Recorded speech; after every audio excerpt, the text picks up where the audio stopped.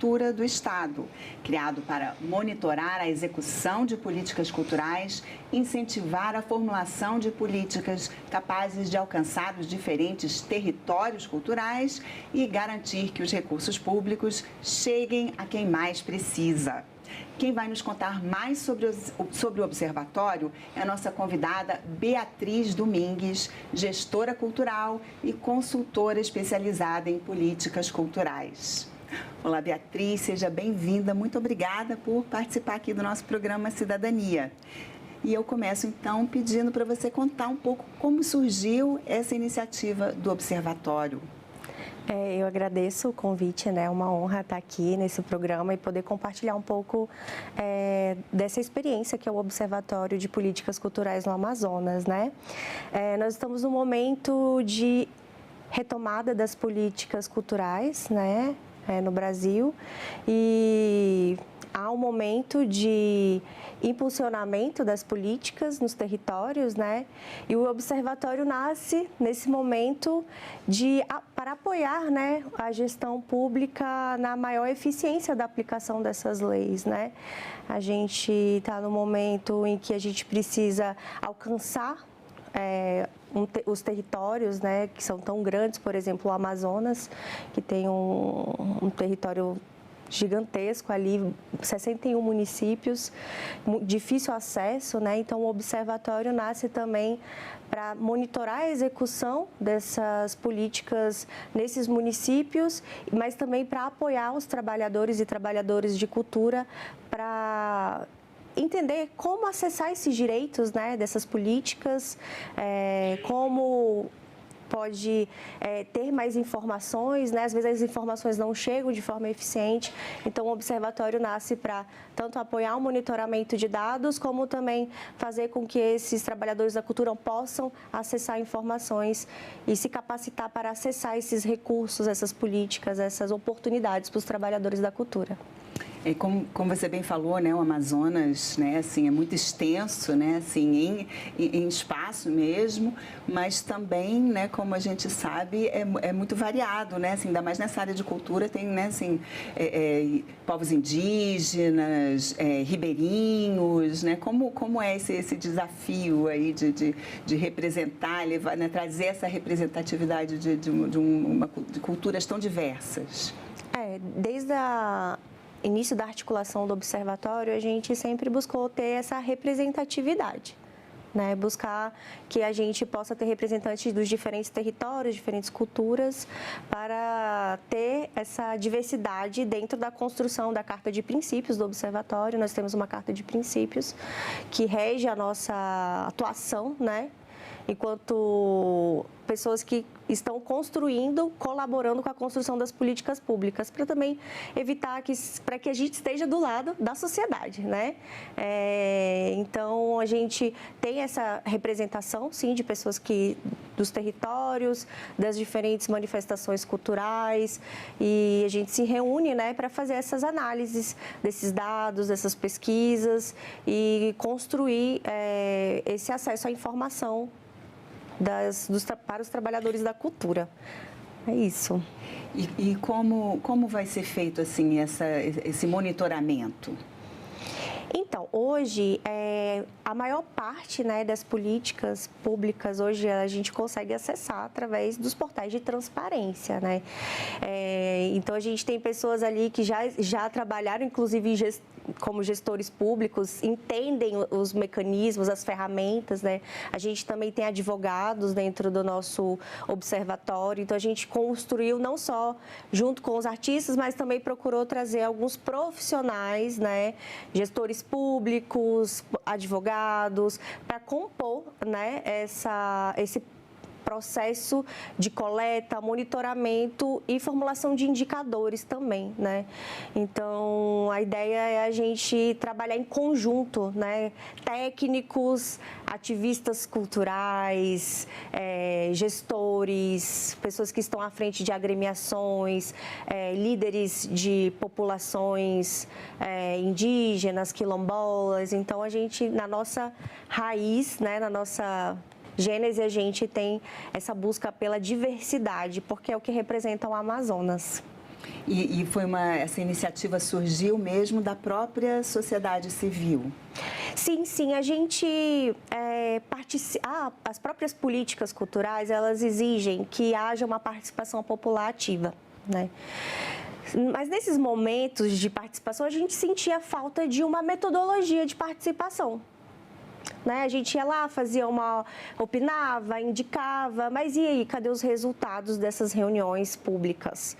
Como é que a gente vai garantir que essas reuniões sejam ouvidas e, de fato, implementadas? Né? Então, a gente tinha vamos dizer assim, uma inquietação entre alguns trabalhadores que já participavam desses momentos que as leis culturais exigem, porque a cultura é muito participativa, né? A construção, assim. A classe artística é uma classe que gosta muito de debater, gosta muito de analisar, gosta de...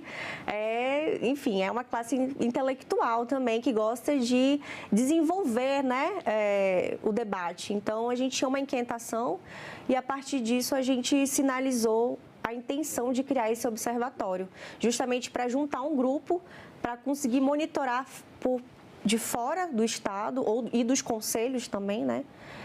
Existem os conselhos que também são órgãos que representam a cultura dentro dessa construção, mas também complementar os conselhos, a gente quer ter o observatório para apoiar nesse monitoramento de forma técnica, né? Um pouco mais ali a partir dos dados mesmo. Sim, eu até vi, né, que os principais, ele está organizado, né, o observatório em 3 principais frentes, e uma delas é justamente, né, os dados e a pesquisa. Isso, exatamente.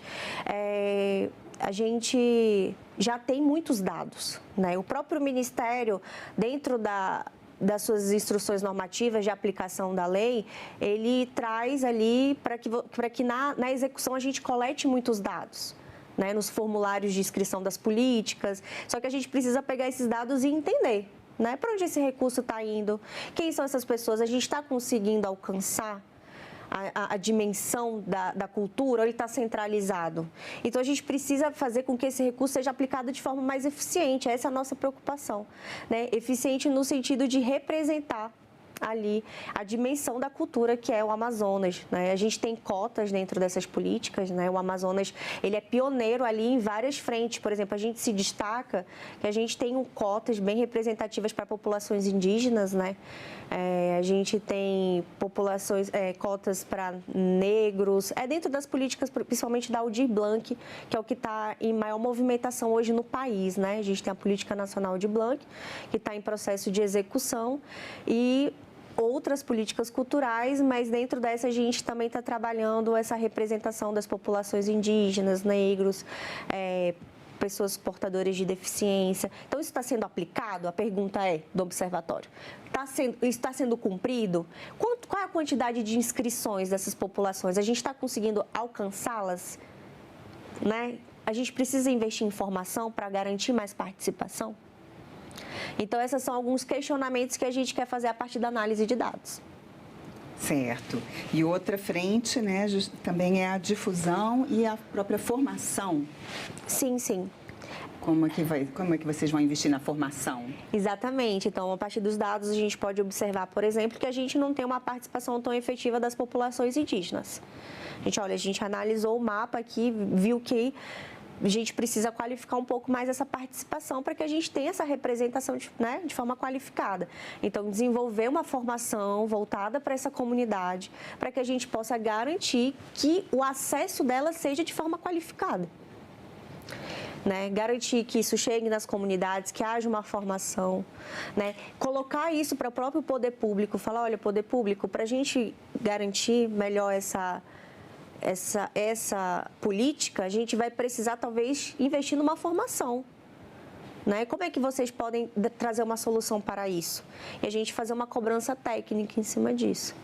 Né? E a gente até oferecer formações também dentro do próprio observatório. A gente também tem esse intuito, né? Porque a gente tem um grupo de pessoas que já estão dentro desse circuito cultural e a gente quer formar mais pessoas que tenham essa atuação, né, de multiplicadores do conhecimento, das políticas. Então vai ter uma formação para elaboração de projetos também, esse tipo de capacitação? Sim, sim. Isso é algo que a gente já faz bastante, né? O grupo que tem hoje do Observatório, nós já atuamos com formações de projetos culturais, com formação de política cultural, né? A gente tem uma parceria com algumas pessoas da Universidade Federal do Amazonas. Então, a gente convida esses especialistas até para a gente aprender, né? Todos nós estamos em processo de formação. Todos nós precisamos estar a todo momento reciclando o nosso conhecimento. Então, a gente é um espaço permanente de formação, de consciência crítica, de debate, de construção e aprimoramento da política cultural no estado do Amazonas. E quando você fala o grupo do Observatório, quem é, né? Quem são as pessoas que compõem esse grupo? Nós temos um grupo, né, majoritariamente de mulheres, olha só, né? A gente inicialmente sentiu essa inquietação, né, a partir de um grupo de mulheres, até porque nós já éramos muitas vezes silenciadas em alguns espaços, né, de debate, de construção. Então, nós nos fortalecemos, nos unimos, né, para nos colocar nessa diálogo técnico, nesse diálogo construtivo, né, com o Estado, com o Conselho, com os outros órgãos, com o poder público. Né? A gente somos um grupo aí de 12 mulheres, né, que fundamos, né, o Observatório. Estamos no momento agora de mobilização para associados, né, para pessoas que vão se juntar a nós. Nós já temos uma lista de mais de 50 pessoas que estão aderindo a esse observatório, né? E é a nossa mobilização agora oficial para o lançamento dessa frente, né? Que vai ser no Dia Nacional da Cultura. Foi o dia que nós escolhemos, que nós nos preparamos para apresentar esse projeto para a sociedade amazonense, que é o Observatório de Políticas Culturais. E, enfim, nós já estamos nessa caminhada, né? Da construção das políticas culturais no nosso estado, e agora nós estamos instituindo essa iniciativa para conseguir dialogar de uma forma mais técnica com o Estado e de uma forma mais trazendo universidade, trazendo Ministério Público, trazendo uma associação de municípios, né, do Estado. Então, a gente já está bem articulado, já temos esses parceiros e agora nós vamos iniciar os trabalhos de uma forma mais sistemática e atuante mesmo.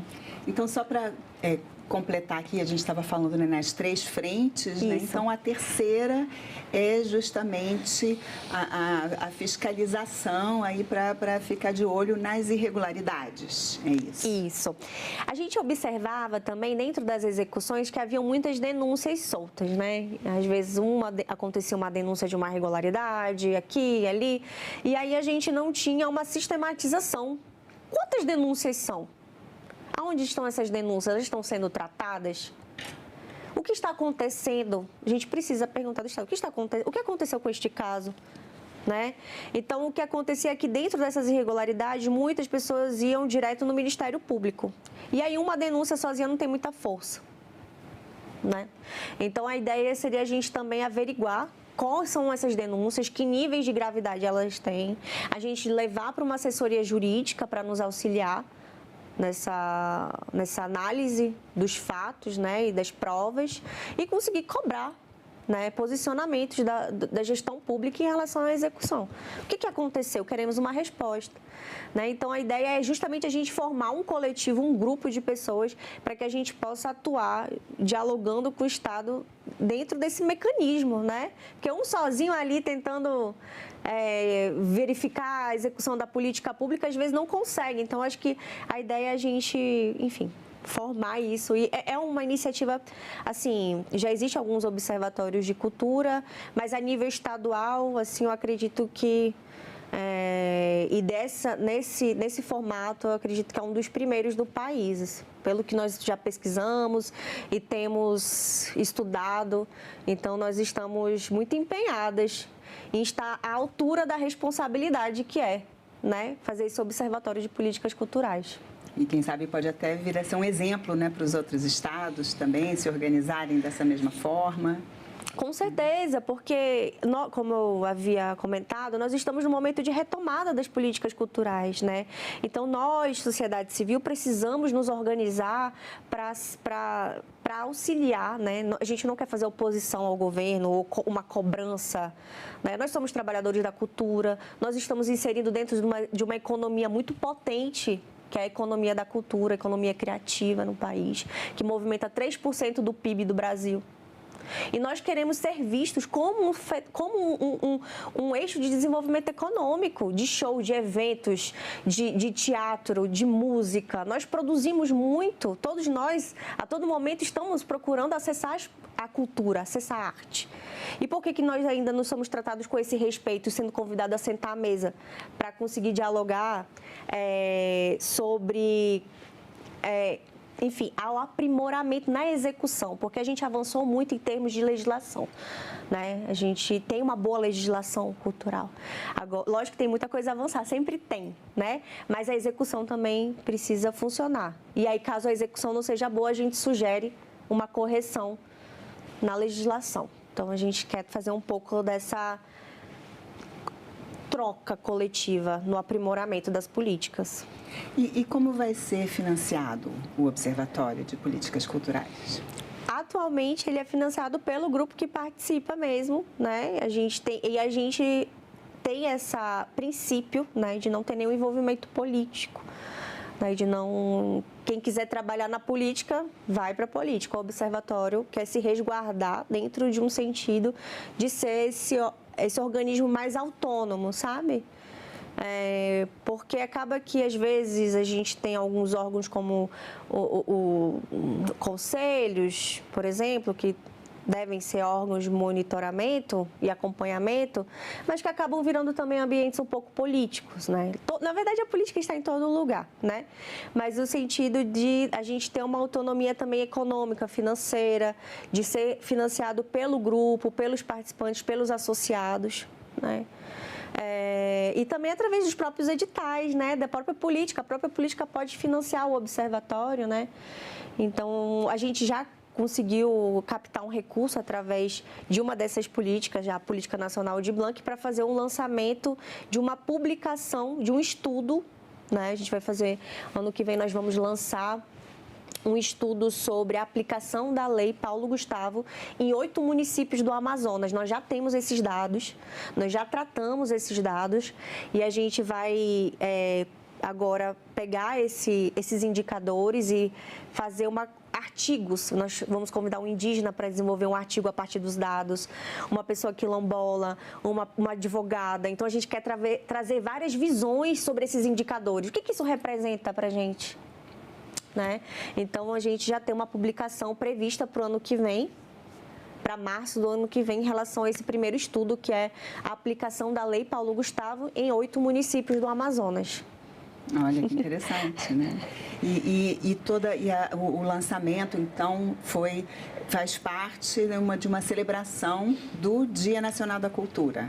Exatamente. A gente escolheu essa data, né, que é uma data muito simbólica, que é o 5 de novembro, para fazer o lançamento do observatório e convidar, né, mais pessoas para se aproximar desse processo que já está acontecendo, né, de forma um pouco ali, vamos dizer, não tão exposto, porque a gente está em processo de construção e também a gente é um grupo muito de estudo, muito técnico, né, mas agora a gente quer abrir um pouco mais e chamar mais pessoas para contribuir, agora que a gente já tem uma carta de princípios, um regimento.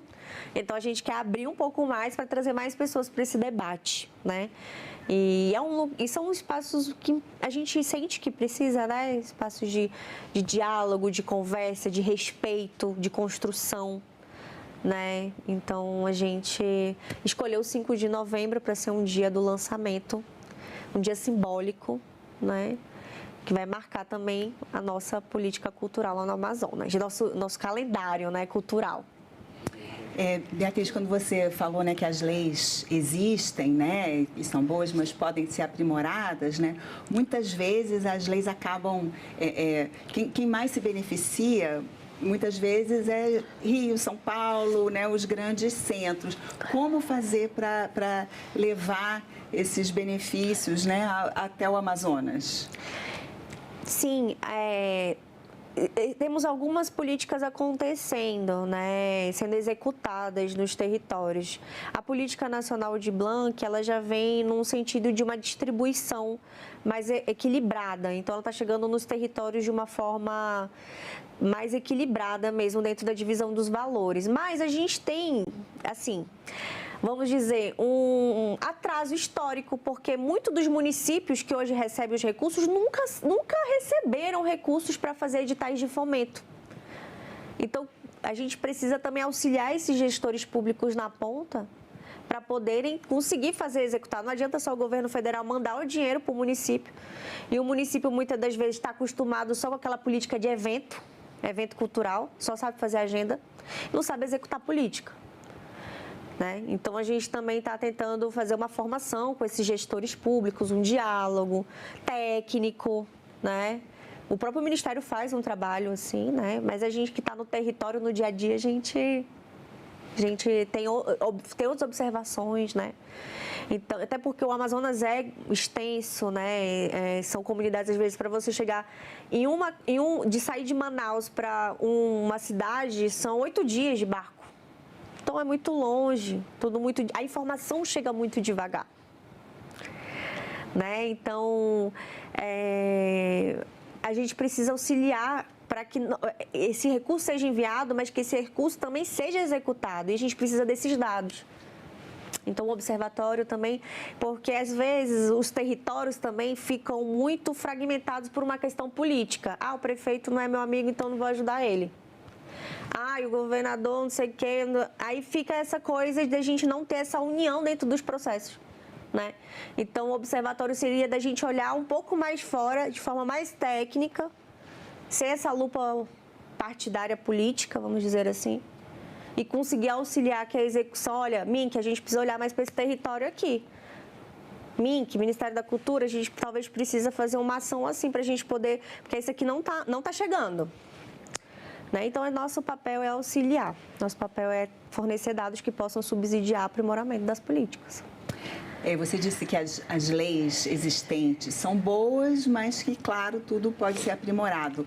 Você teria alguma sugestão, se fosse para dizer uma coisa que precisaria ser melhorada na legislação? Olha, a gente precisa olhar hoje para a questão da Lei Rouanet, né? Lei de Incentivo à Cultura.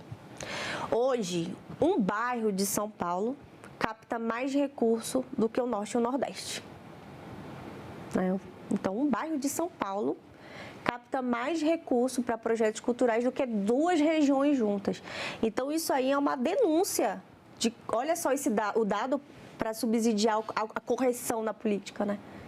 A gente só faz gestão pública com dado, né? Então, quando o dado se apresenta, a gente precisa corrigir.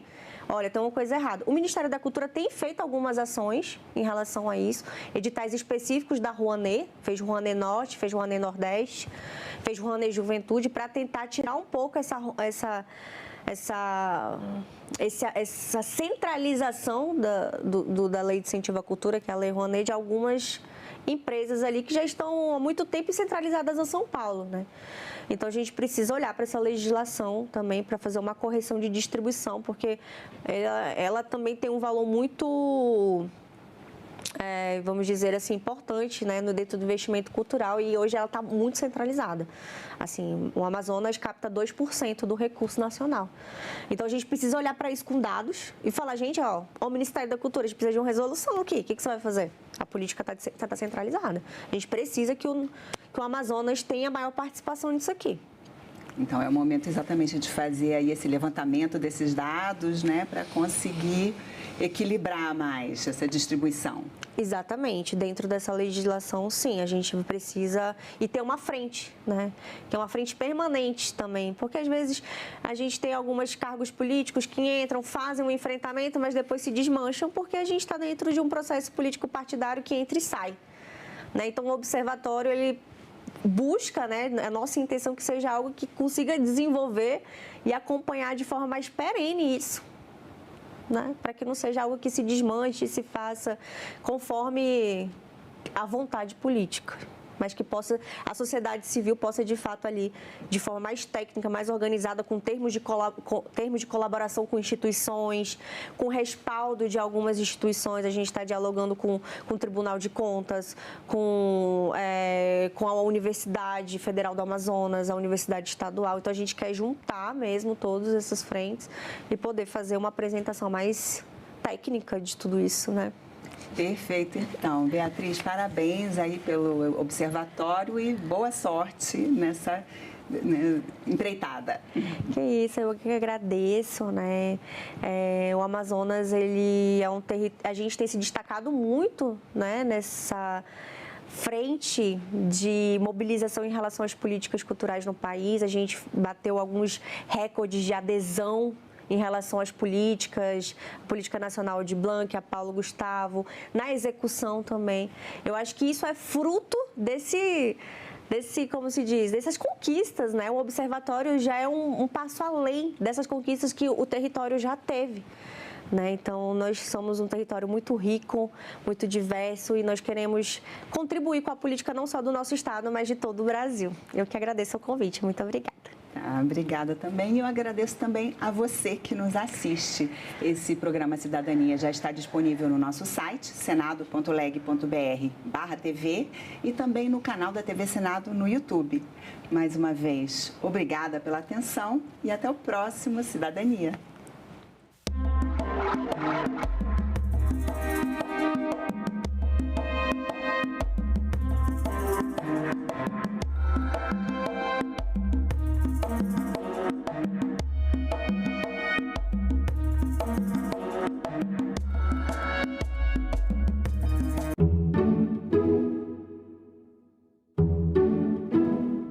Manaus quer entregar remédios de uso contínuo diretamente na casa de pessoas com mobilidade reduzida.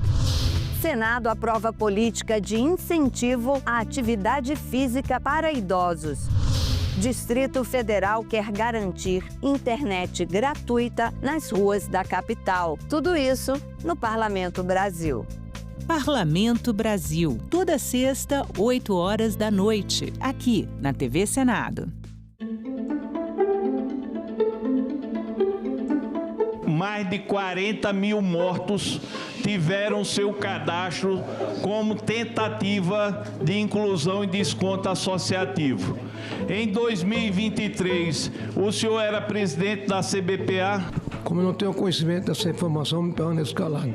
Sim, 23 era sim, senhor. Pronto. Em 2024, o senhor era presidente da CBPA? Sim, senhor. Vocês tentaram colocar 40 mil mortos em descontos associativos. Eu pergunto, de quem é a responsabilidade por essa falcatrua? É do presidente da CBPA ou a quem o senhor delegou poderes para fazer isso? Eu permaneço em silêncio, senhor. Em 4 oportunidades, o depoente, na qualidade de testemunha nesta casa, faltou com a verdade, fez afirmação falsa ou calou a verdade. E por conta disso, senhor presidente, solicito a Vossa Excelência que o depoente seja preso em flagrante por infringência ao artigo 342 do Código Penal Brasileiro. Diante do exposto, a comissão, com fundamento no artigo 58, parágrafo 3º da Constituição Federal, determina a prisão em flagrante do senhor Abraão Lincoln Ferreira da Cruz pelo crime próprio de falso testemunho, que trata o inciso 2 do artigo 4º da Lei 1579 de 1952. Em nome dos aposentados, quase 240 mil que a CBPA enganou, o senhor Abraão Lincoln Ferreira da Cruz, o senhor está preso. Determino que a Secretaria e a Polícia adotem as providências com relação à determinação de prisão dessa presidência.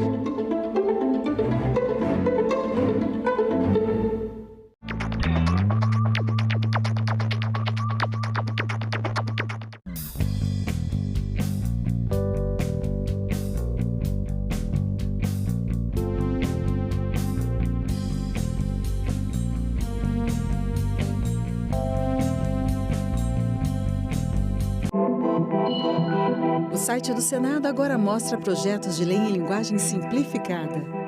é o Senado Explica, uma ferramenta de inteligência artificial combinada com revisão humana que torna mais fácil entender e acompanhar as leis em debate aqui no Senado.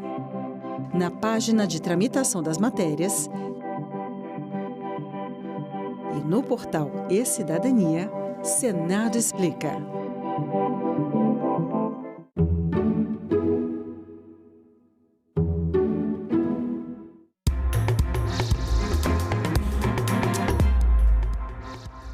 Bom dia, quarta-feira, 26 de novembro, o Senado Notícias está no ar. Está marcada para o dia 10 de dezembro a sabatina do advogado-geral da União, Jorge Messias, na Comissão de Constituição e Justiça. Ele foi indicado pelo presidente Lula para o cargo de ministro do Supremo Tribunal Federal. O anúncio foi feito nesta terça-feira em uma coletiva do presidente da comissão, Otto Alencar, e do presidente do Senado, Davi Alcolumbre.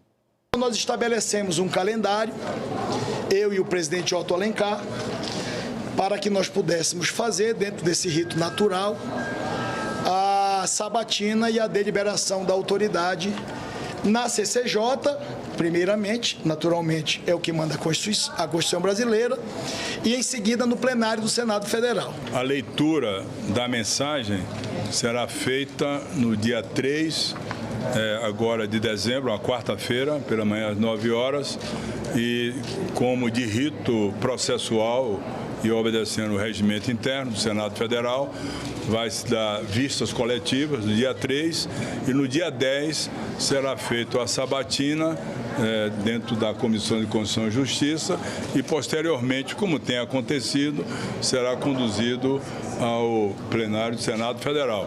E eu designei como relator o senador Everton Rocha do Estado do Maranhão.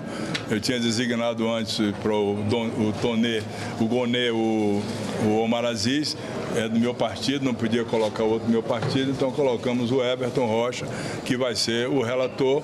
Eu já comuniquei a ele, já está consciente, aceitou a relatoria e nós vamos, sem dúvida nenhuma, conduzir isso como conduzimos outros indicados nesse período para a sabatina na Comissão de Constituição e Justiça. 10 reuniões de comissões, sendo uma de CPI, sessão solene do Congresso e deliberativa do Senado. Confira a agenda desta quarta-feira.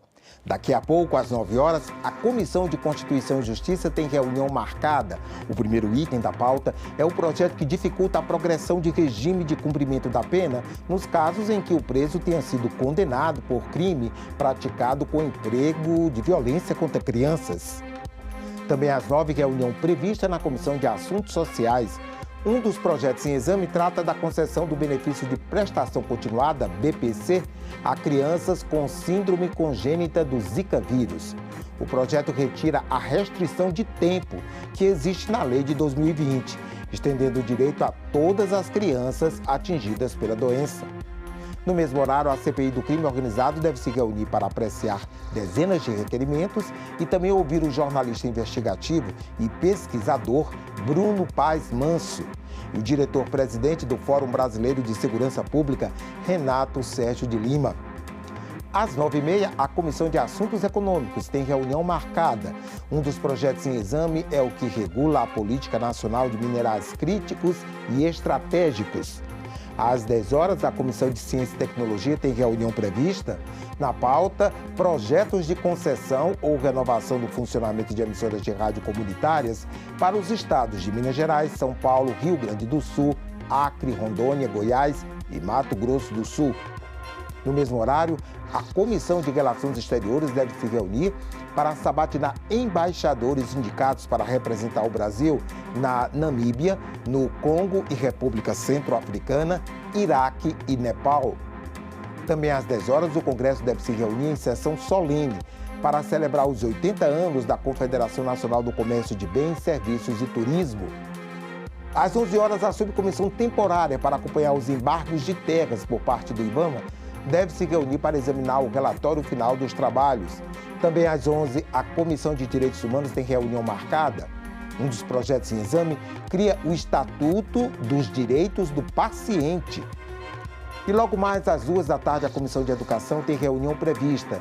uma audiência pública para debater o fortalecimento da política nacional para povos e comunidades tradicionais de terreiros e de matriz africana.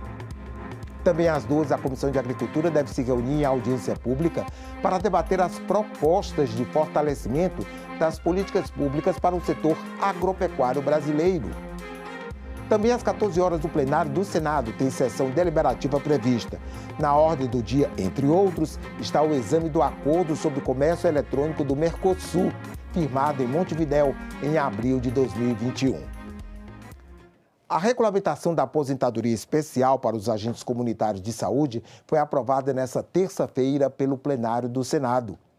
O texto segue para análise da Câmara dos Deputados. O projeto regulamenta a aposentadoria especial para os agentes comunitários de saúde e agentes de combate às endemias. Garante igualdade nos reajustes e recebimento do salário integral na aposentadoria. Também estabelece critérios de idade e tempo de serviço para a aposentadoria e outras garantias, como a conversão de tempo especial em comum e a contagem do tempo dos dirigentes sindicais da categoria. O benefício poderá ser concedido a partir dos 52 anos de idade para homens e 50 para mulheres, desde que tenham completado 20 anos de efetivo exercício nas funções. Mesmo quem não tiver 20 anos de trabalho como agente comunitário ou de combate a endemias, pode ter direito a essa aposentadoria especial. Basta ter 15 anos de trabalho efetivo e trazer mais 10 anos de contribuição em outro cargo. Hoje, o Brasil tem 400 mil agentes de saúde e a estimativa de impacto orçamentário do governo fica entre 98 e 530 bilhões de reais. O custo de não investir nos agentes de saúde é muito maior do que qualquer custo da aposentadoria especial. Cada R$1 investido nesses profissionais economiza-se de R$4 a R$7 em internações, tratamentos e procedimentos de alta complexidade. Não estamos inventando uma roda, senhor presidente. Vossa Excelência fez menção quando menciona a nossa Constituição no seu artigo 198, que fala sobre a responsabilidade de nós regulamentarmos essa matéria. Ela está lá, a aposentadoria especial nós não estamos criando com esse PLP, ela está lá. Eu queria pedir sensibilidade àqueles atores que estão nos últimos 5 dias falando que isso foi uma agressão ao Estado brasileiro como bomba fiscal, senador Ângelo Coronel. Isso foi uma resposta da Casa da Federação do Brasil a milhares de pessoas pobres e que se dedicam todos os dias a salvar a vida de outros pobres. E o reconhecimento da Casa da Federação a todos vocês. Parabéns e contem com o Senado Federal para fazer o certo pelo povo brasileiro.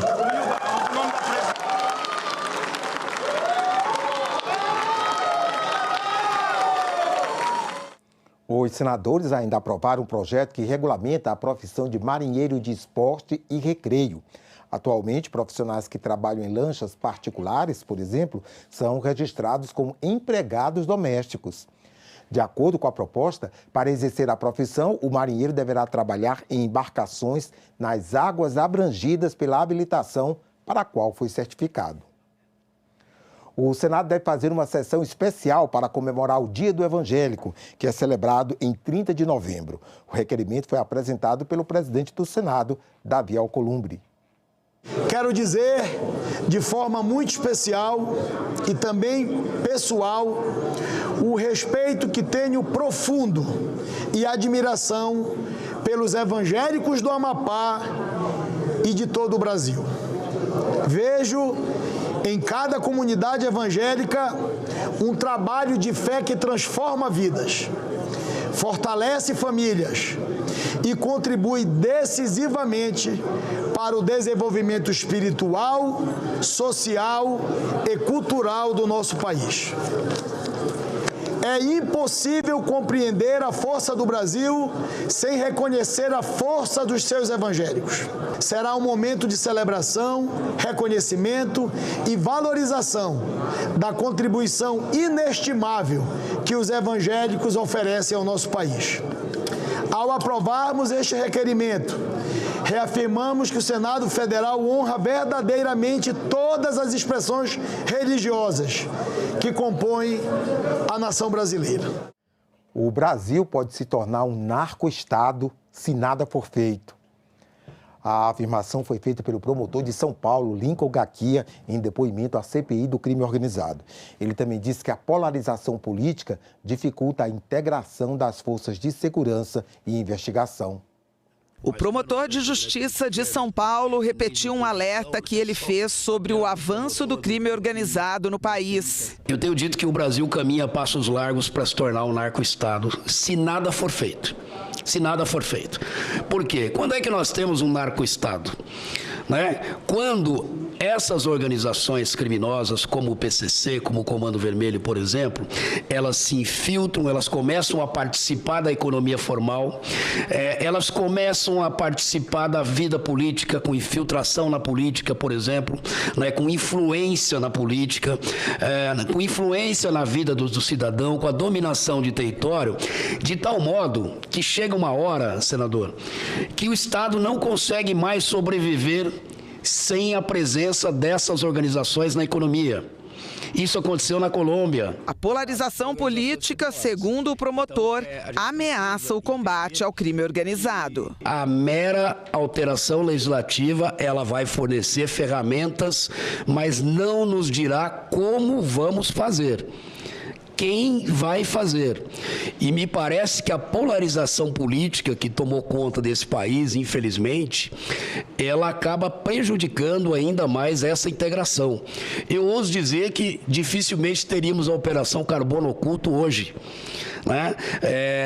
As forças federais teriam cooperação, e eu estou falando em nível de instituição, de chefia de instituição, com forças estaduais, se são governos opostos politicamente.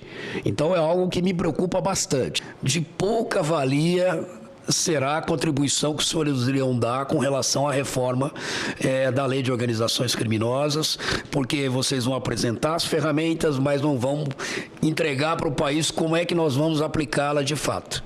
Vai haver essas disputas institucionais que vão favorecer, e a fragmentação também das investigações, que vão favorecer o crime organizado. Na condição de relator do projeto antifacção aqui no Senado, eu posso garantir ao senhor que a gente vai apresentar as ferramentas de atuação, de integração e de financiamento. Lincoln Gaquia disse que o PCC é a maior e mais perigosa facção criminosa do Brasil, com atuação em todos os estados e em mais 28 países, e uma movimentação financeira de aproximadamente 12 bilhões de reais ao ano.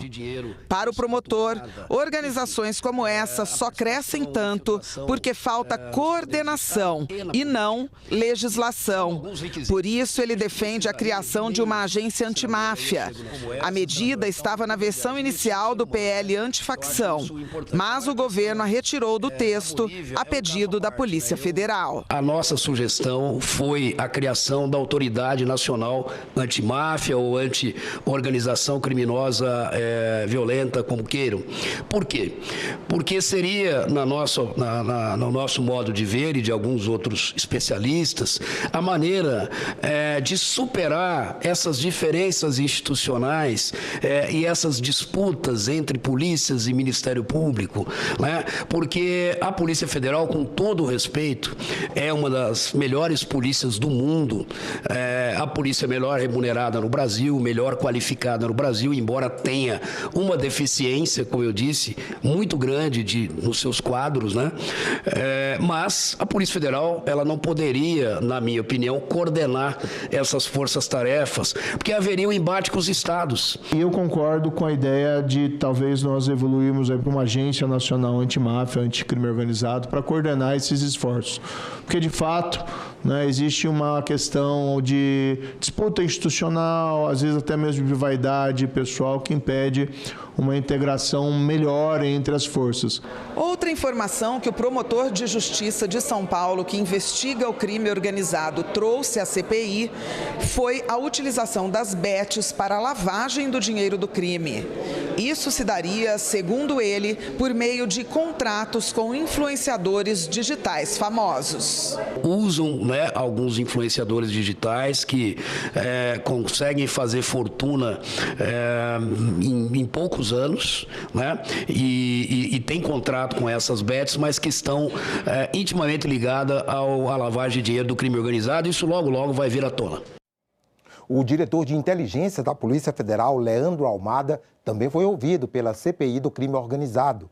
Ele defendeu mais recursos para a corporação e mais integração com as polícias dos estados. O diretor de inteligência da Polícia Federal, Leandro Almada da Costa, explicou que a atuação da Polícia Federal no combate a facções criminosas e milícias se dá através da descapitalização, prisão e isolamento das lideranças e integração entre as forças policiais. Além da cooperação nacional integrada, Almada defendeu mais recursos para o setor e a valorização das polícias civis dos estados. Ou a gente estrutura, capacita e investe as polícias judiciária do Estado, ou não tem saída. Porque hoje, basicamente, é muito cômodo, às vezes, para um governante pegar um dinheiro, alocar em viatura, em arma, em algema, e isso, fazer uma solenidade na frente do palácio e entregar. Investimento, isso tem uma saída muito rápida, isso gera uma visibilidade rápida, isso tem que ser feito porque é o básico que os policiais militares têm que ter, e todo policial tem que ter, inclusive civil. Agora, investimento em investigação é estrutura. Você tem que semear hoje para plantar amanhã. Almada também destacou decisões do Poder Judiciário que muitas vezes prejudicam o combate ao crime organizado. Ele citou como exemplo uma operação realizada em São Paulo, na qual o chefe de uma organização criminosa foi capturado, mas conseguiu prisão domiciliar concedida pela Justiça. A pretexto das alegações de problemas de saúde para a prisão domiciliar ter sido concedida, ele estava em perfeita saúde no domínio físico e na coordenação dos trabalhos dessa fábrica. Almada ressaltou ainda que uma maior atuação da Polícia Federal está relacionada com o aumento dos recursos. Não é razoável que a Polícia Federal seja chamada cada dia mais a colaborar, né, no enfrentamento ao crime organizado como um todo no país, não só facções e milícias, mas como um todo, ao mesmo tempo em que, quando se coloca um pleito, uma nova proposta de alteração legislativa, o que se às vezes aparece ali é que vão ser retirados alguns meios ou forma de financiamento, né? Seria uma espécie de desfinanciamento da operação, então a gente não vê razoabilidade. O presidente do Banco Central, Gabriel Galípolo, foi ouvido nesta terça-feira na Comissão de Assuntos Econômicos. O principal tema foi a liquidação extrajudicial do Banco Master. Mas Galípolo foi chamado à comissão para falar de outro assunto, o suposto favorecimento feito a seu antecessor no cargo. O termo de compromisso firmado entre o Banco Central e o ex-presidente da instituição, Roberto Campos Neto, foi um dos pontos que motivaram a audiência pública. O acordo, fechado em junho deste ano, estabeleceu o pagamento de R$300 mil para encerrar um processo administrativo que investiga falhas no acompanhamento de operações de câmbio quando Campos Neto era executivo do Banco Santander. Roberto Campos Neto foi acusado de cometer diversas irregularidades quando era do Banco Santander. Imediatamente antes de assumir a presidência do Banco Central, uma promiscuidade entre o público e o privado que alguns tentam naturalizar, mas que acumula conflitos de interesses e uma sucessão de escândalos alarmantes. Roberto Campos Neto cometeu irregularidades no Santander, foi blindado com o cargo de presidente do Banco Central e flagrado, foi blindado pela atual diretoria do Banco Central dentro da esfera de atuação do Banco Central. Um assinte, um escárnio para quem cumpre a lei neste país. O presidente do Banco Central, Gabriel Galípolo, disse que o acordo feito com Roberto Campos Neto é anterior à lei cambial e que os procedimentos adotados não impedem a investigação criminal. Muitas vezes a versão, a desinformação pode conter uma narrativa mais interessante para atrair a atenção do que a verdade. E aí, quando a gente chega para o caso específico do presidente Roberto Campos, também tem um ponto adicional que é o tema que foi objeto da investigação e do processo sancionador, né, do Banco Central, ele é um tema anterior à lei. Então, inclusive, a lei nova, que supostamente teria aberto a brecha, não se aplica ao processo sancionador que foi gerado anteriormente. Uma coisa é a esfera administrativa, outra coisa é a esfera criminal. E eventual acordo que possa ter sido feito, termo de compromisso, na esfera administrativa, em nenhum momento atrapalha ou evita qualquer investigação criminal que poderia estar sendo feita. Os senadores aproveitaram a presença do presidente do Banco Central para abordar também a liquidação do Banco Master. O Banco Master era uma tragédia anunciada. Presidente Galípolo, esse banco foi criado em 2021. A partir de 22, o banco já atraía investidores oferecendo rendimentos muito acima dos razoáveis no mercado, o que pressionava seu balanço e a carteira excessivamente exposta a ativos de baixa liquidez. Essa análise compete, sim, à inteligência financeira do país, que está centralizada no Banco Central. Por quê? O Banco Central assistiu passivamente à continuidade da emissão desordenada desses títulos do mercado, sem adotar qualquer medida para conter essa prática predatória e sabidamente sustentável. O Banco Central avaliou se a deliberação da diretoria e do Conselho do BRB sobre a aquisição do Banco Master, bem como as operações anteriores da compra de ativos, atenderam plenamente às exigências de governança e independência administrativa previstas no arcabouço prudencial. O que acontece é, a partir da identificação de operações que a fiscalização entendeu que não cumpria a necessidade de informações necessárias, este processo passa a ser questionado.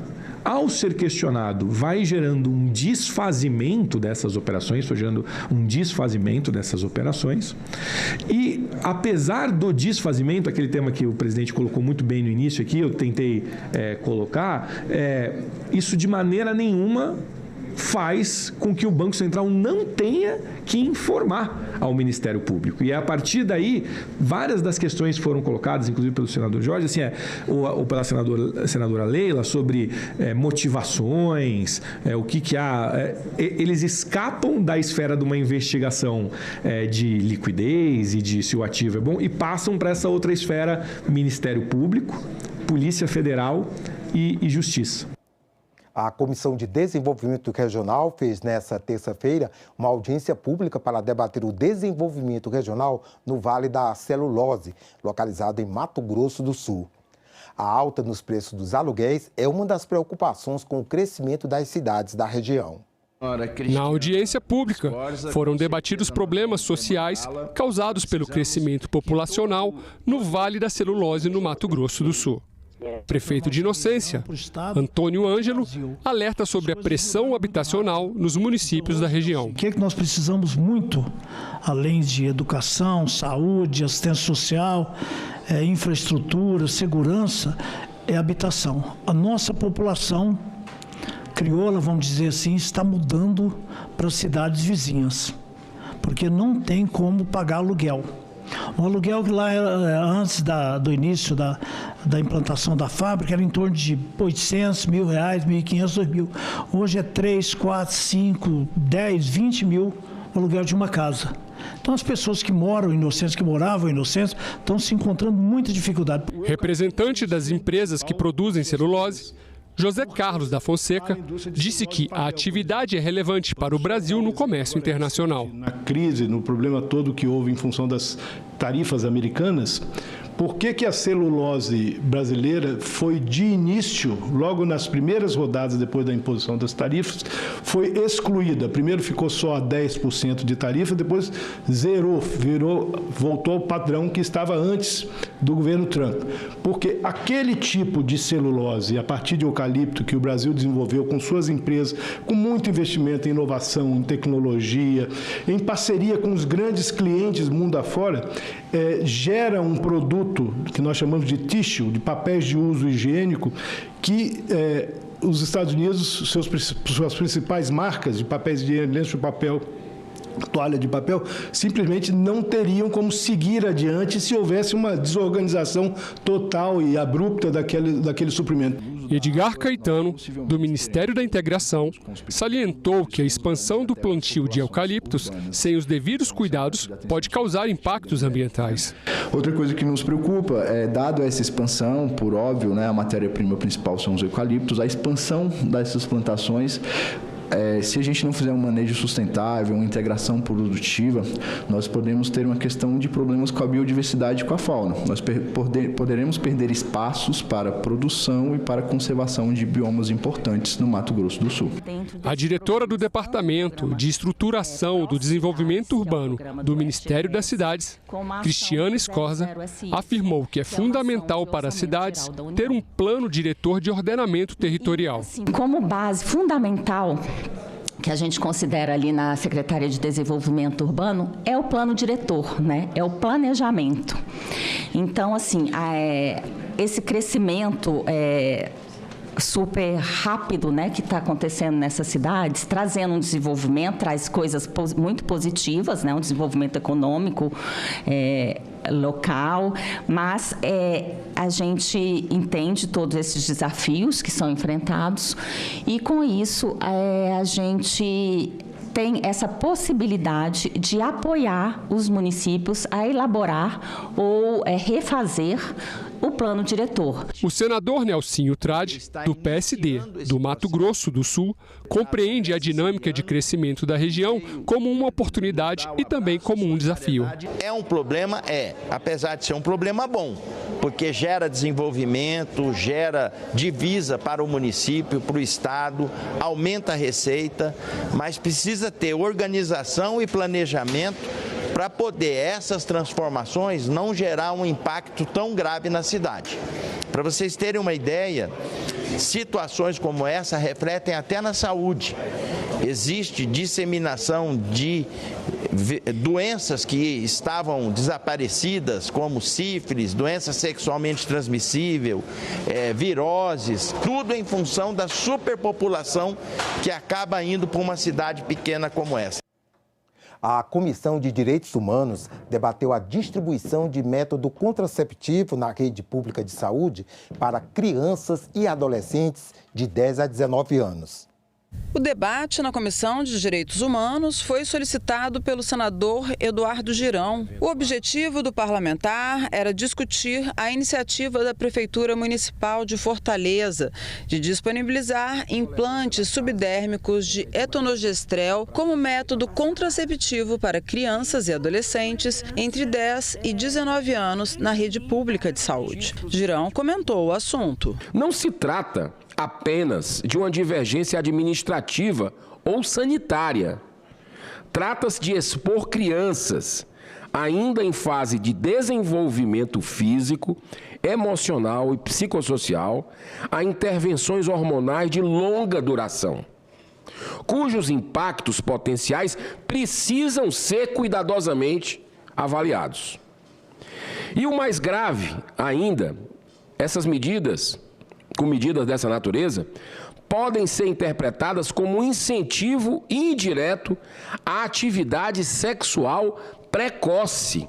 A representante da Secretaria de Saúde de Fortaleza diz que o corte de 10 a 19 anos é preconizado pela Organização Mundial de Saúde no enfrentamento à gravidez de crianças e adolescentes. Léa Vasconcelos destacou que as consequências de uma gravidez indesejada nesse período acarretam diversos problemas, desde questões de saúde até a perpetuação do ciclo da pobreza. De Fortaleza, a gente trabalha estratégias para a redução da gravidez na adolescência, né? Então, nos últimos anos, a gente tem percebido essa redução num trabalho, né, conjunto, tanto na atenção primária como a nível das maternidades, né, onde atendem essas adolescentes, e ficar claro que para a saúde a gente trabalha, né, com a faixa etária que a OMS e o Ministério da Saúde determinam, que, né, a gravidez na adolescência ela está constituída na faixa etária de 10 a 19 anos. Olívia Medeiros trouxe a questão da violência sexual contra crianças e adolescentes no Brasil e a relação com a gravidez na adolescência. A representante do Ministério da Saúde destacou que o número de partos na faixa etária de 10 a 19 anos foi de mais de 300 mil no ano de 2013. O cenário da violência sexual no Brasil também é bastante desafiador.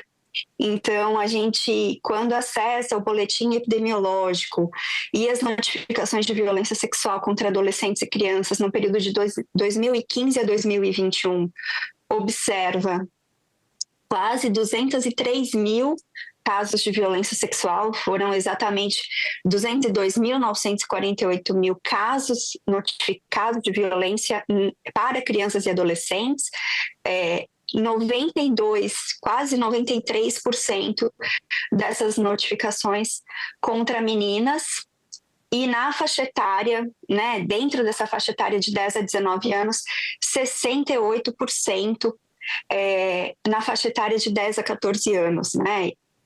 E teve uma maior proporção também, né, de meninas pretas e pardas, que são dados dos nossos sistemas de informação oficiais do Ministério da Saúde. Então, é uma faixa etária que tem mais chances de não fazer um acompanhamento adequado do pré-natal, representando grandes riscos aí à saúde dessas adolescentes. Outro participante do debate, o deputado federal Jaziel, disse que a distribuição de contraceptivos para essa faixa causa indignação.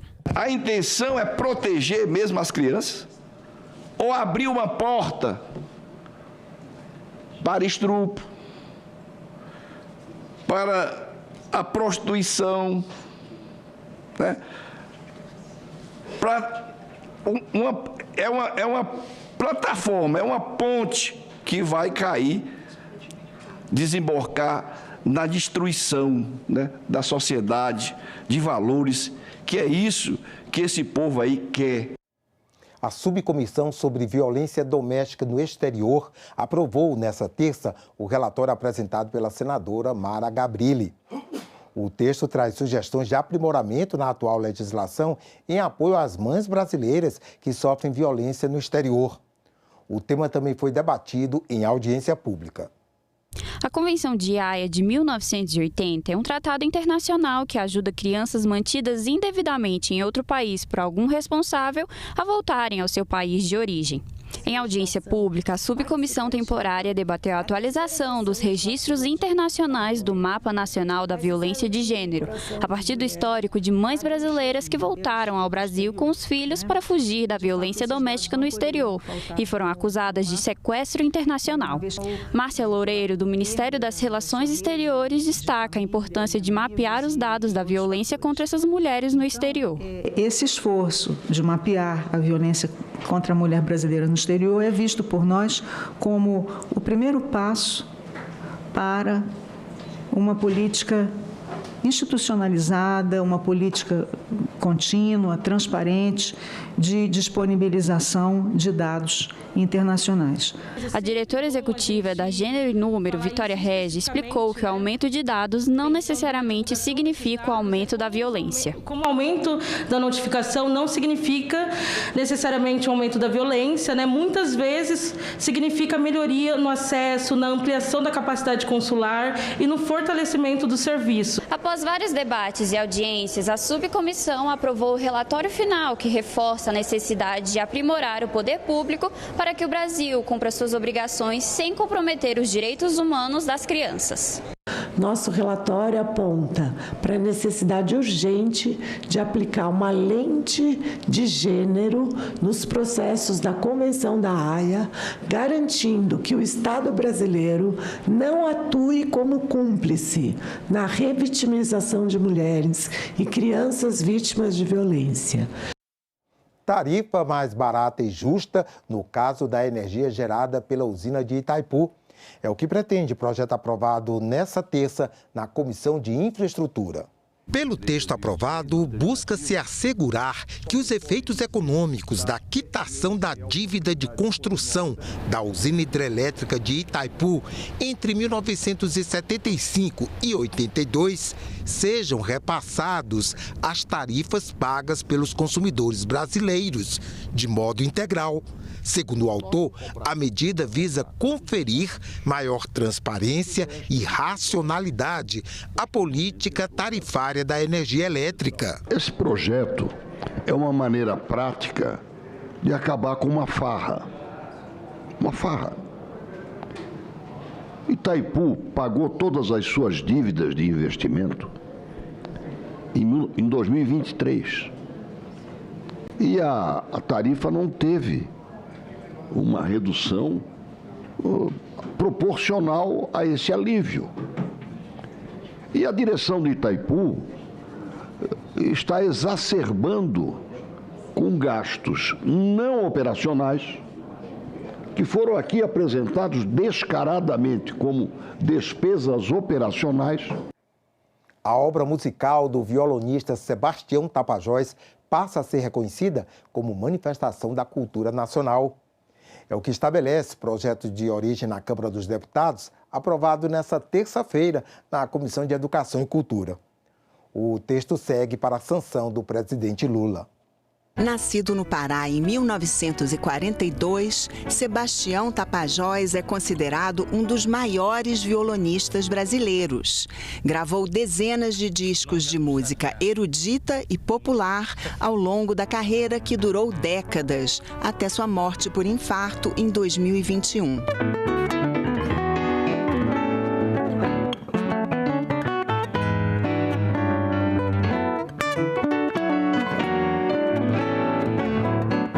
Sebastião Tapajós foi também educador, participando de projetos sociais e pedagógicos voltados à formação de jovens músicos na Amazônia. Sua generosidade artística se refletia no incentivo a novos talentos e na construção de pontes entre a tradição popular e a formação acadêmica, sempre guiado por um olhar humanista e regionalmente comprometido.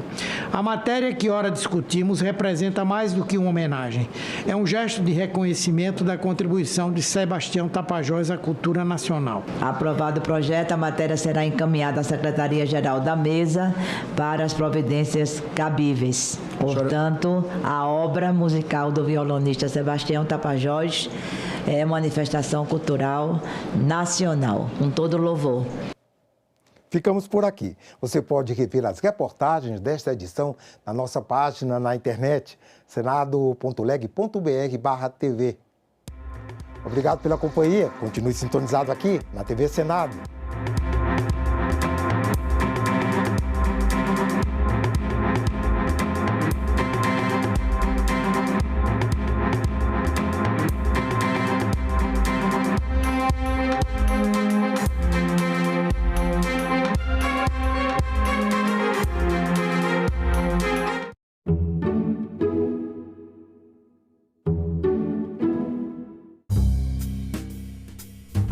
Nós temos uma chacina por mês de mulheres vítimas de homens que simplesmente dizem: se não é minha, não vai ser de ninguém. E matam essa mulher, e matam essa família. Em todos os casos, é possível fazer alguma coisa antes que aconteça?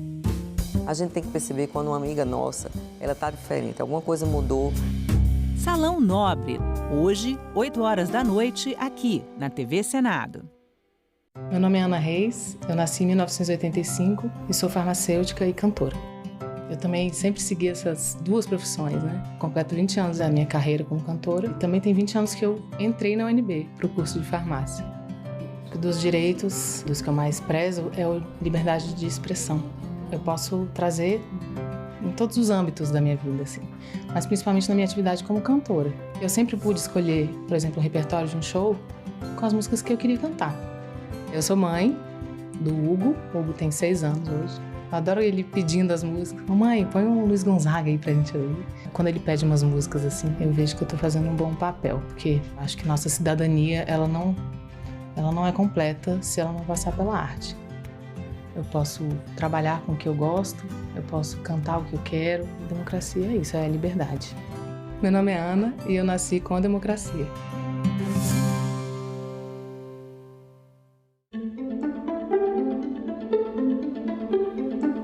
Mais de 40 mil mortos tiveram seu cadastro como tentativa de inclusão e desconto associativo. Em 2023, o senhor era presidente da CBPA? Como eu não tenho conhecimento dessa informação, me permaneço calado.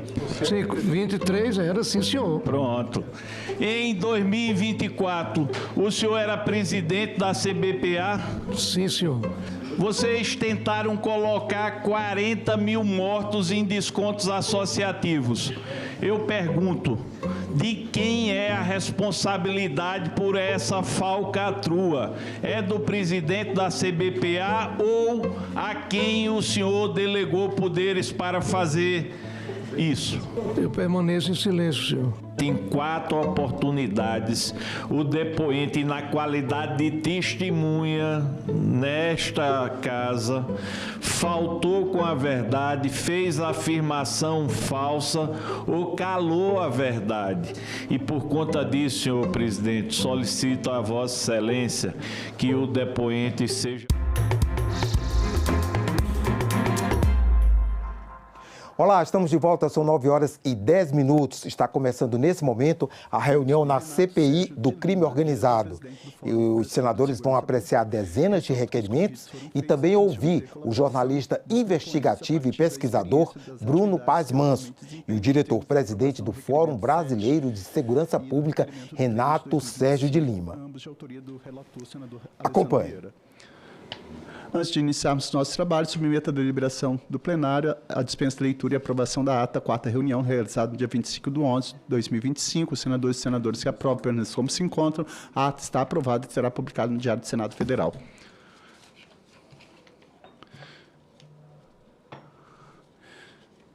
Nos termos do artigo 235.3, a linha D, item 5, combinado com o artigo 89, inciso 1 do Regimento Interno do Senado Federal, propõe a votação em globo dos requerimentos constantes da pauta. Senhores senadores, concordam com a proposta de votação em globo, permaneçam como se encontram. Aprovada. Antes de colocar em votação os requerimentos, consulto se algum senador gostaria de usar a palavra para discutir. Eu gostaria, presidente. Com a palavra, senador Eduardo Girão. Não para discutir exatamente a questão dos requerimentos, porque vai ser consenso. Aí tudo bem.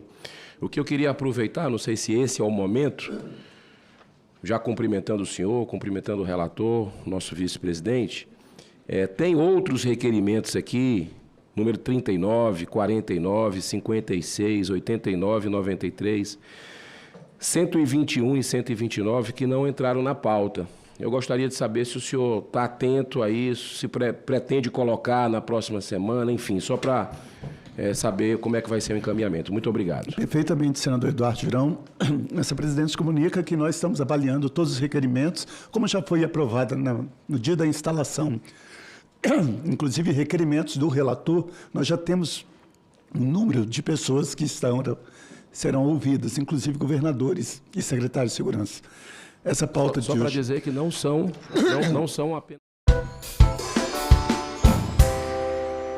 Propõe a dispensa da leitura e aprovação da 40ª reunião extraordinária. Senhores senadores e senadoras que aprovam, permaneça como segundo, está aprovado e será publicado no Diário do Senado Federal.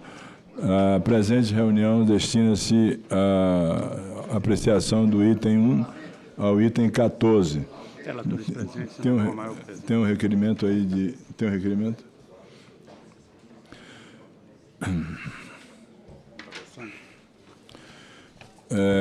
O requerimento à mesa de iniciativa do senador Alessandro Vieira, que requer, de acordo com o regimento do Senado Federal, a convocação, o convite para uma audiência pública que será realizada no dia 2 de dezembro, com representantes do Ministério da Justiça e Segurança Pública, Receita Federal, Polícia Federal, representante do Conselho Nacional de Segurança Pública, representante do Senado Civil e representante das polícias militares, além dos representantes do Conselho Nacional do Ministério Público.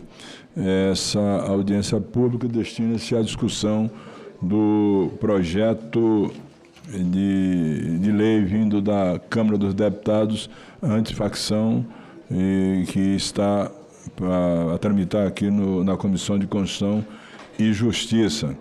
Eu considero da maior importância a apreciação desse projeto, ainda esse ano, até porque é um projeto que, ao meu ver, pela análise que fiz, é um projeto bem consistente para inibir o crime organizado, combater as facções, tomando decisões importantes nesse sentido. Portanto, eu coloco em votação o requerimento da iniciativa do senador Alessandro Vieira.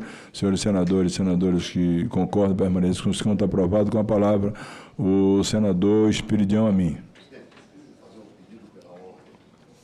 Dois pedidos, na verdade. O primeiro deles é que Vossa Excelência pautasse o projeto de lei sobre a exceção da verdade, uma vez que o senador Sérgio Moro já apresentou o seu parecer, eu colocasse para a deliberação.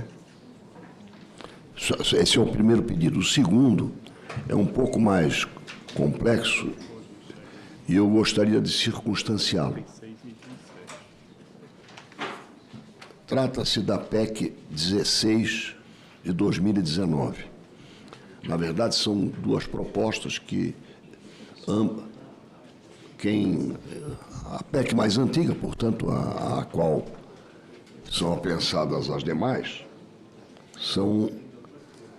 versam sobre mandato de ministro do Supremo. Já houve dois relatores. O primeiro relator foi o nosso querido amigo, seu também, Antônio Anastasia. Posteriormente foi designada a senadora Tereza Cristina, que hoje não integra a comissão. Por isto, ele está deserto, salvo alguma alteração que tenha havido, no momento, presidente, num momento em que ele seria muito oportuno, pelo menos no debate. Não estou dizendo que ele deveria ser aprovado. Eu votaria a favor. E quero dizer que informei aí isto ao senador Rodrigo Pacheco, que é defensor desse projeto. Mas eu não quero entrar no mérito dele. Trata-se de substituir o atual processo de escolha de ministro do Supremo. Eu não vou falar aqui o que eu penso que está acontecendo, mas cada vez são mais jovens. Percebeu, senador Omar Aziz? É um concurso para ver quem é que fica mais tempo. Mas eu não quero entrar no mérito. Mas eu acho que a discussão de uma alternativa a este método de escolha, que vem sendo muito criticado ultimamente, só a discussão disso eu acho que seria saudável. Então, eu tomo a liberdade de lhe pedir que o senhor designe um relator, já que ele está deserto, salvo o melhor juízo, e que ele possa, pelo menos, vir a lume, uma vez que ele está escondido. E está por omissão nossa, não sua, mas nossa. Não debater esse assunto, neste momento, eu acho que é sinal de omissão. Então, o meu pedido é, Vossa Excelência, com o seu critério, que tem merecido o nosso aplauso, e meu pessoal, Vossa Excelência sabe disso, e aqui estou falando rigorosamente e ponderadamente, designe. Acho que não será ruim, qualquer que seja a opinião do relator, o debate deste tema. Muito obrigado. Agradeço a Vossa Excelência. Deixa eu só responder, senador.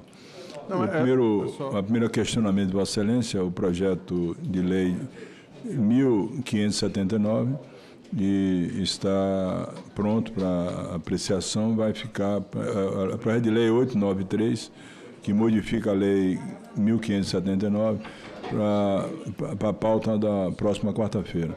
E outro eu vou designar um relator, vou consultar aqueles que têm o nível, um dos que tem o nível do ex-relator, o senador Antônio Anastasia, que é um conhecedor dessa matéria, e retorna a Vossa Excelência, senador Sérgio Moro.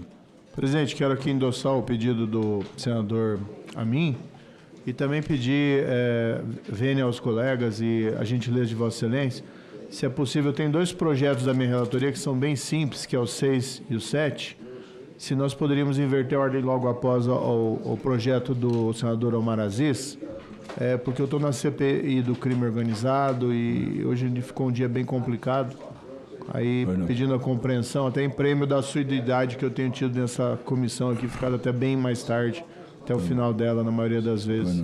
Se for possível atender, eu agradeceria. Farei, como pede Vossa Excelência, senador Sérgio Moro, logo após a relatoria do senador Omar Aziz. Senhor presidente, como ele tem que ir mesmo para a CPI do crime organizado, eu não tenho problema de ele ler logo os 2 projetos, que são pequenos, então, e depois dele. Com a palavra o senador Sérgio Moro para relatar o projeto número 6, projeto não terminativo, que altera a Lei 11.678 de maio de 2008. Passa a palavra a Vossa Excelência. Agradeço, então, a gentileza do colega Omar Aziz e também dos demais aqui senadores pela compreensão e a linheza de Vossa Excelência. Projeto de Lei 5391/2020, de autoria do deputado federal Carlos Jordi, já aprovado na Câmara, altera a Lei 11.671, que trata dos estabelecimentos penais federais de segurança máxima. Só para esclarecer muito rapidamente o projeto, ele basicamente prevê que alguém condenado por assassinato de policiais vai cumprir pena preferencialmente em presídio federal, de segurança máxima. Em síntese, é esse o teor do projeto. Passo a análise. Não observamos no PL vício de inconstitucionalidade nem de injusticidade, tampouco óbice de natureza regimental. Verso direito penal em sentido amplo, competência legislativa da União. No mérito, a proposição se revela conveniente e oportuna. O inciso 7º do parágrafo 2º do artigo 121 do Código Penal trata do homicídio praticado contra autoridade ou agente relacionado nos artigos 142 e 144 da Constituição Federal, integrante do sistema prisional e da Força Nacional de Segurança Pública, no exercício da função e decorrência dela ou contra seu cônjuge, companheiro ou parente consanguíneo até 3º grau. A remissão aos artigos da Constituição indicados evidencia a incidência da qualificadora quando o homicídio for praticado contra autoridade ou agente das Forças Armadas ou das Forças de Segurança Pública. É discutível, então, a aplicação da qualificadora em comento aos casos envolvendo guardas municipais ou agentes de trânsito. Diante disso, a modificação do PL é a melhor possível, reforçar a proteção dos militares e policiais, ao estabelecer que o preso provisório ou condenado pela prática do crime tipificado no inciso 7º do parágrafo 2º do artigo 121 do Código Penal será preferencialmente recolhido em presídio federal. Isso até é uma medida mais ainda necessária depois dessa operação contenção, no qual houve 6 óbitos de policiais e o entendimento que alguém que mata um policial oferece periculosidade e precisa realmente ser recolhido ao presídio federal de segurança máxima. A prática desse tipo penal específico revela a intensa ousadia do criminoso e a sua segregação em estabelecimento penal de segurança máxima irá ainda proteger os demais agentes públicos. O projeto propõe alterações à Lei de Execução Penal para aperfeiçoar o Instituto do RDD, a inclusão nesse regime uma especial sanção disciplinar nos termos do artigo 53, inciso 5. Para ser aplicável ao homicídio contra militares e agentes de segurança, o PL propõe a inclusão no RDD dos presos que tenham reiterado na prática de crimes cometidos com violência à pessoa ou grave ameaça hediondos ou equiparados. A reiteração delitiva para esse fim será reconhecida a partir da segunda condenação, não se exigindo trânsito julgado para trânsito. É explicitado ainda que durante a submissão do preso ao RDD não poderá ser concedida progressão de regime ou livramento condicional, bem como que a decisão judicial em caráter liminar poderá incluir o preso em regime disciplinar diferenciado, mantida a necessidade de manifestação do Ministério Público da Defesa, mesmo que diferida. São também medidas meritórias e que aperfeiçoarão o importante instituto do RDD, que muito tem contribuído para a diminuição dos motins e rebeliões no nosso sistema prisional. No mais, observo que a emenda número 1 CSP, apresentada por mim no curso das discussões no âmbito da SSP e por ela aprovada, promove aperfeiçoamento da natureza redacional, pois apenas exprime regra que soa óbvia, no sentido de não limitar o uso preferencial da videoconferência para atos processuais apenas aos casos de homicídio contra profissionais de segurança pública e militares. Essa deve ser a regra para todos os presos de alta periculosidade. Também é oportuna a emenda de redação ofertada pelo relator da matéria na CSP para substituir a expressão presídio federal por estabelecimento penal federal, que é o termo técnico correto utilizado pela legislação. Por fim, apresento o ajuste redacional ao parágrafo 8º, proposto no artigo 52 da Lei de Execução Penal, para conferir maior precisão conceitual quanto aos institutos da reincidência e da reiteração delitiva. Busca-se explicitar que o reconhecimento da reiteração delitiva não depende da configuração da reincidência, de modo que não se exige a existência de condenações definitivas anteriores à prática de novo crime para que reste caracterizada a reiteração na prática delitiva. Corrige também um erro de redação no texto da Câmara, pois o reconhecimento da reiteração delitiva também não depende da existência de prévias condenações criminais provisórias. Com efeito, é inclusive aceita na prática a decretação de prisão preventiva, quando caracterizada a prática em série de crimes, sem a necessidade de que eles também tenham sido objeto de prévia condenação. Vou ao voto. Pelo exposto, somos pela aprovação do projeto de lei 5391, de 2020, bem como das emendas de redação 1 e 2 CSP e pela apresentação da seguinte emenda redacional. Emenda CSJ de redação. Promove-se o seguinte ajuste redacional no parágrafo 8º, proposto no artigo 52 da Lei 7.210, Lei de Execução Penal, nos termos do artigo 3º do PL 5391/2020. Artigo 52, parágrafo 8º. Para efeitos do disposto no inciso 4 do parágrafo 1º desse artigo, o reconhecimento da reiteração delitiva não dependerá da reconfiguração da reincidência. É o voto, senhor presidente.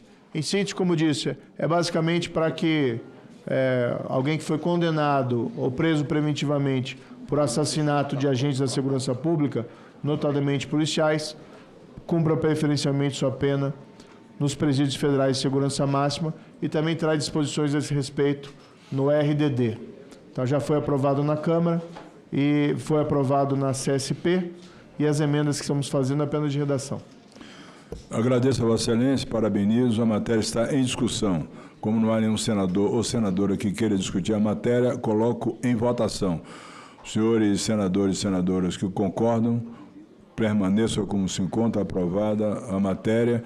Pergunta a Vossa Excelência quem encaminhar o requerimento de urgência para o... Pedir requerimento de urgência para a matéria, considerando o contexto que estamos hoje vivenciando de demanda da sociedade da população em relação à segurança pública, pediria que fosse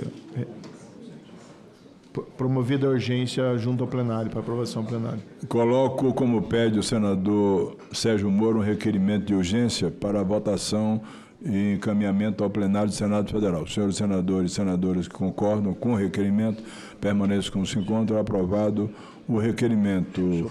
Quero destacar no plenário a presença do deputado federal, capitão Aldo, do nosso estado da Bahia. Senador Espiridião Amin.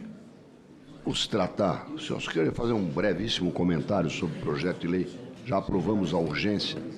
Ele, além de ser urgente, presidente, é oportuno em face do que as estatísticas estão mostrando sobre mortes, tanto de policiais quanto de outras pessoas.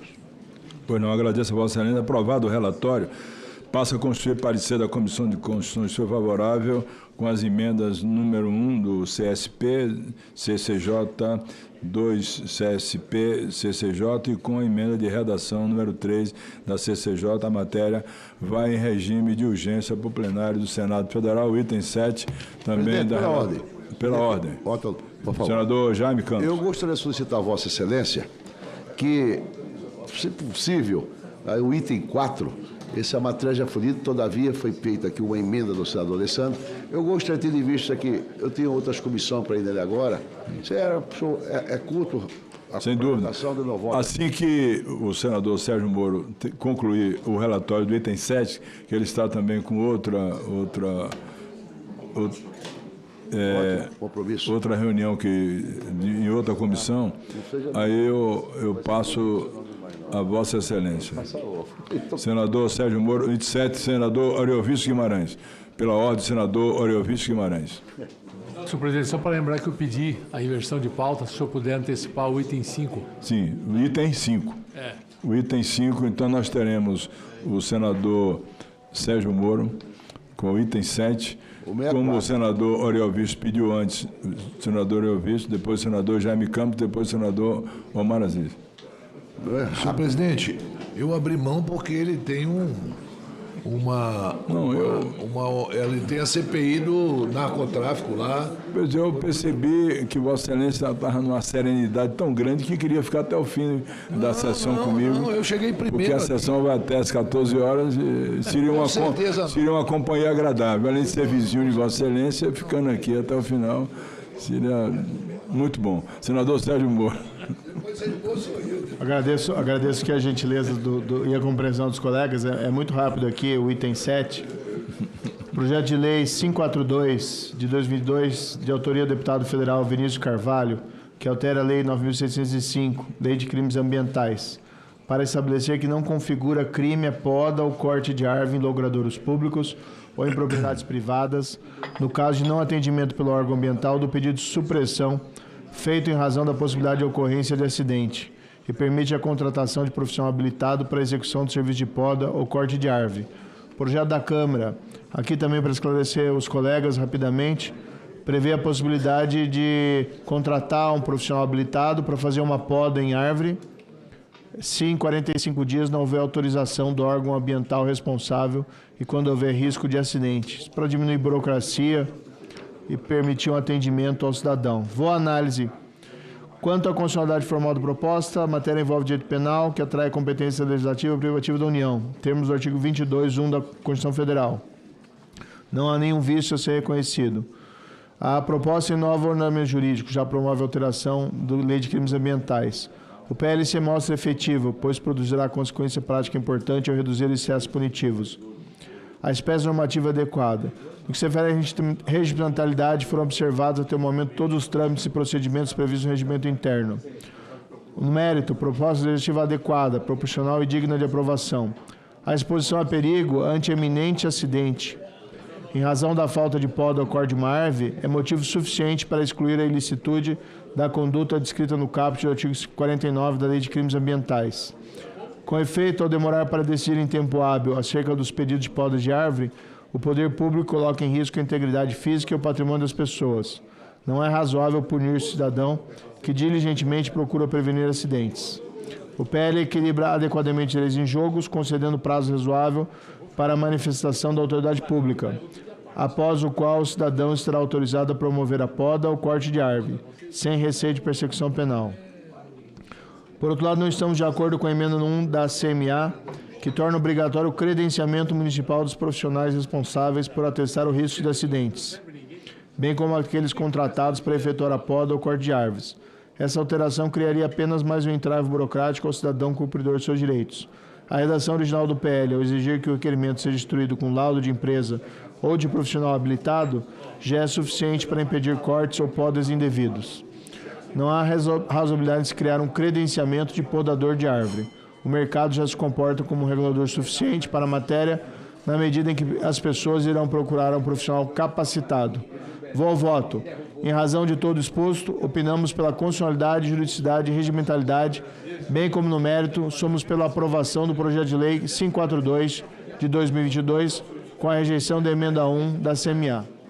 É o voto, senhor presidente. Agradeço a Vossa Excelência. A matéria está em discussão. Como não era senador ou senadora querer discutir, encerrar a discussão e votação. Aprovada por maioria dos senadores e senadoras. Aprovado o relatório, passo com o parecer da comissão favorável ao projeto, contrário à emenda número 1 da CMA. A matéria vai ao plenário. O item 5. Só, presidente, queria pedir urgência também nesse. Pois não. Tá bom. O senador Sérgio Moro encaminha um requerimento de urgência e eu coloco em votação o requerimento de urgência. Senhores senadores e senadoras que aprovam o requerimento de urgência, se encontra aprovado o requerimento de urgência para a matéria. Senador Espírito de Almin. Presidente, eu só gostaria de pedir, publicamente, também que fosse pautado o projeto de lei 4752, que versa sobre o Plano Nacional de Defesa Cibernética, que já tem relatório também apresentado pelo senador Mourão.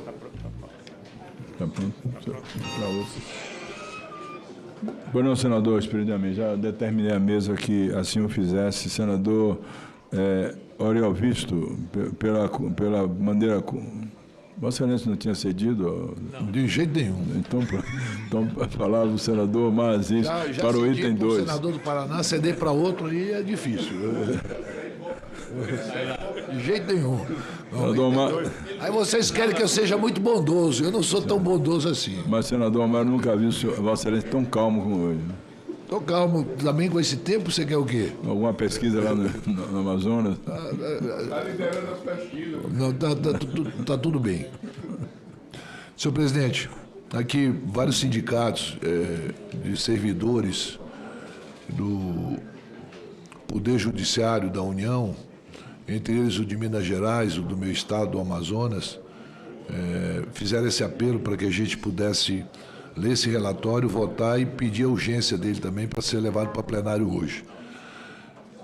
Da Comissão de Constituição e Justiça e Cidadania sobre o projeto de lei número 4.750/2025 do Supremo Tribunal Federal, que altera a lei número 11.416 de 15 de dezembro de 2006, que dispõe sobre as carreiras dos servidores do Poder Judiciário da União.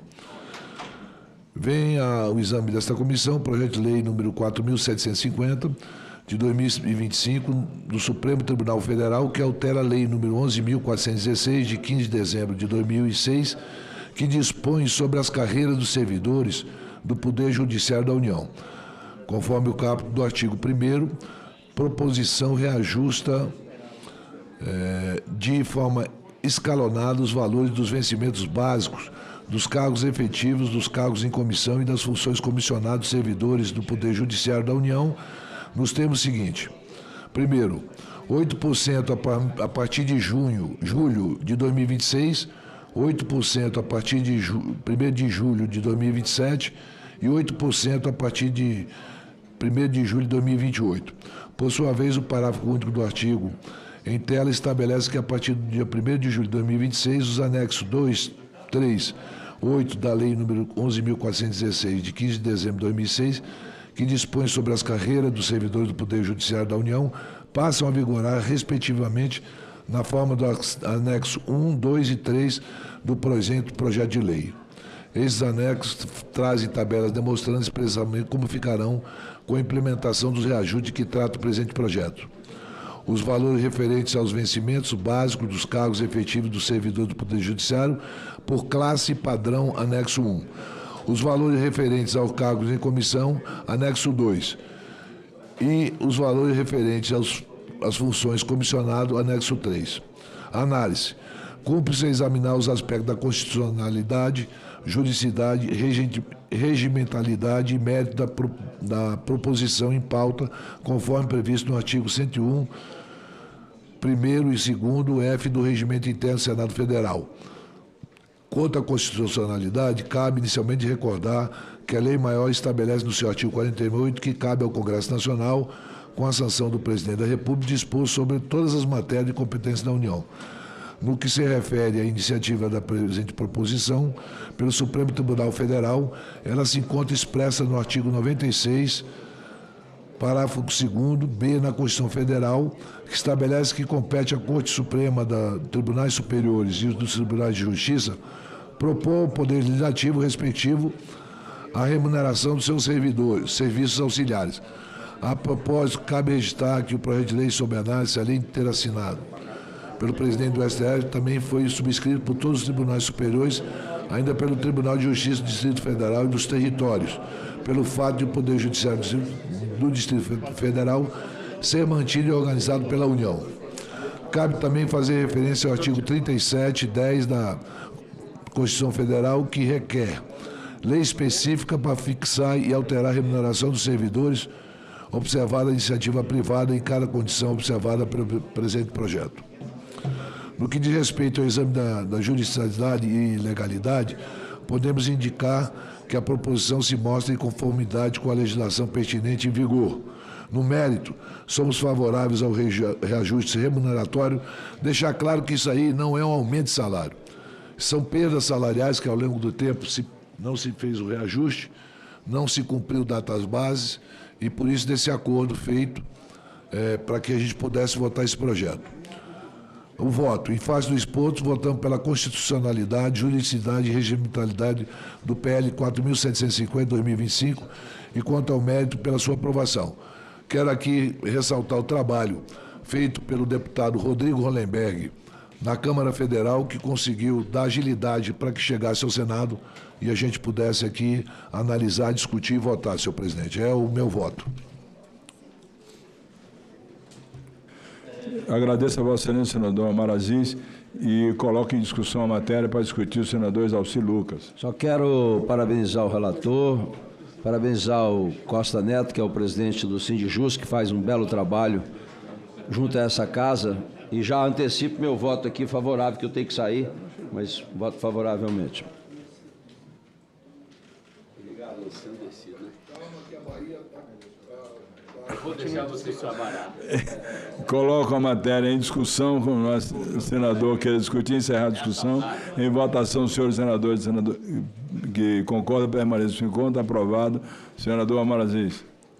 Senhor presidente, primeiro, senhor presidente, pedir a urgência para que a gente possa votar hoje ainda no Senado, no plenário do Senado. Um baiano já me assusta, 2 juntos, meu irmão. Eu coloco, como pede o senador Omar Aziz, um requerimento de urgência para essa matéria, para esse projeto. Senhores senadores e senadoras que aprovam o requerimento de urgência para tramitar no plenário do Senado Federal, permaneço com se conta. Aprovado o requerimento de urgência, a matéria vai para o plenário do Senado Federal para votação. Item 5. Item 5 do senador Flávio Arnes, relator senador Oriovisto Guimarães, a que eu passo a palavra. Muito obrigado, senhor presidente. Senhor presidente, esse projeto é bastante simples. Ele trata de regular o uso do dinheiro em espécie. Aliás, nós tivemos uma audiência com o presidente do Banco Central, com o Galípolo, e com o presidente da COAF, em que eles reclamavam da falta de instrumentos para exercer determinados controles, sobretudo na lavagem de dinheiro. E eu acho que esse projeto vem exatamente atender o que eles pedem, porque regula como vai ser o uso do dinheiro em espécie. Eu peço licença para ir direto à análise, já que a matéria é bastante simples. Então, análise. No que tange aos aspectos de constitucionalidade, juridicidade, regimentalidade e técnica legislativa, não vislumbramos óbices ou inconformidades que impeçam a aprovação da matéria.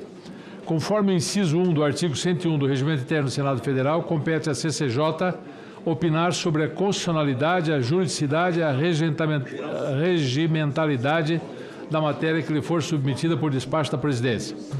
Quanto à constitucionalidade, a matéria da competência legislativa concorrente da União, Estados e Distrito Federal, nos termos do inciso 5, 8 do artigo 24 da Constituição Federal. Ademais, cabe ao Congresso Nacional dispor sobre a matéria, sendo legítima a iniciativa parlamentar nos termos do artigo 48 e 61 da Lei Maior.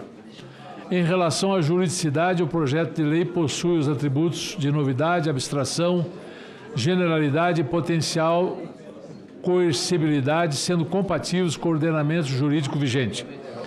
No tocante à regimentalidade, a proposição está inscrita em termos concisos e claros, dividida em artigos, encimada por emenda e acompanhada de justificação escrita, tudo em conformidade com artigos 236 e 238 do RISF, além de ser distribuída à comissão competente conforme citado. Quero só salientar, senhor presidente, que essa matéria já foi aprovada pela CAI e ela tem caráter terminativo, aprovada aqui, ela irá à Câmara dos Deputados. Relativamente à técnica legislativa, a proposição observa as regras da Lei Complementar 95, 26 de fevereiro de 98, que dispõe sobre a elaboração, a redação, a alteração e a consolidação das leis. No tocante ao mérito da proposta, o projeto de lei merece ser aprovado. A matéria faz parte da denominada Novas Medidas contra a Corrupção, constantes do livro editado pela Fundação Getúlio Vargas e pela Transparência Internacional Brasil em 2018, em obra organizada por Michel Freitas, Mohalen e Bruno Brandão. No bloco 3, que trata da prevenção da corrupção, dentro do item 14, denominado Regulação da Circulação do Dinheiro em Espécie, consta minuta de projeto de lei de acordo com o qual se estabelecem regras e limitações para transações, transporte e posse do dinheiro em espécie.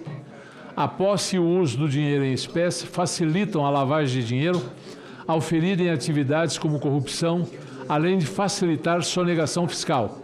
A falta de regramento a respeito do uso de dinheiro em espécie pode estimular o cometimento de crimes como o assalto a empresas e a bancos e o arrombamento de caixas eletrônicos. A aprovação da presente lei parece contar com o apoio de instituições como o Ministério Público, a Polícia Federal e a Receita Federal do Brasil, que estão envolvidas na tarefa de dificultar a lavagem de dinheiro no país. Ademais, conforme destacado na justificação da matéria, diversos países adotam regras semelhantes às do projeto de lei, como os Estados Unidos da América, o Canadá, a Austrália, além de Portugal, Itália, Grécia e Bélgica. Apresentamos uma emenda substitutiva ao final para permitir a matéria, objeto do presente projeto de lei, seja disciplinada pelo Conselho Monetário Nacional, CMN, e ouvido o Conselho de Controle de Atividades Financeiras.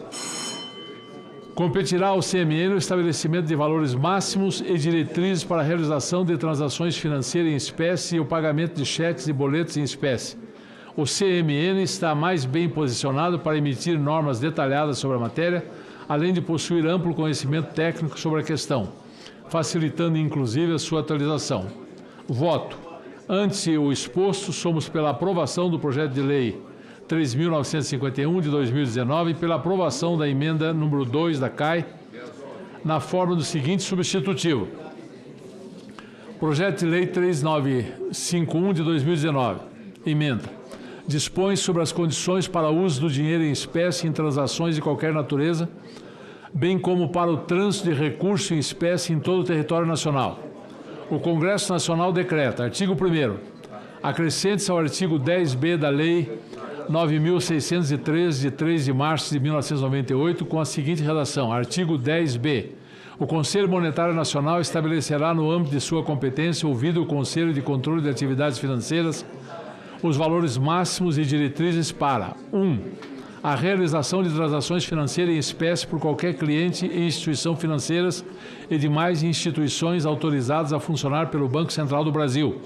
2. O pagamento de cheques e boletos em espécie pelas instituições financeiras e demais instituições autorizadas a funcionar pelo Banco Central do Brasil. Parágrafo 1º. As transações financeiras e o pagamento de cheques e boletos que ultrapassem os valores fixados nas diretrizes estabelecidas pelo Conselho Monetário Nacional serão realizados por meio eletrônico ou mediante crédito em conta, competindo ao Banco Central do Brasil fixar os termos e condições aplicáveis. Parágrafo 2º. Não constitui variação ao curso legal e forçado da moeda nacional previsto no Decreto-Lei 857, de 11 de dezembro de 1969, e na Lei 9.069, de 29 de junho de 95, o estabelecimento pelo Conselho Monetário Nacional de limites e condições à circulação do papel moeda no país, nos termos dessa lei. Parágrafo 3º. No caso de transações imobiliárias, fica vedado o uso de dinheiro em espécie em qualquer montante. Esta lei entra em vigor na data de sua publicação. Esse é meu voto, senhor presidente. Muito obrigado. Agradeço a Vossa Excelência, senador Ariovisto Guimarães. Essa matéria é terminativa e precisa do voto majoritário para a sua aprovação. Eu coloco a matéria em discussão. Nenhum senador deseja discutir. Está encerrada a discussão e abra o painel para a votação dessa matéria relatada pelo senador Ariovisto, da iniciativa do senador Flávio Arnes. Creio que é uma matéria condizente com o momento. Vossa Excelência fez um relatório bem correto e eu quero lhe parabenizar para que nós possamos votar essa matéria agora.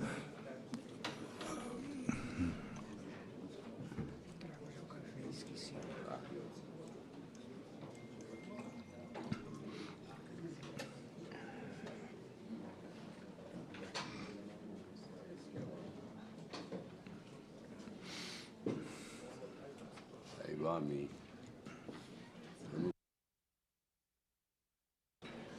Vou cortar o dedo.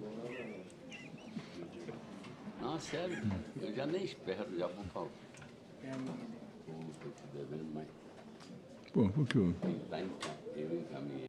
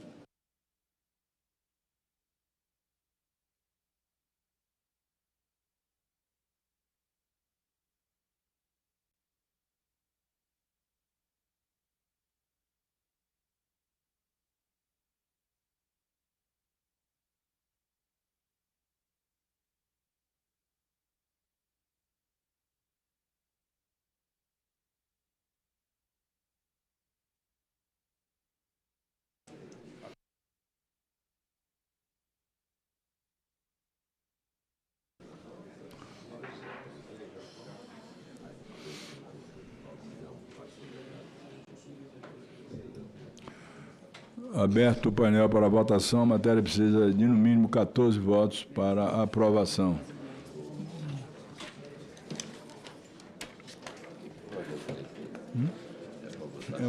É sim. É projeto.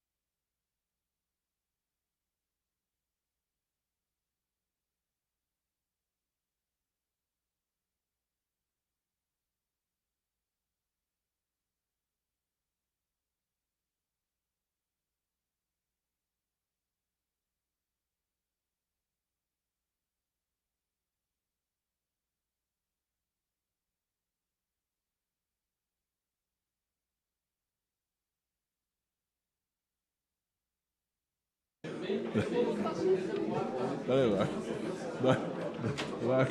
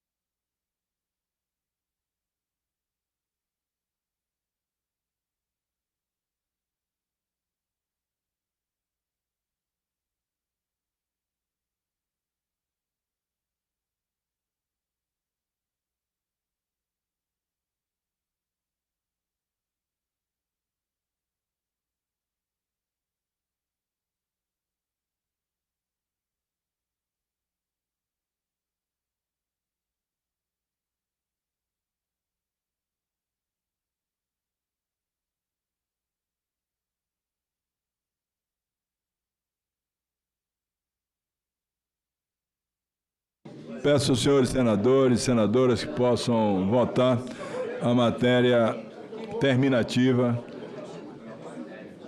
São necessários 14 votos para concluir a votação.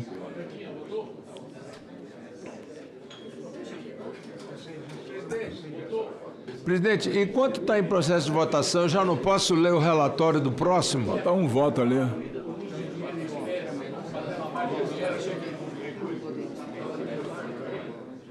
Por economia processual, eu já ia lendo o relatório do próximo? Conceda a palavra, Vossa Excelência.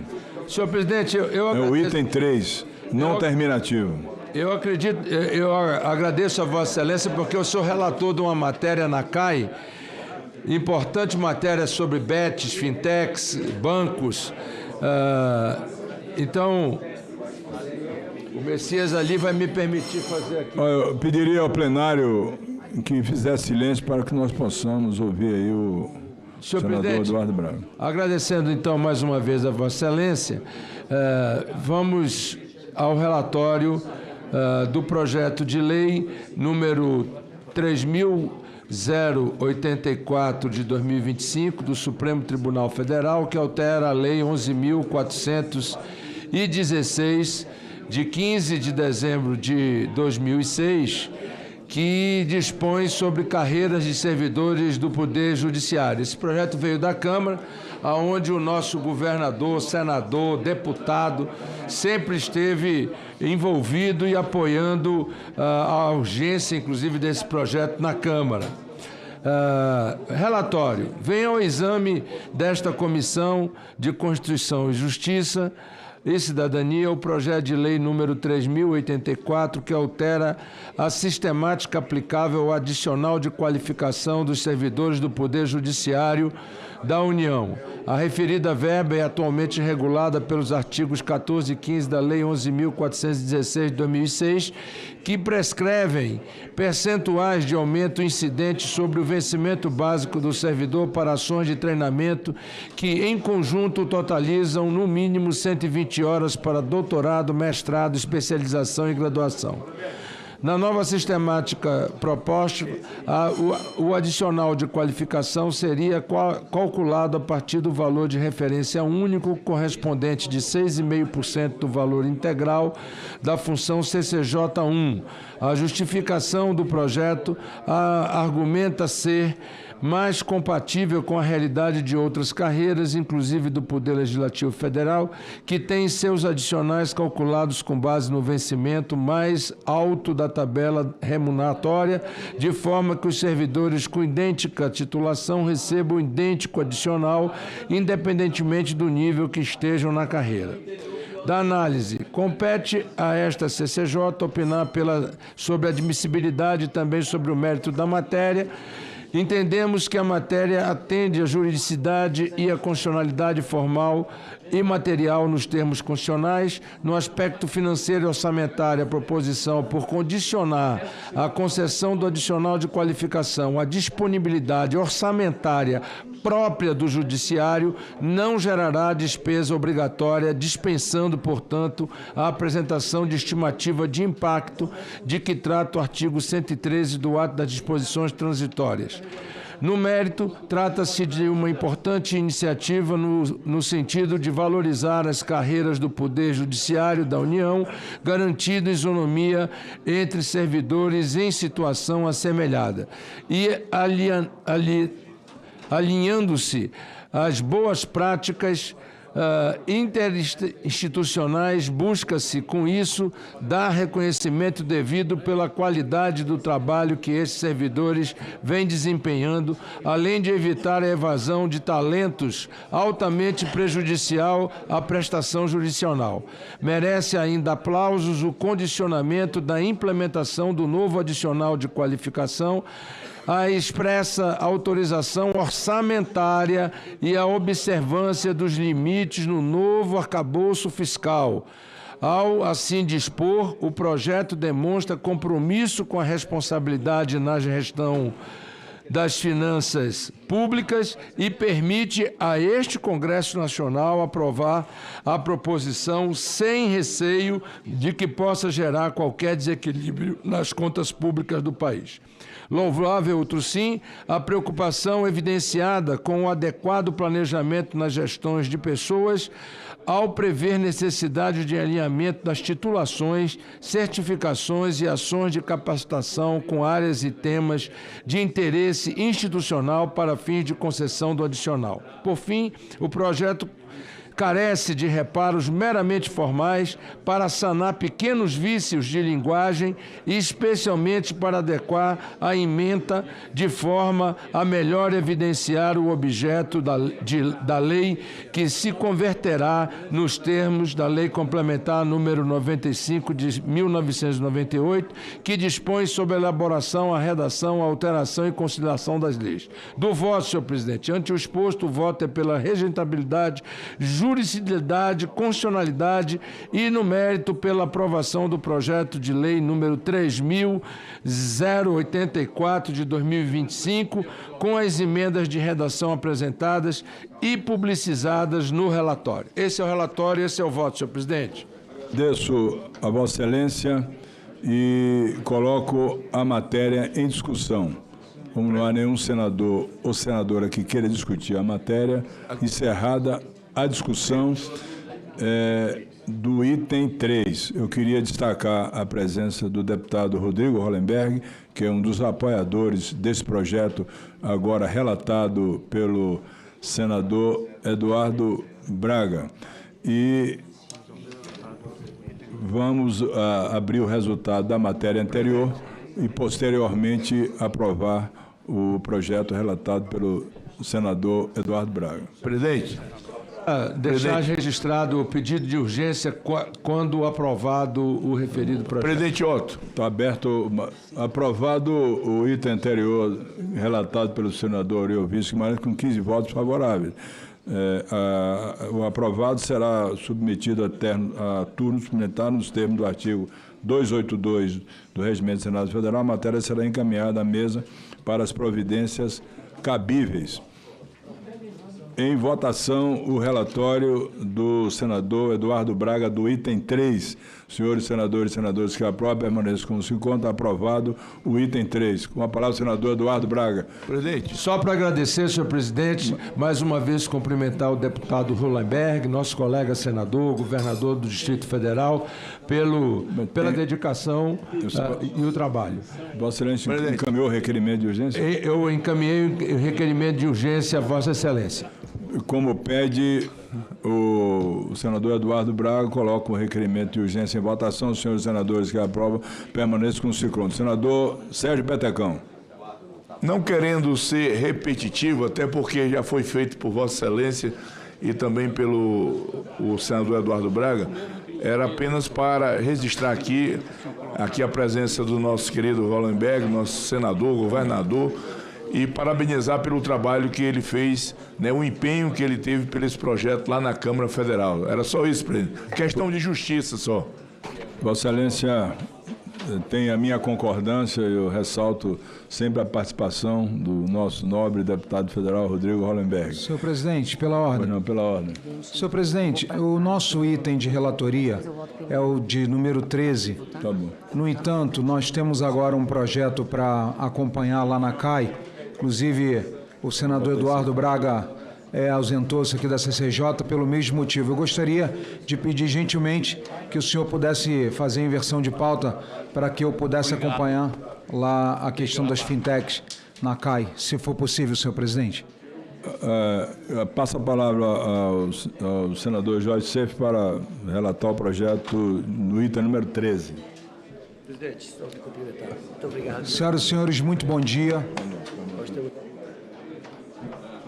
Quero agradecer de forma especial o senador Otto Alencar, como presidente da CCJ, que teve bastante sensibilidade quando nós levamos ao seu conhecimento a questão dos limites das idades para os nossos policiais, os nossos bombeiros, que isso fosse uniformizado no Brasil.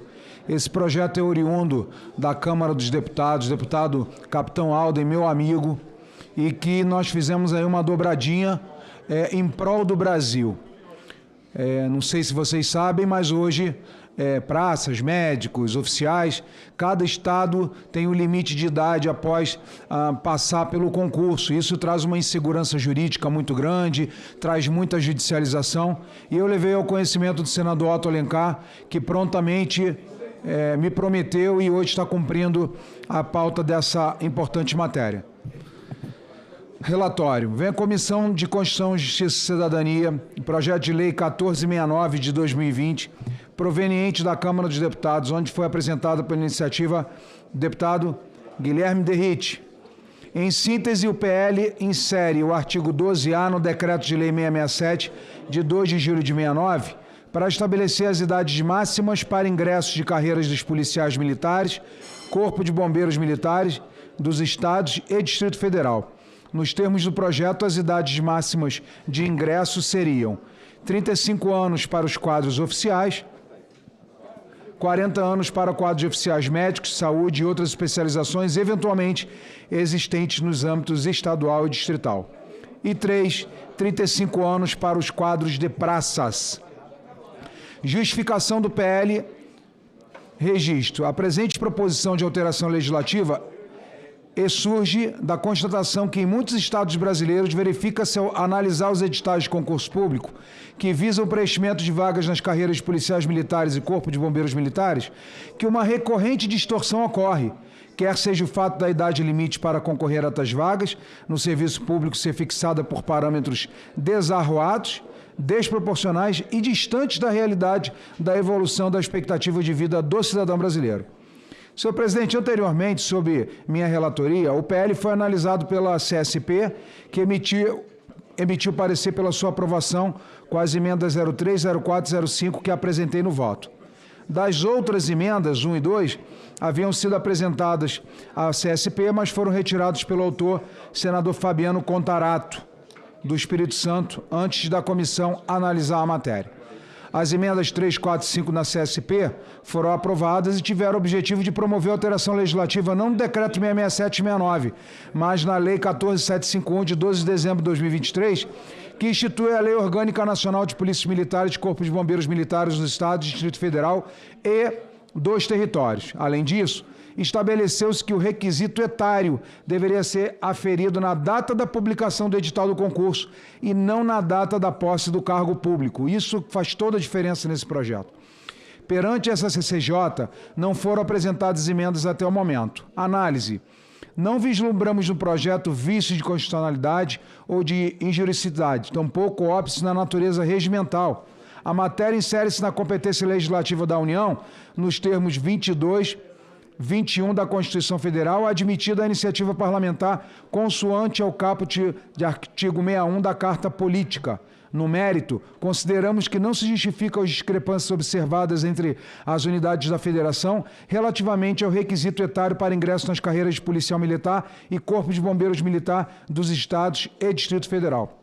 Embora o Brasil seja um Estado federado, certo que a União concentra diversos poderes, entre os quais de uniformizar regras gerais, tanto assim que recentemente foi editada a Lei 14751, de 12 de dezembro de 23, que institui a Lei Orgânica Nacional de Polícias Militares e Corpos de Bombeiros Militares nos Estados, Distrito Federal e Territórios, nos termos do artigo 21, caput e artigo 22 da Constituição, que altera a Lei 13675, de 11 de junho de 18, e revoga dispositivos do Decreto-Lei 667, de 2 de julho de 69.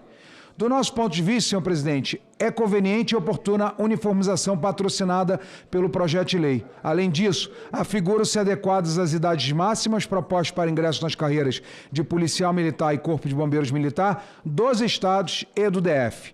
Não obstante, a modificação legislativa deve operar-se na mencionada lei orgânica, nos moldes das emendas aprovadas pela CSP, com efeito o artigo 13 desse diploma legal estabelece as condições básicas para ingresso nas corporações. Ou seja, as emendas aprovadas na CSP aprimoram o texto do projeto, adequando a boa técnica legislativa, notadamente as emendas 3 e 4, e a necessidade de segurança jurídica, notadamente a emenda 5. O voto, senhor presidente, pelo exposto, o voto é pela aprovação do projeto de lei 1469 de 2020, bem como as emendas 3, 4 e 5 da Comissão de Segurança Pública. Agradeço ao senhor mais uma vez a gentileza, a presteza e esse grande serviço aos policiais militares e ao Corpo de Bombeiros Militares de todo o Brasil. Muito obrigado. Eu agradeço a Vossa Excelência, senador Jorge Seife. Sem dúvida nenhuma, um projeto contemporâneo, até porque a expectativa de vida do povo brasileiro aumentou muito nas últimas décadas. Nós tivemos uma queda da expectativa de vida no período da pandemia, mas já foi recuperada depois do ano de 2023, e hoje a expectativa de vida do povo brasileiro está em 76,4 anos. Aumentou bastante, portanto, é perfeitamente condizente que se possa oferecer a oportunidade de concurso público aos policiais civis e militares com mais de 35 anos de idade. Portanto, parabenizo Vossa Excelência a iniciativa da relatoria e a aprovação do projeto, que não é terminativo, e por não ser terminativo, eu coloco em votação. Senhores senadores, coloco em discussão. Senhores senadores que desejam discutir, senador Messias de Jesus, deseja discutir o projeto? Senhor presidente, só para parabenizar o autor e o relator, dizer ao senador Seife que é, sem dúvida nenhuma, uma matéria interessante e de compromisso com as instituições militares do nosso país. Parabéns, Vossa Excelência. Estou favorável ao projeto. Encerrada a discussão. Em votação, os senhores senadores e senadoras que aprovam o projeto, permaneçam como está aprovado o projeto, que passa a constituir parecer da comissão favorável ao projeto, com as emendas número 3, CSP, CCJ, a emenda 5, CSP, CCJ, e a matéria vai ao plenário do Senado Federal. Senhor presidente, muito obrigado. Quero agradecer às senhoras e senhores senadores pelo apoio e quero registrar a importância desse PL 1469, que é fundamental para corrigirmos as distorções históricas nas regras do ingresso de polícias militares e Corpo de Bombeiros. Sobre nossa relatoria, conseguimos avançar de forma significativa na Comissão de Segurança Pública, onde o texto foi amplamente debatido, aprimorado e aprovado com as emendas necessárias para garantir a segurança jurídica e padronização nacional. Hoje, ao confirmar esse entendimento aqui na CCJ, damos mais um passo decisivo para assegurar critérios etários proporcionais, modernos e alinhados à evolução da expectativa de vida do brasileiro, algo que há anos gera desigualdade entre estados e insegurança para milhares de candidatos a concurso público. Diante da relevância da matéria, senhor presidente, do seu impacto direto na profissionalização de nossas forças de segurança e da sua tramitação já amadurecida nas comissões, solicito formalmente à mesa da CCJ e ao senhor o pedido de urgência para que o projeto seja levado ao plenário do Senado Federal.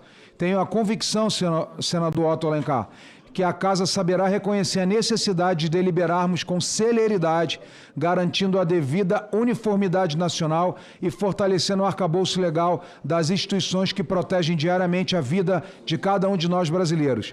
Agradeço mais uma vez ao presidente da CCJ, meu amigo Otto Alencar, pela gentileza, pelo carinho, pela sensibilidade e pelo compromisso demonstrado ao pautar essa matéria e pelo trabalho sério na condução desse debate. Seguimos firmes com responsabilidade e determinação na defesa da segurança pública do nosso país, e quero mencionar aqui, senhor presidente, o senhor Danilo Rodrigues, o senhor Felipe Canabrava, que fizeram uma comissão, são concurseiros, trabalham com essa área, e fizeram uma comissão desse PL 1469, que estão aqui, cadê? Acenem aí, estão aí? Não.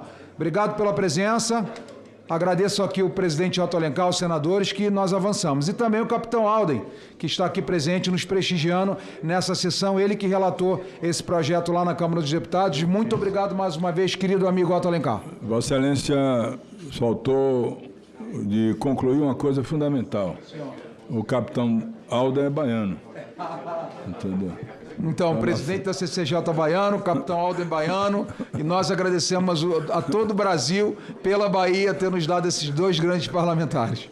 O líder do PT, o senador Rogério Carvalho, apresenta o requerimento sobrescrito pelo líder do governo, senador Jacques Wagner, de acordo com o regimento interno do Senado Federal, e eu coloco em votação esse requerimento que prevê uma audiência pública, propondo que se ouça segmentos representantes de vários setores da comunidade. Em votação, requerimento, senhores senadores e senadoras que aprovam a audiência pública através desse requerimento, permaneço consigo quando está aprovado o requerimento. Senador. Senhor presidente, Vossa Excelência foi muito rápido, eu creio que não adianta mais a minha discussão, mas só queria saber sobre que audiência pública, para debater o quê? Não ficou claro o que nós iríamos debater nessa audiência pública. O senador Rogério Carvalho encaminhou um requerimento para debater o projeto número 10, modifica o artigo 2 da Constituição Federal para permitir aos índios produzir e comercializar livremente a sua produção e prevê a obrigação da União de prestar auxílio técnico. É do senador Zequinha Marinho, que é a relatoria do senador Plínio Valério. Senador Messi, senador Otto, me permita. Querido amigo, obrigado. Na verdade, a audiência pública tem um termo. Você manda, campeão, de projeto, que é uma dúvida, que é o termo arrendamento. Nada contra que os índios produzam suas coisas e comercializam, mas ele incluiu um termo de arrendamento. Eu já tive uma experiência na Bahia que não foi boa nesse sentido aí, apesar de não haver a regulamentação. Então, a tentativa de fazer a audiência pública é só para aprofundar esse tema aí. Foi por isso que foi pedida.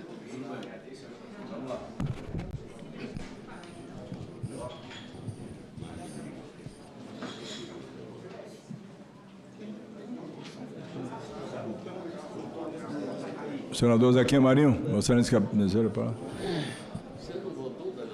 Bem, presidente, se a dúvida é com relação a isso, não é, que a gente possa ter a oportunidade, não é, de fazer essa discussão em audiência pública para poder, então, esclarecer melhor. Agora, nós não concordamos a manter a situação atual, onde os indígenas, muita gente já está querendo produzir, negociar, vender, e a gente ter ainda impedimento legal com relação a isso. Quer dizer, por exemplo, o Brasil compra de indígena de vários países do mundo. E o indígena daqui não pode fazer nada. Nós estamos atrás há séculos com relação a isso. Símbolo de atraso, de incompetência e assim por diante. Mas, se há dúvida com relação a isso, o relator não sou eu, sou apenas o autor, mas também concordo, o relator acabou de chegar, senador Plínio, que a gente possa esclarecer isso numa audiência pública que passe a limpo. Presidente Otto. Senador Plínio. Eu vim correndo porque era o item 9 e já peguei, estão pedindo audiência pública, é isso? O governo quer? Para senador Jacques Wagner, que entrou com o requerimento. Mim, quando o governo pede audiência pública, eu não tenho a menor esperança de voltar este ano. E é um assunto que já não pode ficar para depois. Se Vossa Excelência concordar, eu posso colocar audiência pública para outra quarta-feira. E já pautar para a gente, presidente? Pode fazer audiência pública na próxima quarta-feira. Pela manhã nós vamos ter votação e faz uma audiência pública à tarde, a partir das 14 horas. Sim, e a volta para a pauta? Porque aí fica para a próxima quarta. Assim tá bom, porque a audiência pública vai atrasar. Eu ando muito nas aldeias indígenas. Isso é o sonho de realização de todos eles. Quando o Zequinha Marinho falou essa história dos indígenas, o potássio vem do Canadá de reserva indígenas. E os nossos índios não podem plantar, colher, muito menos vender. Então, com esse compromisso, senador Otto, aí está, audiência pública em seguida pautado. Obrigado. E quero esclarecer que a audiência pública, o requerimento é do senador Jacques Wagner, do senador Rogério Carvalho. Audiência pública para na próxima quarta-feira, às 14 horas. Eu determino a mesa que faça o comunicado a todos os interessados que venham comparecer para a audiência pública e debater o tema que eu acho relevante. Senador... o senador Jorge Seif colocou um requerimento de urgência para a matéria que há pouco foi relatado. Eu coloco em votação o requerimento de urgência. Senhores senadores que aprovam, permaneçam com 50, aprovado. Estou presente. Senador Jaime Campos. O senador Jaime Campos estava com o item 4, ele se retirou para outra atividade, eu coloco o item 4 agora para o senador Jaime Campos, relatar o projeto da senadora Tereza Cristina. Vossa Excelência tem a palavra. Senhor presidente, querido amigo senador Otto Alencar, demais colegas senadores, na verdade esse projeto que é o 295, da autoria da senadora Tereza Cristina, ela já foi lida. Todavia, foi oferecida uma emenda do ilustre senador Alessandro Vieira e aqui está o complemento do meu voto em relação a essa matéria. Se Vossa Excelência me permite, eu gostaria de ler apenas a complementação Exatamente. Da emenda proposta pelo senador. Concordo com Vossa Excelência. Muito obrigado, senhor presidente.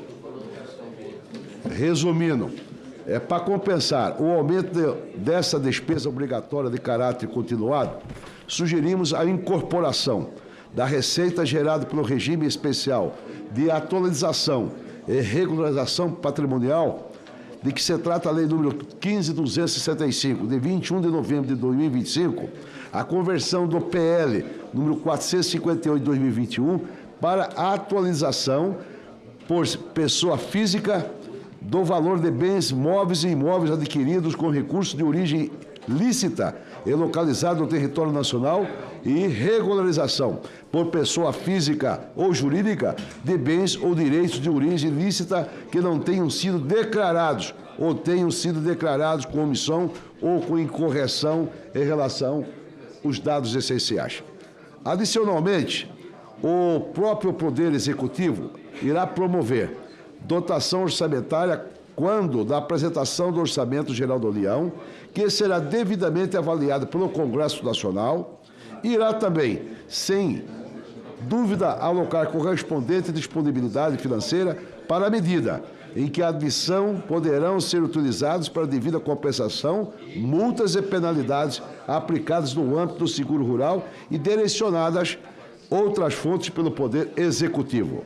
O impacto fiscal esperado pela adesão da modalidade da atualização do REARP foi estimado pela Consultoria de Orçamentos e Fiscalização de Controle do Senado por meio de nota técnica do impacto orçamentário financeiro de número 20 de 2021. Naquela manifestação, a Consultoria de Orçamentos estimou aumento da arrecadação de 945 milhões para o ano 2021, 271 milhões para o ano 2022 e de 400 milhões para o ano 2023.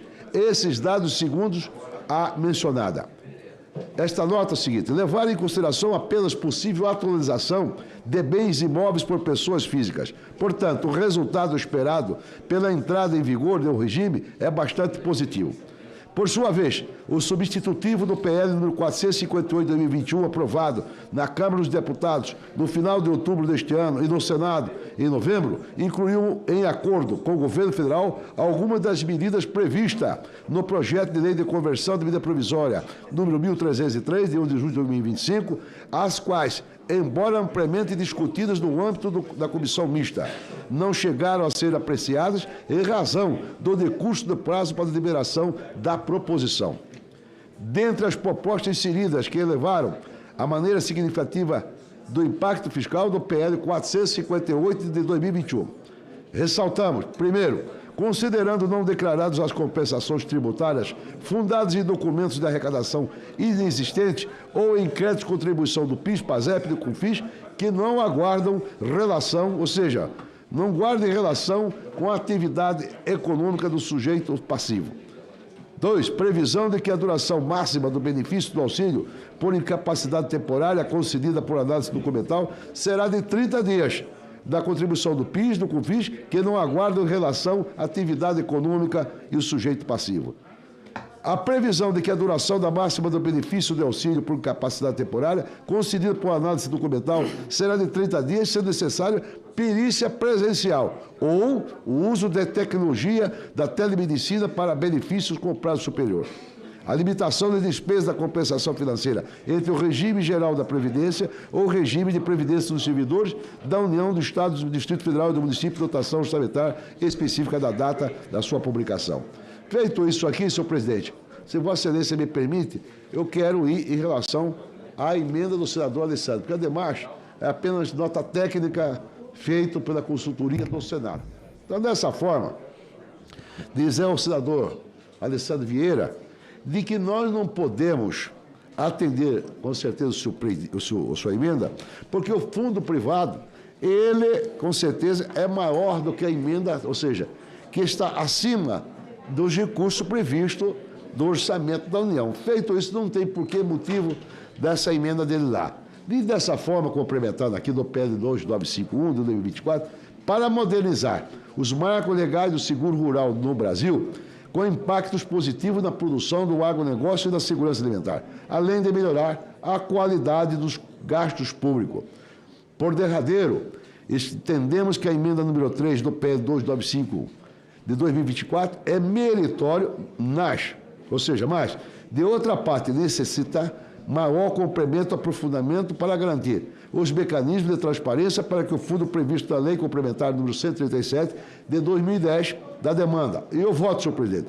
Pela razão exposta, votamos pela aprovação do projeto de lei número 295 de 2024, com o acatamento da emenda número 1, 2 e pela rejeição da emenda 3, nos termos da emenda substitutiva apresentada da 37ª reunião extraordinária da CCJ, realizada no dia 22 de outubro. Esse é o voto, senhor presidente. Agradeço a Vossa Excelência. A matéria está em discussão. Não há nenhum senador ou senadora que queira discutir. Senador Jaime. Bagato. Para discutir. Obrigado, presidente. O relator, senador Jaime Campos, esse projeto da Tereza Cristina, SPL 295, 2951, 2024.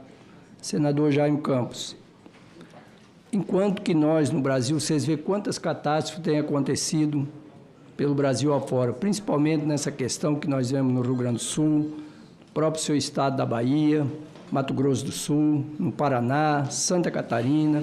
Então, o Rio Grande do Sul é o que que sofreu mais com períodos de estiagem.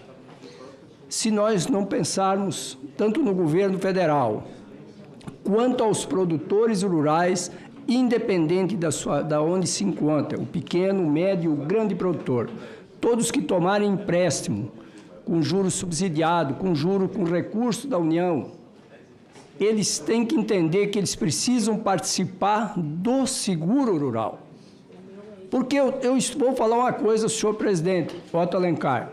Tem muitos grandes produtores que pegam, aonde também eu me encontro, que pegam o recurso, esse recurso subsidiado que é do banco e não quer participar do seguro rural. É óbvio que tem que ser feito uma análise por estado e por região, senador Jaime Campos. Se lá no Mato Grosso o risco é menor, a taxa, o valor que ele vai pagar sobre o seguro tem que ser um valor menor, mas ele tem que participar. Ele tem que participar. A partir do momento que todos os produtores que tomarem recursos, e também o governo, também a União, também ao Ministério da Economia entender, o Ministério da Agricultura entender que tem que colocar um valor agora, não 400, 500 milhões, isso não dá nada. Você sabe, o senador Jaime Campos, que isso não significa praticamente nada. Ajuda, mas muito pouquinho. Então, nós temos que acertar um valor. Esse valor, hoje, teria que ser, no mínimo, de 10 bilhões de reais. Esse teria que ser o valor do recurso. Se joga tanto dinheiro, meu Deus, eu fico pensando, se joga 5 bilhões para o fundo partidário e não podemos pensar no setor produtivo. Por que não pensar no setor produtivo e defender essas pessoas que estão correndo risco? Porque o que é uma agricultura no campo? É uma indústria a céu aberto. Vocês viram o que aconteceu agora, principalmente nos últimos 20 dias. Essas chuvas de pedra que deu no Paraná, deu em Santa Catarina, deu no Rio Grande do Sul, deu em diversos estados aí. E como é que faz? Até nós temos o produtor, onde eu nasci, lá em Santa Catarina, lá não aconteceu, mas em outros municípios próximos, planta muito, e a região planta tabaco, fumo. Muitos produtores, daqueles pequenos produtores, perderam tudo. Então, nós precisamos olhar, o seguro rural é muito importante no Brasil, principalmente para a agricultura familiar, o pequeno e o médio produtor. Obrigado, presidente. Só um complemento aqui. Em relação à observação do nosso ilustre senador Jaime, na verdade, o Brasil apenas tem 21% apenas de cobertura do seguro rural. Nos Estados Unidos, senador Marco Rogério, é 84, 85. Por que o seguro rural no Brasil é caro? Ou seja, os financiamentos é caro por causa do seguro.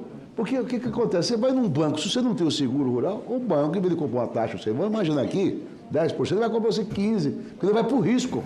Não tem cobertura rural, vou por risco, vou comprar você 15%, 16%.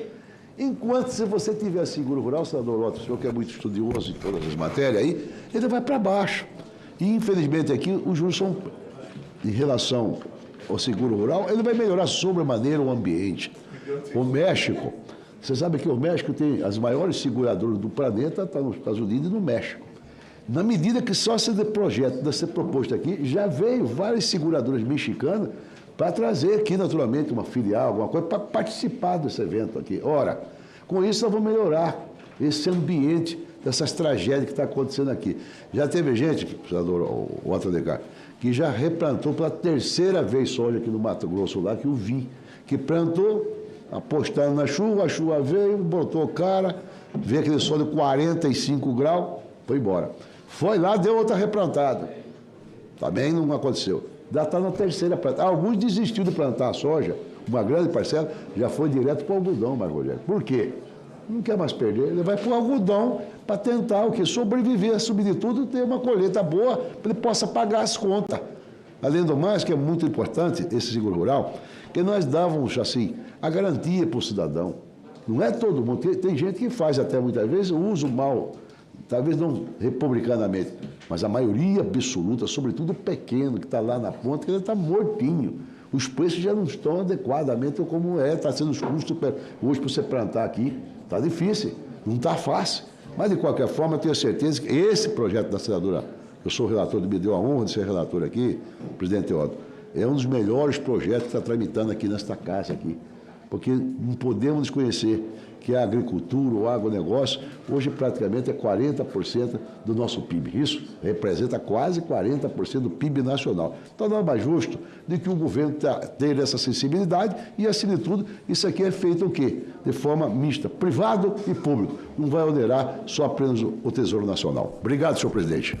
Eu agradeço a Vossa Excelência, o senador Marco Rogério. Senhor presidente, apenas fazer um pedido a Vossa Excelência, se for possível. Esse projeto é terminativo. Enquanto nós vamos discutindo, de repente poderemos abrir a votação nominal, mas destacar a iniciativa da senadora Tereza Cristina, nossa ex-ministra da Agricultura, para proposição desse projeto. Acho que é um projeto que realmente atende uma demanda nacional. Cumprimentar o senador Jaime Campos, né, pelo relatório apresentado. Realmente o setor, né, precisa desse cuidado, precisa dessa proteção. Esse mesmo cenário que está acontecendo lá no Mato Grosso, senador Jaime, lá em Rondônia, o senador Jaime Bagato sabe, está acontecendo também. Né? Nós temos um ciclo de chuva que é muito parecido, Mato Grosso e Rondônia, e esse ano parece que antecipou um pouquinho.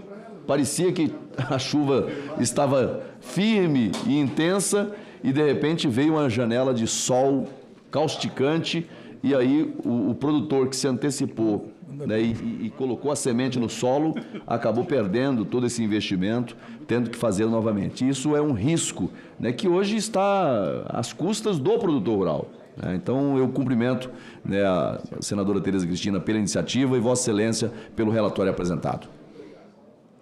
Encerrada a discussão, a matéria é terminativa, o painel já está aberto para a votação dos senhores senadores e senadoras.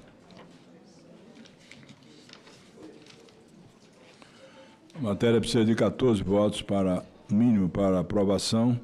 Peço aos senhores senadores e senadoras que se encontram nos gabinetes do Senado Federal que possam votar. Quero ressaltar, senador Jaime Campos, a iniciativa e a importância da senadora Tereza Cristina. Essa matéria é relevante, importante, como também falou o senador Jaime Bagatoli, que conhece bem dessa questão do seguro rural, e é importante que esse seguro possa ser da consciência de todos aqueles que produzem, até para inibir certas dificuldades com financiamentos bancários, com a utilização de tantos insumos para a produção. Não só é importante o agronegócio na composição do PIB, que em torno de 40%, mas é uma atividade primária, seja ela qual for, do produtor de café, ou de algodão, ou de soja, ou do setor da pecuária, ou do setor da caprinocultura ou vinocultura, é a atividade mais intensiva no Brasil na absorção de mão de obra. Portanto, emprega mais do que qualquer outra atividade. Na minha região, a região de café, na Chapada Diamantina, 1 hectare de café exige quase 2 carteiras assinadas para tomar conta e produzir um café de boa qualidade. Portanto, é importante que o governo possa incentivar isso e abrir todas as possibilidades para que o produtor possa produzir com a capacidade não só de gerar riqueza, mas também de sustentação da sua atividade e das suas famílias. Portanto, eu sou do campo, eu nasci no campo. Meu pai não era um grande produtor, era um boiadeiro que pegava gado lá no oeste da Bahia e passava 20 dias de marcha para chegar na Chapada. Eu puxei guia de gado muito tempo com ele, fazendo aboi de gado para trazer do oeste da Bahia, atravessava o Rio São Francisco, e era 20 marchas, porque não tinha estrada, não tinha caminhão boiadeiro para carregar o gado. Era 20 marchas que a gente fazia. Acordava cedinho da manhã, 5 da manhã, o sol clareava, ia até 2 da tarde, parava o gado no local para beber, para fazer o descanso. No outro dia, a mesma coisa. Hoje o transporte é com os carros, os caminhões, né, de boiadeiros que transportam muito gado. Então eu sei exatamente o que significa isso e a lida do homem no campo para produzir. No Brasil hoje tem uma tecnologia muito avançada e realmente na balança comercial que nós temos tido superávit, a contribuição do agronegócio é fundamental. O ano passado mesmo o Brasil teve um superávit na balança comercial de 74 bilhões de dólares, 40% disso é muito dinheiro que entra no nosso país e fortalecendo as nossas divisas. Portanto, eu parabenizo todos, o da agricultura familiar, o grande produtor que acredita no Brasil, acredita no agronegócio, no potencial do nosso país. Eu parabenizo a todos, inclusive o senador Jaime Bagatolli, o senador Jaime Campos, que é um conhecedor desse setor do agronegócio. Presidente, só fazendo uma adendo às suas palavras, enquanto aguardamos completar o número de votantes. Para você ter uma noção, há 3 anos atrás tínhamos 1 bilhão, né, para a cobertura seguro rural. Baixou, este ano é 400 milhões, este ano 2025. Em vez de subir, veio ordem decrescente. Ora, um país desse tamanho aqui, que particularmente eu acho que está contribuindo sobretudo com a segurança alimentar do planeta. O governo tem que ter essa acessibilidade. E este projeto foi tão bem elaborado, de forma zelosa, que não vai envolver os recursos, que seriam recursos razoáveis, que o senador Jaime Bagato disse aqui, necessariamente precisava de no mínimo 10 bilhões. E você vai ter também participação privada. A privada vai ser maior do que no Tesouro Nacional, seja no governo federal. Isso que é mais importante, nós chamamos a atenção, que não é só o dinheiro do Tesouro Nacional que vai ser aportado, muito pelo contrário, vai ter dinheiro privado aqui, mais do que, com certeza, é o dinheiro público que vai ter que participar nessa formatação desse fundo aí. De maneira que eu acho que este projeto aqui, ele vem atender a nossa demanda. A demanda nossa é muito grande. Pensou um país como esse aqui, com essa produção nacional, e não é só a soja, o milho, o algodão, a gengilim, etc. O feijão vai ter cobertura, como o senhor bem disse aqui, não é isso?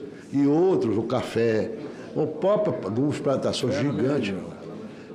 Tem aqui, desde a laranja poderá ter, que tem aqui no Brasil, hoje um grande exportador, né, de suco de laranja que exportamos aí. Agora, o governo tem que ter essa acessibilidade. Eu imagino que o mínimo que o governo, né, possa oferecer aos cidadãos que estão produzindo, plantando e permitindo, com certeza, o crescimento econômico da sua exportação, fruto, naturalmente, da capacidade técnica dos nossos produtores rurais do Brasil. Obrigado a Vossa Excelência. 16 senadores já votaram. Eu vou encerrar aqui a votação. Encerrar a votação.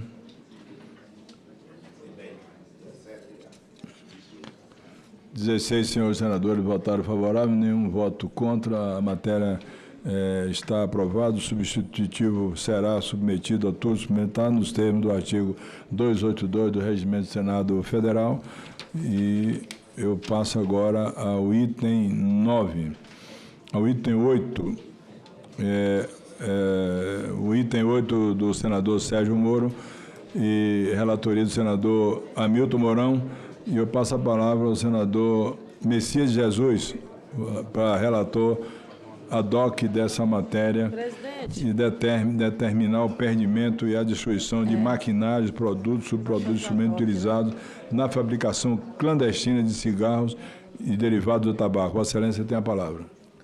Senhor presidente, senador Otto, colegas senadores e senadoras, fui solicitado pelo senador Hamilton Mourão e por Vossa Excelência para fazer a leitura do parecer como relator ad hoc da matéria que Vossa Excelência acaba de anunciar.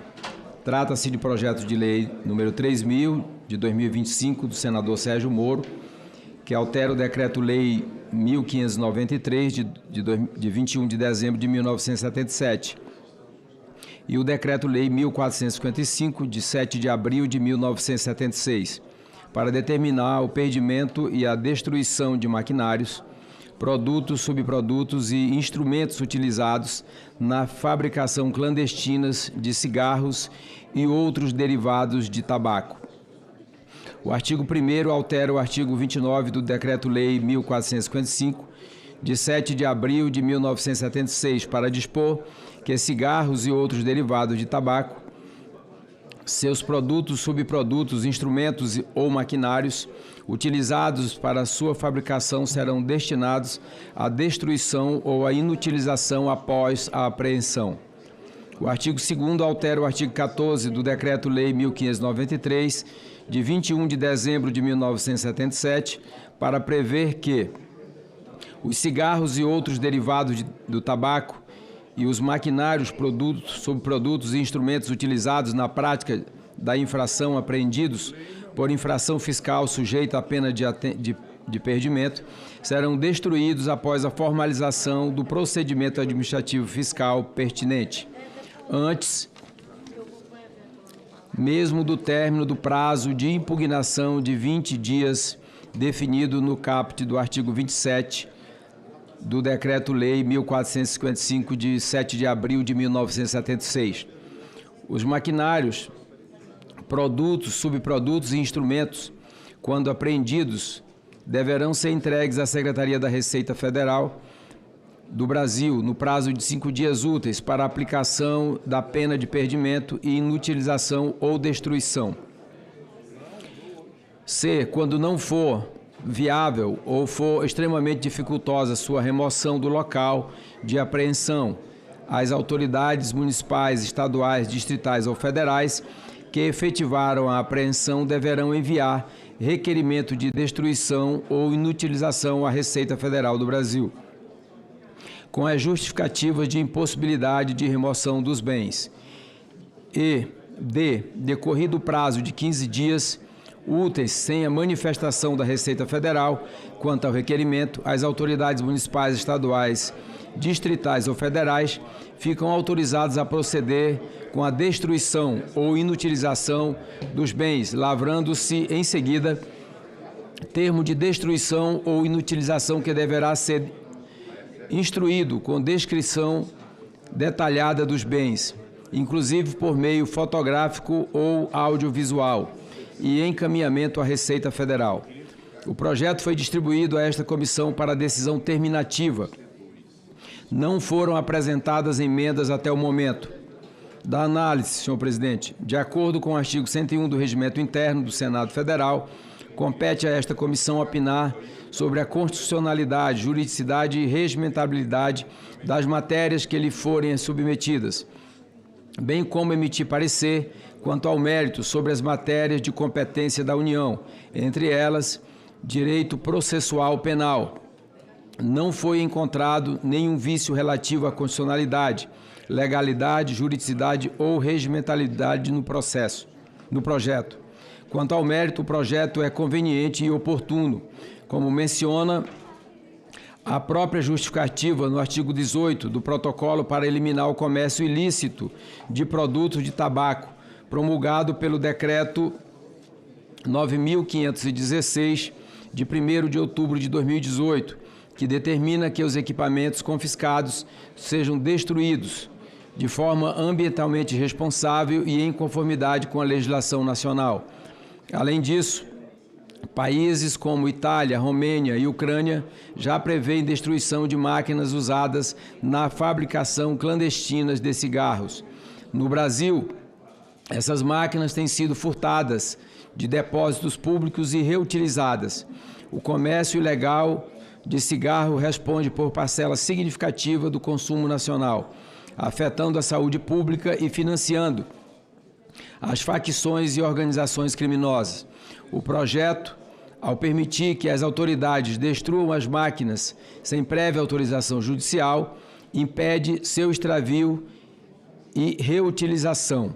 Do voto, diante do exposto, o voto é pela constitucionalidade, juridicidade e regimentalidade no mérito pela aprovação do projeto de lei 3.000 de 2025. Senhor presidente, é o parecer e voto, e eu quero parabenizar o senador Sérgio Moro pela autoria do projeto de lei e também o senador Hamilton Mourão, que é o relator, fez um brilhante relatório e que eu estou aqui fazendo a leitura como relator ad hoc. Parabenizo Vossa Excelência, a iniciativa também do senador Sérgio Moro. Em discussão, não há nenhum senador ou senadora que queira discutir, encerrada a discussão, o projeto é terminativo. Eu peço à mesa que abra o painel para a votação. Essa matéria precisa de 14 votos dos senhores senadores e senadoras para a aprovação.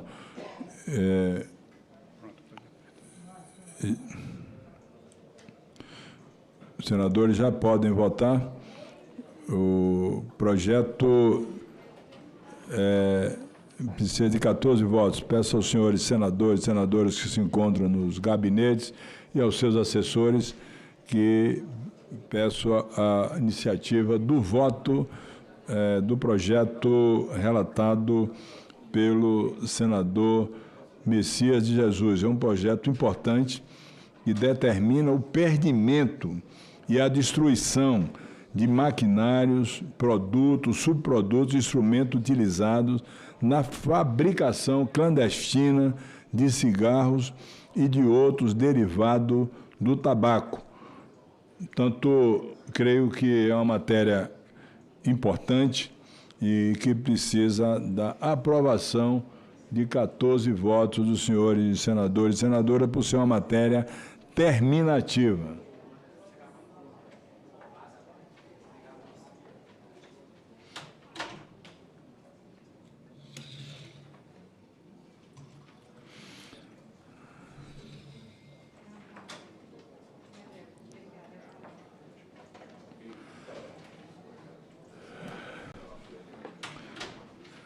Peço aos senhores assessores dos senhores senadores e senadoras que eles possam exercer o voto para apreciação e conclusão da votação dessa matéria, relatada pelo senador Messias de Jesus. São necessários 14 votos. Até agora nós tivemos 5 votos registrado no painel.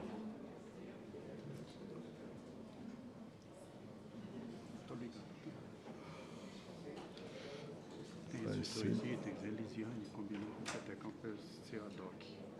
O item 10 e o item 11. Quem vai fazer ad hoc?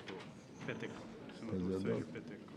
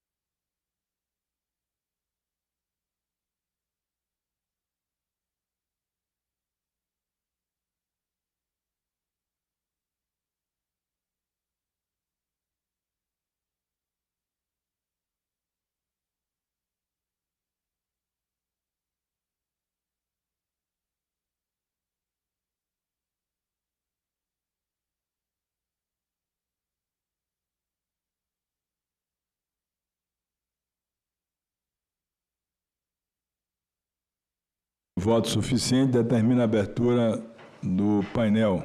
Vou encerrar a votação.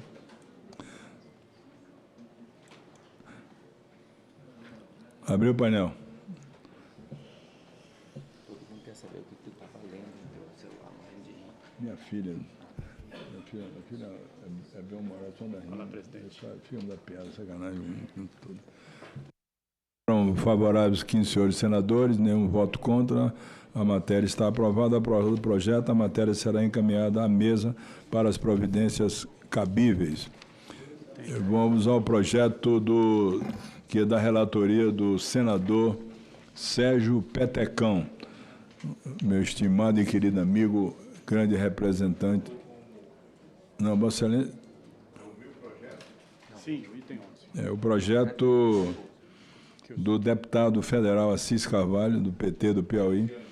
É o projeto de lei número 12.783, de 11 de janeiro de 2013, para dispor sobre o aproveitamento dos empregados das empresas públicas do setor elétrico federal desestatizada pelo Programa Nacional de Desestatização. Esse é um projeto que tem um apelo muito grande de vários setores, de funcionários de privatização da Eletrobras, da Eletronorte, do meu estado querido da Bahia, e eles vêm há muito tempo nessa luta. Quero mandar um abraço a todos eles, lá da nossa querida chefe da Eletrobras, da Eletronorte, meu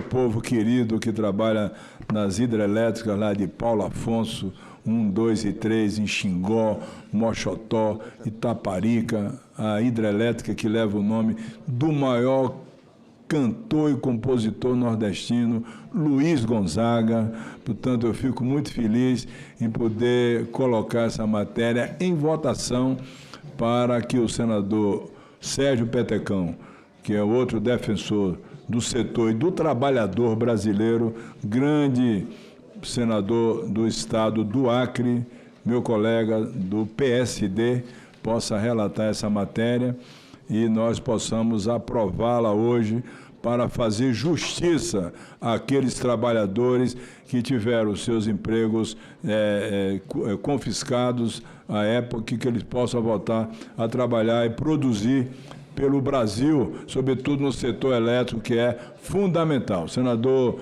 Sérgio Petecão. Presidente Otto, primeiramente quero agradecer a sua sensibilidade em pautar esse projeto. Quando nós assumimos essa relatoria, que eu procurei Vossa Excelência, falei do interesse que nós tínhamos e da importância que esse projeto, não só para os servidores do setor elétrico do Acre, da Bahia, mas do Brasil todo. Nós estamos falando aí de mais de 3.600 pais de família, mães de famílias, que hoje se encontram em situações difíceis. E são todos concursados, mão de obra especializada, pessoas preparadíssimas. Eu tenho exemplos lá do meu estado, na pessoa do meu amigo Ednei, que é um dos profissionais mais preparados que eu conheço nesse país. Estou citando ele porque ele foi uma pessoa que me ajudou, me incentivou, me deu muitas informações para que nós pudéssemos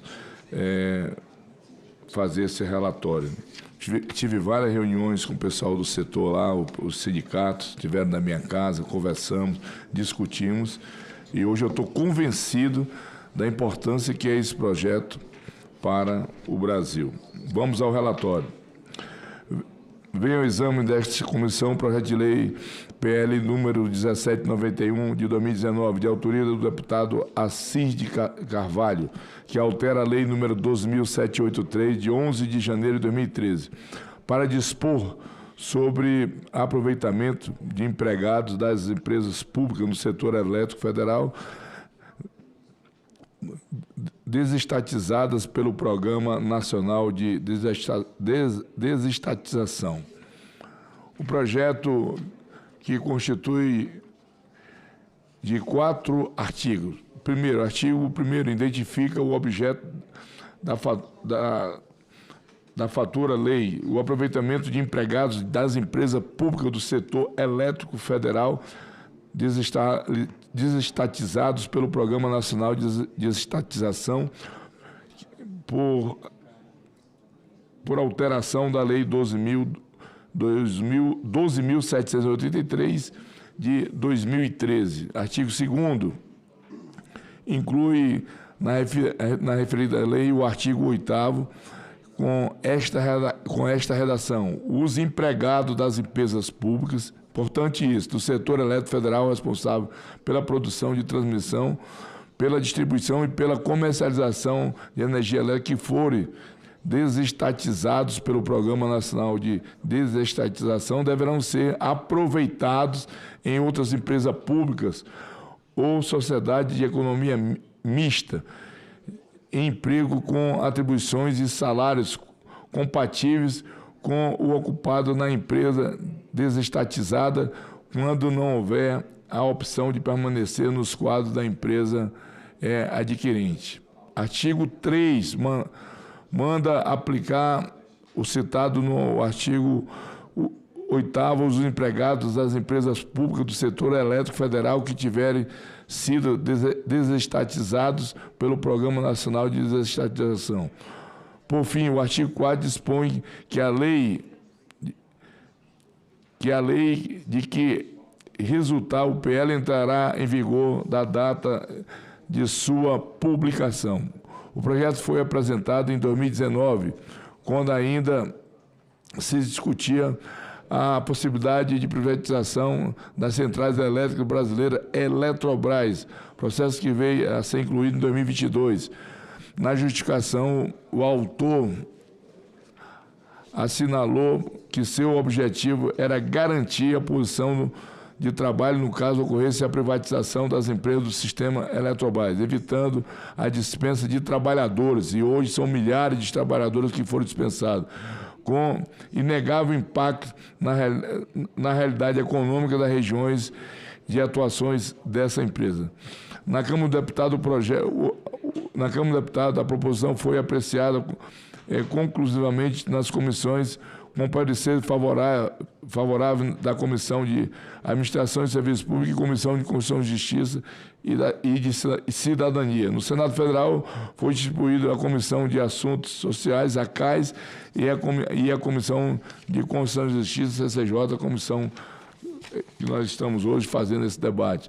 Recebendo parecer favorável, cabe a este colegiado opinar sobre a matéria antes de sua apreciação plenária.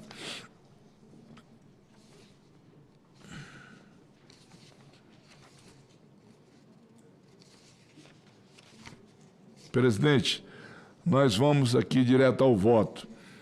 Antes do exposto, votamos pela constitucionalidade, juridicidade e regimentalidade do PL 1791 de 2019, bem como ao mérito pela sua aprovação. Presidente, esse projeto já foi discutido, rediscutido, como foi dito aqui por Vossa Excelência, da importância que nós votamos hoje, e eu já agradeço quando nós tivemos uma conversa, discutimos, e eu que de pronto o senhor me deu o prazer de relatar essa matéria.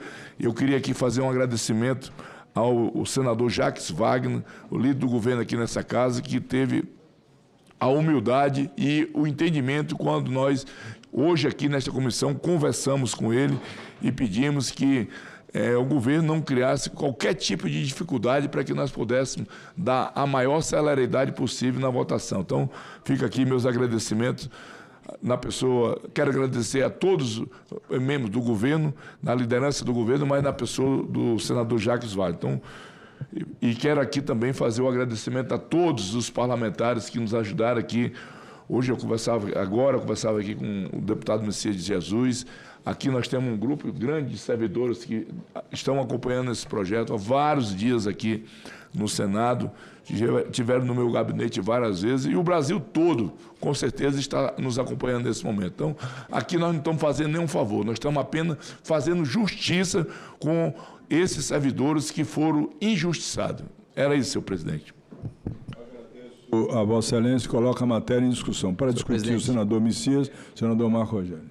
Senhor presidente, eu quero mais uma vez cumprimentar a Vossa Excelência, cumprimentar os colegas senadores, senadoras, cumprimentar o senador Sérgio Petecão, que faz um brilhante relatório pela aprovação desse projeto, que é, sem dúvida nenhuma, uma questão de justiça para com os servidores do setor elétrico brasileiro.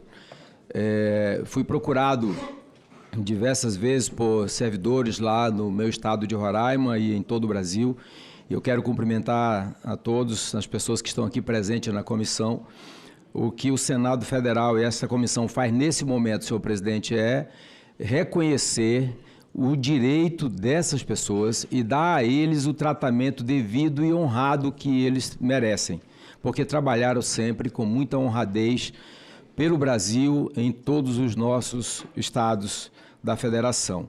Portanto, eu quero parabenizar, votarei favorável e quero aproveitar e requerer a Vossa Excelência que seja com urgência encaminhado ao plenário do Senado Federal para a votação. Senador Marco Rogério. Senhor presidente, senhoras e senhores senadores, eu queria cumprimentar o senador Petecão pela apresentação do relatório. Esse projeto é um projeto meritório. Na verdade, esse projeto ele toca em um ponto sensível, e importante, a proteção de centenas de trabalhadores que ingressaram nas estatais pela via do concurso público. Dedicaram anos de serviços ao setor, especialmente ao setor elétrico, e com a desestatização acabaram ficando expostos a um cenário de incerteza, de insegurança. Então, o mérito desse projeto está justamente em reconhecer esse patrimônio humano, esse capital técnico acumulado e buscar garantir que ninguém seja descartado ou tratado com injustiça. Não se trata de privilégio, se trata de reconhecimento. Preservar, portanto, esses profissionais é preservar a memória institucional, o conhecimento especializado, o conhecimento técnico e a continuidade de serviços essenciais ao país. Por isso eu quero destacar a iniciativa desse projeto, que busca um caminho de aproveitamento, de respeito, de proteção a esses servidores, obviamente que sempre com responsabilidade e dentro dos limites constitucionais, porque o caminho adotado no relatório é um caminho que não simplesmente joga isso para dentro da estrutura do governo, mas busca fazer essa relocação em ambientes apropriados, semelhantemente àquilo que eles já tinham no tempo em que essas empresas, que essas estatais estavam dentro da estrutura do governo. Portanto, considero uma matéria absolutamente meritória e que corrige um cenário de incerteza, de insegurança jurídica para esses trabalhadores. Agradeço a Vossa Excelência, senador Marcos Rogério, parabenizo pelas suas colocações, concordo plenamente com a aprovação da matéria e coloco ela em votação. Os senhores senadores e senadoras que aprovam a matéria permaneçam como se encontra. A matéria está aprovada. Presidente. Coloco como pede o senador Messias de Jesus, o senador Sérgio Petecão, um requerimento de urgência para que esse requerimento, aprovado agora na Comissão de Constituição e Justiça, seja encaminhado ao plenário do Senado Federal para votação. Senhores senadores e senadoras que aprovam o requerimento de urgência, permaneçam como se encontram. O requerimento está aprovado e a matéria vai para o plenário do Senado Federal. Com a palavra o senador Sérgio Petecão. Presidente, apenas para lhe agradecer mais uma vez e fazer um agradecimento especial a todos os companheiros sindicalistas, na pessoa do Jucá, que estiveram na minha casa, me ajudando, e também na pessoa do Ednei, que é excelente técnico, tem um currículo maravilhoso e foi uma pessoa fundamental na elaboração do nosso relatório. Era isso, senhor presidente. Muito obrigado a todos. E aqui fazer uma saudação especial a todos os companheiros que vieram nos dar essa força aqui nesta comissão. Valeu, moçada. Senador Sérgio Petecão, Vossa Excelência sabe da nossa comissão uma série de matérias que já estavam de muito tempo para analisar, nós analisamos, mas tivemos a oportunidade de colocar esse ano, como foi o compromisso que assumimos com Vossa Excelência. Senador, a matéria está aprovada e vai ao plenário do Senado Federal para a votação no plenário do Senado Federal em regime de urgência. Senador Carlos Portinho. Já posso pro próximo? Pode. 12ª pauta. O item 12. Muito obrigado. Senhor presidente, meus colegas, o item 12 da pauta é um projeto sobre segurança pública. É um projeto, em resumo, que tipifica o crime de barricada, iniciativa do deputado federal Sargento Portugal, do Podemos, que foi aprovado na Câmara, e eu estou mantendo, depois de passar pela Comissão de Segurança Pública, integralmente o texto que veio da Comissão de Segurança Pública. Esse crime de barricada, na ausência de tipificação, tem dado muito trabalho para os governos, especialmente o governo do Rio de Janeiro, que resolveu, e uma boa iniciativa, finalmente enfrentar esse problema, justamente com uma operação para a retirada de barricadas em todas as comunidades.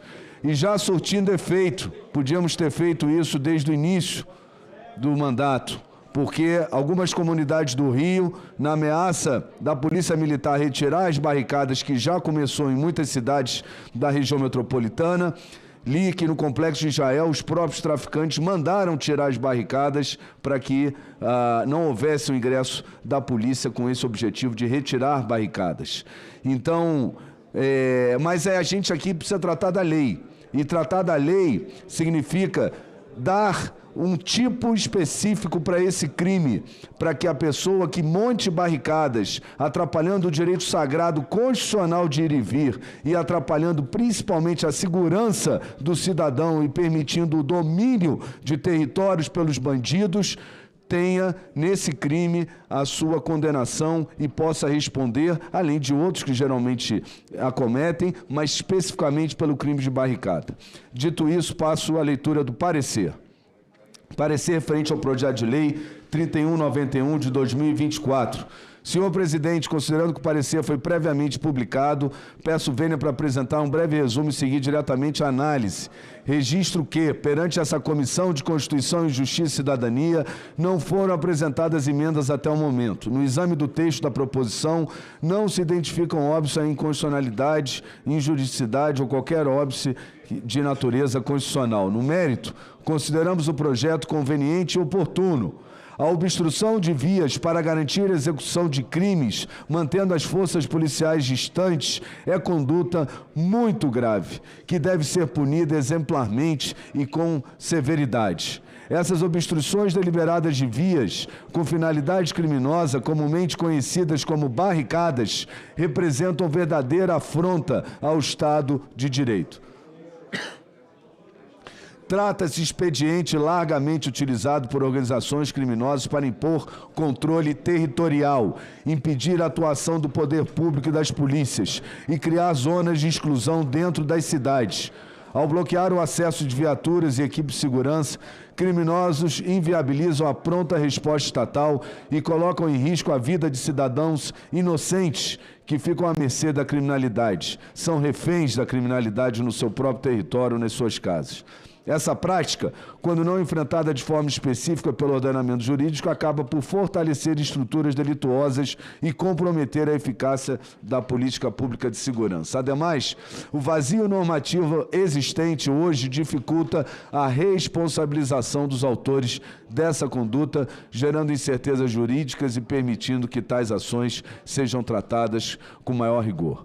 Diversos episódios já foram registrados no meu estado do Rio de Janeiro, onde barricadas são utilizadas para impedir o acesso das forças de segurança a determinadas regiões e aos serviços públicos, criando verdadeiros enclaves dominados por facções criminosas. A realidade vivenciada demonstra a urgência de se conferir tratamento penal específico à conduta, um tipo específico, de modo a restabelecer a autoridade do Estado, proteger a população e garantir as forças de segurança possam atuar, assim como os serviços públicos alcancem comunidades. Obviamente, uma manifestação social com movimento reivindicatório não poderia constituir crime, até porque, nesse caso, a obstrução da via não terá o objetivo de cometer ou ocultar outros crimes. Diante disso, foi muito bem colocada a ressalva no projeto.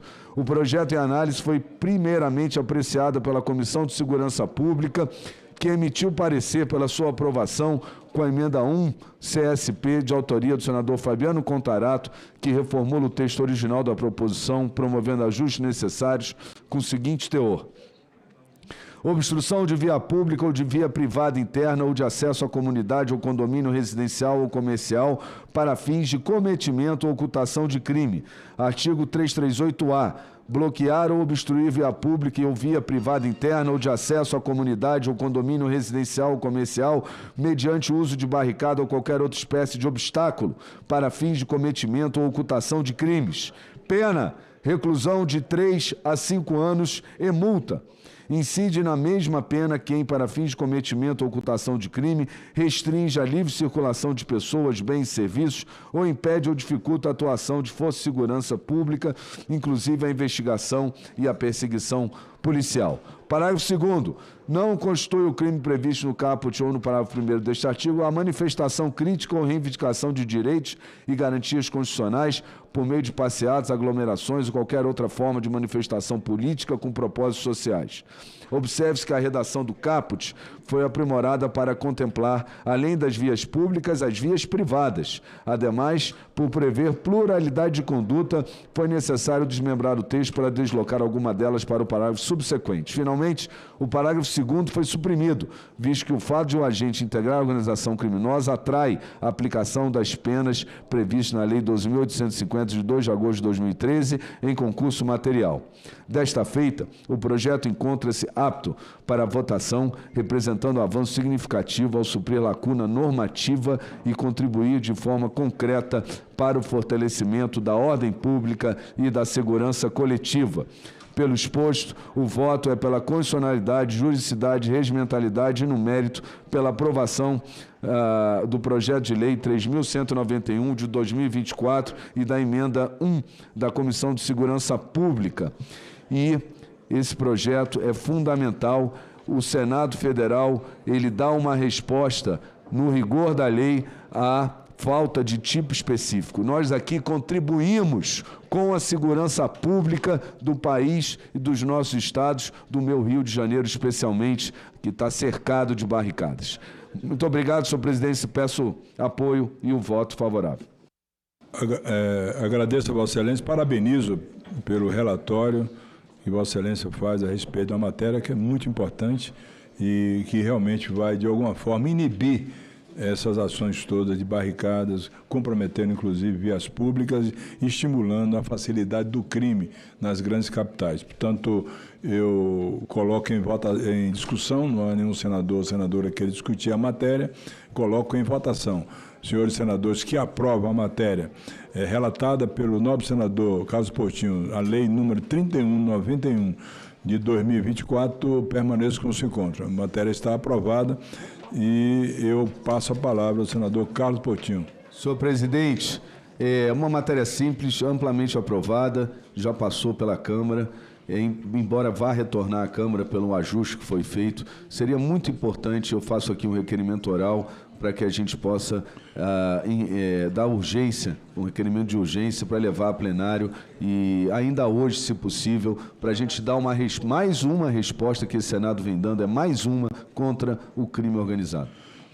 Coloco em votação o requerimento de urgência para a matéria, de iniciativa do senador Carlos Portinho. Os senhores senadores e senadoras que aprovam o requerimento de urgência permaneçam como se conta. Está aprovado o requerimento de urgência, aprovado o relatório, passa a constituir parecer da comissão favorável ao projeto. Com a emenda número 1 da CSP-CCJ, a matéria vai em requerimento de urgência, aprovado agora para o plenário do Senado Federal. Minha gratidão, ilustre presidente, por ter, inclusive, atendido o meu pedido da relatoria, que tão rápido lhe devolvi com a aprovação desse projeto. Muito obrigado. Eu que agradeço a Vossa Excelência. Não havendo mais nenhuma outra matéria a tratar, declaro encerrada a presente reunião.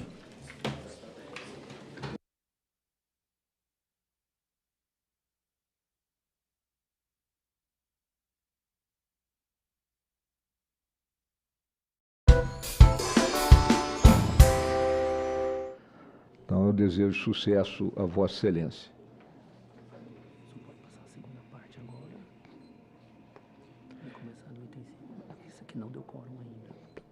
Eu anuncio a segunda parte dessa reunião, que é uma reunião deliberativa, iniciando pelo item 5, que é o projeto de decreto legislativo número 332 de 2025, que aprova o texto do Tratado entre a República Federativa do Brasil e a Austrália sobre auxílio jurídico mútuo em matéria penal, assinado em Brisbane em 15 de novembro de 2014. Autoria da Câmara dos Deputados, o relatório é deste senador e é pela aprovação.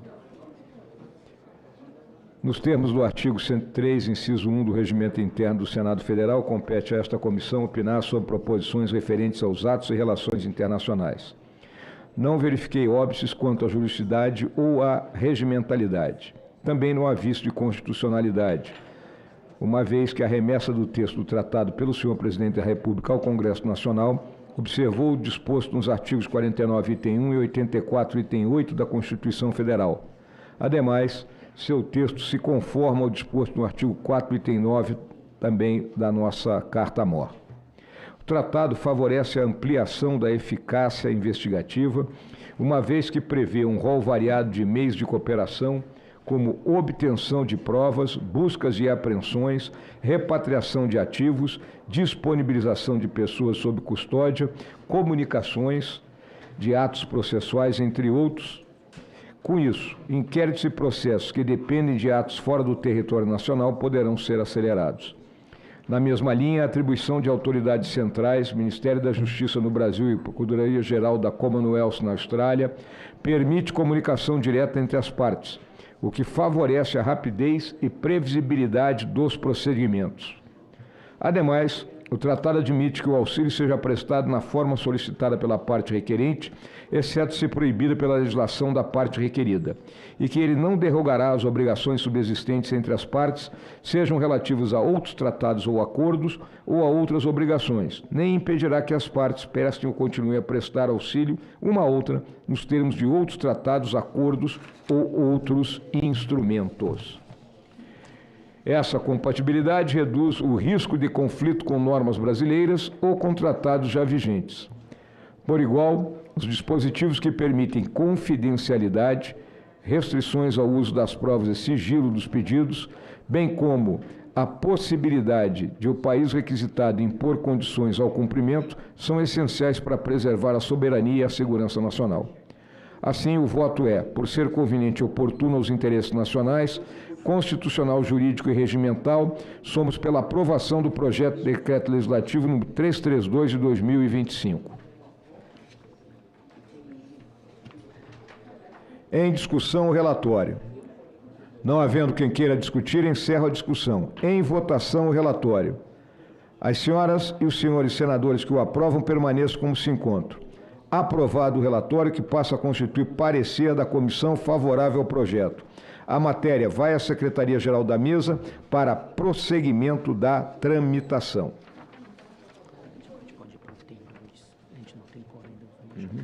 Tá bem.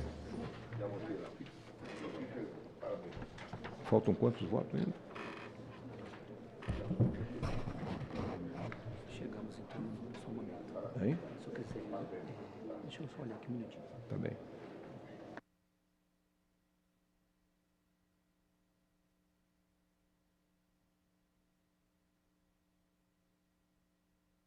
fechar. Uma vez que foi atingido o quórum de votação em relação aos senhores embaixadores que terminaram de fazer suas apresentações, eu lembro aos senhores embaixadores que foram distribuídas a Vossa Excelência perguntas do E-Cidadania e solicito que sejam respondidos aí via e-mail, né? Então, determina a Secretaria que proceda à apuração.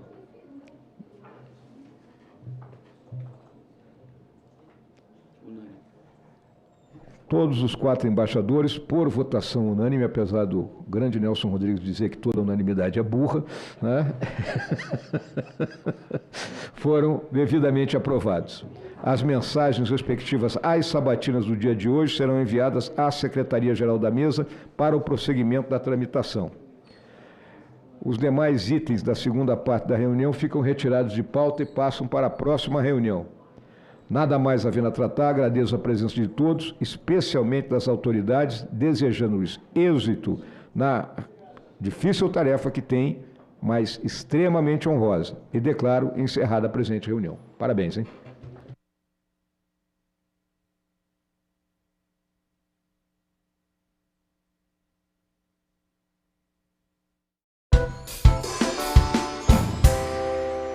China.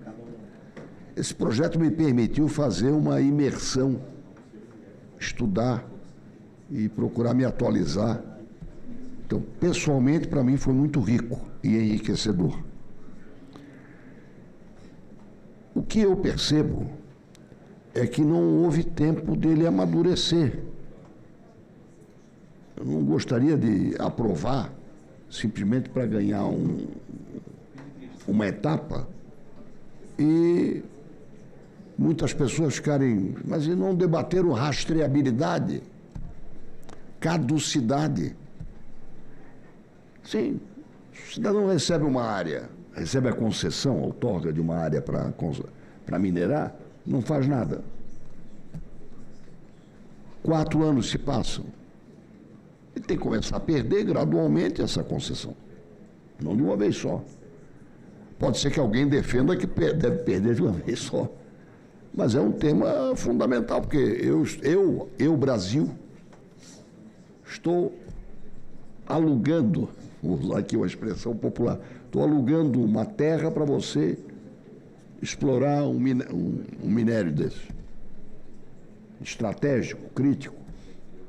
Imagina se fosse cobre, que vai faltar cobre. A partir de 2030, nós vamos viver falta de provisão para cobre no mundo, que é um mineral crítico em matéria de transmissão de dados, de transmissão de voz, de comunicação, enfim. Então, eu sinto que nós deveríamos conceder um período de vista.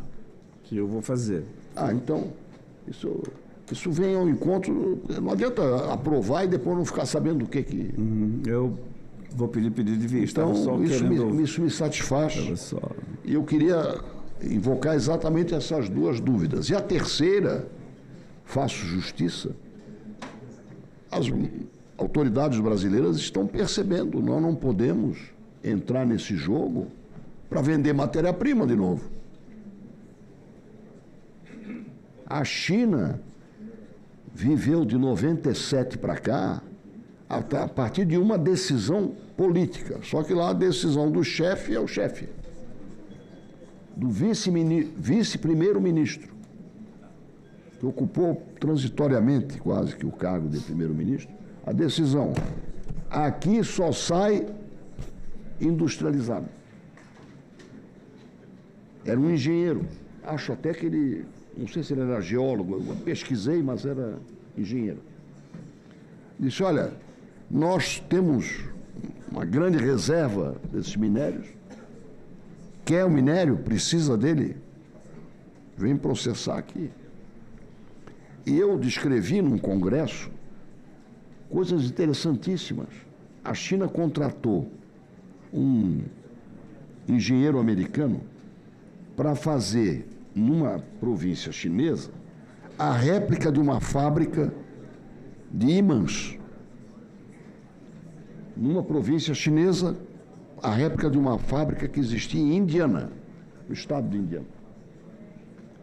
Ele preparou o terreno e fez uma réplica da fábrica, igual. Na metade da construção veio a ordem: dobra, porque nós vamos fechar de Indiana. Deu para entender? Levaram a fábrica para eles. Então, incidente, eu tive a oportunidade, foi uma coisa até divertida. Quando se anunciava nos Estados Unidos ou no Reino Unido, nós vamos conseguir autossuficiência, a China baixava o preço. Ou seja, tirava a atratividade da industrialização no meu território. Aí eu desistia, ela aumentava a oferta. Aumentava a oferta e aumentava o preço. Aí começava tudo de novo. E é isso que os Estados Unidos estão vivendo erraticamente. Nós vamos fazer a maior fábrica de superchip no Arizona. Só que o suprimento não é local. Então, fazendo aqui uma observação, não é nenhuma crítica, a China está dando um banho, sabe? Está dando um show de jogar esse futebol. E nós temos que aprender. Quando o Trump recentemente anunciou o tarifaço, foi olhar, vai ser contra ele, porque ele é que é o comprador. Então ele vai onerar a matéria-prima dele, como aconteceu com coisas nossas aqui. Está onerando a madeira, que é matéria-prima para ele. É o grande problema de Santa Catarina. E o que é pior, com empresas que fabricam sob medida para ele, quer dizer, terno sob medida, não é terno que você compra pronto, feito para o senador Plínio Valério, com essa elegância toda. Nem todos têm esse manequim. Então, é uma controvérsia, uma forma de luta em que um tem mais habilidade que o outro. O caso do café, o caso da laranja, da carne. Um país que come hambúrguer. Quantos hambúrguer o brasileiro come por semana? X. O americano come 100x. E o hambúrguer tem aquele sabor porque tem a carne brasileira do dianteiro, que nós não usamos. Da parte do dianteiro do boi. Então, das duas, uma. Vai aumentar o preço ou vai mudar o sabor. Então, vai desagradar duas vezes o cidadão médio americano. Quer dizer, só a tarifa não resolve. E tem que ter planos de longo prazo. E aí, eu que defendo o capitalismo, reconheço que a China tem uma vantagem sobre nós. Porque um capitalismo baseado em balanço trimestral ou bimestral, o executivo tem que apresentar resultado daqui a 3 meses. Enquanto que na China, então, esse é um assunto estratégico, resultado só daqui a 5 anos, mas eu vou acompanhar isso semanalmente. É uma coisa mais autoritária, digamos, e mais determinada. Então, nós estamos vivenciando, nesse caso, isso vale para fertilizante. Olha bem, a nossa dependência, 85% a 90% de dependência nesse pilar da economia brasileira que é o agro. Então, uma exposição terrível. De sorte que eu fico muito feliz com o pedido de vista. Acho até, é uma pena que o senador Renan não esteja aqui para concordar ou não, mas durante esse pedido de vista, eu sugiro que se imagine uma sessão, uma audiência pública. Eu participei de um congresso, mas o debate não está encerrado. E é um tema de muito peso no presente e muito peso no futuro. Quer ter o nosso passivo por não ter feito e o nosso passivo se não fizermos, que é o pior ainda. Então, eu não teria nenhuma dúvida em pedir luz, no sentido mais amplo da palavra, sobre o tema, e de sorte que me abstenho de ler, peço que leiam, critiquem à vontade. Cada crítica, para mim, vai ser uma beleza. Cada um que contrariar um texto não vai me desagradar, vai me agradar, porque nós temos que construir isso com o máximo de consciência disseminada. Não pode ser a consciência de uma pessoa ou só do poder público.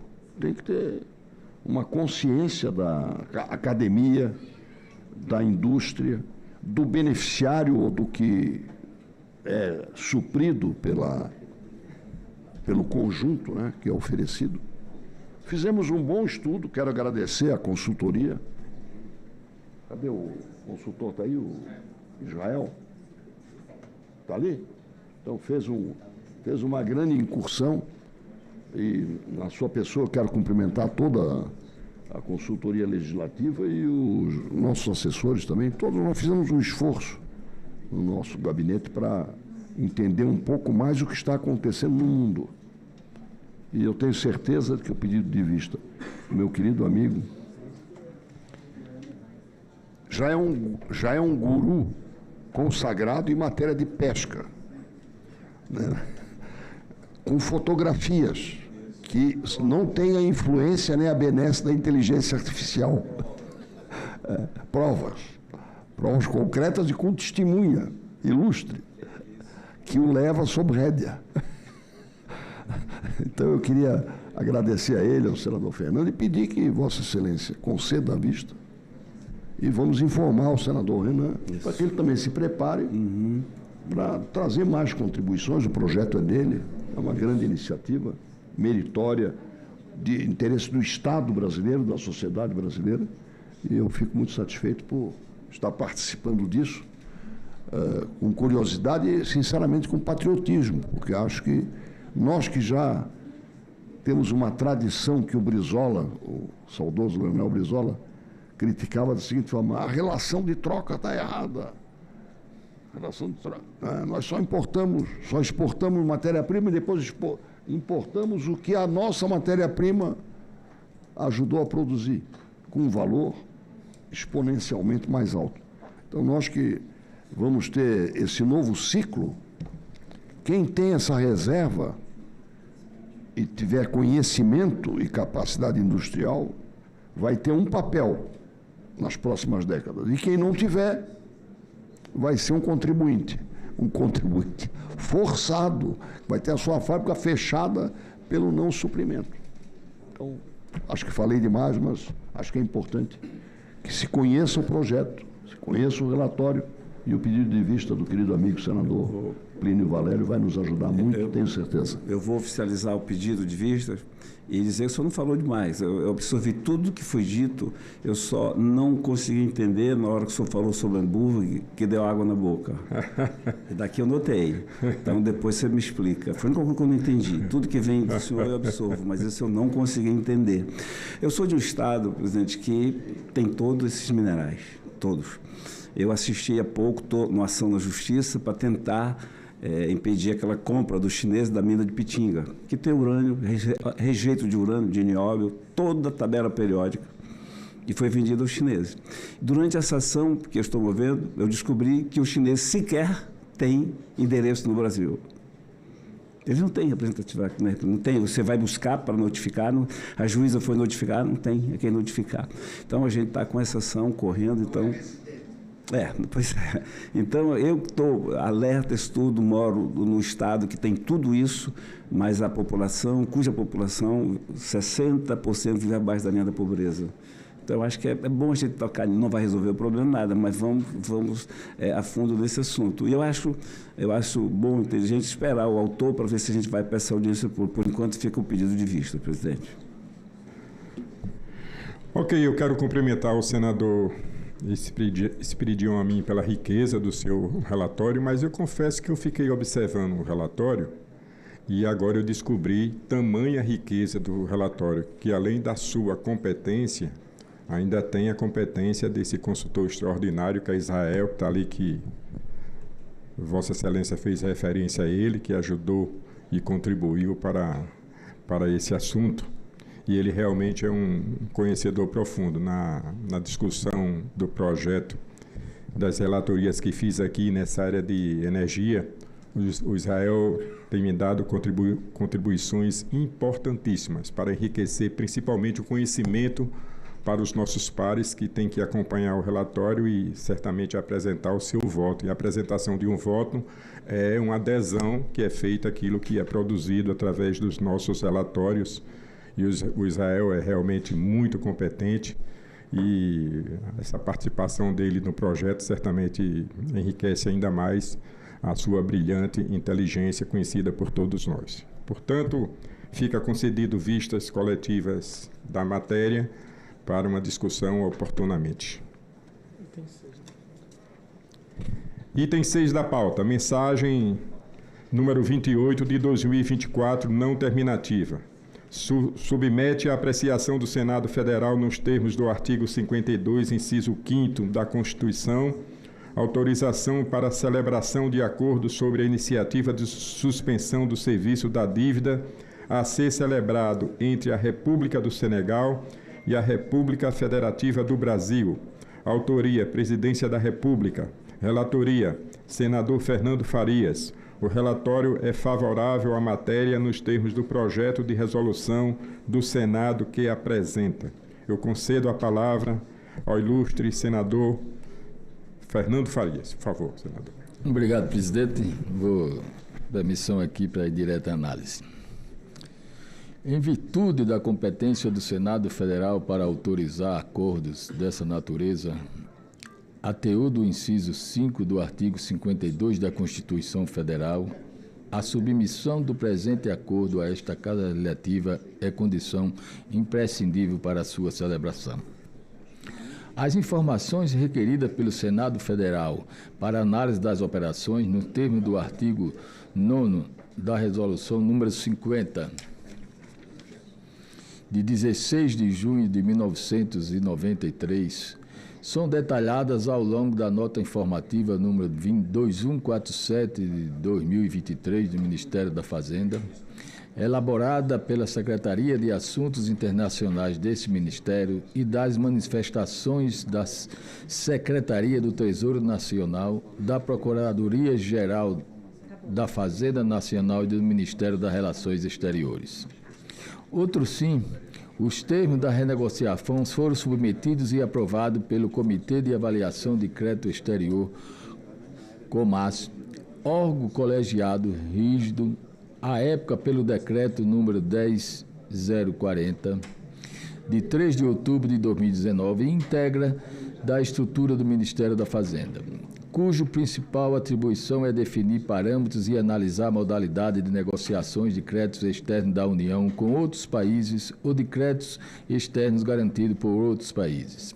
A dívida afetada pelo presente acordo totaliza 4.888.782 dólares dos Estados Unidos da América e 59 centavos, abrangendo somente os vencimentos devidos pela República do Senegal, a República Federativa do Brasil, no âmbito do Programa de Financiamento e Exportação PROEX, em maio de 2020 e dezembro de 2021, período pelo qual as obrigações de pagamento foram suspensas e reescalonadas em razão do mencionada iniciativa da suspensão do serviço da dívida DSSI.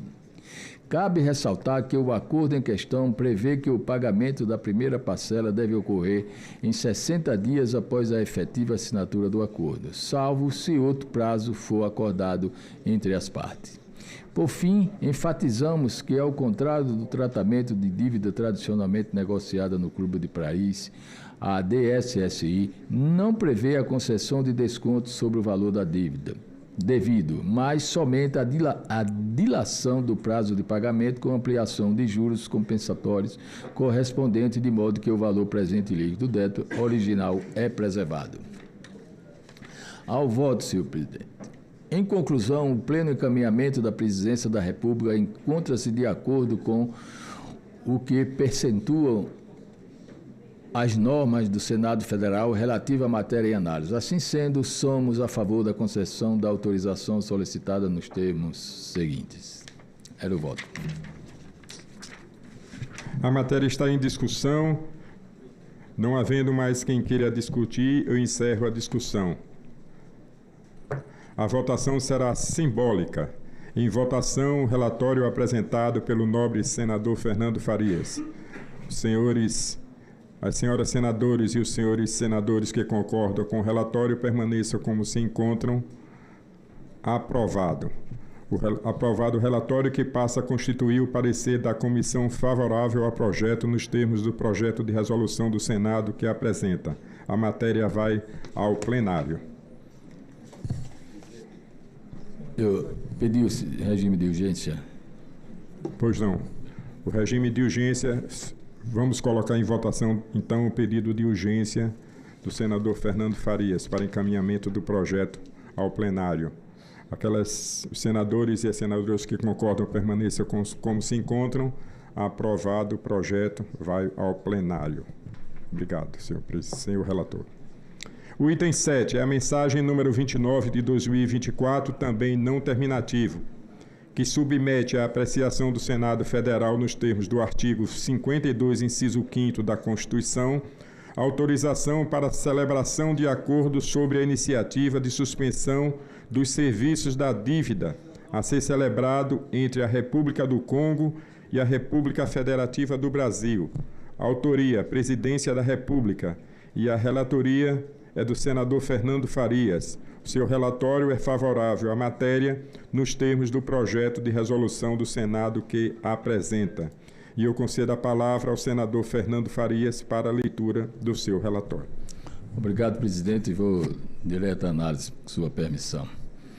As informações requeridas pelo Senado Federal para análise da operação nos termos do artigo 9º da Resolução número 50 de 1993 são detalhadas ao longo da nota informativa 2123/2023 do Ministério da Fazenda, de 29 de dezembro de 2023.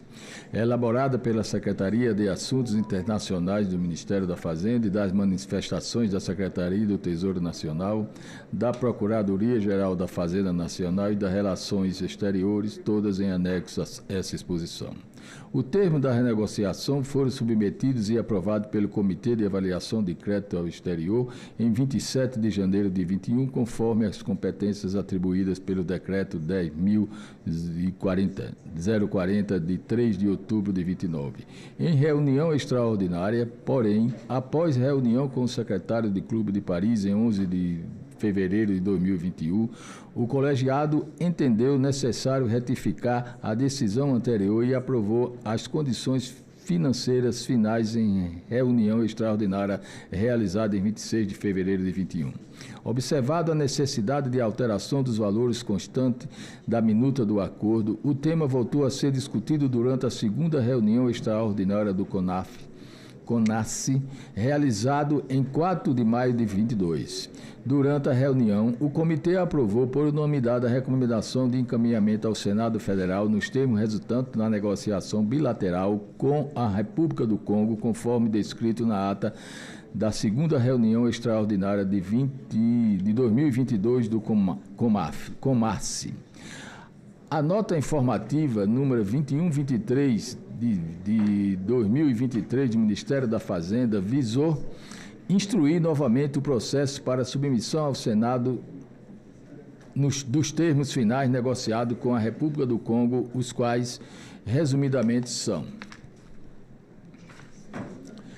dívida consolidada, $9.997.055 dos Estados Unidos da América e 18 centavos, incluindo juros contratuais e juros compensatórios dos valores deferidos ao DSSI e suas duas extensões. Amortização: DSSI em 6 parcelas semestrais, DSSI1 extensão em 10 parcelas semestrais e DSSI extensão final em 10 parcelas semestrais.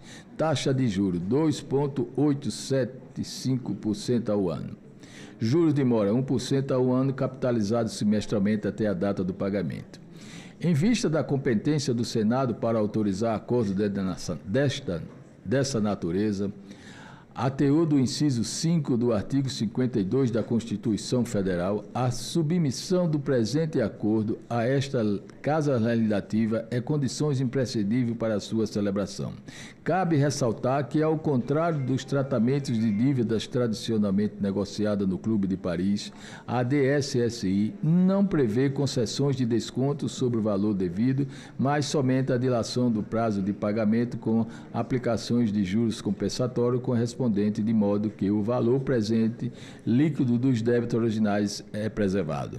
Ao voto, senhor presidente. Em conclusão, o pleito encaminhado pela Presidência da República encontra-se de acordo com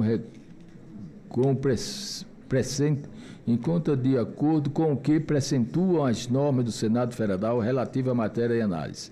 Assim sendo, somos a favor da concessão da autorização solicitada nos termos do seguinte. É o voto, presidente. A matéria está em discussão. Não havendo quem queira discutir, eu encerro a discussão. A votação será simbólica. Em votação, o relatório apresentado. Senadoras e os senadores que concordam com o relatório permaneçam como se encontram. Aprovado o relatório que passa a constituir o parecer da comissão favorável ao projeto, nos termos do projeto de resolução do Senado que apresenta. A matéria vai ao plenário. Urgência, presidente, por favor. Em função do pedido de urgência do senador Fernando Farias, eu coloco a sua solicitação em discussão. Não havendo quem queira discutir, em votação. Aprovado o pedido de urgência formulado pelo senador Fernando Farias, a quem agradecemos a relatoria. O item 8 da pauta é a mensagem número 30 de 2024, não terminativo. Submete à apreciação do Senado Federal, nos termos do artigo 52, inciso 5º da Constituição, autorização para a celebração de acordo de reescalonamento de dívida e iniciativa de suspensão do serviço da dívida a ser celebrado entre a República Federativa do Brasil e a República de Moçambique. Autoria, Presidência da República. Relatoria, senador Fernando Farias. E o relatório é favorável à matéria nos termos do projeto de resolução do Senado que a apresenta. Concedo a palavra ao senador Fernando Farias para a leitura do seu relatório. Presidente, peço licença para ser mais breve. Os termos são praticamente os mesmos e, no caso de Moçambique, aí para ler alguma coisa. No caso de Moçambique, a suspensão segue a mesma lógica, mas envolve valor superior, cerca de 143 milhões, incluindo atrasos acumulados até maio de 2020 em operações garantidas pelo Fundo de Garantia e Exportação e no Acordo Bilateral de 2004. O reescalonamento limita-se ao período elegível da DSI e de maio de 2020 a dezembro de 21. Os pagamentos posteriores seguem as condições originais. Em todos os casos, o Brasil atuou alinhado aos demais credores, oferecendo alívio imediato aos países afetados, sem abrir mão do crédito, já que os valores deferidos serão integralmente reembolsados conforme novos cronogramas do Clube de Paris. E ao voto, presidente.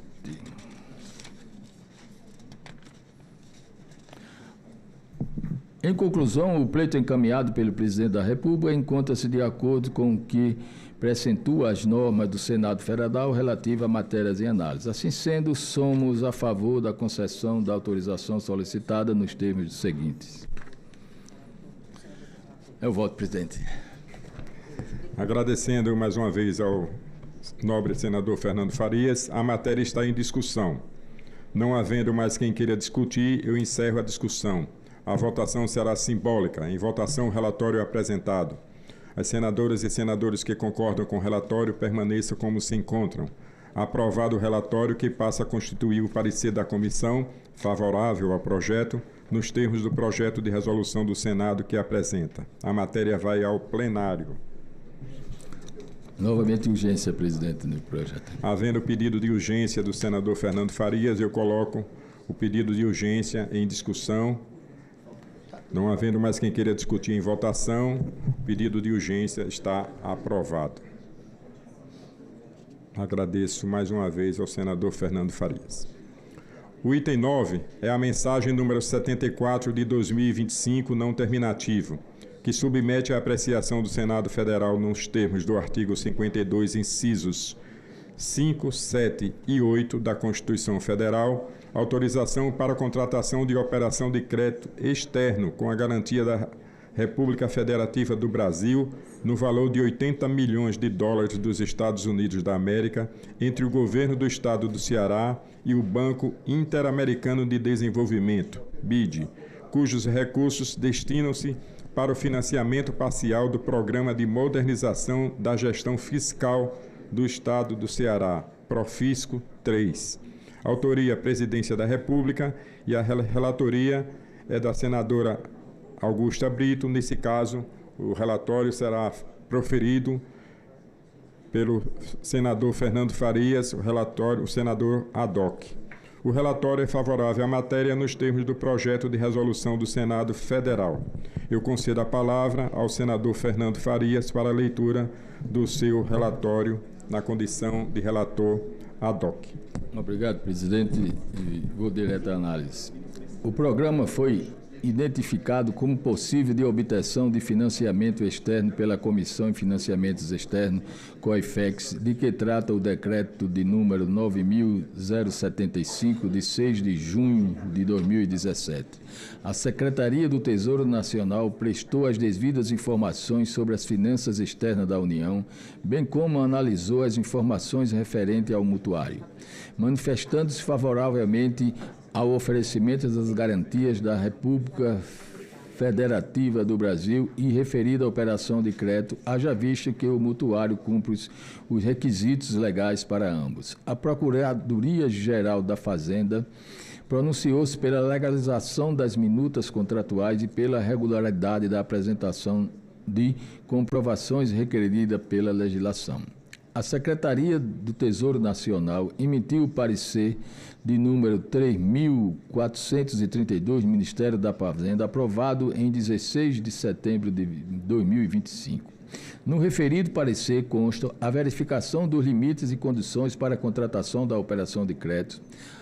B. A análise dos requisitos legais e normativos referentes à concessão das garantias da União. C. As informações relativas aos riscos do Tesouro Nacional,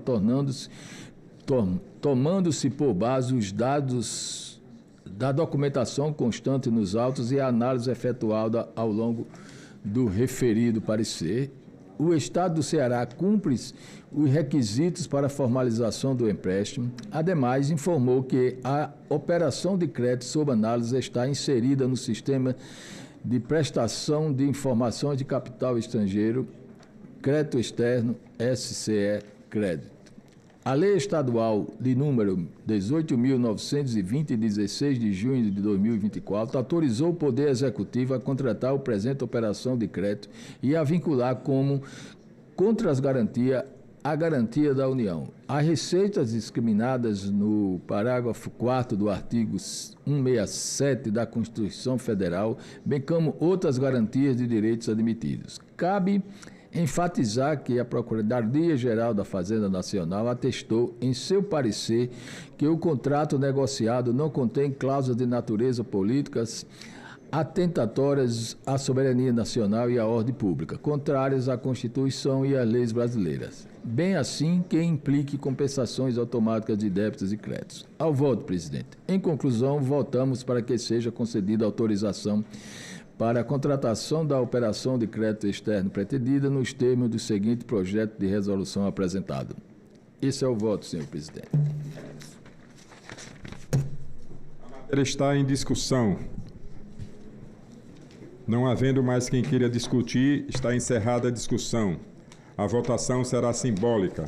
Em votação, o relatório apresentado. As senhoras e os senhores senadores que concordam com o relatório permaneçam como se encontram. Aprovado o relatório, que passa a constituir o parecer dessa comissão, favorável ao projeto nos termos do projeto de resolução do Senado que apresenta. A matéria vai ao plenário. Como eu já sei, o senador Fernando Farias vai pedir de novo a urgência. Eu quero colocar em discussão o pedido de urgência. Em votação, aqueles que concordam com a urgência permaneçam como se encontram. Ninguém se manifestou, está aprovado a urgência para o projeto a mensagem de resolução número 74. Obrigado, presidente. Nada mais havendo a tratar, eu agradeço a presença de todos e declaro encerrada a presente reunião. Muito obrigado.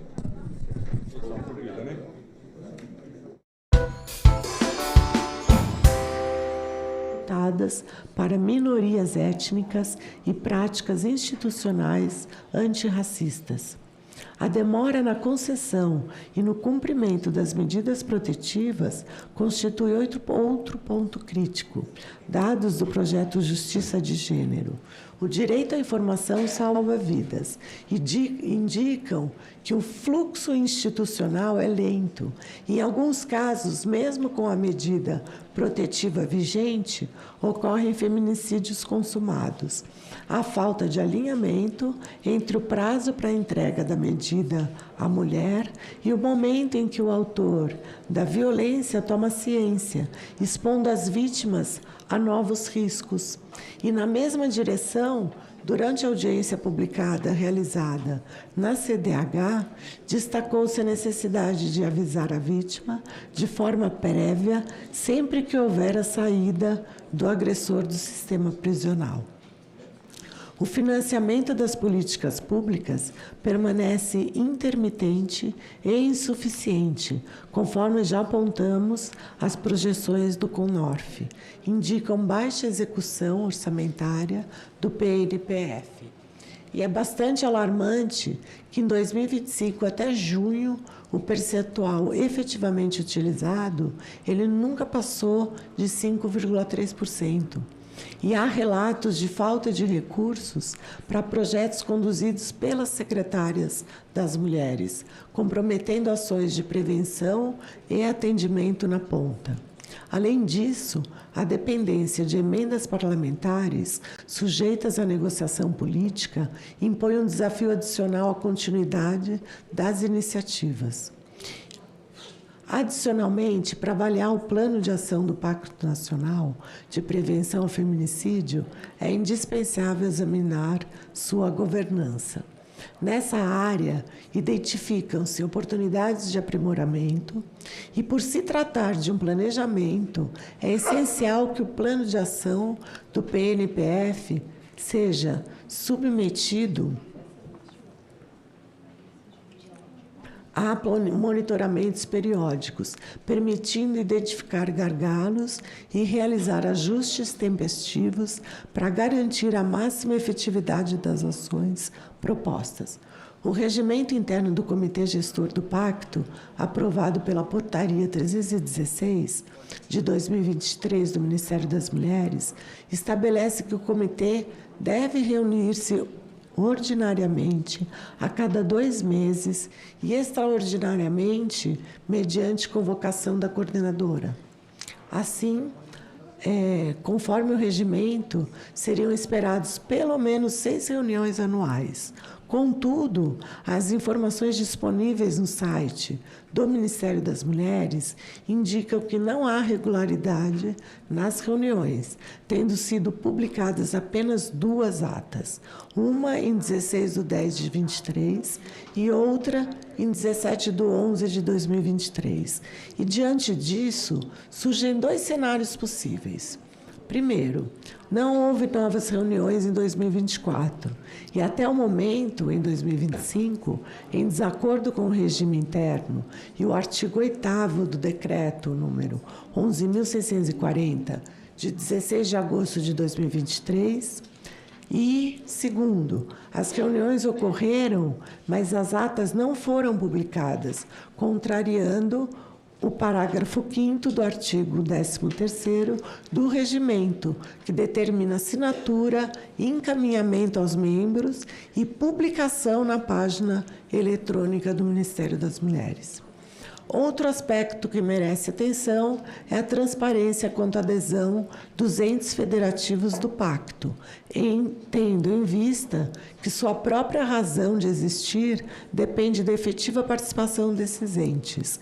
E, nesse sentido, dados do Ministério das Mulheres, divulgados em seu sítio eletrônico em novembro de 2024, e informados na audiência pública realizada na CDH em outubro de 25, observe-se que 12 estados divulgados como aderentes ao pacto em 2024 permanecem em 2025. 8 estados foram divulgados como aderentes em 2024 e não foram citados como aderentes em 2025. E 5 estados constam como aderentes apenas em 2025. Ante o exposto, partindo do pressuposto de que ambos os dados divulgados em 2024 e 2025 estão corretos, surgem questionamentos que poderiam ser sanados caso houvesse transparência quanto às adesões e eventuais existências dos entes federados.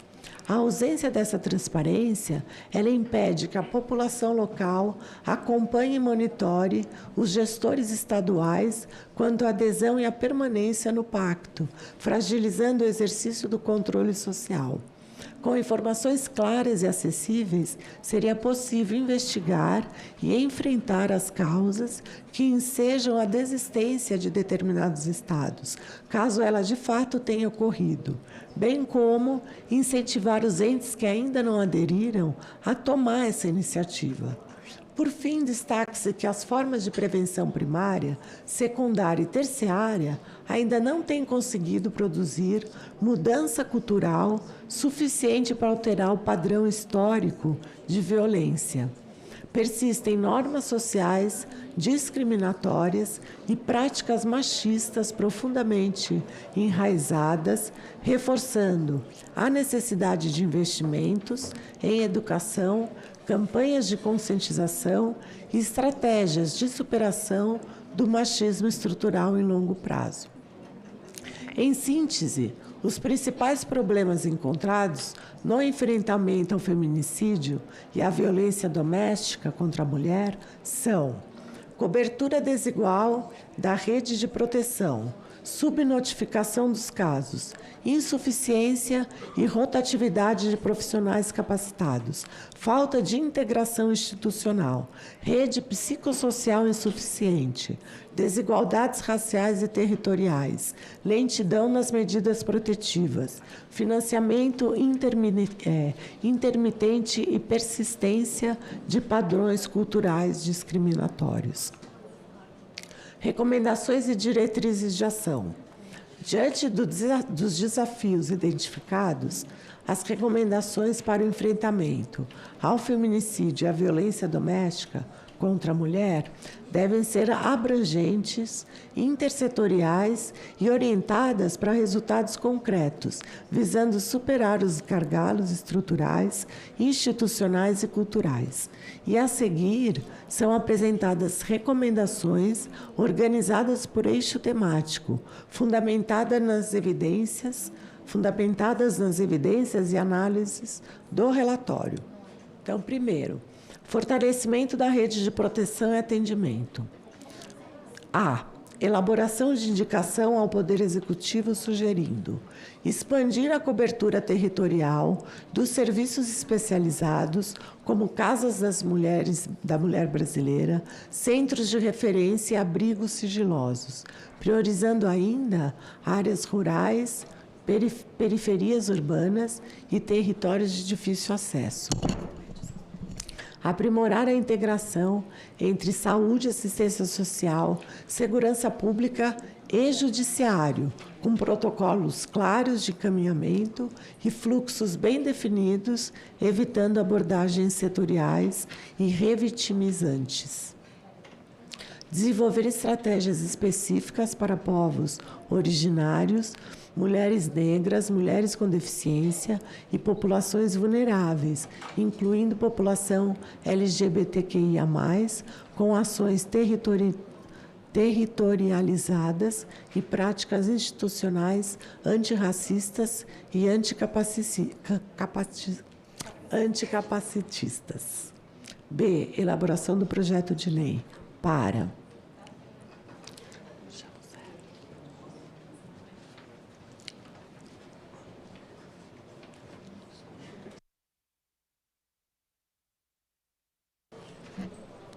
onde eu estou? A elaboração do projeto de lei para alterar a lei número 14.541, de 3 de abril de 2023, para estabelecer que nos municípios onde não houver delegacia especializada de atendimento à mulher, o atendimento ininterrupto à mulher vítima de violência doméstica e familiar seja garantido pelas delegacias comuns existentes. Alterar a Lei nº 11.340, de 7 de agosto de 2006, a Lei Maria da Penha, para incluir novo inciso do artigo 8º, prevendo, entre as diretrizes da política de enfrentamento à violência doméstica e familiar, o desenvolvimento de estratégias específicas para povos originários, mulheres negras, mulheres com deficiência e populações vulneráveis, com ações territorializadas e práticas institucionais antirracistas e anticapacitistas. Segundo, capacitação e valorização dos profissionais. A. Elaboração de indicação aos poderes executivos e judiciário para, no âmbito das suas respectivas competências, sugerir. Primeiro, assegurar a continuidade de programas de capacitação para profissionais da rede de atendimento e de órgãos não especializados que prestam assistência à mulher vítima de violência doméstica e familiar. Segundo, desenvolver estratégias para a redução da rotatividade de equipes especializadas no atendimento à mulher vítima de violência doméstica e familiar, promovendo valorização, formação permanente e condições adequadas de trabalho. B.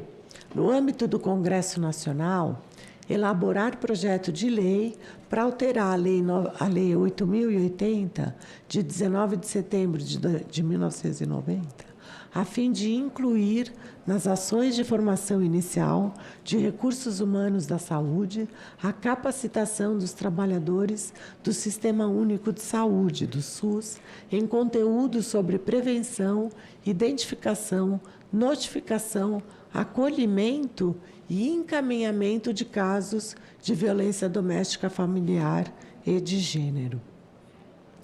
3. Integração de dados, monitoramento e transparência. A elaboração de indicação ao Poder Executivo sugerindo padronização e integração dos sistemas de informação entre justiça, segurança, saúde, assistência social, facilitando o acompanhamento dos casos e a formulação da política baseada em evidências. Consolidação e fortalecimento do Observatório Nacional de Violência de Gênero como base permanente de evidências, ampliando a produção e divulgação de diagnósticos, relatórios e indicadores. Aprimoramento da governança do PNPF, de modo a assegurar a realização regular das reuniões do Comitê Gestor, conforme previsto em seu regimento interno. Aprimoramento da publicização das atas das reuniões do Comitê Gestor do Pacto Nacional de Prevenção aos Feminicídios, bem como dos instrumentos de monitoramento e controle, assegurando transparência e participação social. Divulgação em página oficial e em formato aberto das adesões de estados e municípios ao Pacto Nacional de Prevenção aos Feminicídios, bem como seus respectivos planos de metas, a fim de permitir que a sociedade acompanhe o grau de compromisso e a implementação do pacto por cada ente federativo, fortalecendo o controle social.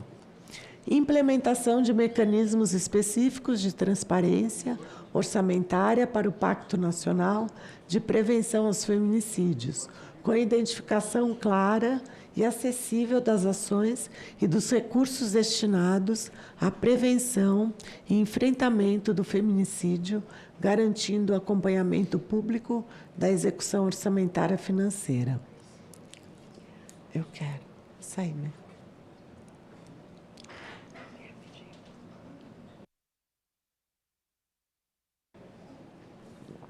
Obrigada. Quarto, prevenção e mudança cultural. Olha, eu bebo água, a voz aumenta. Elaboração de indicação de Poder Executivo sugerindo que seja assegurada a continuidade de programas e ações de formação para lideranças comunitárias, religiosas e escolares, qualificando os espaços onde as mulheres buscam apoio inicialmente. Garantida a continuidade e a implementação territorializada do programa voltados à recuperação e reeducação do agressor. Desenvolvida campanhas educativas e de conscientização de longo prazo voltadas à desconstrução de padrões machistas, racistas, capacitistas e discriminatórios, com foco em escolas, comunidades, igrejas e redes informais de apoio. Ampliada a divulgação dos serviços de proteção e acolhimento, garantindo que as vítimas tenham acesso facilitado à informação e aos canais de denúncia. Quinto, saúde mental e apoio psicossocial. A elaboração de indicação ao Poder Executivo, sugerindo: primeiro, organização de uma rede de atendimento psicossocial sólida, com atendimento territorializado, contínuo, protocolos específicos para a prevenção do suicídio, assegurando cuidado integral às famílias, incluindo crianças e adolescentes afetados pela violência, e acompanhamento psicossocial do agressor por meio de atendimentos individuais e/ou grupos de apoio. E que seja assegurada à vítima de violência doméstica e familiar o acesso aos serviços de saúde mental e acompanhamento pós-denúncia, prevenindo riscos de revitimização e impactos decorrentes da violência a longo prazo.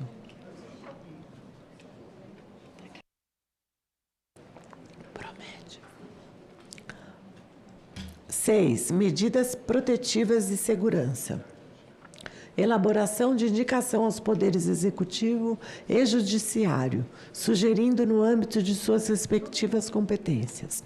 Primeiro, o estabelecimento de mecanismos que confiram maior agilidade na concessão e no cumprimento das medidas protetivas, alinhando o tempo de entrega à mulher com o tempo de ciência ao autor da violência e garantindo aviso oportuno às vítimas sobre a saída do agressor do sistema penal e revogação de medidas protetivas.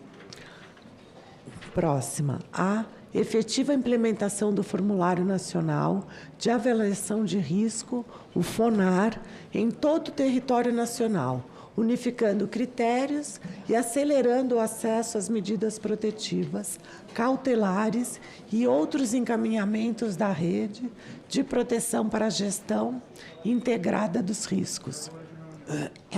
7. Financiamento e sustentabilidade das políticas. A. Elaboração de indicação ao Poder Executivo.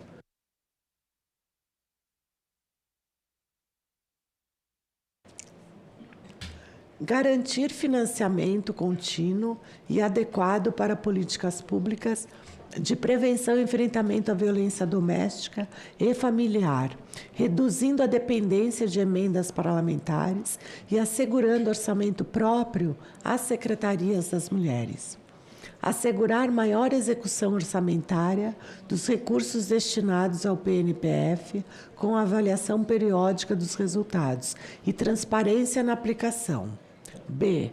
No âmbito do Congresso Nacional, instalar a Comissão Mista Permanente de Combate à Violência contra a Mulher e fortalecida a sua atuação, promovendo a distribuição de recursos e ampliando a efetividade das ações do plano. Depois, requerer ao Tribunal de Contas da União a realização de auditoria orçamentária e operacional sobre a execução dos recursos destinados ao PNPF. 8. Autonomia econômica e inserção produtiva. A. Elaboração de indicação ao Poder Executivo, sugerindo priorizar ações para a promoção de autonomia econômica de mulheres em situação de violência, garantindo acesso a creches, programas de capacitação profissional e iniciativas de inserção produtiva com monitoramento efetivo dos resultados. Próximo, expandir a aplicação de cotas de gênero destinadas a mulheres vítimas de violência doméstica e familiar nas contratações públicas, garantindo eficiência e transparência no processo. Garantir a remoção célere de servidoras públicas em situação de violência doméstica e familiar, ampliando oportunidades e reduzindo riscos de vulnerabilidade e revitimização. E no âmbito do Congresso Nacional, elaborar projeto de lei que insira no texto da Lei 14.133, de 1º de abril de 2021, a previsão legal de reserva mínima de vagas para mulheres vítimas de violência doméstica e familiar nas contratações públicas e serviços contínuos com dedicação exclusiva de mão de obra. 9. Governança federativa e articulação política. Elaborar indicação ao Poder Executivo para sugerir. Fortalecer mecanismos de governança e cooperação federativa no enfrentamento à violência doméstica e familiar contra a mulher, promovendo diálogo entre entes federativos para a troca de boas práticas e incentivando o cumprimento de metas. No âmbito do Congresso Nacional, promover articulação política no Congresso Nacional, especialmente com a bancada feminina, para reduzir resistências locais à adesão ao Pacto Nacional de Prevenção ao Feminicídio. Criar também mecanismos legislativos de incentivo, valorização e disseminação de iniciativas bem-sucedidas dos entes federativos na prevenção e no enfrentamento da violência doméstica e familiar. Essas recomendações, baseadas nos achados dos do relatório, têm como objetivo promover uma resposta coordenada, integrada e sustentável ao enfrentamento do feminicídio e da violência doméstica contra a mulher, garantindo o direito à vida, à dignidade e à justiça para todas as mulheres brasileiras. A superação desses desafios requer políticas públicas robustas, governança interinstitucional, financiamento contínuo, integração de dados e ações territorializadas, além de transformações culturais profundas para assegurar às mulheres brasileiras seus direitos fundamentais à vida e à dignidade. Este é o relatório o qual submeto aos pares desta comissão. Mara, obrigada pela leitura. Gente, ela fez uma leitura resumida. O relatório ele tem mais de 70 páginas, 86, quase 90 páginas. E ela fez apenas um resumo. Foi difícil resumir. Eu creio que foi difícil. E você traz dados e informações que nos incomodam, Mara, nos incomodam. E dizendo que esse trabalho não foi feito por uma única senadora. Houve todo um corpo técnico com ela. Ela ouviu, ela sentou, ela foi. Aconteceram audiências públicas, reuniões, requerimentos de informações inúmeros que a Mara fez para buscar dados e elementos para esse relatório. E eu fico feliz com o trabalho. Foi incrível. Que bom que a gente escolheu a avaliação desse plano de ação do Pacto Nacional de Prevenção ao Feminicídio. Mas os números apresentados me deixaram muito triste. Muito triste. E a gente vai ter que falar sobre isso. Tá? Senador Girão e depois ao senador Flávio Arnes, porque a Mara traz muitos encaminhamentos. Só a indicação ao Executivo, acho que tem umas 10 projetos de lei. Então, ela está trazendo encaminhamentos para se melhorar o plano.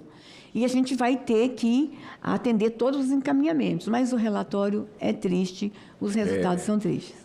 Senadora Mara, queria lhe cumprimentar pelo relatório, do trabalho dedicado seu, da sua equipe, nessa avaliação, e dizer que eu fiquei estarrecido. Estava lendo aqui, ouvindo alguns trechos, e eu fico me questionando, é esse o governo que dizia que ia defender as mulheres? Com a implementação tão pequena das ações, a eficácia praticamente ínfima. Eu gostaria até de comparar, senadora Damares, até porque a senhora foi ministra da mulher também, de comparar com os índices que me parecem são completamente opostos, comparando o governo anterior com esse governo. Isso é fato, pelo que a gente pôde perceber aqui. Mas a gente vai sequenciar, né, essa discussão, porque é importante que nada como um dia atrás do outro. É importante que a nação, quem está assistindo, tenha conhecimento desse relatório. Preocupante é pouco, senadora Damares. A senhora está sendo muito política, diplomata, porque isso aqui é algo assustador, né? E mostra-se uma incompatibilidade tremenda, senador Flávio Arnes, daquilo que se dizia e daquilo do que se faz. E olha que nós já estamos chegando aí no final do governo, estamos indo para o último ano. E isso aqui é uma tapa na cara da sociedade brasileira, das mulheres brasileiras. Então, é por isso que nunca se matou tanta mulher no Brasil. Por isso que os índices estão assim. Isso é sintomático. Parabéns, senadora Mara Gabrilli. Parabéns, presidente dessa comissão. Precisamos dar luz a essas sombras, a essas trevas aqui, para que o Brasil volte a ter respeito às mulheres. Muito obrigado. Senador Flávio. Da minha parte também, senadora Mara Gabrilli, Damares Alves, né, também, por conduzir essa comissão de direitos humanos, em primeiro lugar, parabéns pelo trabalho, né? Continue firme, persistente, tem que ser obsessivo, né, nessa área também. Então, quero parabenizar esse trabalho da comissão.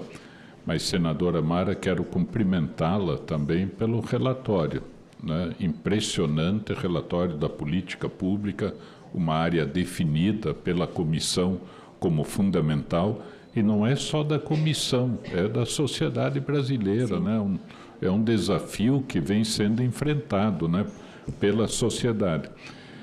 Claro que a gente pensa no âmbito federal, mas eu penso assim que o relatório é tão bom, tão importante, que tem que análise, que me permite chamar você, né? Porque senão eu chamo de Vossa Excelência, até eu me sinto meio estranho chamando, mas que a senadora Mara faz do âmbito federal, isso se aplica ao âmbito estadual e ao âmbito municipal.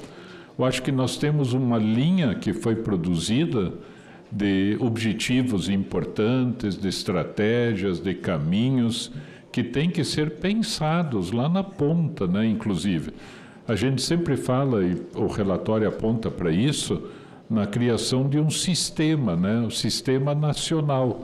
Não é como tem o Sistema Nacional de Saúde, de Assistência, agora de Educação também. Quer dizer, tem que haver essa articulação, essa pactuação, né? Para que essa cadeia toda pelo Brasil funcione. Então, quando o prefeito pergunta o que nós vamos fazer, está aqui, olha, aqui isso aqui foi pensado, foi discutido, aplicar no âmbito municipal ou no âmbito estadual. Há um promotor que a senadora Mara conhece também, lá do Paraná, o doutor Olímpio de Sá Sotomayor Neto, muito atuante na área de crianças e adolescentes. Ele sempre diz, olha, se quer ver a prioridade de uma área, olhe no orçamento. Né? Se o orçamento apontar que existe financiamento, é prioritário. Se não apontar, é demagogia. Eu concordo 100% com o ex-procurador-geral de Justiça, mas a gente tem que ver também uma outra parte, que é a execução do orçamento. Né? A execução do orçamento tem que ser 100%. Não pode ser de outra maneira, né? Particularmente em áreas essenciais como essa. Então, eu quero parabenizar, e eu penso, inclusive, senadora Damares, que como o relatório é muito bom, pensar numa forma de publicar isso. Sim, né? eu estou pensando a gente fazer uma separata com ele, a secretaria já providenciar, porque eu acho que nós vamos ter que encaminhar para alguns órgãos esse relatório. Nacionais, federais, cobrar né, também as atitudes necessárias aí para ver o que o relatório está apontando e o que aconteceu. Né? E isso tem que ser apresentado, mas pegar isso e mandar para estados, municípios, governadores, prefeitos, secretarias estaduais, municipais, para dizer, olha, vamos fazer uma pactuação nessa área a partir de um estudo tão bem elaborado. Acho que não ligou lá. Agora ligou. Agora. Porque assim, a gente precisa da adesão dos estados e dos municípios. Então, assim, diminuiu. A gente tinha 12 estados e agora a gente tem 8. E também, claro, a gente tem que levar em consideração que o pacto começou no dia 16 de agosto de 2023. Então, assim, ainda é pouco tempo, né, que a gente tem de avaliação. Mas, assim, já está claro isso que você falou sobre o orçamento. Não executar um orçamento dessa dimensão com a importância do que a gente está trabalhando, do que a gente está falando, que é prevenção ao feminicídio, à morte das mulheres, e não executar, é sim um atestado de incompetência muito grande. E a gente não pode ver nossas mulheres morrendo por conta de uma inação. Então, assim, eu acho que o relatório ele está mostrando exatamente o que cada um deve fazer para que a gente consiga aprimorar. Então, assim, nossa, eu adoraria que a gente tivesse isso publicado, né? Porque fala assim, poxa, precisamos trabalhar todos juntos. Nós detectamos, mas todos temos que...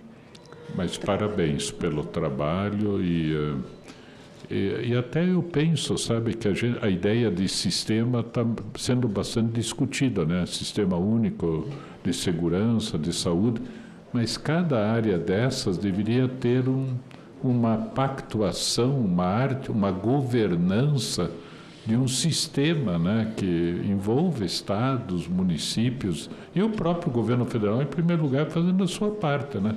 Porque tem que haver essa articulação, mas tudo indica, está tudo indicado, quer dizer, qual que é o caminho? Falou-se tanto no caminho na COP30, aqui o caminho está bem marcado para ver o que tem que ser feito e percorrido. Né? Parabéns. Parabéns. Mara, eu quero informar que, além dela apontar os gargalos, os problemas, ela apontou soluções. Acho que esse diferencial do seu relatório, apontando encaminhamentos e soluções.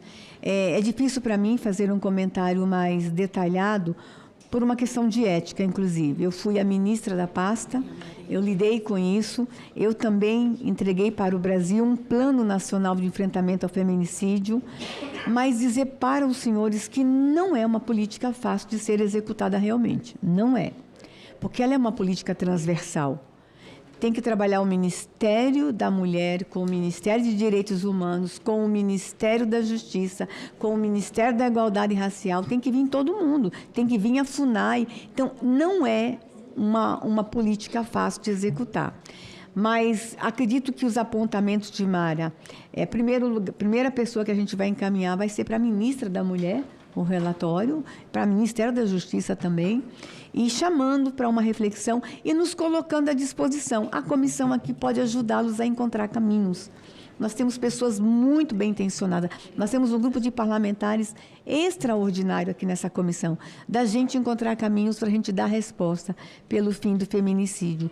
Parabéns, Mara. Nós vamos caminhar no sentido da publicação e dos encaminhamentos. Escrever os projetos de lei, as indicações, os requerimentos, todas as recomendações e encaminhamentos que você apresentou. Nós vamos colocar agora... Presidente, eu queria só falar que, sim, queria agradecer muito a consultoria legislativa do Senado, que muito nos ajudou, tanto o Cleiton Diniz quanto a Natália Sobestiansky. Assim, é impressionante a capacidade dos nossos consultores. E agradecer mais uma vez também a Maria Tereza, do Observatório da Mulher, que também tanto nos ajudou. Sim. Muito bem. Em discussão, o relatório. Não havendo mais quem queira discutir, encerro a discussão.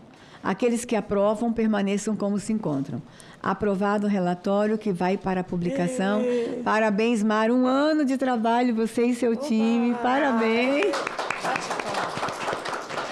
É muito orgulho dessa Mara.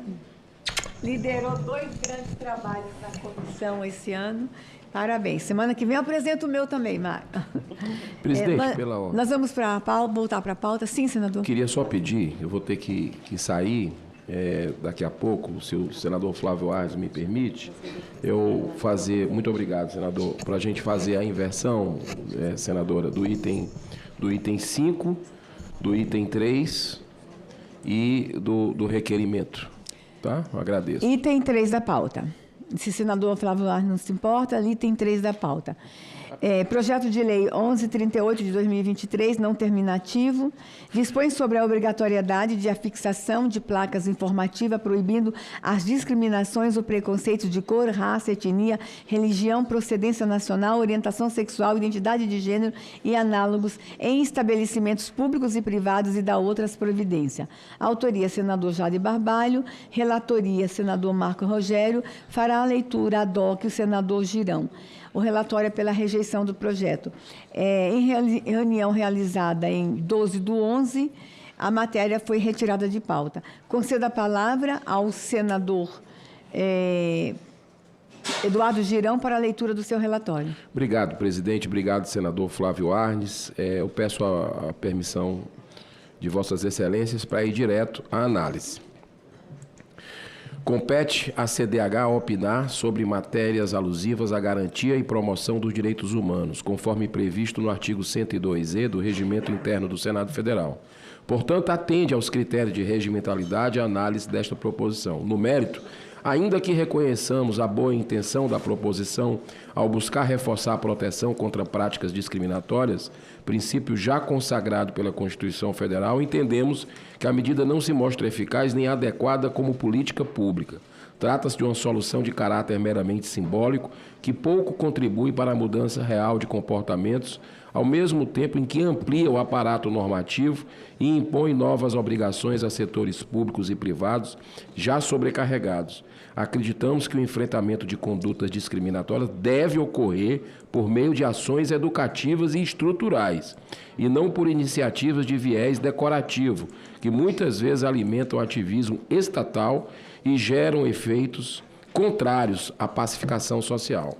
Adicionalmente, é necessário avaliar com cautela a obrigatoriedade de afixação de placas informativas sobre a proibição de discriminação em estabelecimentos públicos e privados. Embora a medida tenha como pano de fundo o respeito à dignidade humana, valor inegociável no Estado democrático de direito, sua implementação não pode ignorar os impactos práticos, legais e econômicos que acarreta. Do ponto de vista jurídico, a proibição de discriminação já está plenamente consagrada na Constituição Federal e na legislação em vigor, especialmente na Lei nº 7.716, de 1989, Lei do Racismo. Portanto, não é a fixação de placas que criará ou ampliará essa proteção legal.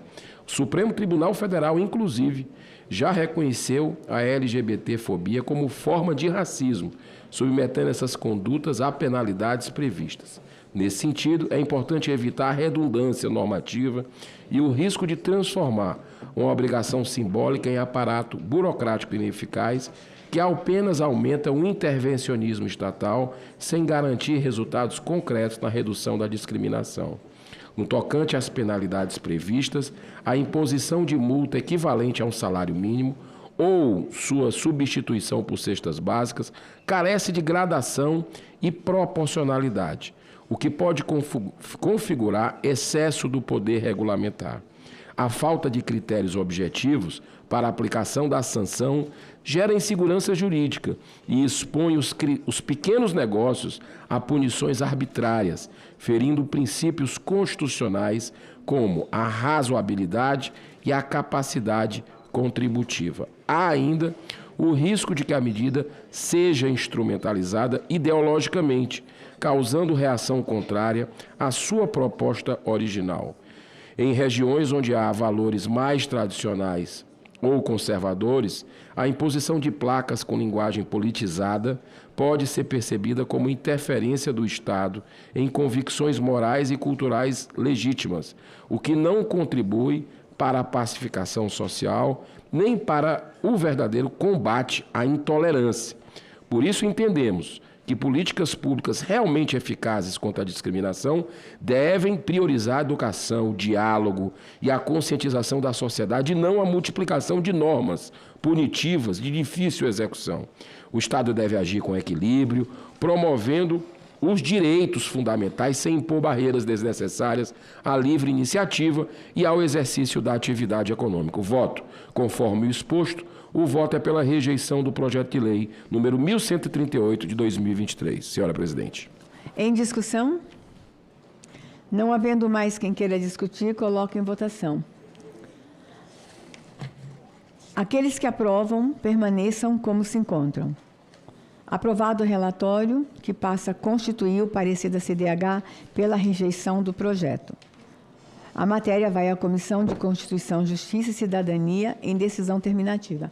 Senador, eu respeito o relatório, mas acho que a sociedade podia ter essa iniciativa sem ser obrigado por lei. Os condomínios poderiam ter dentro dos seus elevadores um cartaz falando de preconceito, discriminação. As lojas de iniciativa própria, não que fosse uma coisa imposta. Isso. Mas os próprios ministérios das pastas, tanto da igualdade racial como da mulher, da criança, quando promover campanhas, que a sociedade aderisse a essas campanhas. Campanhas funcionam, esses cartazes funcionam. Eu sonho, tem crente que fica bravo comigo, mas eu vou falar, eu sonho que toda igreja tenha um cartazinho lá do Disque 100, tá? Que para lembrar, as crianças, as famílias, tem um número que você pode ligar pedindo socorro. Tem um cartazinho do 180. E isso não é intervenção do Estado na igreja. A igreja, e não precisa nem ser por lei, a igreja se oferecendo. Para que quantas milhões de pessoas passam por um culto e uma missa no domingo, nos templos? Se tivéssemos campanhas ali, nas paredes das igrejas. Então, assim, eu sei que o voto é pela rejeição, mas o mérito é muito bom. É que a gente não pode impor, por lei, a fixação de cartazes falando sobre preconceito. Mas a sociedade poderia se organizar e, de forma voluntária, fazer as suas campanhas. E nós estaríamos participando de todas elas. Parabéns, senador Girão. Item 5 da pauta.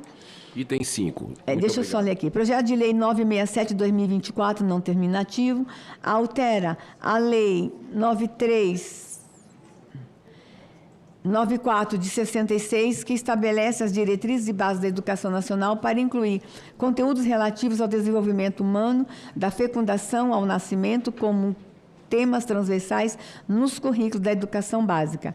Autoria, senador Marco Duval. Relatoria, senador Eduardo Girão, favorável ao projeto, com uma emenda que apresenta. Concedo a palavra ao senador Eduardo Girão para a leitura do seu relatório. Muitíssimo obrigado, presidente. Senadora Damares, eu conto também com a sua autorização para que eu possa ler a partir da análise. Ok. De acordo com o artigo 102-e do Regimento Interno do Senado Federal, cabe à CDH opinar sobre a garantia e promoção dos direitos humanos, inciso 3, bem como a proteção à infância, inciso 6. Assim, o assunto de que trata o PL número 967 de 2024 encontra-se indiscutivelmente sob as competências regimentais desta comissão. No mérito, a proposição é extremamente louvável. O artigo 26 da LDB trata justamente dos currículos do conjunto da educação básica, compreendendo as etapas da educação infantil, do ensino fundamental e do ensino médio. O dispositivo especifica que esses currículos devem ter base nacional comum, complementada em cada sistema de ensino e em cada estabelecimento escolar, por uma parte diversificada que atenda às características regionais e locais da sociedade, da cultura, da economia e dos educandos. Nesse sentido, os dispositivos do artigo 26 da LDB detalham dimensões que devem ser incluídas nos currículos escolares. O artigo 9º prevê que conteúdos relativos aos direitos humanos e à prevenção de todas as formas de violência contra a criança, o adolescente e a mulher sejam neles incluídos como temas transversais, observadas as diretrizes da legislação correspondente e a produção e distribuição de material didático adequado a cada nível de ensino. O PL número 967 de 2024 nada mais faz do que atualizar esse parágrafo, incluindo entre os temas abordados, o desenvolvimento humano da fecundação ao nascimento. Trata-se de medida fundamental para ampliar o conhecimento sobre a fase intrauterina da vida humana, ampliando o entendimento de que a vida, a defesa da vida, o direito humano maior e inalienável, começa desde aquele momento. Estudos embriológicos demonstram que desde a fecundação o ser humano em desenvolvimento possui identidade genética única e está em contínuo processo de organização e crescimento.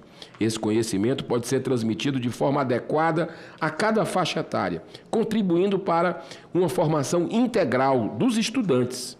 A proposição se harmoniza com os princípios constitucionais da dignidade da pessoa humana, artigo 1º, inciso 3 da Constituição Federal, da valorização da vida e da proteção integral à criança, ao adolescente e ao jovem, artigo 227 da Constituição Federal. Assim, o projeto reafirma o dever do Estado, da família e da sociedade de assegurar com absoluta prioridade o direito à vida e à educação de qualidade. A proposição também harmoniza-se com o ordenamento jurídico nacional, que consagra a vida como o mais essencial dos direitos.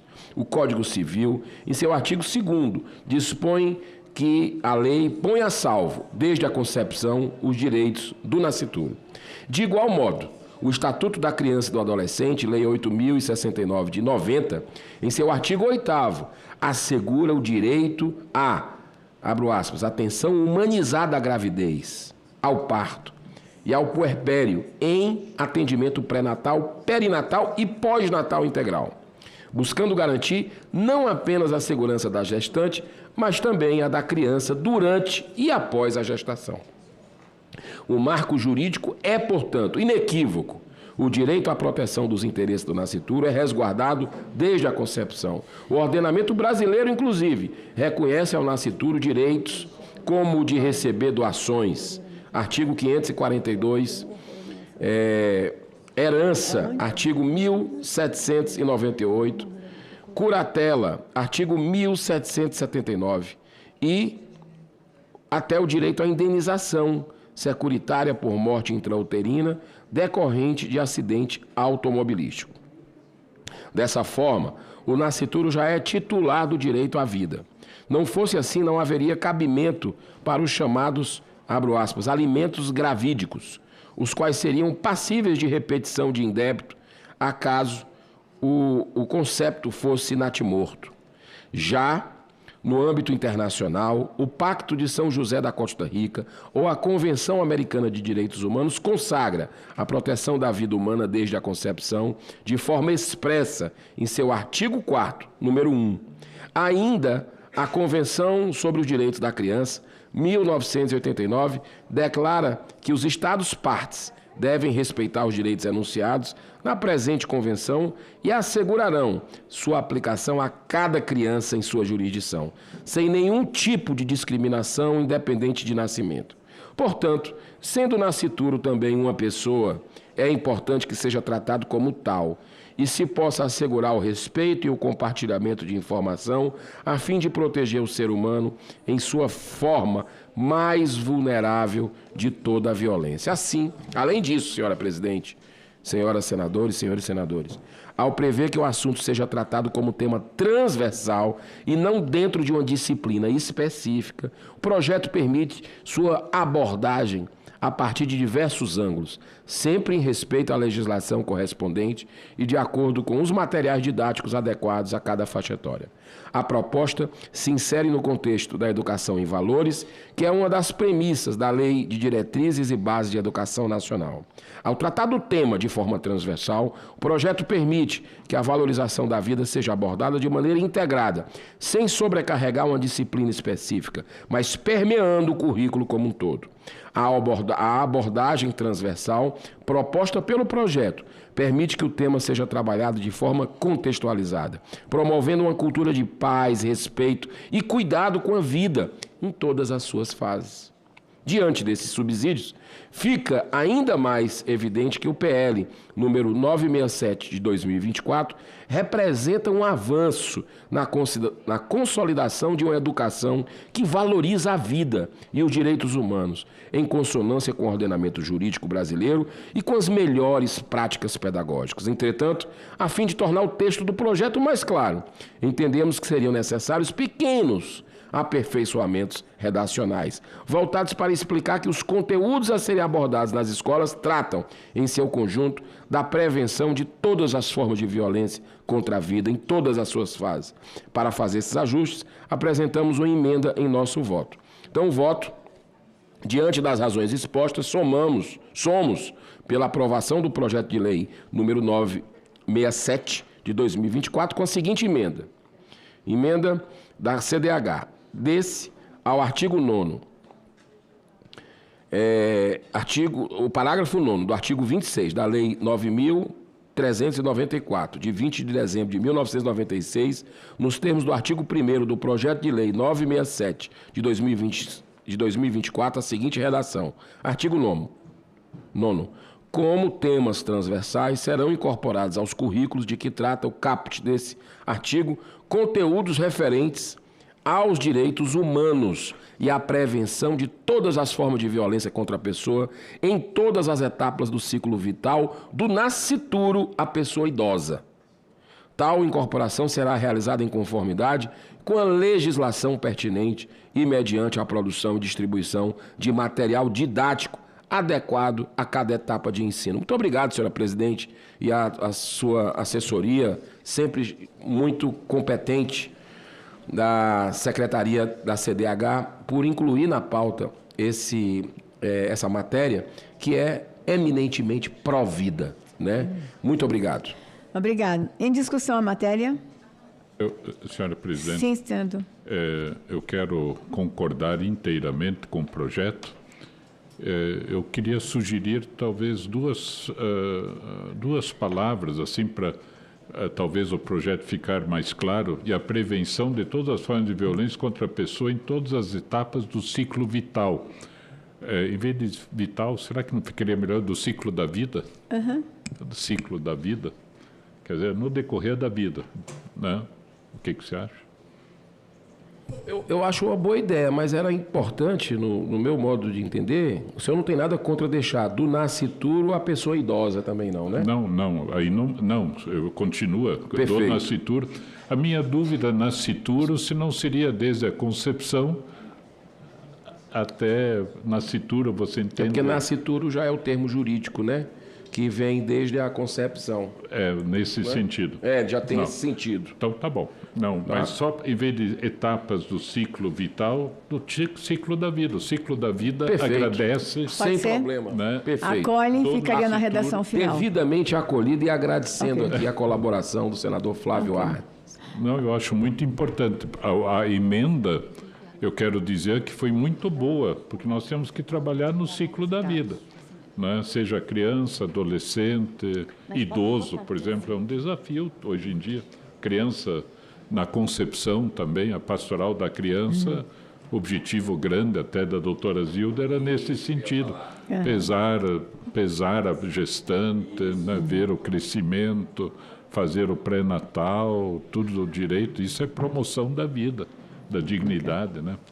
Ok, que discussão mais linda no Novembro Roxo. E fica até, Obrigada. uma sugestão, viu, senadora Damares, aqui, aproveitando a presença do nosso querido senador Flávio Arnes, sobrinho da grande humanista e pacifista mundial, Zilda Arnes. Uma sugestão, quem sabe, não é por acaso que ele está aqui, sugestão que essa lei, se for aprovada, pode ser mais uma lei Zilda Arnes, alguma coisa com essa pegada. Obrigado. Agora, lembrando que o senhor vai acatar a sugestão do senador Flávio Arnes na emenda que o senhor está apresentando. Então, se transforma em etapas do ciclo da vida, certo? Então, nós vamos votar, mas o senhor vai precisar me mandar um outro relatório com essa modificação para a gente poder fazer a publicação, ok? Em votação, aqueles que concordam, permaneçam como se encontram. Aprovado o relatório, que passa a constituir o parecer da CDH, favorável ao projeto com a emenda número 1 da CDH. A matéria segue para a Comissão de Educação e Cultura em decisão terminativa e minha assessoria, por favor, corre para eu pegar essa relatoria lá. Eu só queria lembrá-los, nós estamos no Novembro Roxo, o mês de conscientização sobre a prematuridade. E semana que vem, eu acho que vai vir visitar a nossa comissão uma menininha que nasceu com 24 semanas. Eu conheci um que nasceu com 25 e agora tem uma de 24 que quer vir conhecer os senadores. Então, possivelmente ela venha na reunião deliberativa para dar um abraço em vocês e para a gente celebrar a vida. Por quê? Especialmente para mandar uma mensagem para as mães que estão com uma gravidez de risco. Calma, mamães. A ciência avançou muito. A fetologia avançou muito. Nossos médicos neonatais são espetaculares. Mesmo que você, por um acaso, vai ter que passar por um parto prematuro, seu bebê vai ficar bem. Então, eu acho que essa é a nossa função nesse mês de novembro. Então, eu acho que ela vai vir conhecer vocês. Prepare-se para muitos abraços na próxima quarta-feira. Tá? Muito obrigada. Item 11 da pauta. Não é o item 11, é o do senador... item 11 da pauta. Requerimento 129 requer nos termos do artigo... nos termos dos artigos da Constituição e do Regimento Interno, a realização de audiência pública com o objetivo de debater as perspectivas e desafios do sistema interamericano de direitos humanos e o papel do Brasil. Autoria, senador Eduardo Girão. Concedo a palavra ao senador para encaminhar. Então, rapidamente, eu acho que está bem claro aqui no requerimento, nós teremos eventos aqui em Brasília, no âmbito de que trata o propósito dessa audiência pública. Eu acho que seria um fortalecimento, né? Um debate aqui na casa. Eu estou propondo para a audiência os seguintes convidados: representante do Ministério das Relações Exteriores do Brasil, representante do Ministério dos Direitos Humanos, o senhor Tomás Henrique, mestre em Estudos Jurídicos Internacionais, a senhora Juana Acosta, doutora em Direito, né, advogada para o Sistema Interamericano, da Colômbia ela, a senhora Andréa Hoffmann, presidente do Instituto Isabel e advogada, o senhor Júlio Costa, mestre em Direitos Humanos pela Universidade de Navarra, a senhora Alexa Portugal, mestre em Direito pela Universidade de Minas Gerais, o senhor Tiago Vieira, presidente do Instituto de Direito e Religião e advogado, o senhor Jean Regina, vice-presidente do Instituto de Direito e Religião, a senhora Lídia de Jesus, professora de Direito Internacional, e o senhor Sebastian Schuff, presidente do Global Center of Human Rights. Só isso. E agradeço o apoiamento dos senadores. Em votação, aqueles que concordam permaneçam como se encontram. Aprovado o requerimento número 129, de autoria do senador Eduardo Girão. Item 13 da pauta. Projeto de Lei 3878 de 2024, não terminativo, altera a Lei 12.313 de 2010, que regulamenta a profissão de tradutor, intérprete e guia intérprete de língua brasileira de sinais, para incluir a exigência de aprovação em banca de avaliação prática. Autoria, senador Castelar Neto. Relatoria, senador Flávio Arnes. Favorável ao projeto com uma emenda que apresenta. Conceda a palavra ao senador Flávio Arnes para a leitura do seu relatório. Agradeço, senhora presidente. Se houver a concordância, passo diretamente a análise para a argumentação do mérito, né? Só lembrando que esse relatório, esse debate foi em consenso com a FENEIS, que é a Federação Nacional de Educação e Integração dos Surdos, também a FEBRAPILS, que é a representação dos intérpretes, e com o autor do projeto de lei. E como é colocado na ementa, né, regulamenta para incluir exigência de aprovação em banca de avaliação prática. Por quê?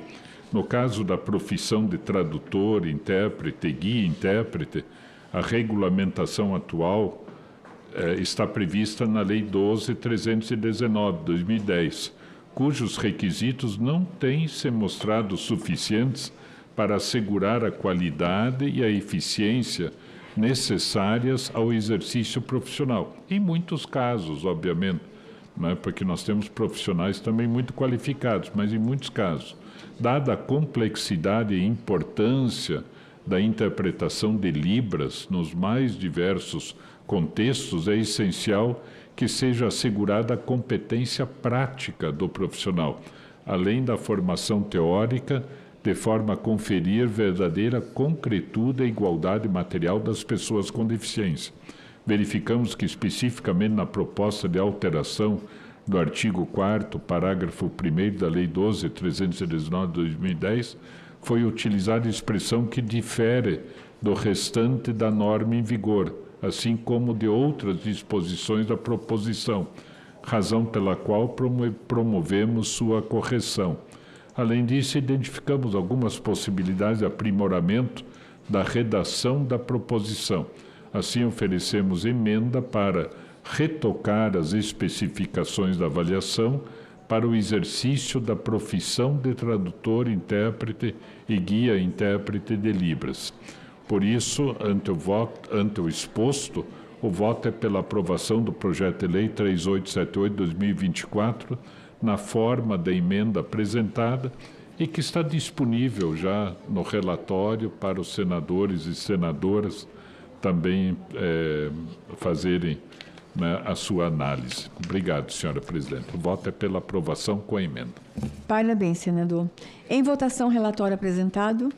Aqueles que aprovam permaneçam como se encontram. Aprovado o relatório que passa a constituir o parecer da CDH favorável ao projeto com a emenda número 1 da CDH. A matéria vai à Comissão de Educação e Cultura em decisão terminativa. Parabéns. Senador, o senhor pode presidir só para mim ler um voto muito rápido de uma... É muito rápido. Não, eu vou me sentar. Ok. Você estava me convidando. Está aqui. Não, pode cair? Só passa a presidência para ele. Aqui, ó. Tinha me avisado. Passo a presidência ao senador Flávio Arnes. Agradeço, senhora presidente. É que a assessoria havia me comunicado que eu poderia auxiliar, por isso que eu já vim direto para a mesa aqui também. Não para sair, mas para ajudar, né? Muito bem, passamos ao item número 7 da pauta.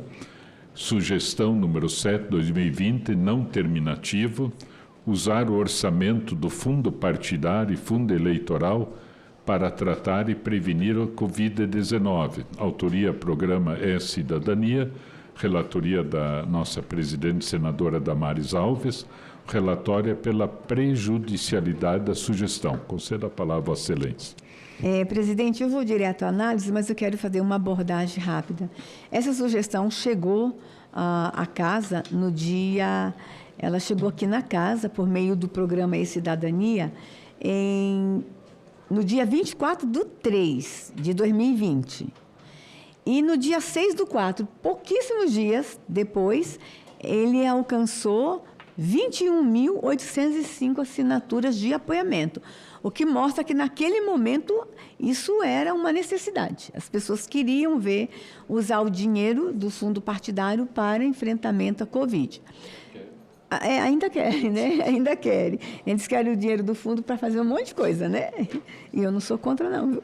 Então, mas assim, como é específico a Covid, eu estou apresentando um voto contrário, mas eu quero parabenizar a Letícia Arsênio, ela é do Rio de Janeiro, pela ideia. Letícia, continue mandando sugestões para o Congresso Nacional e motivar a sociedade a participar do processo legislativo, mandando suas sugestões por meio do portal e, tendo apoiamento, vira uma sugestão oficial e, se a sugestão aprovada, vira um projeto de lei.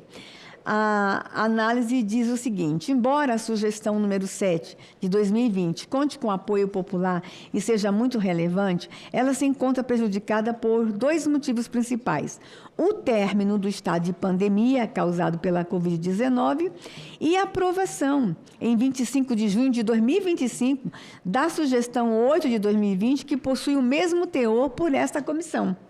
Assim, a sugestão 7 de 2020 perdeu a oportunidade, atraindo a incidência do inciso 1 do artigo 334 do Regimento Interno do Senado Federal, apesar da possibilidade de adaptar a proposta para abranger qualquer tipo de calamidade pública. A aprovação da sugestão 8 de 2020, com sua consequente transformação em projeto de lei para realizar as alterações legislativas necessárias, atende plenamente o que essa aqui demanda.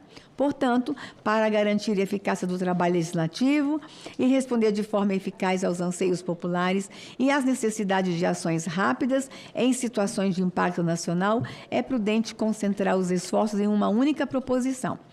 Diante do exposto, votamos pela prejudicialidade da sugestão 7, nos termos do artigo 334, inciso 1, do Regimento Interno, e tranquilizando o coração dela que uma outra sugestão em que o fundo partidário possa ser usado para outras calamidades, está prosseguindo. Então, a ideia dela não prospera nessa sugestão, mas está prosperando em outra sugestão.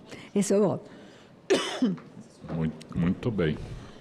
E sou favorável à sugestão, que continue prosperando também. Está em discussão a matéria. Não havendo quem queira discutir, encerro a discussão. Coloque em votação o relatório apresentado. Senhores senadores e senhoras senadoras que aprovam o relatório, permaneçam como se encontram. O relatório está aprovado e passa a constituir o parecer da CDH pela prejudicialidade da sugestão. Passamos em seguida ao item número 9 da pauta, sugestão número 19 de 2019, não terminativo, criação do Fundo Nacional de Valorização e Pagamento dos Profissionais da Segurança Pública. Autoria, Programa E-Cidadania, relatoria, senador Alessandro Vieira, o relatório é pela rejeição da sugestão, e a senadora Damares Alves, muito gentilmente, vai ser a relatora ad hoc. Presidente, é mais uma sugestão? Desculpe, só para acrescentar que, em reunião realizada em 12 de novembro de 2025, a matéria foi retirada de pauta. Okay. Presidente, é uma sugestão que vem lá de Roraima. Jefferson Gomes da Silva, parabéns, Jefferson, mandou a sugestão. Ela entrou no dia 23/10 de 2018 e no dia 5/12 de 2018 alcançou 20 mil assinaturas. E a gente está apreciando para honrar o autor da ideia, né? E incentivá-lo a continuar, mas a gente tem um voto pela rejeição, porque isso vai entender aqui na nossa justificativa. A ideia normativa da proposição não resiste, porém, a exame constitucional ao deixar claro que sua finalidade é de instituir distinções entre brasileiros, contrariando a Constituição Federal nos termos do seu artigo 19, inciso 3, pois separa os que devem pagar suas dívidas daqueles que, por lei, estão dispensados disso. Tampouco se observa a ideia constitucional de que todos são iguais perante a lei, conforme SUG 19 de 2019 é, pois, inconstitucional. A ideia também é injurídica por repetir matéria já legislada. O Fundo Nacional de Segurança Pública já existe, criado pela lei de 13.675 de 18. A SUG 19 de 2019 também colide frontalmente com todo o direito civil e comercial, que pressupõe a responsabilidade de todos nos negócios jurídicos privados. Na mesma rota de colisão encontra-se a legislação tributária, que também pressupõe responsabilidade perante o Estado e os demais concidadãos e concidadãs. A SUG 19 demanda a revogação de toda a legislação com que colide, que são, a exemplo do Código Civil, Comercial, Tributário, leis básicas para a existência da sociedade e do Estado. Dessa forma, a proposição é, pois, injurídica. Por fim, observa-se os efeitos sociais reais da SUG seriam transformação dos profissionais de segurança pública em párias sociais, com os quais ninguém firmaria contratos. Os valorosos homens e mulheres que pertencem às corporações de segurança pública nem de longe merecem esse tipo de consideração social a SUG 19. Lhes iria condenar. O voto é pela rejeição SUG 19. Ai, que voto duro, né? É voto de delegado mesmo, né?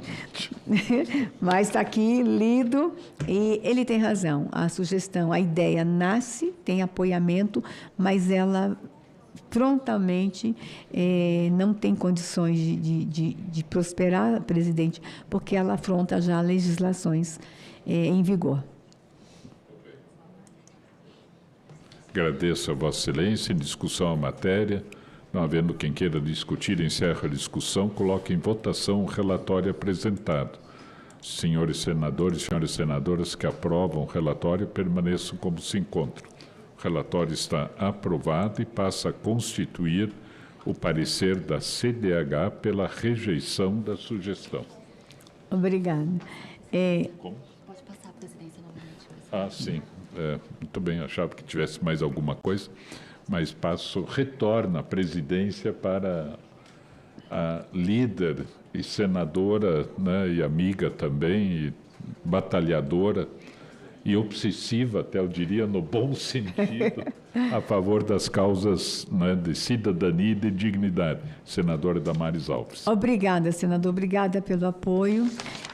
O requerimento número 10 é de minha autoria. Você vai gostar, senador. Só vou ler aqui só para o senhor entender. Você vai gostar. E o 12 é de autoria da Jussara. Eu vou subscrever. Eu requeiro a realização de uma audiência pública com o objetivo de debater o tema das políticas públicas direcionadas às pessoas com altas habilidades e superdotação.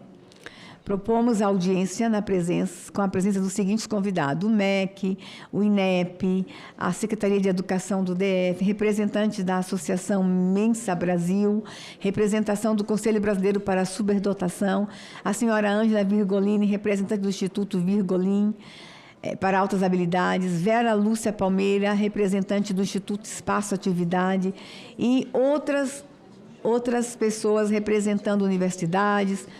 Presidente, nós tivemos uma audiência pública aqui, com crianças, e esse plenário foi lotado por crianças com altas habilidades. E foi uma coincidência, nós chamamos várias crianças e muitas com altas habilidades estavam aqui presentes. Nós tivemos aqui um mini médico com 6 anos de idade que deu aula de medicina. Na verdade, mais de 3 milhões de seguidores esse menino tem, dando aula de medicina com 6 anos, nas redes. Nós encontramos a menininha cantora que veio aqui, que é um fenômeno. Nós tivemos aí online a Sofia também, que é um fenômeno no enfrentamento ao lúpus. Tinha um menininho sentado ali que ele desenvolveu uma forma de matemática que já é uma fórmula, né, que fala, que já é a mais conhecida no mundo. Hoje tem o nome dele, um menininho aqui de Brasília. E todos esses pais depois vieram falar conosco. Essas crianças não cabem nas suas escolas. nós precisamos rever a política para as crianças com altas habilidades. E alguns especialistas nos procuraram. Nós temos projetos sendo interrompidos no Brasil por falta de financiamento. Nós temos especialistas da área que estão fazendo um trabalho solitário. Então, eles querem fazer uma abordagem à luz dos direitos, em parceria com a Comissão de Educação. Já aprovamos lá e a gente está pedindo aprovação aqui para que as duas comissões façam essa audiência pública, mas mais que isso, um encaminhamento. Nós temos gênios no Brasil que precisam ser identificados, fortalecidos e a gente cuidar dessas famílias também. Esse é o requerimento. E também tenho agora o requerimento 130 da senadora Jussara. Eu vou subscrever, eu aprovo os dois em bloco.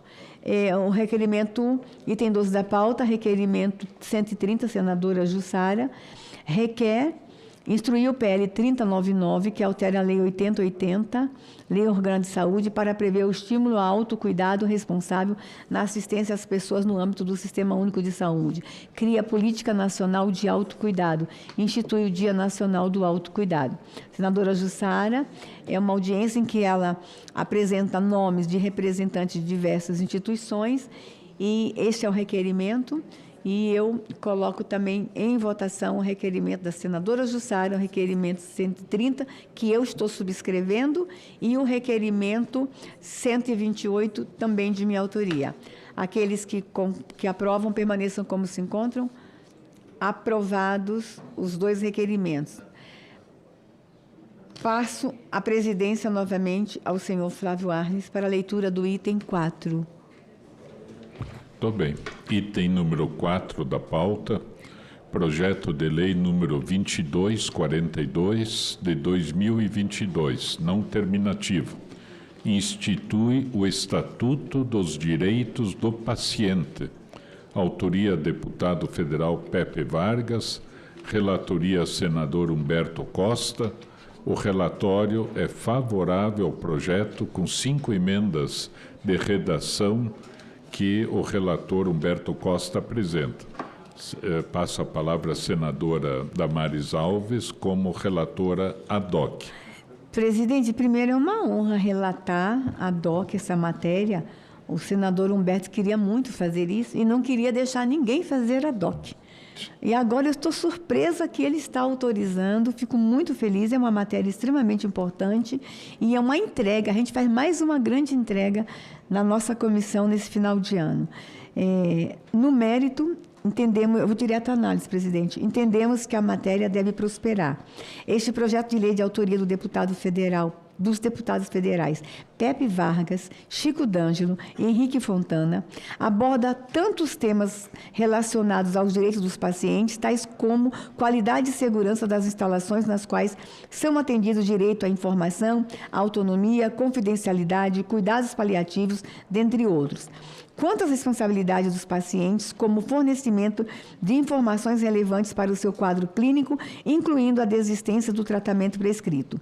A Lei Orgânica da Saúde, ecoando os preceitos constitucionais, dispõe que a saúde é um direito fundamental do ser humano, cabendo ao Estado prover condições indispensáveis ao seu pleno exercício, mediante formulação e execução de políticas sociais que visem a redução de riscos de doenças e de outros agravos.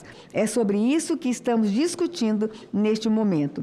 O Estatuto dos Direitos dos Pacientes. Que interessante, né, presidente?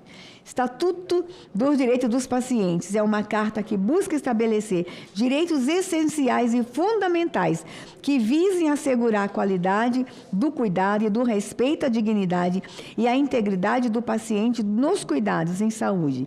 Assim, asseguramos a dignidade aos pacientes no sistema de saúde e garantimos que as decisões sobre o tratamento sejam tomadas de forma compartilhada, atendendo às suas reais necessidades.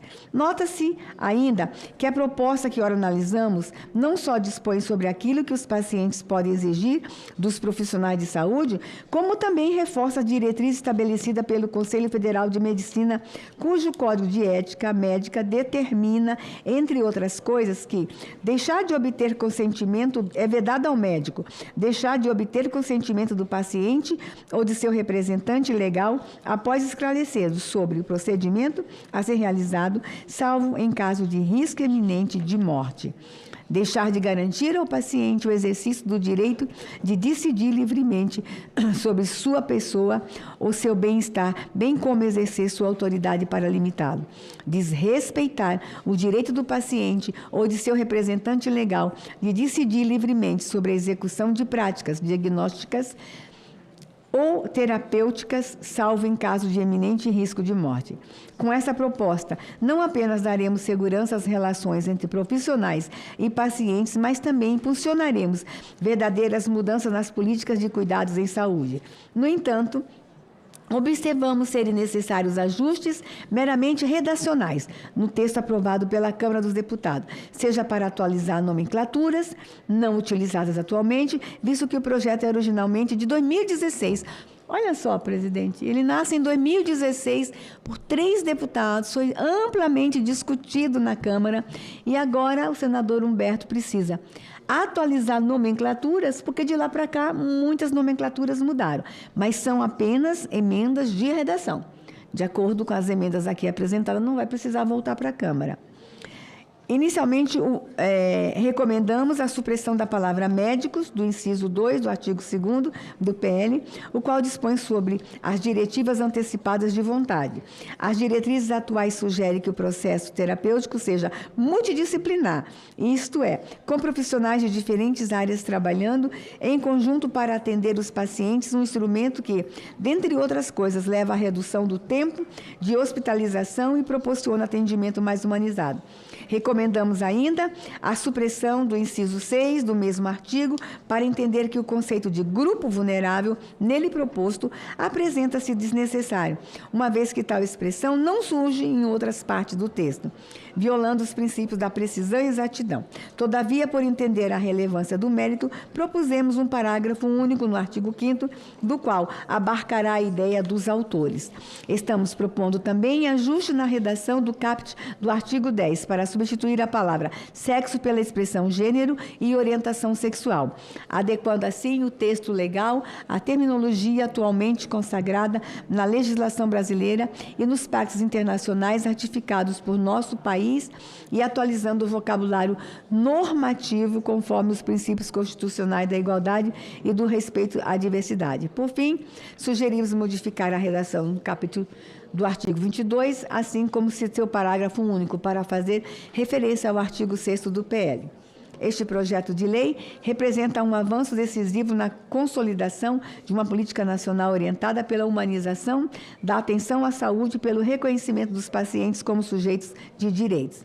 Trata-se, portanto, de reafirmar o compromisso do Estado brasileiro com um sistema de saúde centrado na pessoa, pautado em valores, equidade, solidariedade e justiça social. O voto é pela aprovação do PL 2242, de 2022, com as emendas que já estão devidamente publicadas. Esse é o voto, presidente. Agradeço, cara presidente. Está em discussão a matéria. Não havendo quem queira discutir, encerra a discussão. Coloque em votação o relatório apresentado. Aqueles que aprovam permaneçam como se encontram. Aprovado o relatório, passa a constituir o parecer da CDH favorável ao projeto, com as emendas de redação números 1 a 5 da CDH. Presidente. Desculpe, a matéria vai à Comissão de Assuntos Sociais. Dada a relevância da matéria, que como foi amplamente discutida na outra casa por anos, desde 2016, eu queria apresentar um requerimento de urgência para a matéria, presidente. Está então em discussão o requerimento de urgência. Os senhores senadores e senhoras senadoras que concordam com o requerimento de urgência permaneçam como se encontram. Aprovado o requerimento de urgência. retorna a presidência a Vossa Excelência. Obrigada, presidente. E já vai dizendo para o Humberto que eu vou lutar para ser eu a relatora em plenário, viu? Avisa ele. Parabéns, grande entrega, um relatório feito com muito carinho, com muito cuidado, e a forma como foi feito para ele não precisar retornar para a Câmara. Parabéns, obrigada, presidente. A gente faz... nós estamos terminando o ano com grandes entregas nessa comissão. Pronto? Acabou a nossa pauta? Sim. Acabou a pauta, né? O item 2 item 6, item 8 foram retirados de pauta a pedido do autor ou relator, tá? O 6, que é o meu, né, vai para reexame. É um projeto de lei da senadora Janaína Farias, morrendo de saudade dela. Acho que eu vou lá no Ceará visitar a Janaína. E a gente vai fazer um reexame do texto, ok? Obrigada. Agradeço a presença dos senhores. Eu vou para a parte de expediente. O senhor fica à vontade, presidente, tá bom? Expediente 28, denúncia 431. Cidadã solicita providências urgentes para abolir os trotes na MAN, denunciando humilhação e violação de dignidade dos cadetes e propõe criação de centro de apoio e maior transparência. O encaminhamento, informar ao denunciante que denúncias de violações ocorridas em unidades militares podem ser apresentadas diretamente às ouvidorias do Ministério da Defesa e ao Ministério Público Federal, que possui atribuição para controle externo da atividade militar. 432. Cidadão denuncia abordagem racista e agressiva de funcionário de segurança em supermercado. Supermercado Big Box 508 Asa Sul, alegando vigilância discriminatória seguida de grosseria ou omissão da gerência. Diante da formalização do boletim de ocorrência, encaminhar o Ministério Público da Igualdade Racial para acompanhamento institucional de investigação já instaurada e dar ciência ao denunciante. Denúncia 433. Cidadão requer providências urgentes contra o INCRA do Piauí e a Associação Rural denunciando as irregularidades fundiárias e crimes ambientais em assentamentos para que expulsa famílias nativas. Encaminhamento. Encaminhar ao Ministério Público, à Defensoria Pública da União, ao INCRA e à Comissão de Agricultura e Reforma Agrária para a ciência e adoção de providências que entender pertinentes, dar ciência ao denunciante. Denúncia 439. Cidadão denuncia violações de direitos humanos, supostos desvios de verbas públicas, internações involuntárias e irregulares, tortura psicológica, possível peculato, além de conluio entre agentes públicos, religiosos e particulares em uma clínica do município Umuarama, Paraná. Informar ao denunciante que os fatos podem ser apresentados ao Ministério Público, Defensoria Pública e Ouvidoria Nacional dos Direitos Humanos. Denúncia 440. Cidadão denuncia violações de direitos humanos no âmbito da unidade prisional Pirapora, Minas Gerais. Encaminhamento. Encaminhar ao MDH, Ministério Público, Defensoria Pública, Tribunal de Justiça de Minas Gerais, Secretaria de Justiça e Mecanismo Nacional de Prevenção e Combate à Tortura. Denúncia número 441. Cidadão denuncia perseguição e violações de direitos humanos no âmbito do processo em que é parte do Tribunal de Justiça do Rio Grande do Sul. Encaminhamento. Informar que a CDH não pode intervir em decisões e procedimentos de outros poderes, ressaltando que o próprio Poder Judiciário dispõe de mecanismos internos de revisão, como as instâncias recursais e corregedorias. Denúncia 444. Mãe denuncia falhas em processo judicial de estupro vulnerável, solicita intervenção urgente, alegando intervenção urgente que o juiz ignora provas no processo em curso. Informar que a CDH não pode intervir em decisões e procedimentos em outros poderes, ressaltando que o próprio Poder Judiciário dispõe de mecanismos internos de revisão, como as instâncias recursais e corregedorias. Denúncia 445. Cidadã denuncia a casa de maus-tratos contra a idosa em negligência por parte do filho e da nora em São Joaquim da Barra. Encaminhamento. Encaminhar ao MDH e ao MDS para acompanhamento institucional das providências já adotadas pelos órgãos responsáveis. Denúncia 447. Aposentados alegam risco de perda de revisão da vida toda no julgamento do tema 102 do STF, destacando o risco de reversão de direito já conhecido pela própria Corte. Encaminhamento. Informar ao demandante que a CDH não pode intervir em decisões e procedimentos do Poder Judiciário, ressaltando que o STF dispõe de mecanismos internos de revisão e controle. Denúncia número 450. Cidadã denuncia violação de direitos humanos em caso de idosa de 92 anos que passou por perícia no INSS, em que não foi constatada incapacidade laborativa. Solicitar o número de processo judicial e, se eventualmente existe, a fim de permitir adequação, instrução e continuidade da análise. Denúncia 451. Ex-empregados denunciam assédio moral e condições abusivas de trabalho na empresa Mercado Livre. Encaminhamento. Encaminhar ao Ministério do Trabalho e ao órgão federal de direitos humanos para apuração. Denúncia 453. Denúncia sobre possíveis irregularidades cometidas por banca de concurso público contra candidatos pretos e pardos. Encaminhamento. Encaminhar ao órgão federal responsável pela promoção da igualdade racial. Presidente da APER, Associação dos Produtores e Empresários Rurais do Rio Grande do Sul, que participou da audiência sobre endividamento rural, denuncia práticas abusivas e lesivas por parte das instituições financeiras, solicita agenda com a senadora. Encaminhamento. Encaminhar ao Ministério da Agricultura, ao Ministério de Direitos Humanos e à Ouvidoria Nacional de Direitos Humanos, Disque 100, para conhecimento e providências cabíveis. Informar que agendas com a senadora podem ser solicitadas via seu gabinete por e-mail senadoradamares@senado.leg.br ou vir aqui no final da reunião e a gente atende rapidinho. Cidadão denuncia golpe de estelionato contra si no Rio de Janeiro. Encaminhamento. Orientar e encaminhar a denúncia no Ministério Público Estadual, Corregedoria de Justiça do Tribunal de Justiça do Rio de Janeiro e Ouvidoria Nacional do Conselho Nacional de Justiça para apuração, dentro das vias institucionais próprias, ressalvando-se a impossibilidade de intervenção da CEDH em processo. Respostas de ofícios. 434. A Polícia Militar do Paraná respondeu o nosso ofício 363 de 2025, informa a instauração de inquérito policial no número 1191 para apuração da ação policial que vitimou o cidadão em Matinhos. Resposta do ofício pelo Tribunal de Justiça de Minas Gerais ao nosso ofício 316, que informa arquivamento de denúncia contra juiz de direito por se tratar de matéria jurisdicional. A resposta de ofício da Polícia Militar de Minas Gerais ao nosso ofício 342 refuta a denúncia sobre violação de direitos de criança autista dentro do comando em Itabira, por ausência de fundamento jurídico. Qual foi o encaminhamento que a gente vai dar? Ele está refutando.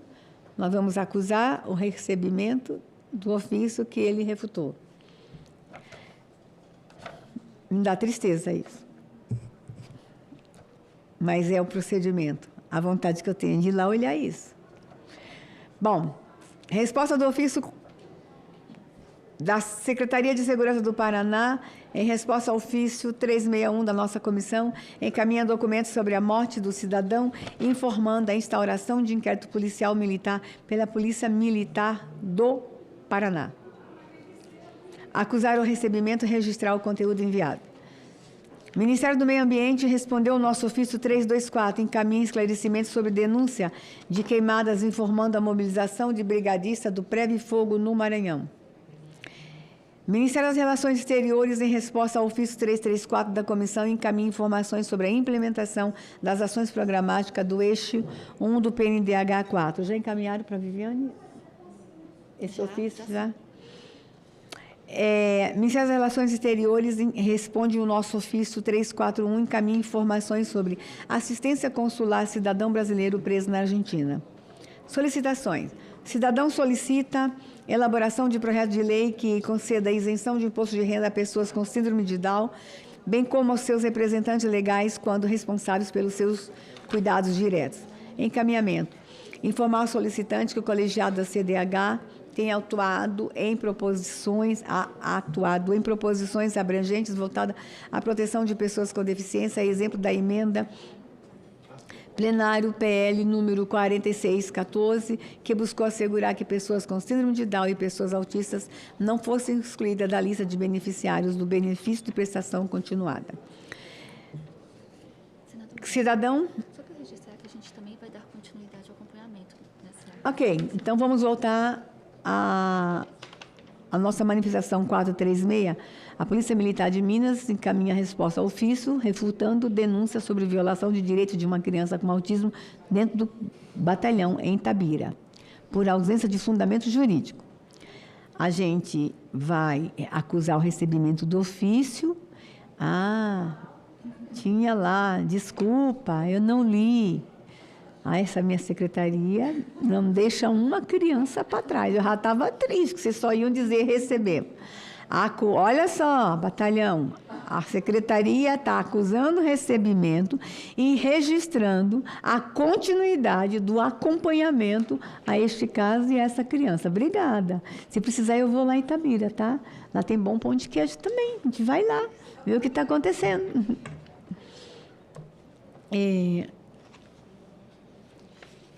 Eu acho que estou... 443. Você está bem? Firme. Obrigada, deputada extraordinária. Está correndo nos 21 dias de ativismo, né, deputada? Deus te abençoe, viu? A nós, né? A nós. Obrigada, deputada. Tchau. Acho que está nesse daqui, né? Você terminar de ler aqui, reafirmando? Reafirmando, voltando à solicitação 442, da solicitação sobre imposto de renda para pessoas com síndrome de Down, eu falei tudo o que está acontecendo e, assim, reafirmando o compromisso institucional em avançar em medidas de inclusão e proteção social que continuará atuando nesse sentido.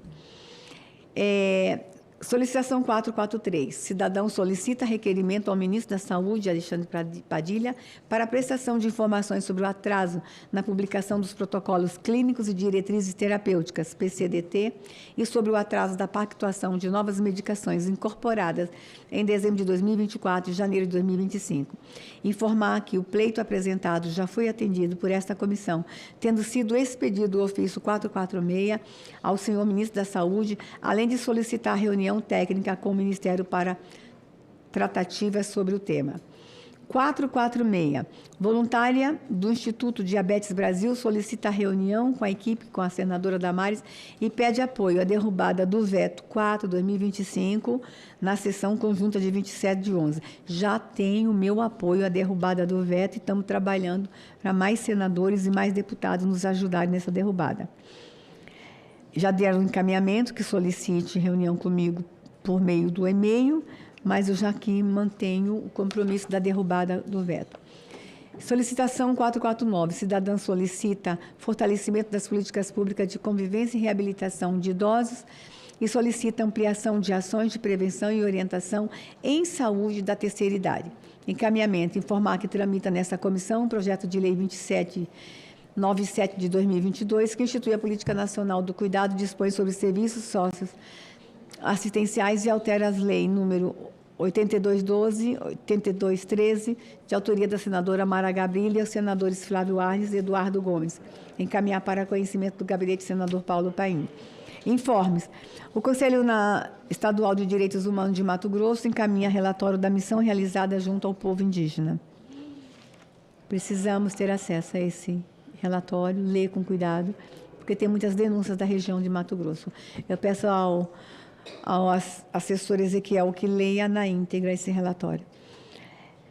Informar o demandante que, em razão da classificação sigilosa do documento, da necessidade de proteger a segurança da comunidade indígena, não pode redistribuir o material a outros órgãos sem procedimentos formais próprios. Oriente-se assim que remeta, encaminhe diretamente conforme será orientado por e-mail. Inclusive, a leitura pela equipe, tá, Ezequiel?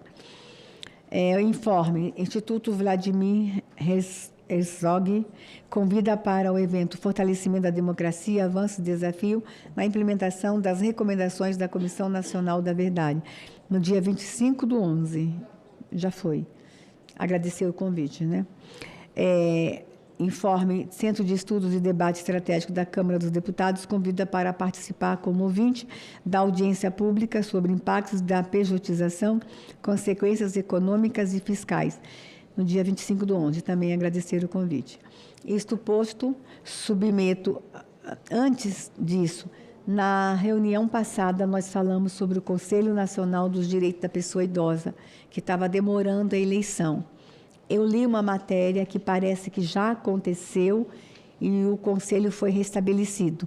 Solicita à Secretaria que faça contato com o Conselho Nacional dos Direitos da Pessoa Idosa para saber se isso procede e que ele nos informe o nome dos novos conselheiros. E se isso aconteceu, cumprimentar a nova eleição e informar que essa comissão está à disposição do Conselho. Isto posto, submeto às senhoras senadoras e os senhores senadores os encaminhamentos lidos. As senhoras senadoras e os senhores senadores que concordam com os encaminhamentos aqui sugeridos permaneçam como se encontram. Aprovado. Informo que nos termos da Instrução Normativa 12 de 2019, os documentos lidos como informes ficam disponíveis no site do Senado e no portal da CDH. Os demais ficam na Secretaria para a manifestação dos membros dessa comissão pelo período de 15 dias. Terminando o prazo, os documentos serão arquivados. Agradeço à Secretaria. Inclusive, por ontem, foi um mutirão ontem, 2 audiências públicas, uma atrás da outra, com intervalo de minutos, mas as 2 audiências foram incríveis. Obrigada à Secretaria pelo trabalho hoje também na reunião deliberativa, e nós teremos algumas atividades ainda antes do término do nosso trabalho. Nossa última reunião será dia 10? 17. Dia 17 ainda temos atividade. Dia 10 teremos uma grande audiência pública aqui, Direitos Humanos para Todos, mas teremos deliberativa ainda, né? Teremos deliberativa. E aí nessa deliberativa pode ter 60 itens para a gente zerar a pauta. Agradeço a Secretaria, a todos, nada mais tendo a tratar, declaro encerrada essa reunião.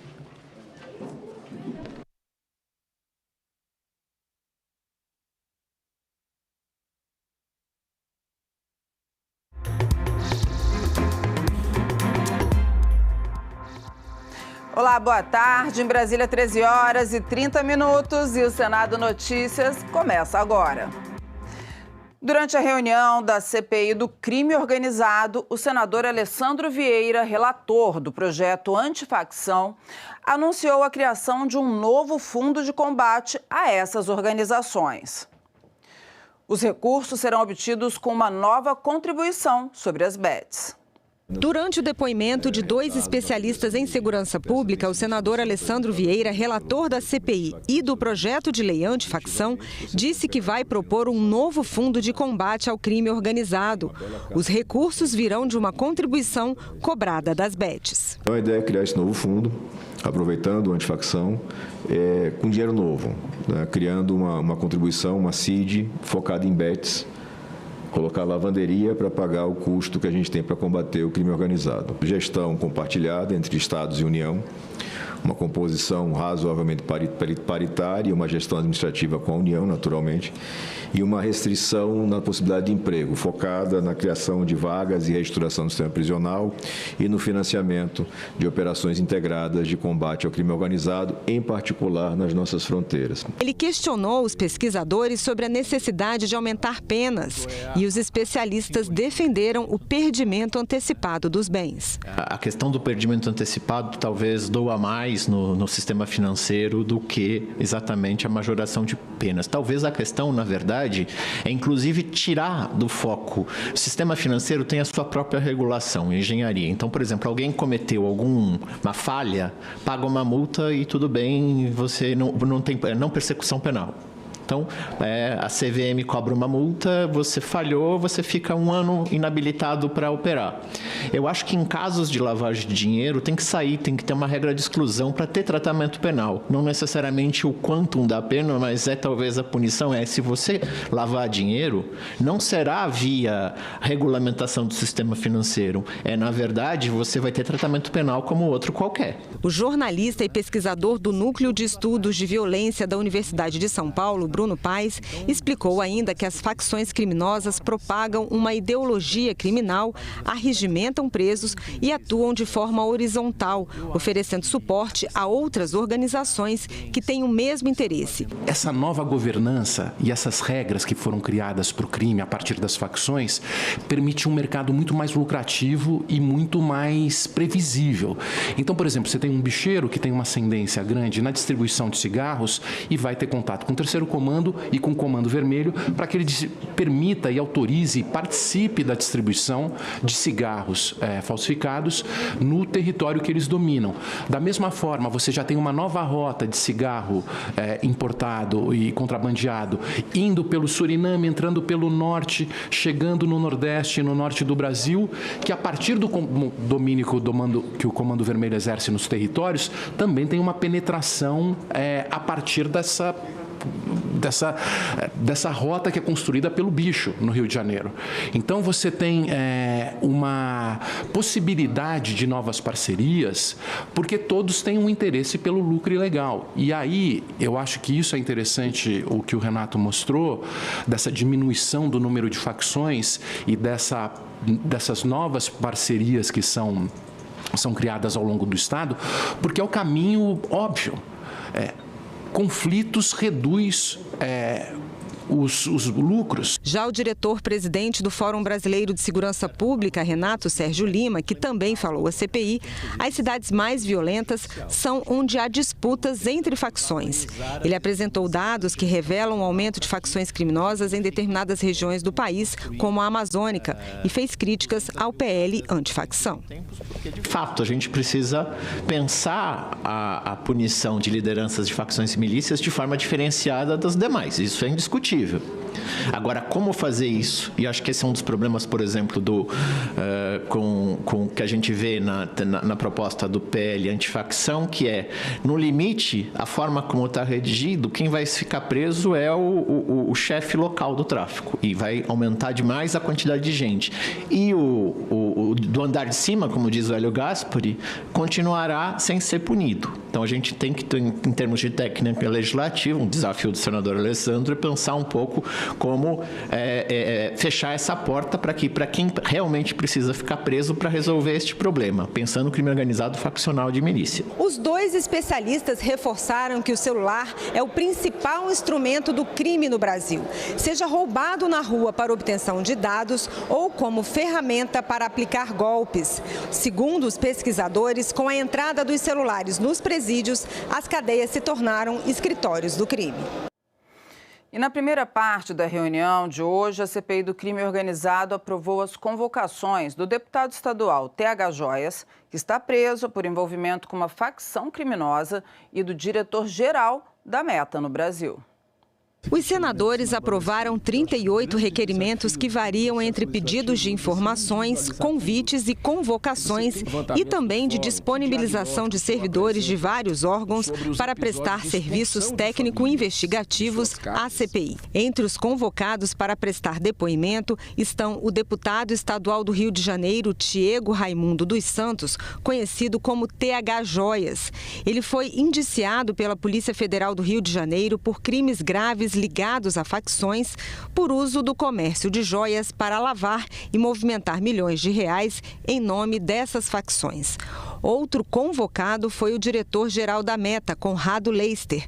O objetivo é investigar a possível utilização das plataformas digitais da Meta, Facebook e Instagram, como veículos para disseminação de atividades criminosas e como fonte de financiamento para o crime organizado. Os senadores aprovaram também requerimentos de convite para ouvir representantes do COAF, da Receita Federal, da Polícia Rodoviária Federal, de comandantes das Forças Armadas, do secretário Nacional de Segurança Pública e da juíza da Vara da Infância e Juventude do Rio de Janeiro, Vanessa Cavalieri, além de vários especialistas em segurança pública. E a CPI do crime organizado vai ouvir o governador do Rio, Cláudio Castro, na quarta-feira da semana que vem. E hoje o Congresso se reuniu em sessão solene para celebrar os 80 anos da CNC, entidade que congrega agentes e empresas de um setor tão fundamental à economia e ao dia a dia do brasileiro. Na sessão do Senado para celebrar os 80 anos da Confederação Nacional do Comércio de Bens, Serviços e Turismo, foi lançado um selo comemorativo dos Correios. O senador Exalcir Lucas, que presidiu a sessão, ressaltou o impacto da qualificação oferecida pela CNC aos trabalhadores do setor e destacou o apoio da instituição na geração de riquezas para o país. A Confederação representa milhões de empreendedores que acordam cedo, abrem suas portas, enfrentam concorrência globalizada, pagam impostos pesados, geram empregos e mantêm viva a economia que pulsa nas ruas do Brasil. Representa também os trabalhadores do comércio, homens e mulheres que movem a máquina econômica com esforço e dedicação. O tempo muda. O jeito de fazer negócios muda. Mas o que nos move é o mesmo: trabalho, coragem e a garra de quem faz acontecer. O superintendente estadual dos Correios em Brasília, Paulo Henrique Soares de Moura, enfatizou a geração de empregos pelas entidades que compõem a federação. Ao longo de 8 décadas, a Confederação consolidou-se como uma entidade máxima do empresariado comercial brasileiro. Juntas, as 3 categorias correspondem ao cerca de 1/4 do Produto Interno Bruto Nacional e geram aproximadamente 25 milhões de empregos diretos e formais. Representante do Ministério de Desenvolvimento, Indústria e Comércio, Pedro Henrique Jocando Guerra, disse que o comércio integra o processo de desenvolvimento do país. O comércio é uma das partes e a gente busca enfatizar sempre isso no âmbito do MDIC. Desenvolvimento é a soma dessas partes. A indústria, a agricultura, o comércio, os serviços, todos eles, numa economia complexa como a que a gente vive, integram, são elos desse progresso e desse processo de desenvolvimento que todos buscamos no país. Por fim, o presidente da Confederação Nacional do Comércio, José Roberto Tadros, reiterou o papel da CNC no país e acrescentou a relevância do trabalhador e do consumo para o desenvolvimento econômico. Entendemos que é fundamental não só nós procurarmos qualificar a mão de obra e, por outro lado, dar dignidade ao trabalhador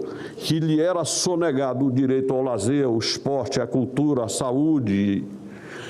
Também estamos mobilizados a que o trabalhador tenha um bom salário, porque o que movimenta hoje as economias modernas é a sociedade de consumo. E se você tem uma massa de trabalhadores, de 70 milhões de trabalhadores, que não podem consumir, você não pode aspirar ao desenvolvimento do país aos moldes dos países desenvolvidos, sem que eles tenham o direito de consumir. E foi encaminhado com urgência ao plenário do Senado um projeto que determina regime mais rigoroso e presídio federal para homicídio de policiais e outras autoridades. A Comissão de Justiça aprovou ainda outros textos nesta quarta-feira.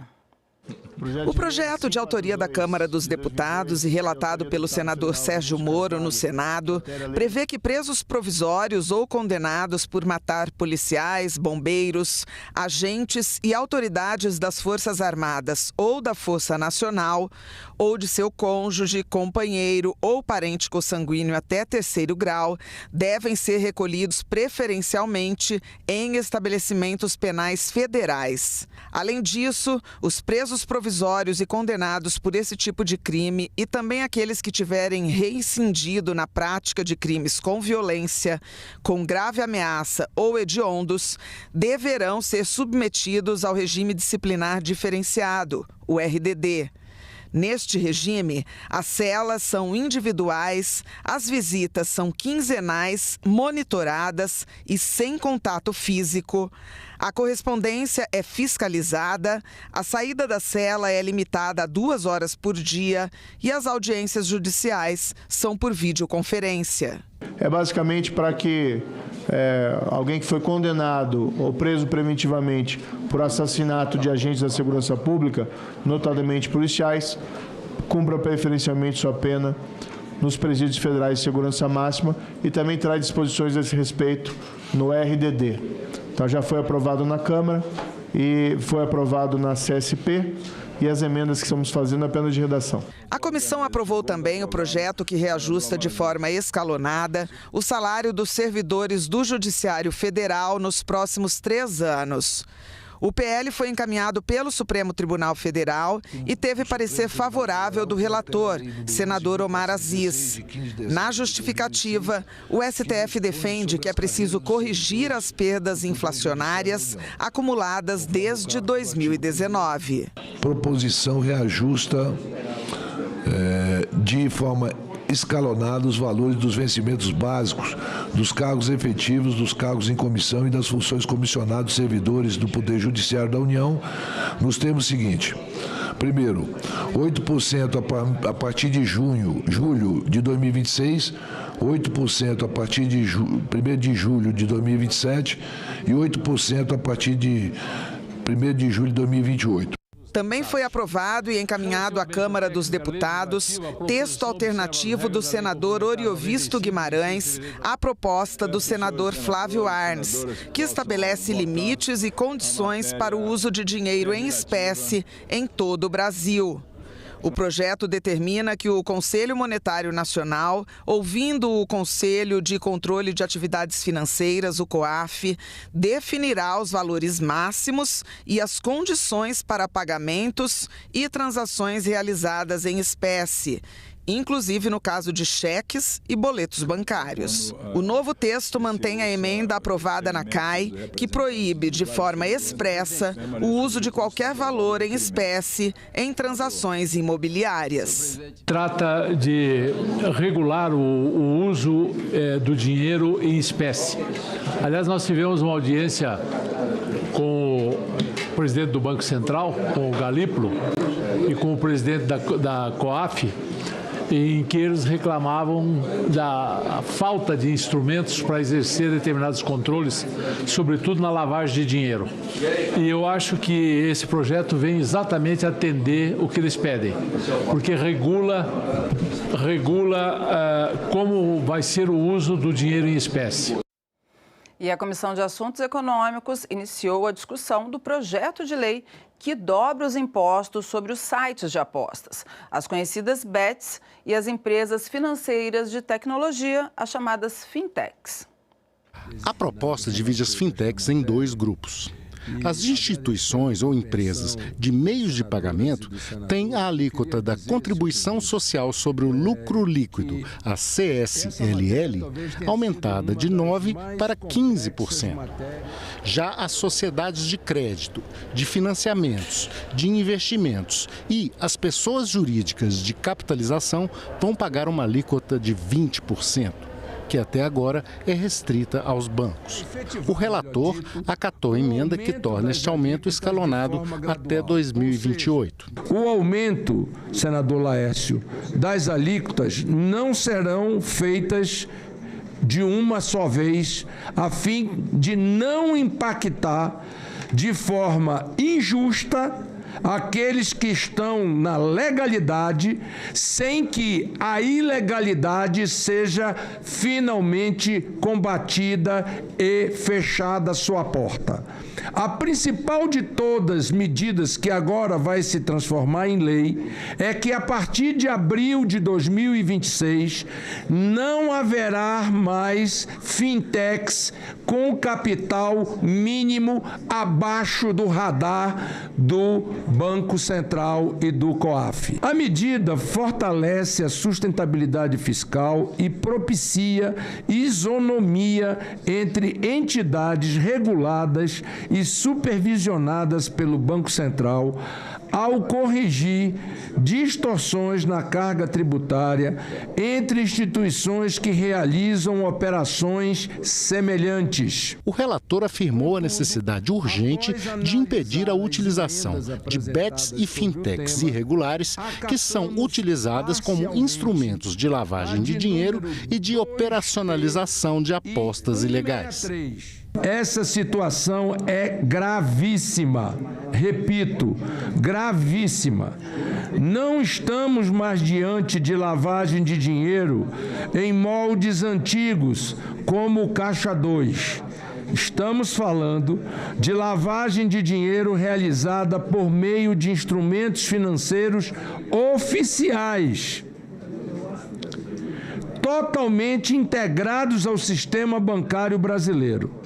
essa prática precisa ser enfrentada e precisa ser encerrada definitivamente. Foram apresentadas 176 emendas ao projeto.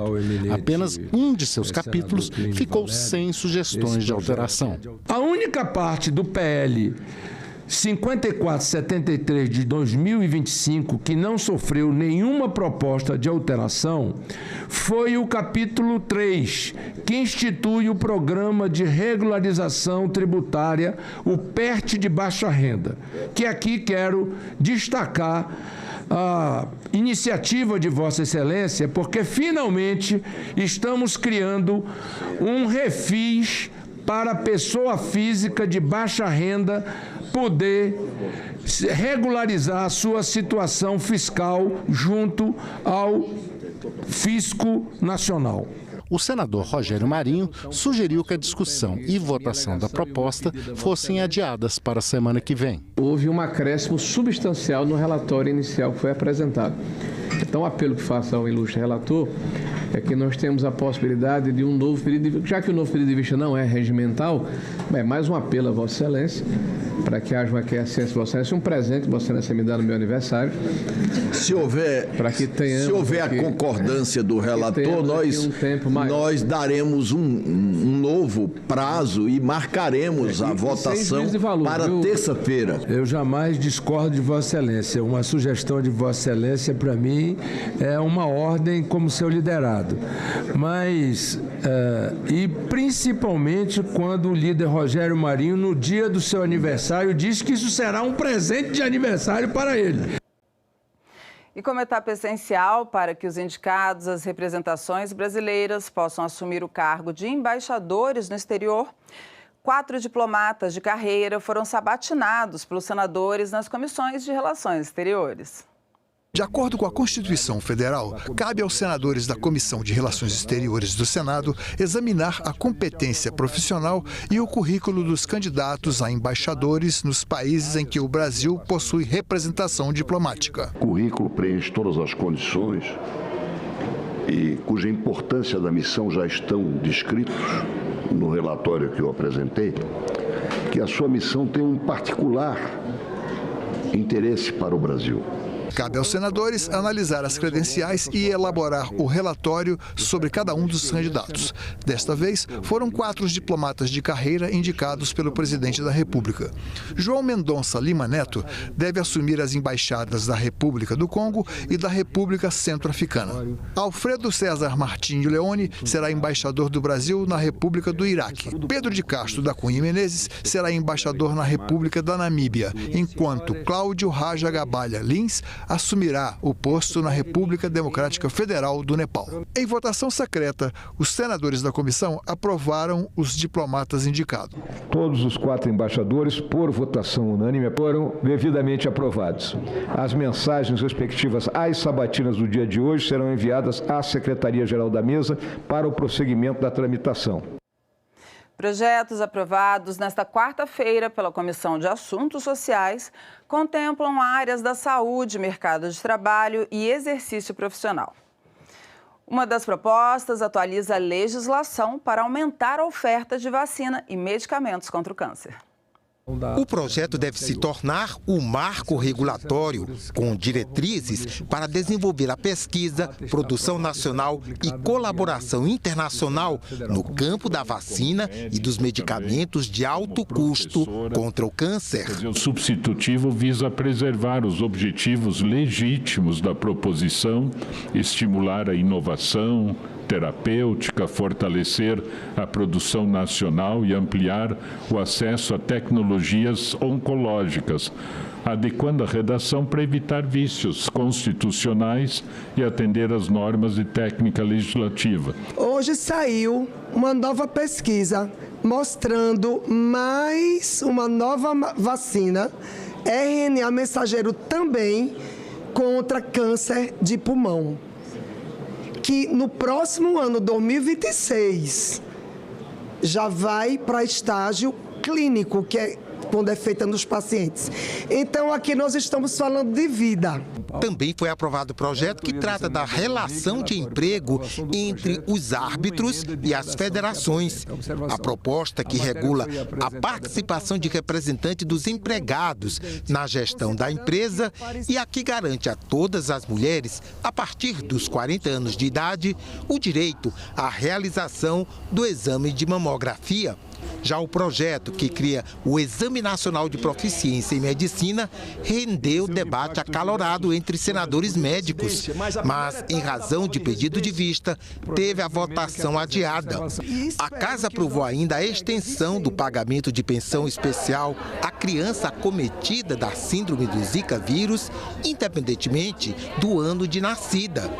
Outro projeto aprovado visa regulamentar a profissão de multimídia. O projeto busca regulamentar a profissão de multimídia e representa um avanço estratégico para o país ao reconhecer oficialmente um conjunto de atividades que já se consolidaram como essenciais na economia contemporânea. O reconhecimento do caráter multifacetado da atuação multimídia representa um avanço para a consolidação de um campo profissional que articula comunicação, tecnologia e criatividade. Campo este que já conta com inúmeros profissionais atuantes hoje, informalmente, sem o devido enquadramento profissional. A proposição aqui analisada favorece a qualificação, a empregabilidade, a geração de renda, pois promove maior integração entre o campo educacional e produtivo, à medida em que valida essa jornada já enfrentada pelos profissionais de multimídia. Está marcada para o dia 10 de dezembro a sabatina do advogado-geral da União, Jorge Messias, na Comissão de Constituição e Justiça. Ele foi indicado pelo presidente Lula para o cargo de ministro do Supremo Tribunal Federal. O anúncio foi feito nesta terça-feira em uma coletiva do presidente da comissão, Otto Alencar, e do presidente do Senado, Davi Alcolumbre. Nós estabelecemos um calendário, eu e o presidente Otto Alencar, para que nós pudéssemos fazer, dentro desse rito natural, a sabatina e a deliberação da autoridade na CCJ, primeiramente, naturalmente, é o que manda a Constituição brasileira, e em seguida no plenário do Senado Federal. A leitura da mensagem será feita no dia 3, agora de dezembro, uma quarta-feira, pela manhã às 9 horas, e como de rito processual e obedecendo o regimento interno do Senado Federal, vai se dar vistas coletivas no dia 3 e no dia 10 será feita a sabatina dentro da Comissão de Constituição e Justiça e posteriormente, como tem acontecido, será conduzido ao plenário do Senado Federal. E eu designei como relator o senador Everton Rocha do Estado do Maranhão. Eu tinha designado antes para o Gonê, o Omar Aziz, é do meu partido, não podia colocar outro do meu partido, então colocamos o Everton Rocha, que vai ser o relator. Eu já comuniquei a ele, já está consciente, aceitou a relatoria e nós vamos, sem dúvida nenhuma, conduzir isso como conduzimos outros indicados nesse período para a sabatina na Comissão de Constituição e Justiça. E a regulamentação da aposentadoria especial para os agentes comunitários de saúde foi aprovada nesta terça-feira pelo plenário do Senado. O texto segue agora para análise da Câmara dos Deputados. O projeto regulamenta a aposentadoria especial para os agentes comunitários de saúde e agentes de combate às endemias. Garante igualdade nos reajustes e recebimento do salário integral na aposentadoria. Também estabelece critérios de idade e tempo de serviço para a aposentadoria e outras garantias, como a conversão de tempo especial em comum e a contagem do tempo dos dirigentes sindicais da categoria. O benefício poderá ser concedido a partir dos 52 anos de idade para homens e 50 para mulheres, desde que tenham completado 20 anos de efetivo exercício nas funções. Mesmo quem não tiver 20 anos de trabalho como agente comunitário ou de combate a endemias, pode ter direito a essa aposentadoria especial. Basta ter 15 anos de trabalho efetivo e trazer mais 10 anos de contribuição em outro cargo. Hoje, o Brasil tem 400 mil agentes de saúde e a estimativa de impacto orçamentário do governo fica entre 98 e 530 bilhões de reais. O custo de não investir nos agentes de saúde é muito maior do que qualquer custo da aposentadoria especial.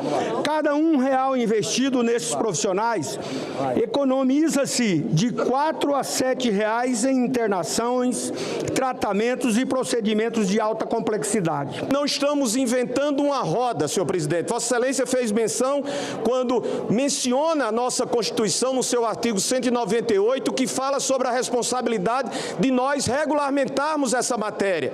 Ela está lá, a aposentadoria especial nós não estamos criando com esse PLP, ela está lá. Eu queria pedir sensibilidade àqueles atores que estão nos últimos 5 dias falando que isso foi uma agressão ao Estado brasileiro como bomba fiscal, senador Ângelo Coronel. Isso foi uma resposta da Casa da Federação do Brasil a milhares de pessoas pobres e que se dedicam todos os dias a salvar a vida de outros pobres. E o reconhecimento da Casa da Federação a todos vocês. Parabéns e contem com o Senado Federal para fazer o certo pelo povo brasileiro.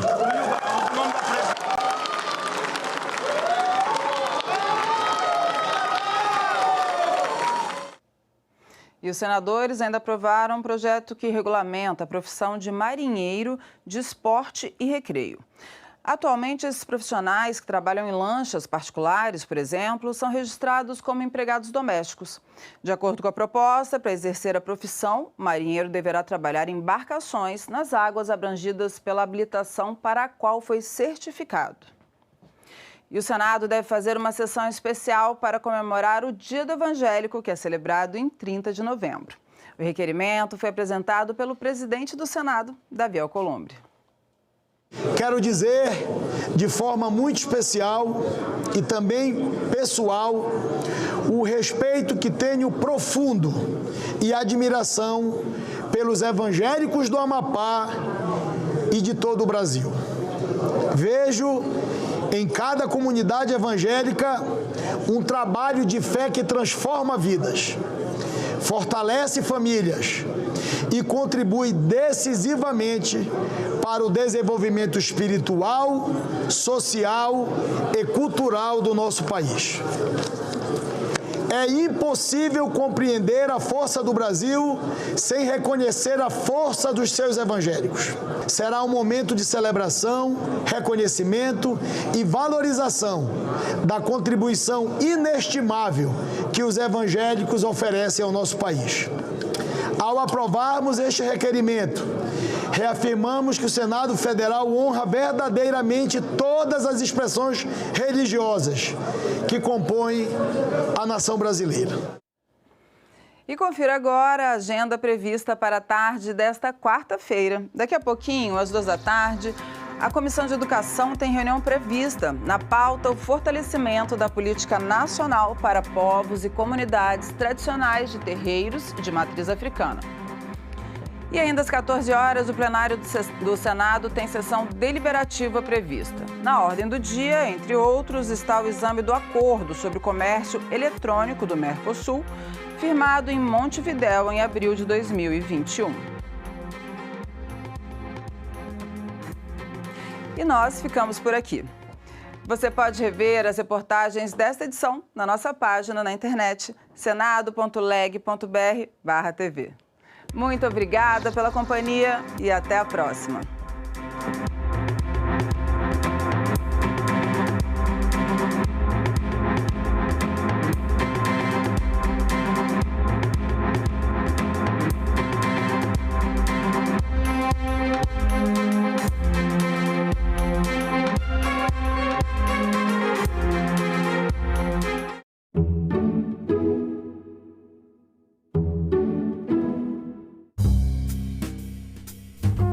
nós temos uma chacina por mês de mulheres vítimas de homens que simplesmente dizem: se não é minha, não vai ser de ninguém. E matam essa mulher, e matam essa família. Em todos os casos, é possível fazer alguma coisa antes que aconteça? A gente tem que perceber quando uma amiga nossa, ela está diferente, alguma coisa mudou. Salão Nobre, hoje, 8 horas da noite, aqui na TV Senado.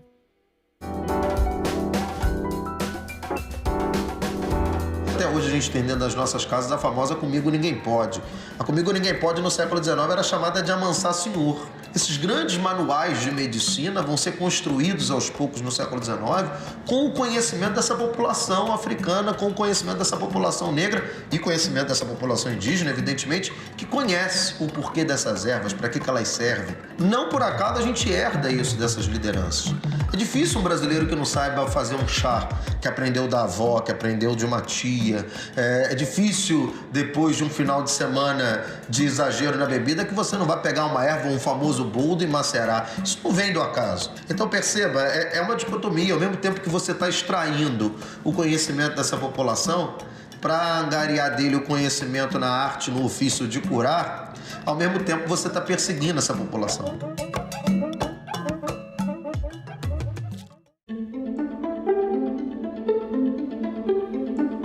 Mais de 40 mil mortos tiveram seu cadastro como tentativa de inclusão e desconto associativo. Em 2023, o senhor era presidente da CBPA? Como eu não tenho conhecimento dessa informação, me permaneço calado. Sim, 23 era, sim, senhor. Pronto. Em 2024, o senhor era presidente da CBPA? Sim, senhor. Vocês tentaram colocar 40 mil mortos em descontos associativos.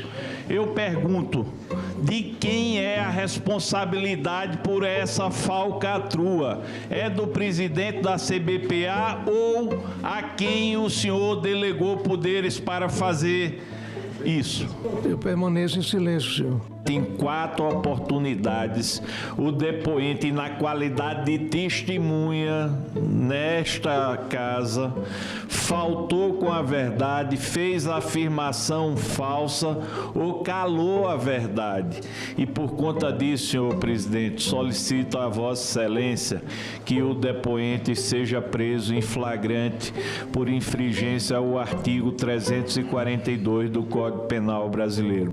Diante do exposto, a comissão, com fundamento no artigo 58, parágrafo 3º da Constituição Federal, determina a prisão em flagrante do senhor Abraão Lincoln Ferreira da Cruz pelo crime próprio de falso testemunho, que trata o inciso 2 do artigo 4º da Lei 1579 de 1952. Em nome dos aposentados, quase 240 mil que a CBPA enganou, o senhor Abraão Lincoln Ferreira da Cruz, o senhor está preso. Determino que a Secretaria e a Polícia adotem as providências com relação à determinação de prisão dessa presidência.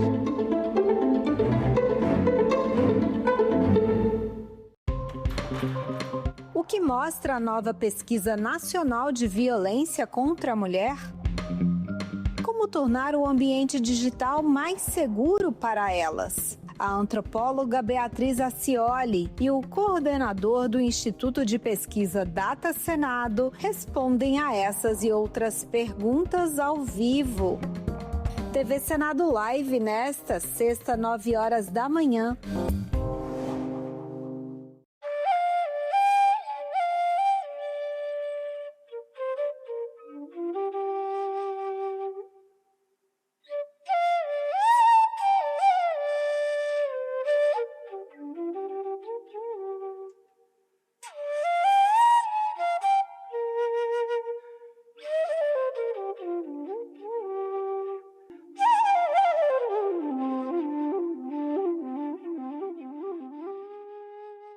Meu nome é Ana Reis, eu nasci em 1985 e sou farmacêutica e cantora. Eu também sempre segui essas duas profissões, né? Completo 20 anos da minha carreira como cantora e também tem 20 anos que eu entrei na UNB para o curso de farmácia. Dos direitos, dos que eu mais prezo, é a liberdade de expressão. Eu posso trazer em todos os âmbitos da minha vida, assim, mas principalmente na minha atividade como cantora. Eu sempre pude escolher, por exemplo, um repertório de um show com as músicas que eu queria cantar. Eu sou mãe do Hugo. O Hugo tem 6 anos hoje. Eu adoro ele pedindo as músicas. Mamãe, põe um Luiz Gonzaga aí pra gente ouvir. Quando ele pede umas músicas assim, eu vejo que eu tô fazendo um bom papel, porque acho que nossa cidadania, ela não é completa se ela não passar pela arte. Eu posso trabalhar com o que eu gosto, eu posso cantar o que eu quero. Democracia é isso, é a liberdade. Meu nome é Ana e eu nasci com a democracia. É muito importante que a COP seja no Brasil. Pela primeira vez, a agricultura familiar ela vai ser debatida em uma COP do clima. Isso é muito significativo. Boa parte das práticas mais sustentáveis de agricultura estão na produção familiar. Para discutir a questão ambiental, eu preciso discutir a realidade, eu preciso falar as questões concretas, os problemas. Em discussão, nesta quinta, 20h, aqui na TV Senado. Agora é lei. A reforma tributária promete simplificar o pagamento de impostos no Brasil.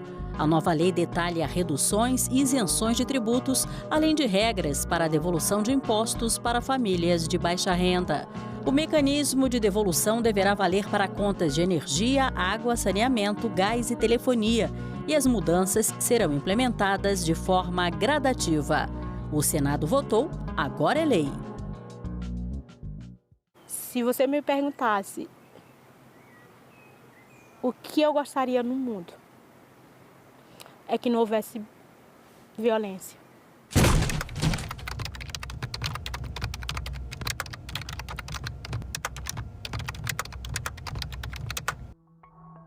Eu fui educada assim, que a mulher tinha que sempre obedecer ao marido. Ela tinha que ser submissa ao marido. As primeiras agressões começou com insultos. Falar da minha roupa, dizer que eu era gorda, que eu era feia. Eu tinha o meu dinheiro, eu tinha a minha conta, eu trabalhava, mas o meu salário quem gastava era ele. A primeira vez que eu pedi o cartão, que eu falei, o dinheiro é meu, eu trabalho, eu sei que o dinheiro é meu, eu levei um tapa. E como castigo à noite, ele me botou para dormir fora de casa na chuva.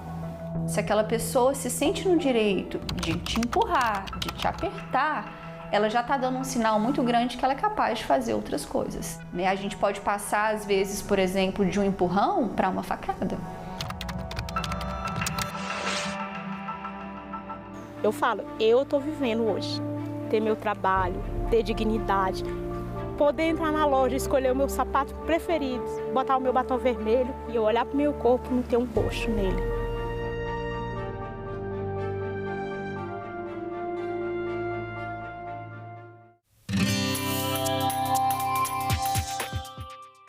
Olá, eu sou a Carla Benevides e está começando mais um programa Argumento. O Congresso Nacional deve analisar nos próximos dias um projeto que mexe diretamente com as forças de segurança do Distrito Federal. A proposta não amplia o orçamento, mas autoriza mudanças no provimento de cargos da Polícia Civil, da Polícia Militar e do Corpo de Bombeiros, atendendo a pedidos do Ministério da Justiça e do Governo do Distrito Federal. Aqui comigo no estúdio está o relator dessa proposta, o senador Isalci Lucas, do PL do Distrito Federal. Senador, muito obrigada pela sua presença mais uma vez aqui no programa. Eu que agradeço a oportunidade. Senador, o que muda na prática com esse PLN? E eu falei Polícia Civil, Polícia Militar, o Corpo de Bombeiros entrou depois. Eu queria saber exatamente quem são as corporações que vão ser afetadas com essa proposta. São exatamente a Polícia Militar, o Corpo de Bombeiro e a Polícia Civil, né? Essa é uma indicação do governo local, né, o GDF, que mandou uma proposta em fevereiro. Na prática é o seguinte, nós temos o Fundo Constitucional, que é um valor definido, está no orçamento. Nós já temos o valor e a correção que fica no orçamento. A distribuição desse recurso precisa passar, então, iniciativa do GDF, passar pelo governo federal, aí vai para o Ministério da Gestão, o Ministério do Planejamento, o Ministério da Justiça, e depois que resolve isso lá, manda para o Congresso Nacional. E aqui nós temos que aprovar na Comissão Mista do Orçamento e também no Congresso Nacional. A partir daí, então, se edita a medida provisória ou projeto de lei. Então, essa novela já vem há muito tempo. A gente está tentando corrigir isso através de uma mudança, emenda constitucional, número 1 de 2025, mas ainda não aprovamos, para que o governo possa ter autonomia para fazer. Porque hoje nós temos o menor contingente da história. Nós temos uma lei aprovada pelo Congresso, porque era competência da União manter e organizar a segurança pública, Então nós temos uma lei de 2019, né, 2009, que determina que aqui no DF tinha que ter 18 mil policiais militares, 9 mil polícia civil, 9 mil corpo de bombeiro. E hoje, em função dessa burocracia toda, nós temos a metade disso, metade dos policiais civis, bombeiros e polícia militar. Então esse PLN, na prática, ele autoriza você incorporar 2 mil policiais, né? Que não é nada, porque provavelmente esse ano, o ano que vem, vai sair muito mais do que isso. E a gente precisa repor, de fato, esse déficit, porque a segurança pública está deixando a desejar. Há uma preocupação muito grande com as facções, né? Você está vendo o que está acontecendo no Rio, né? Na Bahia, em Ceará, e nós não queremos e não podemos admitir que Brasília também sofra essas questões. E sem contingente a gente não consegue segurar. Então, a gente precisa simplificar esse modelo, porque a iniciativa do governador foi em fevereiro, nós estamos em novembro. Vamos votar esse PLN no Congresso na reunião do dia 27. Só depois de votar dia 27 é que o governo federal poderá editar a medida provisória, autorizando, então, a convocação desses meninos que fizeram o concurso em 2021. Fizeram o curso e estão aguardando a nomeação. Muita gente pediu demissão, né? Grande parte fora de Brasília, e estão aqui esperando a nomeação. E a nomeação só é possível depois de aprovar o PLN 30 no Congresso Nacional. Senador, o ministro da Justiça também, há interesse também do próprio Ministério da Justiça nessa convocação de novos, né, no aumento efetivo das forças de segurança, porque Brasília também é a capital, né, do país. De que forma esse reforço pode melhorar também a segurança da capital? Na prática, o DF...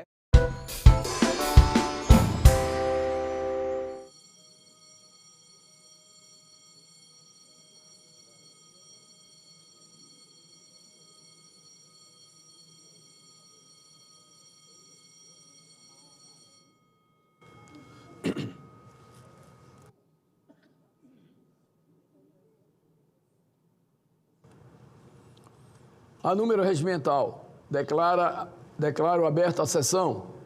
Sobre a proteção de Deus, iniciamos os nossos trabalhos. As senadoras e os senadores poderão se inscrever para o uso da palavra por meio do aplicativo Senado Digital, por lista de inscrição que se encontra sobre a mesa ou por intermédio dos totens disponibilizados na casa. A presente sessão deliberativa ordinária é destinada à apreciação das seguintes matérias, já disponibilizadas em avulsos eletrônicos e na ordem do dia eletrônica de hoje. Projeto de lei número 4.635 de 2024, do deputado Vitor Lippe. Projeto de decreto legislativo número 309 de 2024, da Comissão de Relações Exteriores e Defesa Nacional e da Câmara dos Deputados. E projeto de decreto legislativo 395 de 2024 da representação brasileira no Parlamento do Mercosul. Passamos aos oradores inscritos, que terão o prazo de 10 minutos para o uso da palavra. Como primeiro orador inscrito, convido o senador Esperidião Amin, do PP de Santa Catarina, para fazer o seu pronunciamento. Senhor presidente, prezado amigo Chico Rodrigues, senhores senadores, senhoras senadoras, é com muita satisfação que eu vejo presidindo a nossa sessão e nos dando, portanto, esta oportunidade de nos dirigir à sociedade brasileira. Eu desejo inicialmente, presidente, registrar a presença de duas pessoas muito queridas, a vereadora Neuci Winkler e a pastora das nossas almas, a Renata Galas, ambas da nossa querida Xanxerê, que já teve grandes prefeitos e tem grandes vereadores e vereadoras. E eu destaco, sem dúvida, o meu compadre Hélio Winkler, ex-secretário de Estado para os Negócios do Oeste também. E na pessoa de ambas, eu quero saudar a mulher catarinense que teve ontem o seu grande dia, o dia da nossa padroeira Santa Catarina de Alexandria. Aliás, quero agradecer à deputada Ana Campanholo, que ontem, registrando o transcurso do dia de Santa Catarina, projetou na Assembleia Legislativa de Santa Catarina, imagens do Mosteiro de Santa Catarina, que eu tive a honra de visitar em 2001, de onde o nosso saudoso Monsenhor Ângelo Contaxis, da Igreja Ortodoxa de Florianópolis, trouxe relíquias da nossa santa padroeira do nosso estado, padroeira das bibliotecas, dos inovadores, dos descobridores, dos filósofos. Uma mulher muito à frente do seu tempo, que serve como exemplo para todos nós. Mas quero também, senhor presidente, deixar aqui consignada a minha gratidão ao relator do PL 5473, o senador Eduardo Braga, que hoje ressaltou a justiça de acolher, nesse projeto que eu mencionei, a nossa emenda número 90, que permitirá que não se cobre imposto de renda sobre os valores que, por exemplo, aposentados da Caixa Econômica Federal, da Petrobras, imposto de renda que eles estão pagando hoje pelo dinheiro que, dos seus proventos de aposentadoria, volta para recompor o equilíbrio dos fundos de seguridade privada.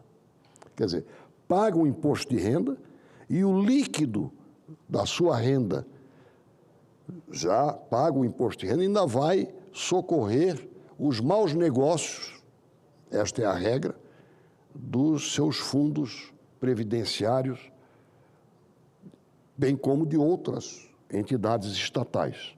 O texto que nós aprovamos beneficia a todos que têm que pagar o reequilíbrio de fundos de previdência de estatais, não é de qualquer fundo de previdência. Fundos de previdência às quais essas pessoas são compelidas a integrar, ou seja, a esses fundos se filiarem. Então, espero que, findo o prazo do pedido de vista feito hoje, na próxima terça-feira, nós possamos votar o PL, que tem muitos outros pontos complexos para serem debatidos, mas nesse houve pacificação e, a seguir, o projeto ser enviado para a Câmara para ser aperfeiçoado lá. Mas esta vitória nós tivemos hoje e eu quero registrar que, tendo havido consenso, tanto de parte do governo quanto dos diversos líderes presentes na nossa audiência na CAI, na Comissão de Assuntos Econômicos, eu acho que já podemos celebrar esta vitória, ainda que parcial.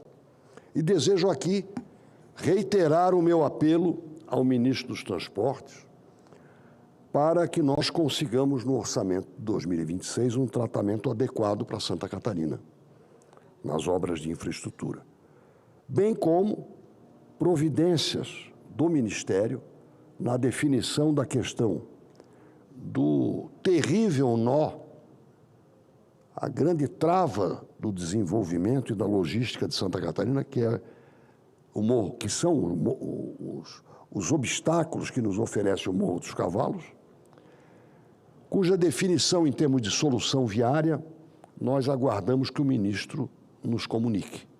Claro que debata, permita a nossa indagação, a nossa reflexão, mas nós não podemos fechar este ano sem uma definição da autoridade competente, ministro Renan Filho.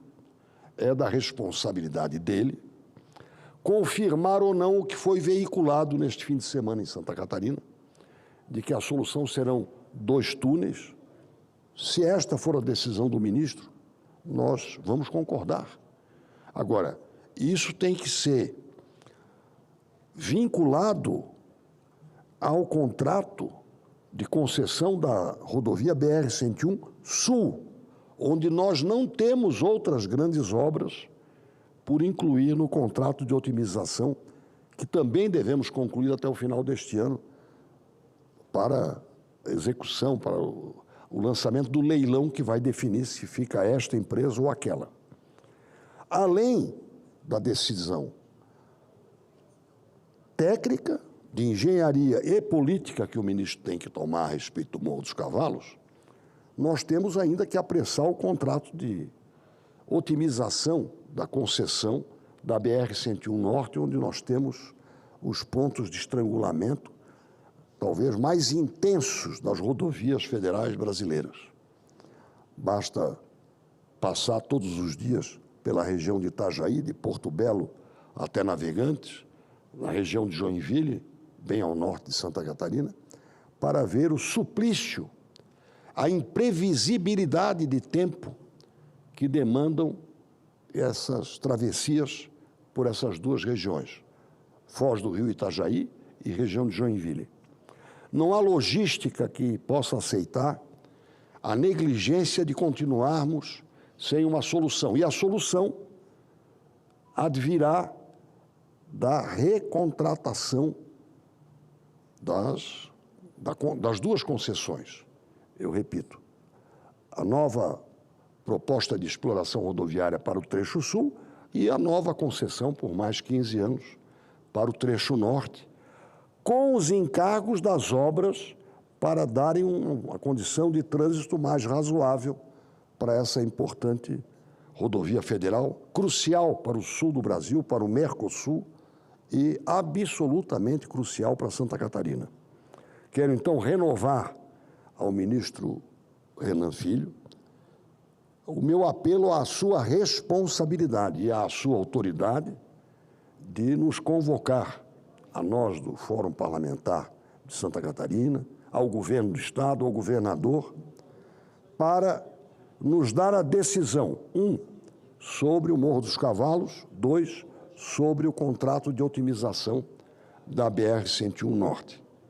E reafirmo aqui que, enquanto não houver a solução definitiva, no caso do Morro dos Cavalos, a frequência com que nós já estamos tendo acidentes que paralisam o trânsito por pane em veículos que por lá transitam, esta frequência está exigindo que a NTT desloque junto com a concessionária, atualmente a Artéries, um caminhão-reboque para poder atender com mais presteza a esses casos de pane, especialmente em caminhões, como tivemos mais uma vez ontem, resultando em filas quilométricas e atraso em mais de 1 hora no atendimento do veículo acidentado, no caso do veículo que sofreu a pane, por indisponibilidade de um veículo que faça o atendimento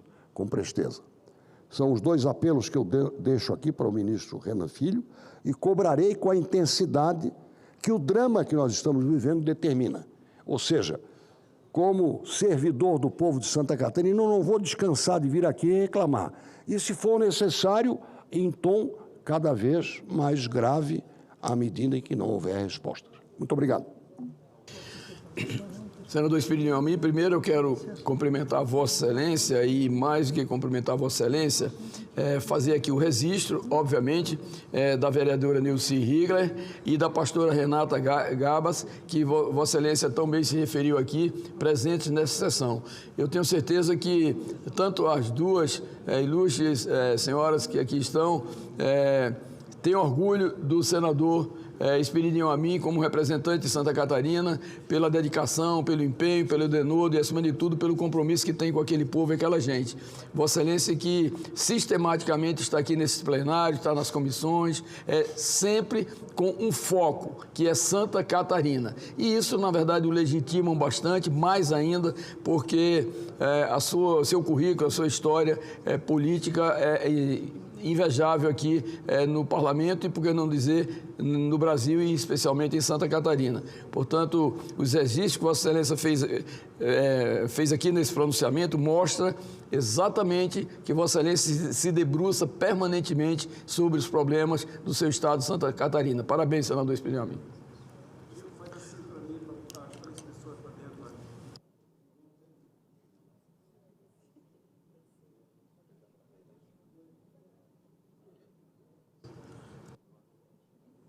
Senador Plínio, está autorizado a entrada das pessoas aqui. Deixa feito o registro. Passo a presidência ao senador Isalci Lucas, enquanto eu faço o meu pronunciamento.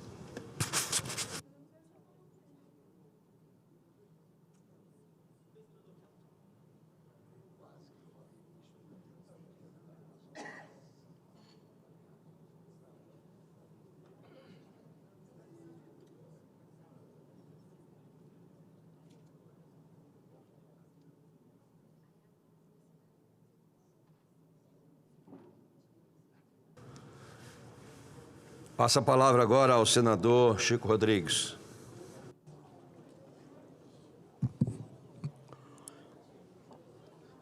Senhor presidente Isalci Lucas, senhoras, senadores e senadoras, não haveria país melhor para sediar a COP30 do que o Brasil. A escolha de Belém, no coração da Amazônia, foi simbólica e justa. O Brasil é, sem dúvida, uma potência ambiental. Somos responsáveis por cerca de 12% de toda a água doce superficial do planeta, volume superior ao disponível em toda a Europa e em toda a África. Detemos ainda aproximadamente 10% do estoque global de carbono e 20% de toda a biodiversidade terrestre do mundo, distribuídas em 6 grandes biomas: Amazônia, Cerrado, Mata Atlântica, Caatinga, Pantanal e Pampa. Esses números não são apenas estatísticas, são provas de que o Brasil tem papel decisivo no equilíbrio climático e no equilíbrio ecológico do planeta. O Brasil é reconhecido mundialmente como uma das maiores potências ambientais do planeta. Abrigamos a maior floresta tropical do mundo, cerca de 20% de toda a biodiversidade terrestre e quase 60% do nosso território ainda coberto por florestas nativas. Repito, quase 60% do nosso território ainda está coberto por florestas nativas. O Brasil é o segundo lugar em área absoluta de florestas, em grande parte de florestas primitivas. Essa é uma conquista de dimensões civilizatórias. É o reflexo de uma sociedade que, mesmo com todas as suas contradições e desafios, ainda conserva a essência de uma convivência possível entre o homem e a natureza. Temos nossos problemas internos: o desmatamento ilegal, as queimadas e as pressões econômicas sobre os biomas são realidades que exigem vigilância permanente. No entanto, quando observamos o tamanho do nosso território e a forma como produzimos as nossas riquezas, vemos que somos um dos países que mais preservam proporcionalmente seus ecossistemas, mesmo sendo um dos maiores produtores de alimentos e insumos do planeta. O Brasil é um dos maiores produtores de insumos do planeta. Preservando o nosso planeta, alimentamos quase 13% da população do mundo. Veja, minha gente, preservando o nosso planeta, nós alimentamos mais de 13% da população do mundo, que representa hoje em torno de 8 bilhões de seres vivos. Atualmente, as commodities agrícolas e minerais representam uma parcela significativa da economia nacional, respondendo por mais de 60% das exportações brasileiras. E ainda assim, conseguimos manter índices de preservação ambiental superiores aos de muitas nações industrializadas. Isso demonstra que é possível produzir com responsabilidade, gerar riqueza e, ao mesmo tempo, proteger a vida e o futuro do planeta. No entanto, é importante reconhecer que, embora sejamos uma potência ambiental, ainda não somos plenamente uma potência ecológica. Potência ambiental é quem detém os recursos naturais e as condições favoráveis. Potência ecológica é quem os utiliza de forma equilibrada e sustentável, transformando riqueza natural em qualidade de vida e desenvolvimento humano. O Brasil caminha nessa direção, mas ainda precisa avançar com políticas de combate ao desmatamento, fortalecimento de bioeconomia e investimentos em ciências e inovação verde. Outro ponto que reforça o papel da vanguarda do Brasil é a nossa matriz energética, uma das mais limpas do mundo. Cerca de 49% de toda a energia consumida no país vem de fontes renováveis, como hidroelétricas, eólicas, solares e biomassa. Proporção muito superior à média mundial, que não passa de 15%. Isto é motivo de orgulho e um exemplo concreto de que é possível crescer sem ampliar o impacto ambiental. A COP30, que se realizou em Belém, teve como propósito transformar compromissos em ações. Esta deveria ser a COP da implementação, aquela que a humanidade deixa apenas de discursar sobre o clima e começa, de fato, a agir efetivamente em defesa do planeta. Mas, senhoras e senhores senadores e senadoras, e aqueles que nos assistem e nos ouvem, é preciso que o mundo entenda uma verdade inegociável. O mundo entenda uma verdade inegociável. O Brasil não pode ser visto apenas como o celeiro do mundo ou como a reserva ambiental que equilibra a conta dos países mais poluentes. A responsabilidade climática deve ser, sim, senhor, compartilhada por todas as nações. Não há fronteiras no meio ambiente. O planeta é um só organismo e o impacto de cada nação reverbera sobre todas as demais. Portanto, não é justo que se imponham metas restritivas ou barreiras econômicas a países em desenvolvimento como o Brasil, enquanto as grandes potências seguem emitindo toneladas de carbono sem a mesma disposição para rever seus próprios modelos produtivos.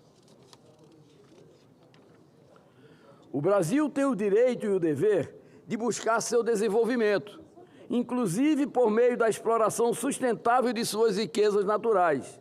Recentemente, o país tem identificado o potencial de novas fronteiras econômicas, como o petróleo na margem equatorial e os minerais estratégicos conhecidos como terras raras, fundamentais para a transição energética global.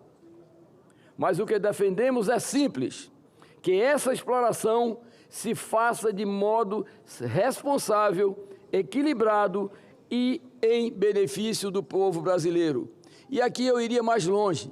Eu diria que a exploração das terras raras, que é, na verdade, um insumo importantíssimo e fundamental para a humanidade, que nós dispomos em quantidades abundantes, o Brasil dispõe em quantidades abundantes, possa ser realmente processada aqui no nosso país e na cadeia produtiva venha agregando valor para gerar uma economia mais forte para a população brasileira.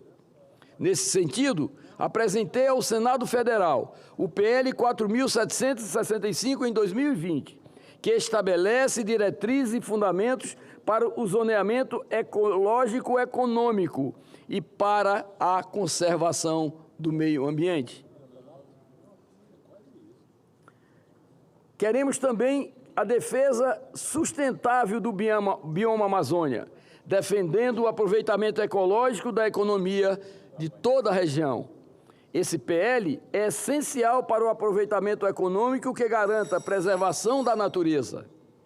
Que esta COP sirva como um marco de consciência coletiva, que possamos juntos equilibrar as forças da economia e da ecologia na produção e na preservação do progresso com muita prudência. Nenhum país deve ser sacrificado em nome de metas que outros países se recusam a cumprir. Isso ficou claro como uma janela sem vidros no encontro que houve da COP.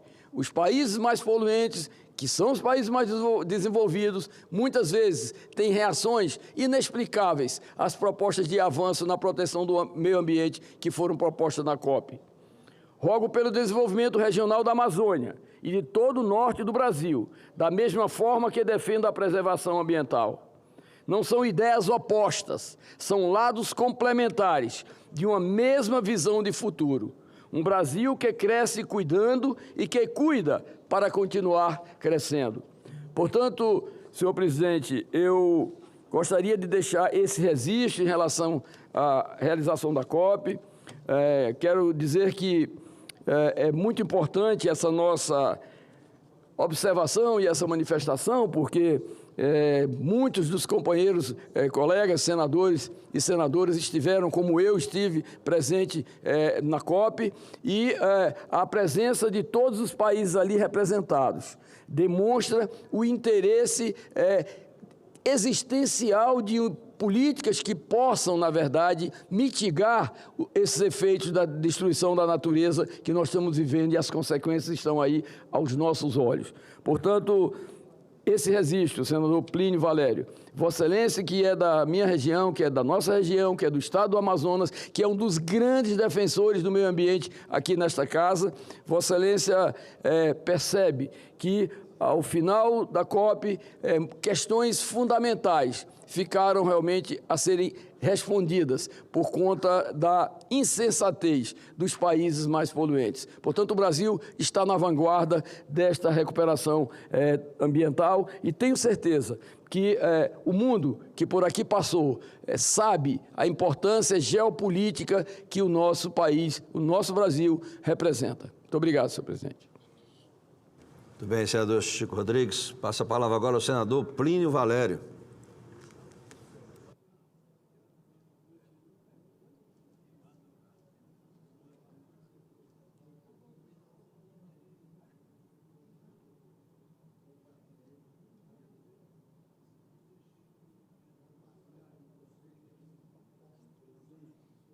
Senhoras senadoras, senhores senadores,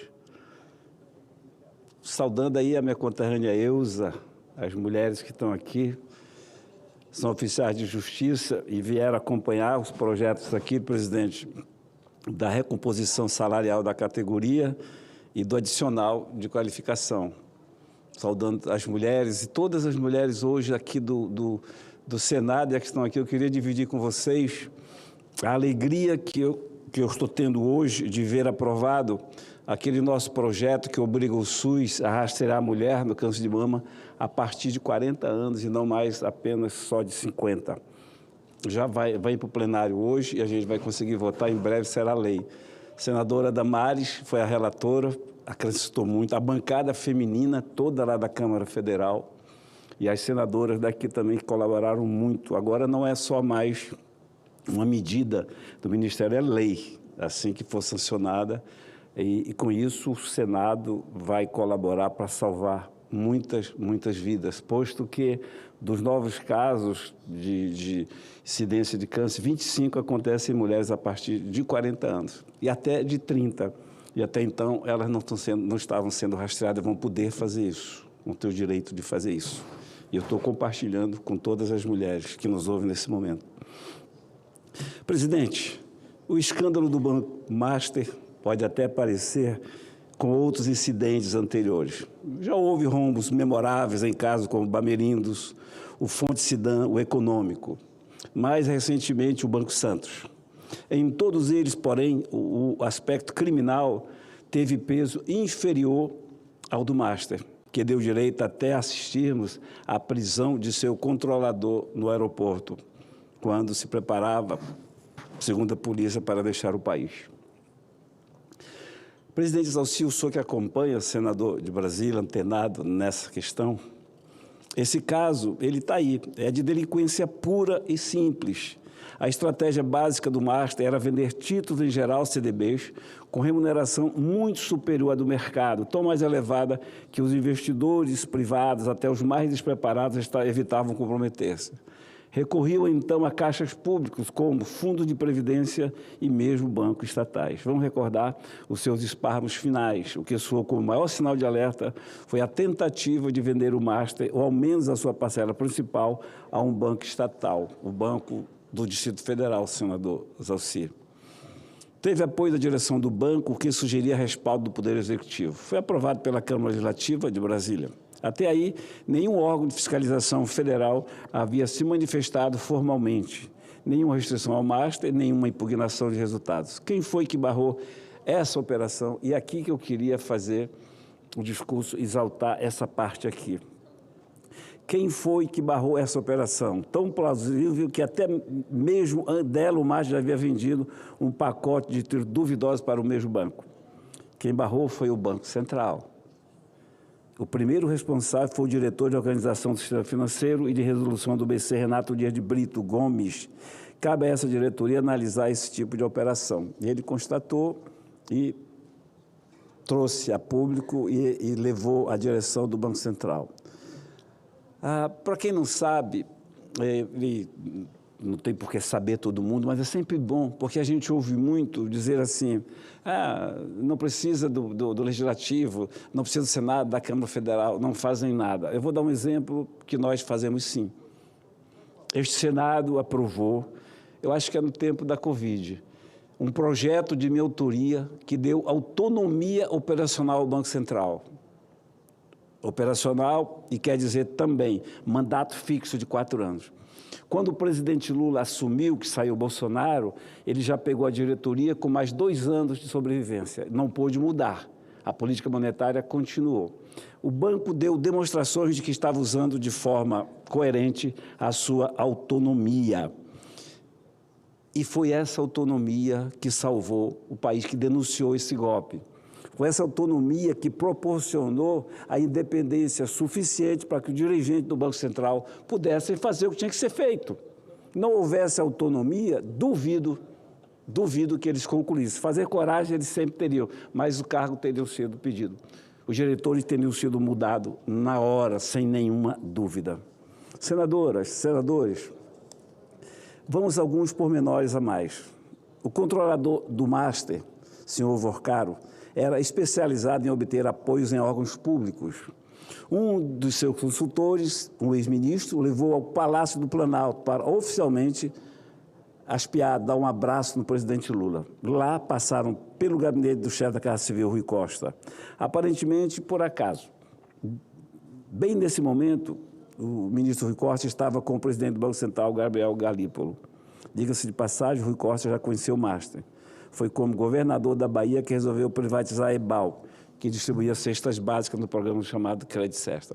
Eu deixo esses pormenores, vocês estão acompanhando no noticiário, os analistas, eu deixo para eles isso. O que eu quero mesmo hoje, o teor do meu discurso, é mostrar para você, brasileiro, mostrar para você, brasileira, que é preciso acreditar num parlamento, é preciso acreditar no legislativo. Hoje nós estamos, sim, nós fomos capturados pelo Poder Judiciário, culpa é nossa. O Poder Judiciário, através do ministro Alexandre de Moraes, do Gilmar e do Barroso, que já foi e não deixou saudade, tem se deixado capturar, tem se quedado a eles, mas não deveria. Somos um poder independente, um poder constitucional que tem prerrogativa, inclusive, de empichar ministros. Então, eu quero levar para vocês a mensagem de que o parlamento tem valor e tudo passa aqui no parlamento.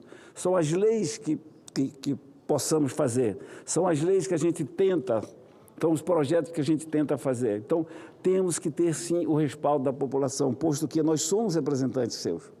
Então, eu quero trazer, senador Girão, a alegria de ter podido, nós, senadores, fazer essa lei de autonomia do Banco Central. Se não tivesse autonomia, esse caso não tinha vindo, porque o diretor que estava apurando teria sido exonerado.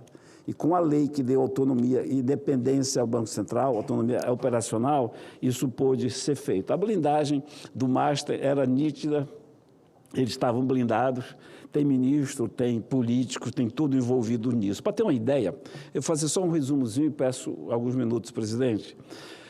Um pequeno resumo.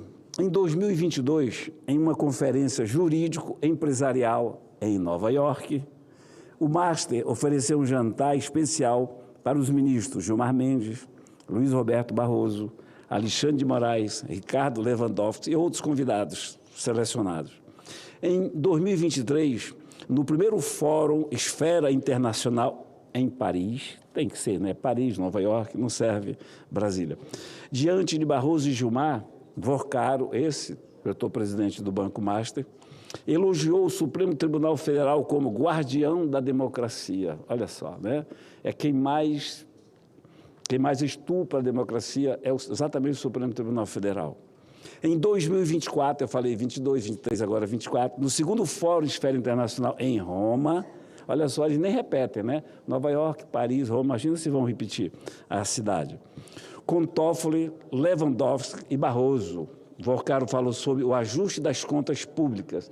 E em 2024, em Londres, por ocasião do Fórum Jurídico Brasil de Ideias, organizado pelo grupo Voto com Patrocínio do Master, Gilmar Mendes, Toffoli e Lewandowski foram palestrantes, quando o ex-ministro Lewandowski foi contratado como consultor jurídico do banco.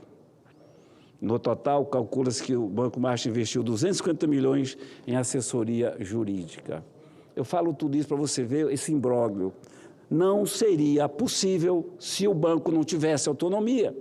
E agora está em minhas mãos a PEC do nosso senador Vanderlan, a PEC 65, que concede autonomia orçamentária e financeira ao Banco Central. E eu tento, há 2 anos e meio, aprovar, colocar em pauta o meu relatório, que concorda com tudo que o banco precisa. Temos encontrado resistência e eu estou tentando. Imaginem só, então, o Banco Central que cuida do PIX. O PIX, hoje, é um patrimônio do Brasil. Ninguém vive sem o PIX neste país mais. E o PIX corre sérios perigos, porque ele é controlado, administrado, gerenciado por 32 pessoas apenas. 32 para trabalhar com trilhões todos os dias. E a gente quer dar autonomia financeira orçamentária ao Banco Central para que eles possam ter orçamento para modernizar, para contratar e para fazer esse excelente trabalho que o Banco Central vem fazendo. Eu espero, o senador Otto Alencar, presidente da CCJ, tem ouvido bastante, eu creio que em breve a gente coloca em pauta para votar na CCJ. Resumindo, o Banco Central, que decretou esse rombo, que tratou disso, o Banco Central que controla a inflação, que cuida da moeda, o Banco Central que criou o PIX e cuida, é um banco com orçamento de teco-teco. É frágil porque não tem orçamento e precisa ter para que continue nesse trabalho, nessa pegada, nessa coisa. Presidente, eu ouço meu irmão, senador Girão, e em seguida eu encerro. Meu querido senador Plínio Valério, eu queria lhe dar os parabéns e lhe agradecer como cidadão brasileiro. Eu pude participar da votação da independência do Banco Central e, embora o senhor tenha tomado aí muitas críticas naquele momento, até hoje alguns, mas está aí, o tempo é o senhor da razão. Nada como um dia atrás do outro. Né? O que seria desse país, senador Exalci? Com essa gastança, com essa política desse governo completamente irresponsável de forma fiscal, que não sabe o que está fazendo, não entende de economia, se não fosse a independência do Banco Central, o que nós conquistamos aqui na nossa primeira legislatura, né? no primeiro meio termo, como chamam. Então, eu quero dar os parabéns e dizer o seguinte, senador Plínio, eu quero ler aqui, já comunicando à presidência do Senado Federal, que nós já temos as assinaturas suficientes para abrir a CPI do Banco Master, que o senhor acabou de citar. Uma CPI destinada a apurar crimes financeiros, gestão temerária, manipulação de ativos, participação de organizações criminosas, violação da legislação bancária e uso indevido de instituição financeira pública para encobrir prejuízos ou viabilizar operações ilícitas, todos envolvendo o Banco Master, seus controladores e empresas associadas, conforme fatos determinados, noticiados e elencados no texto. Então, nós conseguimos, bastava ter 27 assinaturas. Nós conseguimos 31, eu vou dar entrada hoje. Aqui, os senadores que não assinaram ainda têm tempo, vou dar entrada no final da próxima sessão, de hoje, na sessão da ordem do dia, e quero anunciar o nome dos senadores que assinaram. Senador Alan Rick, senador Alessandro Vieira, senador Espiridião Amin, senador astronauta Marcos Pontes, senador Márcio Bittar, senador Cleitinho, senadora Damares, senador Flávio Arnes, o senador que vos fala também assinou, o autor do requerimento, senador Heinz, senador Isalci Lucas, senador Jaime Bagatoli, senador Jaime Campos, senador Cajuru, senadora Leila, senador Lucas Barreto, senador Marcos Duval, senador Magno Malta, senador Marcos Rogério, senador general Hamilton Mourão, senador Oriovisto, senador Paulo Paim, senador Plínio Valério, senador Carlos Portinho, senador Rogério Marinho, aniversariante do dia, senador Jorge Seife, senadora Soraya Tronic, senador Stevenson Valentim, senador Veneziano Vital do Rego, senador Wellington Fagundes e senador Zequinha Marinho. Até agora, 31 senadores querendo saber, descobrir a verdade do que é que aconteceu dessa fraude bilionária do Banco Master, que envolve dinheiro de pensionistas, de aposentados, de fundos de pensão de vários estados brasileiros. Então, eu quero agradecer a esses senadores e pedir aos demais que ainda não assinaram, que ainda temos aí mais 1 ou 2 horas para avisar os assessores, porque nós vamos protocolar daqui a pouco esse pedido de CPI. Espero que o presidente coloque em pauta o quanto antes. Instale essa CPI. Muito obrigado e parabéns, senador Plínio. Eu encerro meu discurso, presidente Isalci, fazendo justiça ao senador Pereira de Amin, que está ali, que sempre foi o incentivador dessa PEC de autonomia ao Banco Central. Eu ainda estava estreando, ela é de 2019. O senador Isalci, que era líder do meu partido, o PSDB, apoiou em todos os momentos. E o Girão, que me disse uma frase assim, eu lembro direitinho, o Girão falou: meu irmão Plínio, essa lei já pagou o teu mandato. Eu lembro que você disse isso, né? Se nada fizer, isso aí já valeu, porque salva o país da inflação, e salvou. Então, eu quero dizer, eu estou exaltando não a mim, ao Senado Federal, que com uma lei dessa é possível, sim, colaborar para a República. E todos nós aqui somos republicanos com a incumbência moral, com a missão de realmente trabalhar pela República. Obrigado, presidente Isalci. Parabéns, Vossa Excelência, não só por essa iniciativa, mas por diversas iniciativas que Vossa Excelência tomou aqui no Congresso Nacional. Passa a palavra agora ao senador Humberto Costa.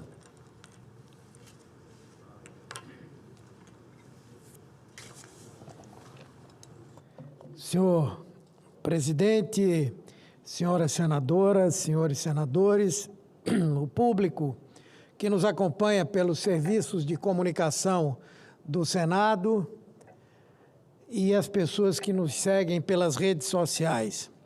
Senhor presidente, agora pela manhã, o presidente Lula sancionou a lei do imposto de renda zero para quem ganha até R$5.000 e uma alíquota reduzida para quem ganha entre R$5.000 e R$7.350. 15 milhões de pessoas serão beneficiadas já a partir do início do ano que vem. Em janeiro, milhões de trabalhadores já não terão desconto do imposto de renda nos seus contra-cheques. Esse foi um compromisso de campanha do presidente Lula, que foi encomendado ao ministro Fernando Haddad, que com a sua criatividade, com a sua inteligência e da sua equipe, elaborou uma proposta que não só é efetiva nesse objetivo, mas que inicia um processo importantíssimo de construção no Brasil de justiça tributária. Na prática, esses trabalhadores terão um 14º salário assegurado, ou seja, mais dinheiro no bolso e uma melhoria na vida das pessoas. E o importante é que essa isenção não poderia ser dada sem que houvesse uma compensação.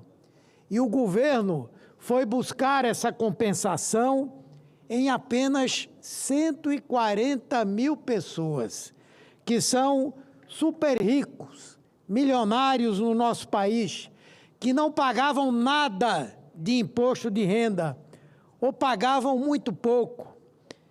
Essa, na verdade, é a maior reforma da renda da história recente do nosso país. Uma questão de justiça social e tributária. E esses 140 mil não vão ser espoliados pelo Estado.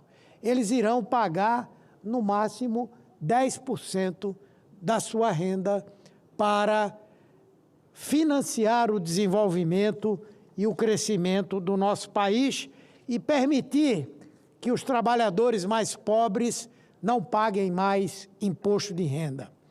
É mais uma grande ação do governo do presidente Lula em favor de um Brasil mais justo.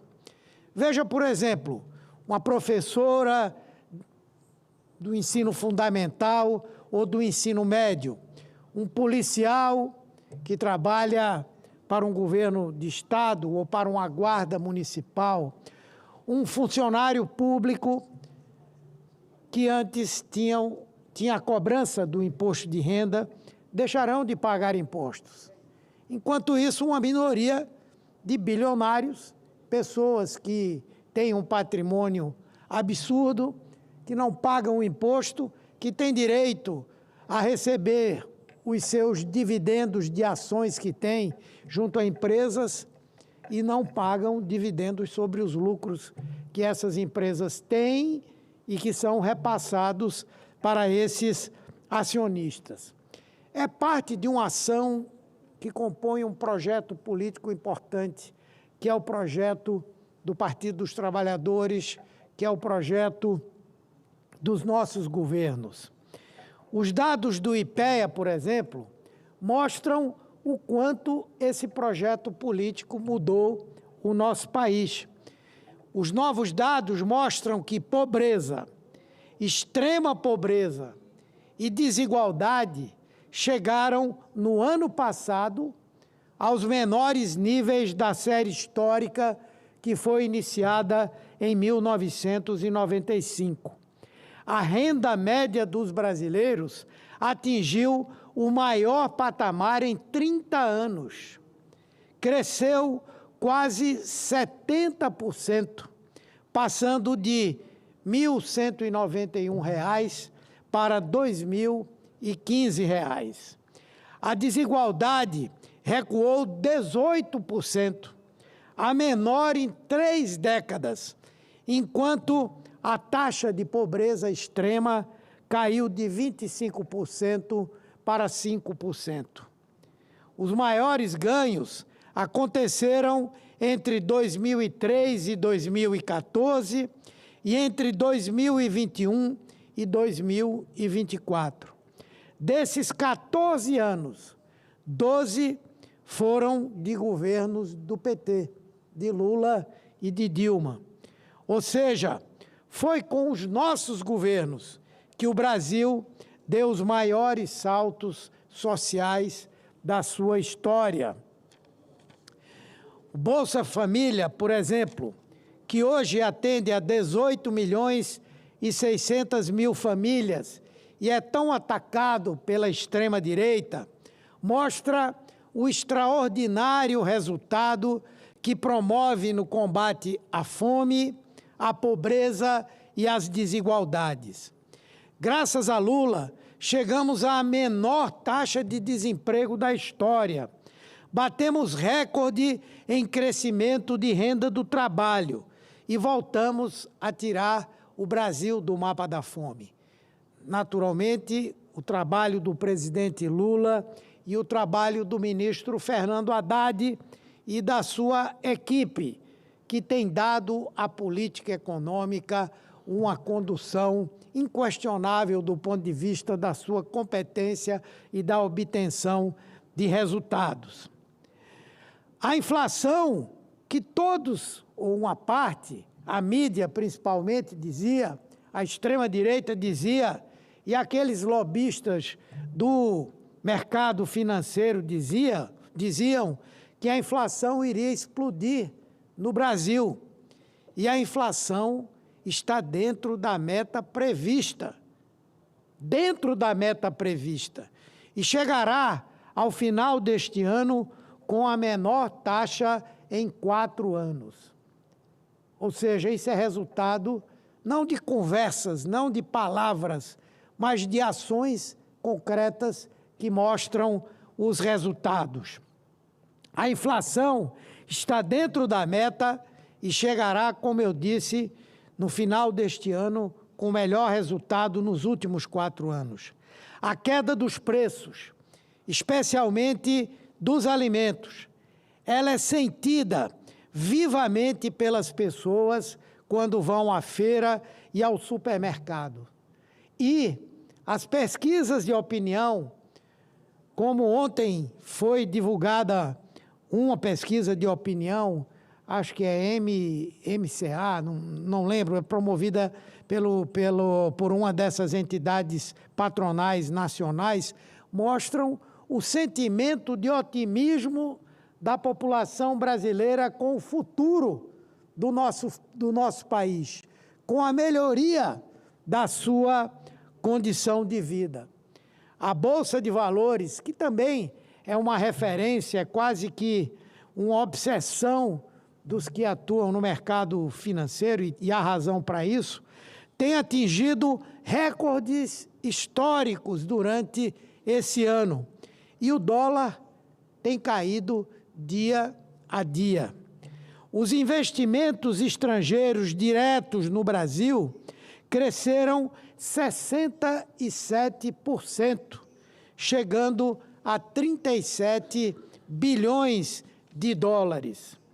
Tudo fruto da liderança do presidente Lula, da estabilidade jurídica e da estabilidade política que o Brasil inspira hoje como um grande protagonista internacional. Dobramos com diplomacia ativa e altiva e ações decisivas em defesa do nosso setor produtivo e da nossa soberania, o infame tarifaço americano articulado pelos traidores da pátria. Estamos abrindo 500 novos mercados até o fim de 2026. E os negócios já fechados nas viagens presidenciais nos dão um futuro de mais de 350 bilhões de reais em novos investimentos. O Brasil está na melhor fase da sua história, crescendo com redução de desigualdades e com inclusão social como nunca antes aconteceu. Como disse o presidente Lula, o tempo de colheita começou e as próximas conquistas serão maiores e melhores do que as que tivemos até agora. Muito obrigado, senhor presidente. Concedo a palavra... Quem é aqui agora? Hein? Senador, eu vou pedir a Vossa Excelência, Gerão, para assumir a presidência, para que eu possa falar. Na sequência, eu passo para Vossa Excelência. Vossa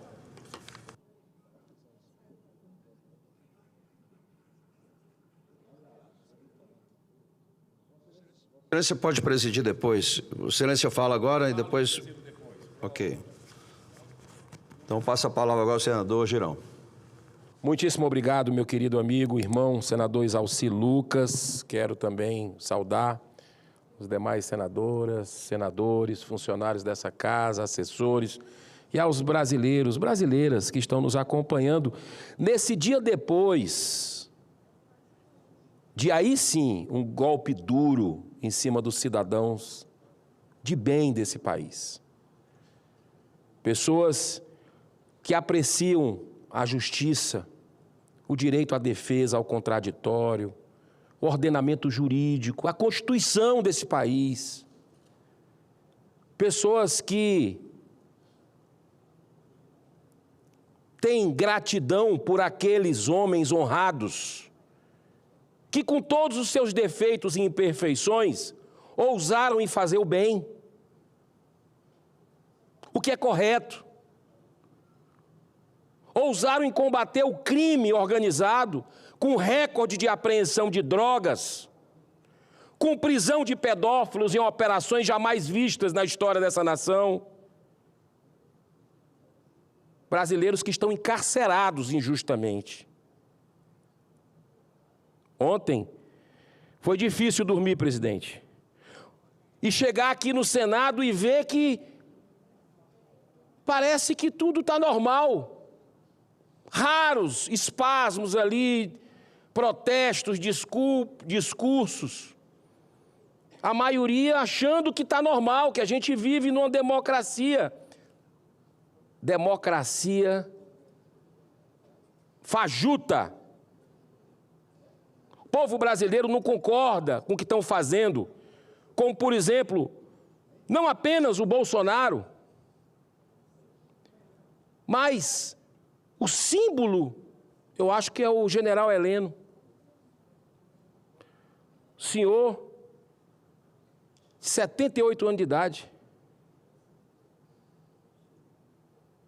com a história fabulosa em serviço, defendendo o país, com Alzheimer desde 2018. E hoje, nós temos com ele, com Anderson Torres, outro grande delegado, que nem no Brasil estava, assim como o Bolsonaro, no que aconteceu dia 8 de janeiro aqui, na quebradeira, que quem quebrou tem que pagar, mas foi a minoria da minoria que fez isso. As imagens que foram negadas para a gente não mostram, porque foram negadas, mas outras mostram que essas pessoas não quebraram nada. Aliás, quem quebrou, fugiu. Ninguém sabe. Para mim, são infiltrados. Porque nós fomos sabotados na investigação da CPMI do dia 8 de janeiro, boicotados, inclusive pelo Supremo Tribunal Federal. Hoje é um regime que comanda o Brasil, Lula e o STF. E eu quero dizer que estou profundamente consternado com os abusos que a gente está vendo no país,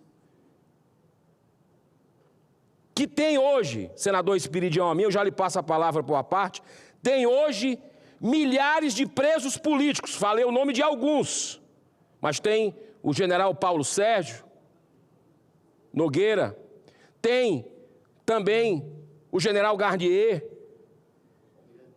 almirante Garnier, temos também o general Braga Neto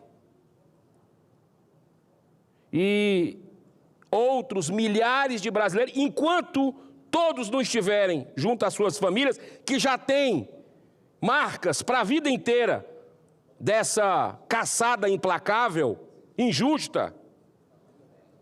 Enquanto todos não estiverem em casa, nós não vamos descansar um minuto aqui, pela anistia ampla, geral e irrestrita, porque só ela vai corrigir um pouco dessa injustiça insana. Senador Espiridião Amin, o senhor tem a parte concedido. Senador Girão, quero também agradecer ao senador Exalci pela oportunidade. Ontem ainda eu mencionava esses dois tópicos e Vossa Excelência assistiu. Eu concordo em gênero, número, intensidade e grau com o que Vossa Excelência está falando. Primeiro, sobre as omissões da Procuradoria-Geral da República e da investigação do 8 de janeiro sobre as omissões de todo aquele aparato compreendido pelo chamado SISBIN, Sistema Brasileiro de Inteligência, que recebeu informações sobre a perspectiva de invasão, inclusive do Congresso Nacional, e não existiu nenhuma providência, nenhum inquérito sobre a omissão. Se existe algum atestado de cumplicidade, é o fato de que desapareceram todas aquelas anotações da nossa CPMI, incluindo as mensagens da ABIN às 48 agências e as suas representações federativas sobre o que ia acontecer. Nenhum inquérito sobre a omissão do atual governo, que fez sumir, inclusive, os registros em vídeo das câmeras do Ministério da Justiça. E o segundo ponto é a natureza do inquérito. A Vaza Jato, que Vossa Excelência assinou e que também tem o número necessário para a investigação, não vai investigar procedimentos judiciais nem decisões judiciais, e sim vai investigar a investigação. Porque há indícios concretos, não é fofoca, de que vazou de lá de dentro, através do senhor Eduardo Tagliaferro, procedimentos administrativos, inquisitoriais, que confundiram a investigação. Então, o senhor está integralmente certo e nós temos que ficar atentos, porque o senhor Tagliaferro vai participar de uma audiência sobre a sua extradição no dia 17 de dezembro. E quem quer extraditá-lo não quer dar um microfone, nem a oportunidade para ele comprovar as suas acusações ou não. Quem quer extraditá-lo, leia-se o Estado brasileiro, representado pelo Supremo Tribunal Federal e pelo Executivo. Quem quer extraditá-lo quer escondê-lo e as verdades que ele possa trazer para o nosso conhecimento da sociedade brasileira. Muito bem, eu peço à presidência que incorpore a parte do senador Espiridião a mim, aqui no meu discurso, e para concluir esse tema, quero deixar aqui o meu repúdio ao que está acontecendo no Brasil. É inaceitável. Inaceitável tamanha injustiça. Um exemplo apenas. O Alexandre de Moraes, o ministro, se diz vítima disso tudo e era o presidente do inquérito, o relator, e das cartas de tudo. Só isso, sem falar. Não precisa nem falar que Bolsonaro estava nos Estados Unidos e que o Anderson Torres estava nos Estados Unidos e que era o secretário de segurança aqui, de férias, que a segurança do Distrito Federal, ela não é da alçada, né? Exatamente, é do governador a responsabilidade e não do secretário de segurança. Não precisa nem entrar nesses detalhes, que o processo não tem prova para mostrar que isso é uma peça de ficção, de perseguição política dos poderosos de plantão. Mas, senhor presidente, eu gostaria de falar também da perseguição do governo Lula aos médicos independentes nesse país. É só revanche, é só vingança que a gente vê dessa turma. O ministro da Saúde, Alexandre Padilha, fez recentemente uma declaração pública em suas redes sociais, ameaçando 3 médicos de perseguição junto à AGU, em função da repercussão de matéria publicada no Estadão a respeito da spikeopatia. Antes de mais nada, precisamos conhecer um pouco sobre as biografias desses 3 médicos que tanto estão incomodando o ministro Alexandre Padilha. O primeiro é Roberto Zeballos, clínico, imunologista e alergista, formado pela Universidade Federal de São Paulo, tem mestrado e doutorado e é sócio fundador da Sociedade Brasileira de Clínica Médica. O segundo é o Dr. Francisco Cardoso, infectologista, formado pela Universidade Federal do Rio de Janeiro, professor, perito médico e vice-presidente da Associação Nacional dos Peritos Médicos. Entre 2019 e 2024, integrou câmaras técnicas do Conselho Federal de Medicina.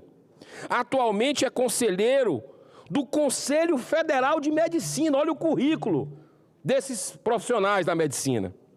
O terceiro é Paulo Porto de Melo, neurologista formado pela Universidade Federal de São Paulo, com mestrado e pós-graduação em Harvard. Autor de vários livros e artigos científicos publicados internacionalmente. Nas redes sociais, os 3 médicos juntos superam 2 milhões de seguidores. A declaração literal do ministro feita nas suas redes sociais sobre esses 3 médicos é a seguinte, abro aspas, não seremos lenientes com negacionismo. Junto com a AGU do Messias, atenção Brasil, acionaremos todas as medidas cabíveis para impedir que essas pessoas continuem colocando em risco a vida da população. Fecho aspas. A razão dessa perseguição foi a publicação pela revista ID Cases dos resultados de um estudo clínico a respeito da síndrome pós-spike, que está associada à proteína spike presente na superfície do vírus da Covid-19. E as vacinas contra a Covid promovem a sua produção para gerar resposta imunológica no organismo. Nós já fizemos até debates em sessão temática aqui nesse plenário, ouvindo cientistas do mundo inteiro, aqui no Senado. O ministro qualificou esses 3 grandes médicos brasileiros, que têm o meu maior respeito, que salvaram vidas durante a pandemia, está qualificando como negacionista o ministro da Saúde. Se interessa a quem, ministro da Saúde? Esse seu tipo, essas suas insinuações. Está confrontando interesses de laboratórios, está confrontando o lobby bilionário da indústria farmacêutica. Nós não temos medo. Nós não temos medo. O médico tem liberdade, estudou para isso. Que história é essa de querer intimidar? Então, senhor presidente, o ministro qualificou como negacionista esses 3 médicos que tiveram a coragem de pesquisar os efeitos das vacinas contra a Covid porque manipulam a proteína spike. Agora, 5 meses depois, estranhamente, a revista ID Cases se retratou sobre a publicação do artigo sobre a síndrome, mesmo admitindo a legitimidade dos autores por fazerem um relato descritivo gerador de hipóteses. Em sua nota de retratação, a editora reforça que são necessários mais estudos abrangentes e ensaios clínicos. Segundo a Agência Europeia de Medicamento, a pesquisa foi feita numa escala muito pequena e, portanto, possui valor científico limitado. Já para a Anvisa, a síndrome pós-spike não tem ampla aceitação devido à falta de evidências robustas e consenso sobre a existência de mecanismos patológicos. Ou seja, ninguém nega as evidências das possibilidades apresentadas por esses 3 médicos. Segundo os estudos, a partir da experiência clínica, no acompanhamento de um grupo de pacientes, foi possível identificar alguns sintomas decorrentes da síndrome pós-spike. Mas o estudo das consequências da proteína spike no organismo humano não são novidade no meio científico. Já são mais de 14 mil artigos científicos publicados que relacionam a proteína spike com doenças. Ademais, o termo spikeopatia não foi cunhado pelos médicos brasileiros perseguidos pelo governo Lula, mas lançado na literatura médica em 2023, ou seja, há 2 anos. Os sintomas mais comuns dessa síndrome são fadiga, dores nas juntas, diarreia, inflamação sistêmica, confusão mental, problema nos nervos, perda de cabelo, deficiência na memória e distúrbios do sono. São muitos também os casos de pessoas que apresentaram tais sintomas após as vacinas com proteína spike. O trabalho dos médicos, suas palestras e cursos, em nada tem a ver com protocolos milagrosos de spikeopatia, mas tratam de temas gerais de saúde, atividade física, nutrição, saúde da mulher e do homem, etc. Em seus perfis, é possível ver a clara orientação para que procurem sempre um profissional de confiança e faça um bom check-up. Fica novamente evidente que, desde a pandemia, tem ocorrido uma crescente politização da ciência, algo que não beneficia ninguém. Em vez de perseguir aqueles que pensam diferente, o governo Lula deveria apoiar a continuidade de estudos e pesquisas sobre a chamada spikeopatia, sem qualquer tipo de preconceito. Em vez de punir injustamente médicos que não são contra vacinas, o Ministério da Saúde deveria se preocupar com a falta de imunizantes importantes, como as vacinas contra catapora e dengue, que estão em falta em diversos estados do país. Essa postura do ministro da Saúde evidencia claramente o posicionamento do governo. Em vez de direcionar os recursos do contribuinte para a melhoria da saúde, educação e segurança pública, opta por utilizar o aparato estatal para perseguir aqueles que possuem posicionamentos ideológicos diferentes. Encerro com esse pensamento nos deixado há mais de 1.700 anos pelo teólogo, filósofo e escritor Santo Agostinho. senador Flávio Arnes. Abro aspas. Não é tanto o que fazemos na vida, mas sim o motivo pelo qual fazemos que pode determinar a bondade ou a maldade. Que Deus abençoe a nossa nação. Muito obrigado pela tolerância ao presidente e aos colegas aqui.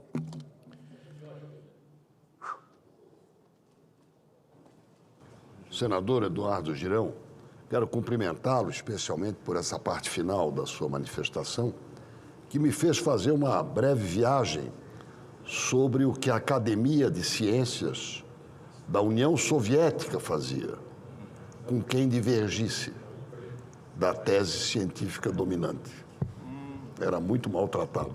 E o que nós estamos assistindo são respiros, não da Academia de Ciências da Rússia, que foi criada em 1724, mas a Academia de Ciências da União Soviética sob o regime comunista tinha um comportamento muito dogmático. Eu sou obrigado a usufruir desses minutos em que estou presidindo a sessão por interesse e benemerência do senador Exalcir, que vai falar e está inscrito, e conceder a palavra para uma breve intervenção ao meu conterrâneo de coração, senador Flávio Arnes, que eu espero traga boas notícias sobre as APAES. Eu espero. Hoje, e depois, uma breve... Hoje vai só falar rapidamente do aniversário da mulher. Então, uma breve intervenção. Nós fazemos bem, os catarinenses, em dar preferência para a Bahia. Porque a Bahia, o baiano não nasce. É a terra mata. O baiano estreia. Então, vai estrear o senador Ângelo Coronel. Presidente, eu quero agradecer a Exalcir, o nosso catarinense, Flávio Arnes, de ter cedido o espaço, mas a minha interlocução aqui é para saudar a professora Marinalva Silva Cerqueira, mãe de Eleusa, minha sogra, que está fazendo hoje 92 anos, mas é por isso que eu falei mesmo para você retificar que ela está mais jovem do que isso. Os 83 anos dela hoje, acompanhada ali da professora Maria Olívia, da professora Jandira, da professora de piano Estela, de Janete, e que Eleusa, minha esposa, trouxe aqui para conhecer o Senado, vindo lá da cidade de Coração de Maria, na Bahia. Então, Marinalva, sinta-se homenageada pelo seu aniversário. Além de ter me dado uma filha para casar, já com 48 anos de convivência com Eleusa, fruto do seu ventre, eu tenho que te agradecer, porque se não fosse Eleusa, talvez não estivesse aqui no Senado falando para você nessa tarde. Parabéns. Forte abraço. Obrigado, presidente. Senador Ângelo Coronel, estimulado pelo senador Exalcir, que é o proprietário momentâneo, o ocupante da cadeira que eu estou usufruindo, eu quero saudá-lo pela prudente alegria com que o senhor saudou a sua sogra. E quero fazer uma indagação pública. O senhor carrega a fotografia da sogra na carteira? Porque eu carrego. Presidente, eu não estou mostrando aqui para o Exalcir. Presidente, eu não carrego na carteira. No coração, né? Carrego no coração, que é mais tranquilo. Então, nós vamos submeter o senhor a uma breve intervenção para conferir. Aí não, porque o coração está batendo bem. Porque eu nasci no dia de São Tomé. Então, tem que ver para crer. Quero cumprimentá-lo, aos seus familiares e a nossa delegação baiana com uma calorosa salva de palmas do meu coração. Concedo a palavra para uma breve comunicação, mas robusta no seu conteúdo, ao nosso senador Flávio Arnes. Entrou numa fria. Agradeço, senhor presidente. Quero enaltecer, em primeiro lugar, só a sua breve passagem pela presidência dessa sessão do Senado Federal. Breve porque foi mencionado, né, da sua parte, mas parabenizar o povo de Santa Catarina por ter conduzido Vossa Excelência aqui para o Senado com uma experiência extraordinária no Estado, também a Ângela Min, que continua também batalhando sempre a favor da educação, da ciência, da tecnologia, e agradecer principalmente porque Vossa Excelência sempre me considera o 4º senador do querido estado de Santa Catarina, em função das raízes, por parte da minha mãe, Brusque, e por parte do meu pai, Forquilinha, Criciúma, distrito durante muito tempo de Criciúma, mas agora já há muitos anos município, né? Que bom, agradeço. Mas eu quero, senhor presidente, rapidamente, eu requeiro, nos termos do Regimento Interno do Senado Federal, inserção em ata de voto de aplauso ao Hospital de Olhos do Paraná, em ocasião dos seus 50 anos celebrados no último dia 8 de novembro, em Curitiba. Rapidamente, o hospital foi fundado em 1975 pelo Dr. Carlos Augusto Moreira e sua esposa, doutora Sali Moreira, com uma história marcada pela paixão, pela oftalmologia, pelo ensino e pela pesquisa. Ao mesmo tempo, desde então, consolidou-se o hospital como um dos maiores centros oftalmológicos da América Latina, combinando cuidado humanizado com tecnologia de ponta, investindo na formação de novos profissionais por meio do Instituto Professor Moreira, criado em 2016, com presença nas principais campanhas em prol da saúde ocular. O Hospital de Olhos do Paraná já realizou projetos de triagem de acuidade visual em toda a rede municipal de ensino de Curitiba, na sequência, oportunizando consultas médicas para os alunos que precisassem, a dispensação de óculos necessários e o encaminhamento, eventualmente, médico, obviamente, quando necessário, comprovando seu reconhecido comprometimento social. Então, eu quero aqui externar, senhor presidente, os parabéns à família Moreira, né? O Dr. Carlos Moreira Júnior foi reitor, inclusive, da Universidade Federal do Paraná, meu reitor no período, e a todos que fazem parte dessa história de competência, entusiasmo e amor à oftalmologia. Vida longa ao Hospital de Olhos do Paraná. Obrigado, senhor presidente. Quero cumprimentá-lo, senador Flávio Arnes, e dizer que, fazendo coro aos seus aplausos, eu evoco, apenas pela proximidade, o nosso Hospital de Olhos de Joinville, que é praticamente congênere, parceiro e quase contemporâneo do Hospital de Olhos de Curitiba, pelo que eu deduzi. Lá o senhor Carlos Moreira, isso, foi o pioneiro com a sua equipe, com os seus familiares. Em Joinville, foi o médico Sadala Amin Ghanem. Não é meu parente, mas tem uma família dedicada à causa, que faz, na casa do norte do estado, um papel assemelhado ao do Hospital de Olhos de Curitiba, que eu quero mais uma vez cumprimentar através da sua pessoa, que sempre traz para cá, para esta casa, ecos e reclamos das melhores causas. Parabéns. Concedo a palavra ao detentor da cátedra de presidente, enquanto aqui estou, o nosso senador Exalci.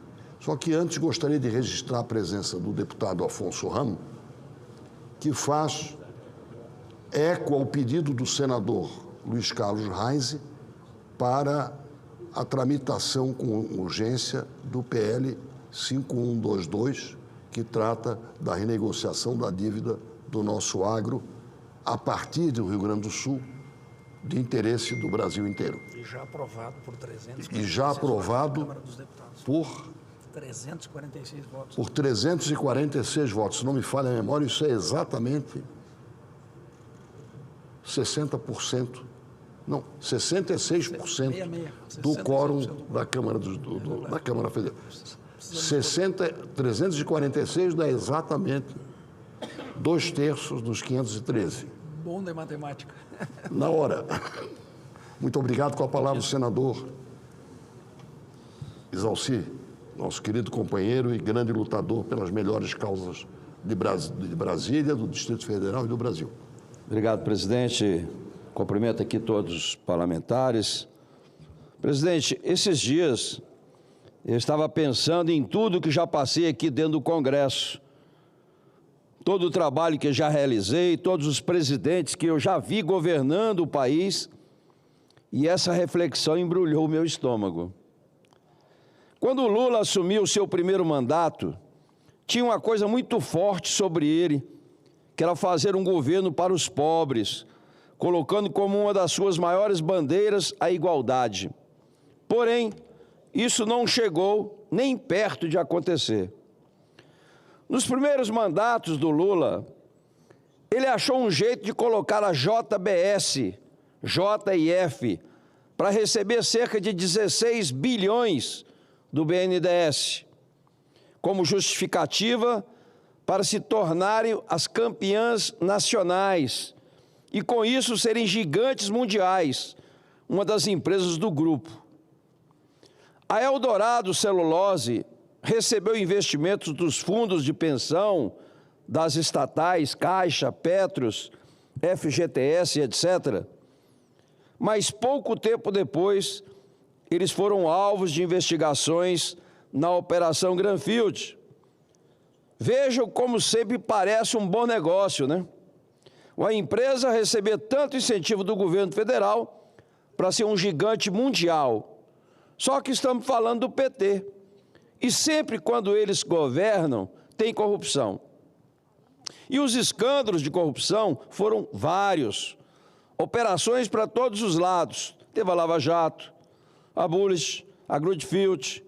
E eu participei da CPI, CPMIs, que trataram sobre essas operações e outras. Era uma roubalheira que não tinha fim. Em 2017, Joesley Batista fez uma delação premiada e mostrou como o esquema era feito, o tanto de dinheiro que era guardado como propina. E adivinhe para quem? Isso mesmo, para o PT. Em sua delação, Joesley afirmou que tinha uma conta no exterior com cerca de 150 milhões e esse dinheiro era propina por ele ter recebido bilhões do governo Lula e Dilma. Por uma coincidência, o JF foi uma das maiores doadoras de campanha em 2014. Existe uma coincidência quando falamos de corrupção e do governo PT. Isso tudo aconteceu durante os 14 anos do governo PT. Mas, claro, eles nunca estão satisfeitos. Fizeram de tudo para voltar, prometeram cerveja picanha para todos os brasileiros, falaram que queria tirar o Brasil da lama, da mesma lama que eles mesmos deixaram o Brasil depois de 14 anos de governo. Mas eu tenho certeza que vocês, que estão em casa nos assistindo, não imaginavam que no terceiro governo do PT a corrupção tomaria conta novamente. Pois é, vou explicar para vocês o que tem acontecido. A empresa Ambar começou a olhar com carinho para o setor de energia no Brasil. Ela começou a comprar ativos da região norte, e esses ativos eram ligados às estatais. Comprou a Amazonas Energia e a Roraima Energia. Comprou também uma termoelétrica no Acre, que é responsável por 20% das ligações do estado de Roraima. Agora vem uma coisa que gera estranheza. Todas essas compras foram feitas em momentos delicados de cada empresa, e quem comprou pagou uma mixaria por elas. Olha, realmente parecia um péssimo negócio. Até porque a probabilidade de perder muito dinheiro era alta. A empresa que fez essa compra se chama Ambar, né? Pois é. Adivinhe qual é o grupo que o dono dela, quem é o dono dessa marca Ambar? Vocês não vão acreditar. JF. A mesma que esteve envolvida em esquema de corrupção do Lula 1, Lula 2, Dilma 1, Dilma 2. Eu disse aqui que tudo indicava que essas compras seriam um péssimo negócio, mas eles tinham um plano. Em junho de 2024, o presidente Lula editou uma medida provisória para socorrer a Amazonas Energia, que o grupo JIF tinha comprado. A forma de socorrer do presidente Lula foi transferir o pagamento de parte relevante da energia das térmicas ligadas à ANBAR para a conta de energia de reserva. Essa conta de energia de reserva recebe subsídios pagos na conta de luz por todos nós, por todos os consumidores do país, por até 15 anos. Ou seja, o lucro é deles, mas o prejuízo quem paga somos nós. Se a JIF receber esse subsídio por 15 anos, eles podem ultrapassar a 30 bilhões. O que parecia um péssimo negócio virou novamente ganhos de bilhões. E adivinhe quem ajudou novamente?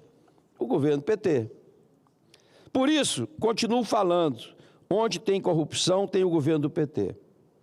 Após 14 anos de governo PT, já no governo Lula 3, pensamos que dessa vez viríamos o governo PT finalmente trabalhando pelos mais pobres. Mas, de novo, não vemos isso acontecer. Em vez disso, o que vemos são velhos conhecidos reaparecendo. O grupo JIF, de novo, é envolvido em escândalo, e dessa vez no maior roubo de aposentadorias da história deste país. Começou com Stefanuto, ex-presidente do INSS, indicado pelo PT, e Carlos Lupe, ex-ministro da Previdência, indicado pelo governo Lula. Eles criaram um programa chamado Meu INSS Vale Mais, que parecia algo bom, feito para antecipar os benefícios do mês seguinte, para ajudar o aposentado. Ele só precisava de um banco para colocar o programa em prática. E de todos os bancos que existem no Brasil, o escolhido foi PigPay. Agora adivinha de quem administra esse banco PigPay? De novo, o grupo JIF. Então, já conhecendo a história, já sabemos como isso termina. O JIF usou o PigPay para fazer cobranças indevidas de idosos e pensionistas, parte do roubo dos aposentados do INSS. É por culpa dos amigos do Lula, da JIF. O PigPay antecipava o benefício e depois cobrava indevidamente, sem consentimento do aposentado. E por isso o programa teve que ser suspenso. Mas calma, tem mais. Agora, depois de todo esse histórico, este mês tivemos mais novidades, porque a fome por mais dinheiro é insaciável.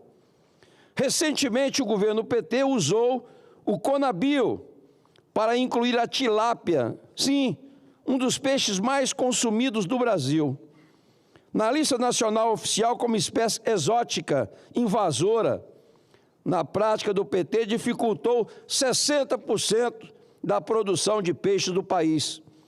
Por ser espécie invasora, aumenta a burocracia e isso, óbvio, causou indignação dos produtores brasileiros, ou melhor, quase todos os produtores, porque, claro, os amigos foram beneficiados, porque ao mesmo tempo que prejudicou quase todos os produtores de peixe de uma só vez, o governo autorizou os amigos, a JIF, a importarem 700 toneladas de tilápia do Vietnã e, em troca, pago com carne também do métier da JIF. E veja que coincidência, o Vietnã faz parte do BRICS, que tem presidente do Banco de Desenvolvimento do BRICS, Dilma, de novo, os mesmos nomes e os mesmos laços de amizade aparecendo. Percebam que a JIF não perde uma oportunidade de negócio. Pena que o negócio dos amigos do Lula e da Dilma seja roubar os aposentados, pobres e os cofres públicos. Eles não têm limite. A fome deles por dinheiro é sem fim. Muito obrigado, presidente. Senador Isalci Lucas, antes de lhe devolver a presidência dos nossos trabalhos, eu quero me congratular com o zelo, com a dedicação e com a didática dos seus esclarecimentos a respeito de métodos renovados de fraudar. E o que é pior, métodos para roubar com as consequências mais dolorosas de quem é o sujeito passivo do furto, do roubo, do assalto. No caso do INSS, eu já fiz aqui a comparação. Dante Alighieri, quando fez o Inferno de Dante, tinha 9 seções subterrâneas. A última, que é a dos piores pecados e maiores castigos, tinha 4 andares. Esse pessoal que rouba, aposentado, que ganha um pequeno rendimento, desassistido de informação, abusivamente contra um vulnerável, esse pessoal merece o 5º subsolo do 9º andar, ou o 5º andar do 9º subsolo, porque é o roubo mais pérfido, mais cruel e contra os mais fracos. E estamos vendo aí, neste prenúncio de CPI do Master, que há novas especialidades sendo adotadas por velhos agentes.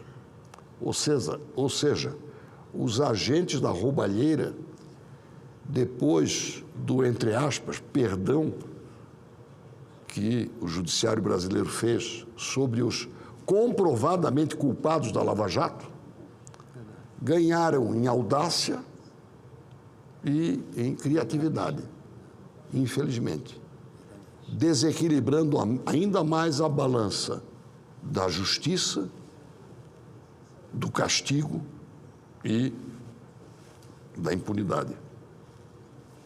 Que bom que o senhor está aí para, com os seus grandes conhecimentos técnicos, contábeis, esclarecer o Senado a achar um caminho para favorecer a justiça e, respeitado o direito de defesa, a punição a esses que debocham dos mais fracos e assaltam a nação brasileira. Parabéns.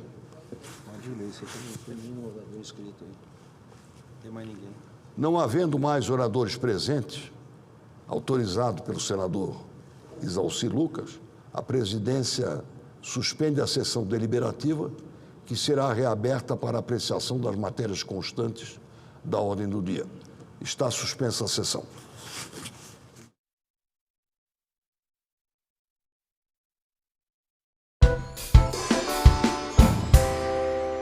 Vão entender que vai ser mimimi mesmo. Ah, é mais uma... né? Não, não é.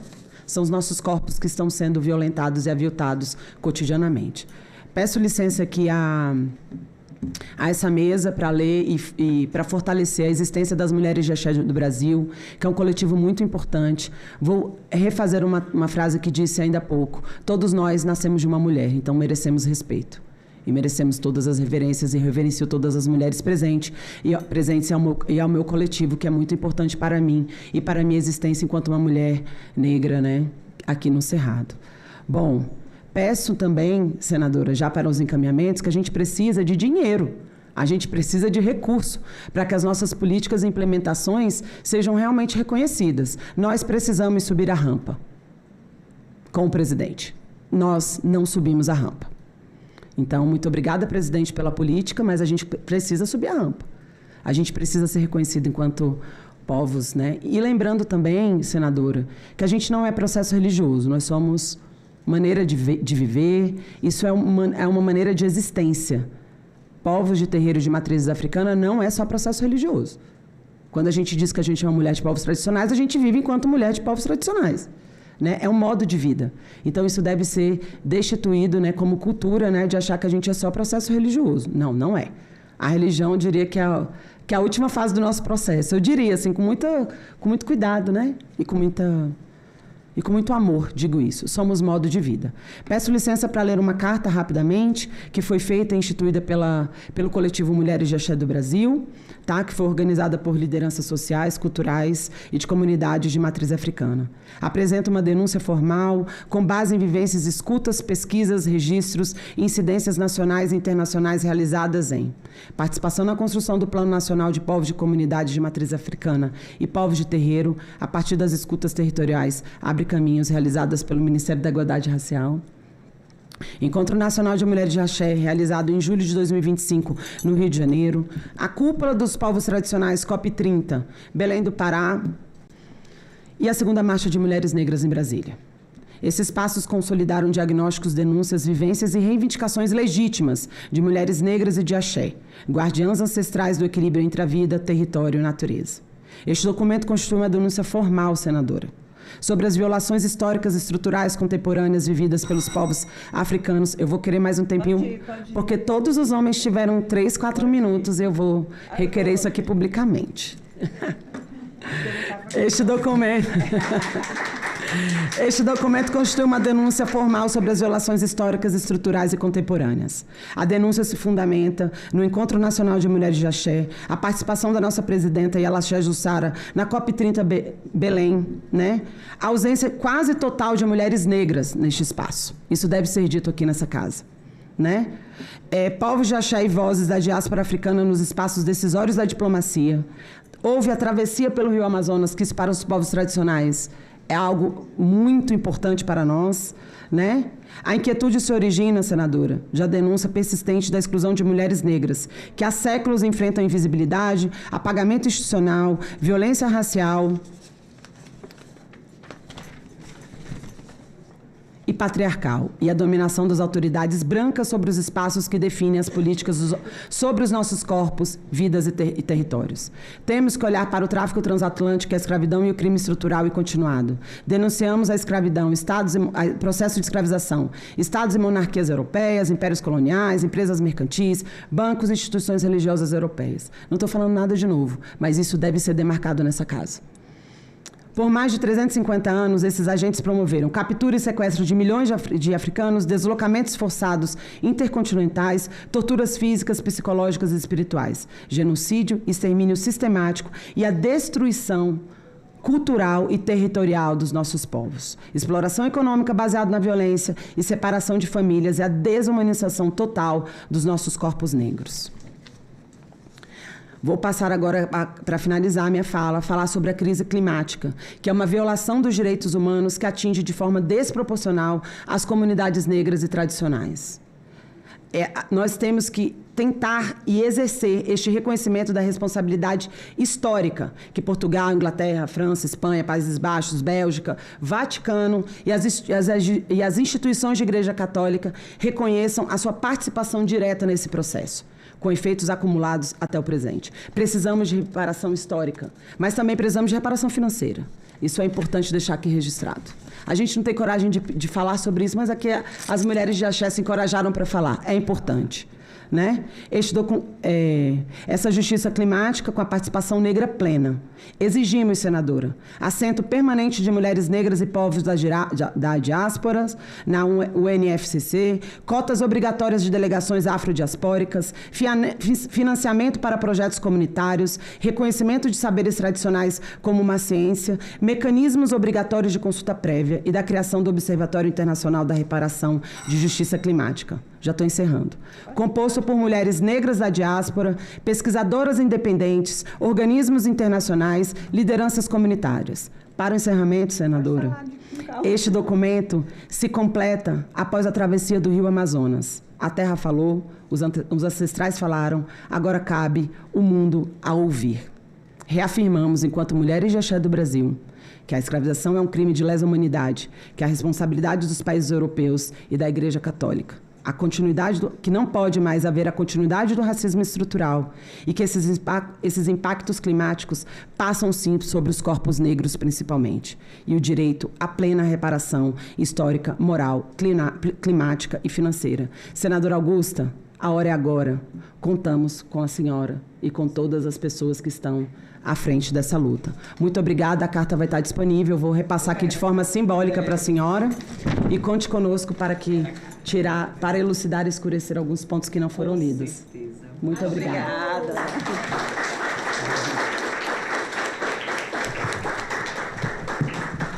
Eu fico muito feliz, eu sempre vou dizer e vou repetir aqui. Quando, para além da audiência pública, de discutir e encaminhar, nós temos aqui a oportunidade de aprender, né? Então, eu sempre aprendo nas audiências públicas, e, sobretudo nessa, estou aprendendo muito. E eu quero dizer que a gente tem que fazer o nosso dever de casa. Como é que a gente, no Senado Federal, barra, né, e comete exatamente o racismo que a gente está aqui fazendo uma audiência pública para combater. Né? Então, eu sei que são coisas assim, isso não é para acontecer. Não é, mas infelizmente acontece. Nós temos exemplo de hoje. Né? Nós fizemos uma audiência pública para discutir e debater, eu vou só citar esse exemplo, a questão da violência doméstica e familiar com as mulheres indígenas. E aí aqui, por coincidência, assim, né, no dia nós recebemos aqui vários homens indígenas, axés e tal, né? Como é que a gente chama? Os pajés, pronto, todos, né? Todos aqui. E eu fiquei super emocionada achando que eles iam estar defendendo o projeto de lei que as indígenas estavam aqui para discutir. E aí, nessa audiência pública que era para falar sobre esse projeto de defesa das mulheres indígenas que sofrem violência doméstica, enfim, eles vieram aqui, ocuparam o espaço, fizeram reivindicações que não tinham nada a ver com as indígenas, muito menos com o projeto. Aí eu disse, olha, a gente faz uma audiência pública e na própria audiência pública a mulher sofre violência, né? Para você ver como esse espaço ainda precisa de muita desconstrução, né? Em todos os sentidos. E aí eu disse que não vou falar, mas acabo me empolgando. E hoje eu estou tendo a oportunidade de estar na Procuradoria Especial da Mulher aqui do Senado Federal. E lá nós estamos fazendo uma reestruturação, porque ela especificamente tem, né, dentre os seus objetivos, dar um apoio ao combate à violência, seja ela em qual for, às mulheres.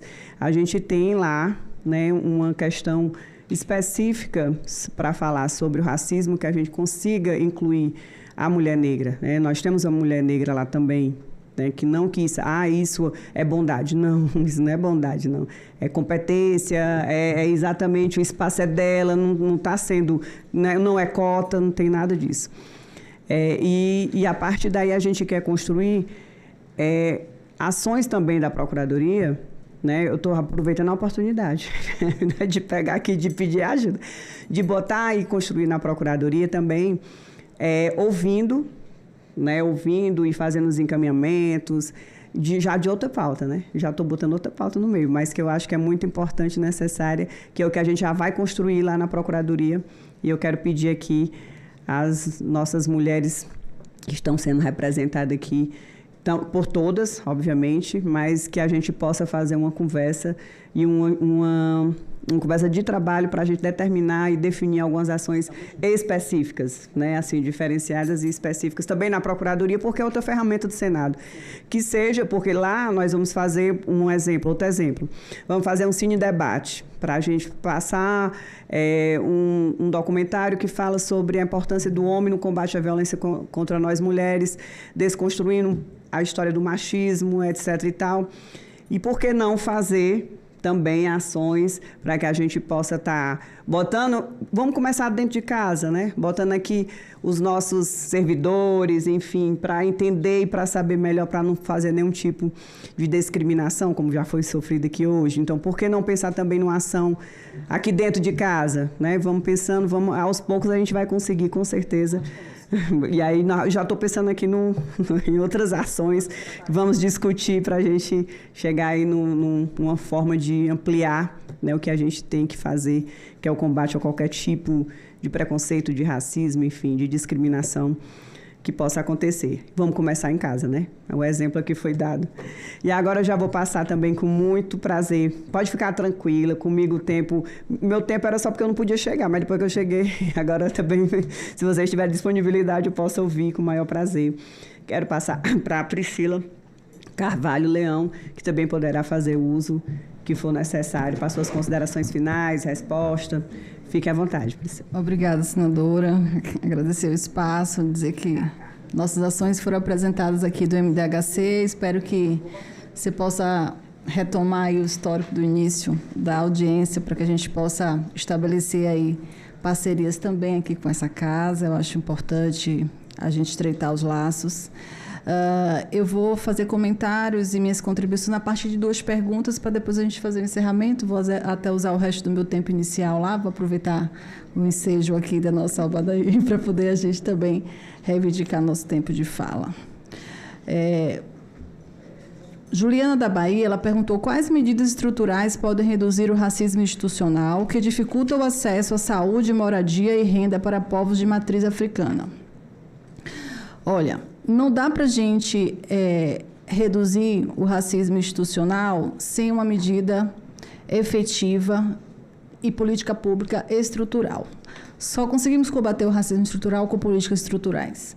Políticas estruturais, quando a gente se refere a políticas estruturais, a gente está se referindo à política de Estado. Quando a gente pensa em combater o racismo estrutural a partir da intersetorialidade com políticas de saúde, moradia, política de direitos humanos, políticas para mulheres, a gente está falando de ações intersetoriais, a gente está falando de políticas interministeriais. É preciso a gente entender que nos ministérios existem pastas específicas que elas precisam se correlacionar. Precisamos nos dar as mãos aqui também no governo, isso é importante. Nós já temos diversas parcerias e ações interministerial com o Ministério das Mulheres, com o Ministério de Igualdade Racial, mas é preciso ampliar para outros ministérios. E o MDHC tem feito esse movimento em diversas ações, no combate às diversas violações de direitos humanos, fazendo chamamento a essas ações interministeriais. E a gente precisa fazer políticas juntas, porque elas são mais fortes, né? A gente precisa combater o estrutural com o estrutural. Daniela, do Distrito Federal, como envolver universidades, centros de pesquisa e instituições culturais na valorização, preservação e difusão do patrimônio afro-religioso? Daniele, para começar, a gente precisa levar pesquisas e desenvolver pesquisa através desse centro, das instituições de ensino por aí afora. E a UNB, por exemplo, é um espaço propício, né, porque é uma universidade conceituada e eu digo, a gente precisa empretecer a UNB. Eu digo isso porque eu fui fazer algumas disciplinas de doutorado na UNB e o meu campo de estudo não foi muito interessante, porque eu queria falar da assistência estudantil para os pretos e os pobres do Nordeste. Mas eu tive dificuldade de continuar esse estudo e escolhi pleitear doutorado em outras universidades. É preciso que os nossos docentes de todas as universidades brasileiras, eles pensem pesquisas e desenvolvam diagnósticos para a gente elaborar política pública. Porque são essas pessoas que vêm para o governo trabalhar. Eu sou da Universidade Federal do Recôncavo da Bahia. Lá é uma instituição de ensino superior onde um dos estados mais preto do Brasil, desenvolve políticas para preto, defende cotas, exerce controle social dentro da sua sala de aula. Nós somos uma universidade a partir da política de interiorização do ensino superior, a partir da decisão do presidente Lula de levar universidades e ampliar o ensino superior no Nordeste para preto e pobre. Então, é assim que a gente desenvolve centros de pesquisa e instituições com mais valorização e com foco nessas minorias, para que a gente traga para o governo diagnóstico consistente para desenvolver políticas públicas. E, já concluindo, para as minhas considerações finais, queria só dizer a José Roberto, né, que nos abrilhantou aí com suas reflexões, que é do povo bantu. Dizer que mais do que a gente, né, como a nossa senadora até chamou a atenção à fala, quando ele diz que temos que provar que somos bons todos os dias, mais que isso é provar que existimos. Precisamos todos os dias provar nossa existência. E são todos os dias, porque a realidade desse Brasil é que as mulheres negras, as mulheres de santo, que têm a sua espiritualidade invocada pela sua ancestralidade, isso faz parte de sua existência. Isso sendo velado, negado e violentado, a gente logo não existe. Então, isso é o que a gente faz todos os dias, provar que existe, como a nossa IA acabou de fazer hoje, lá na frente, na recepção dessa casa.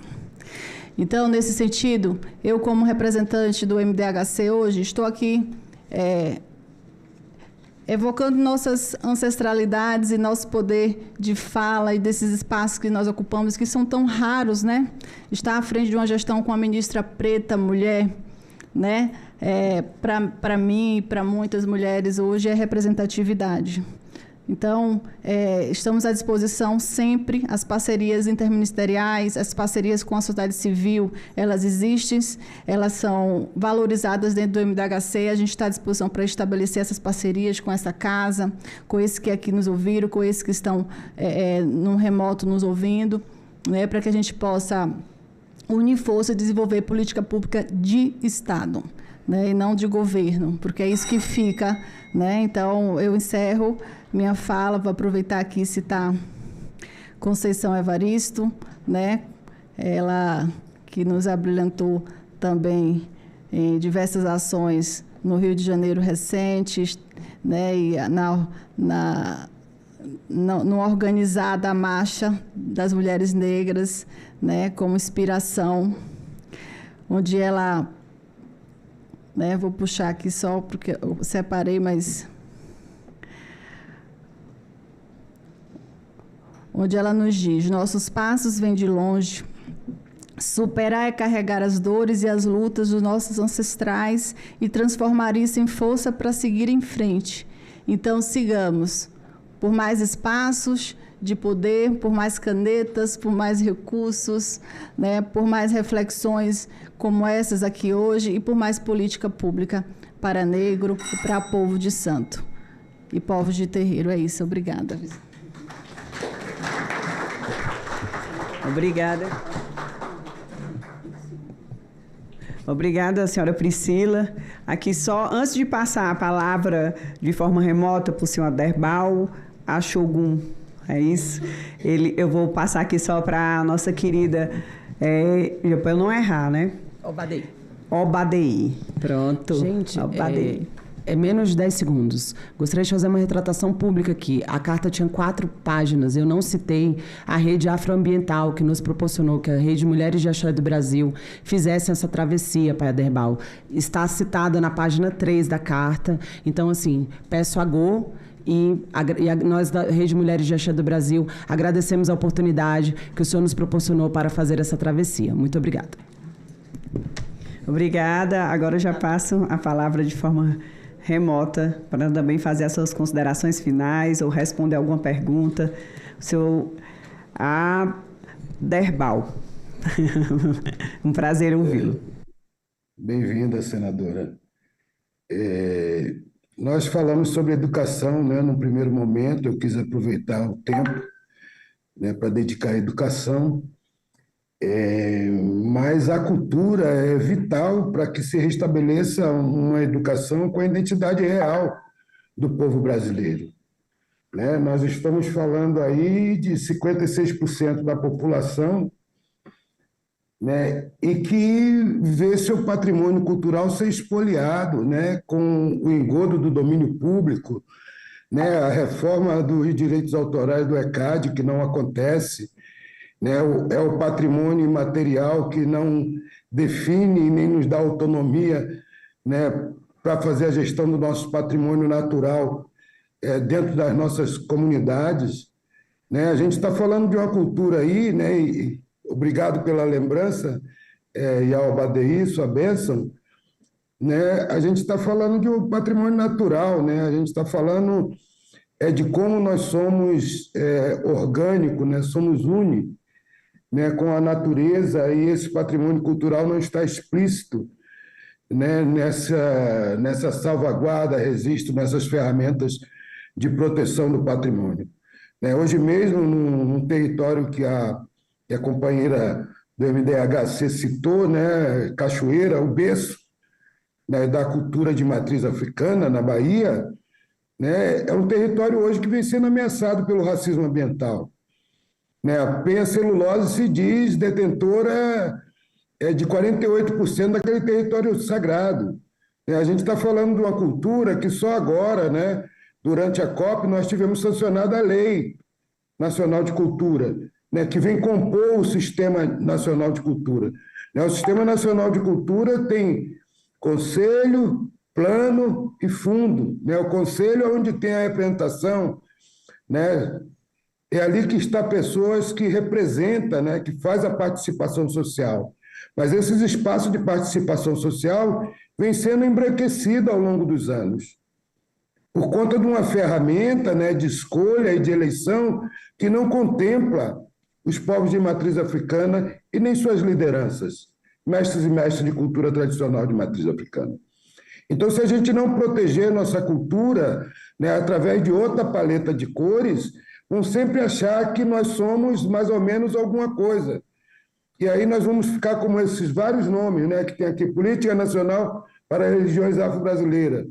Né, nos textos da ONU tem povos afrodescendentes. Nos textos da COP tem comunidades locais.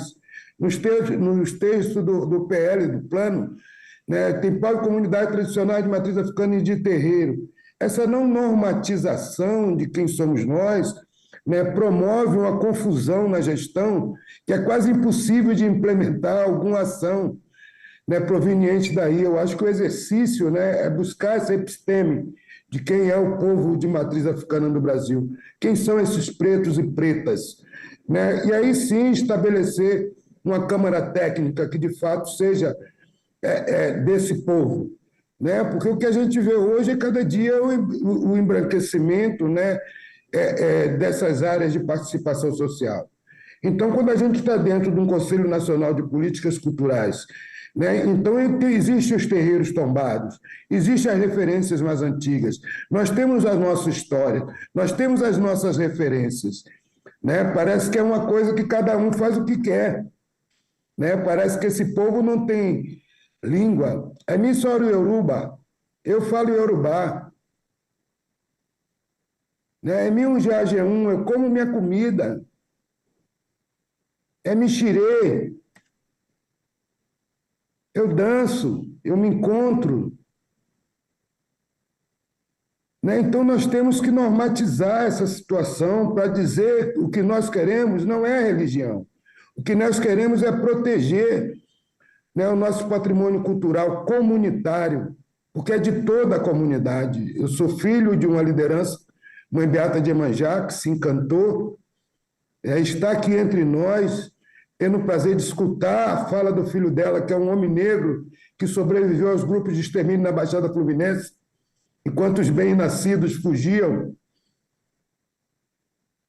Eu falo de um homem negro que escapou dessa estatística de 60 mil jovens pretos e pobres mortos.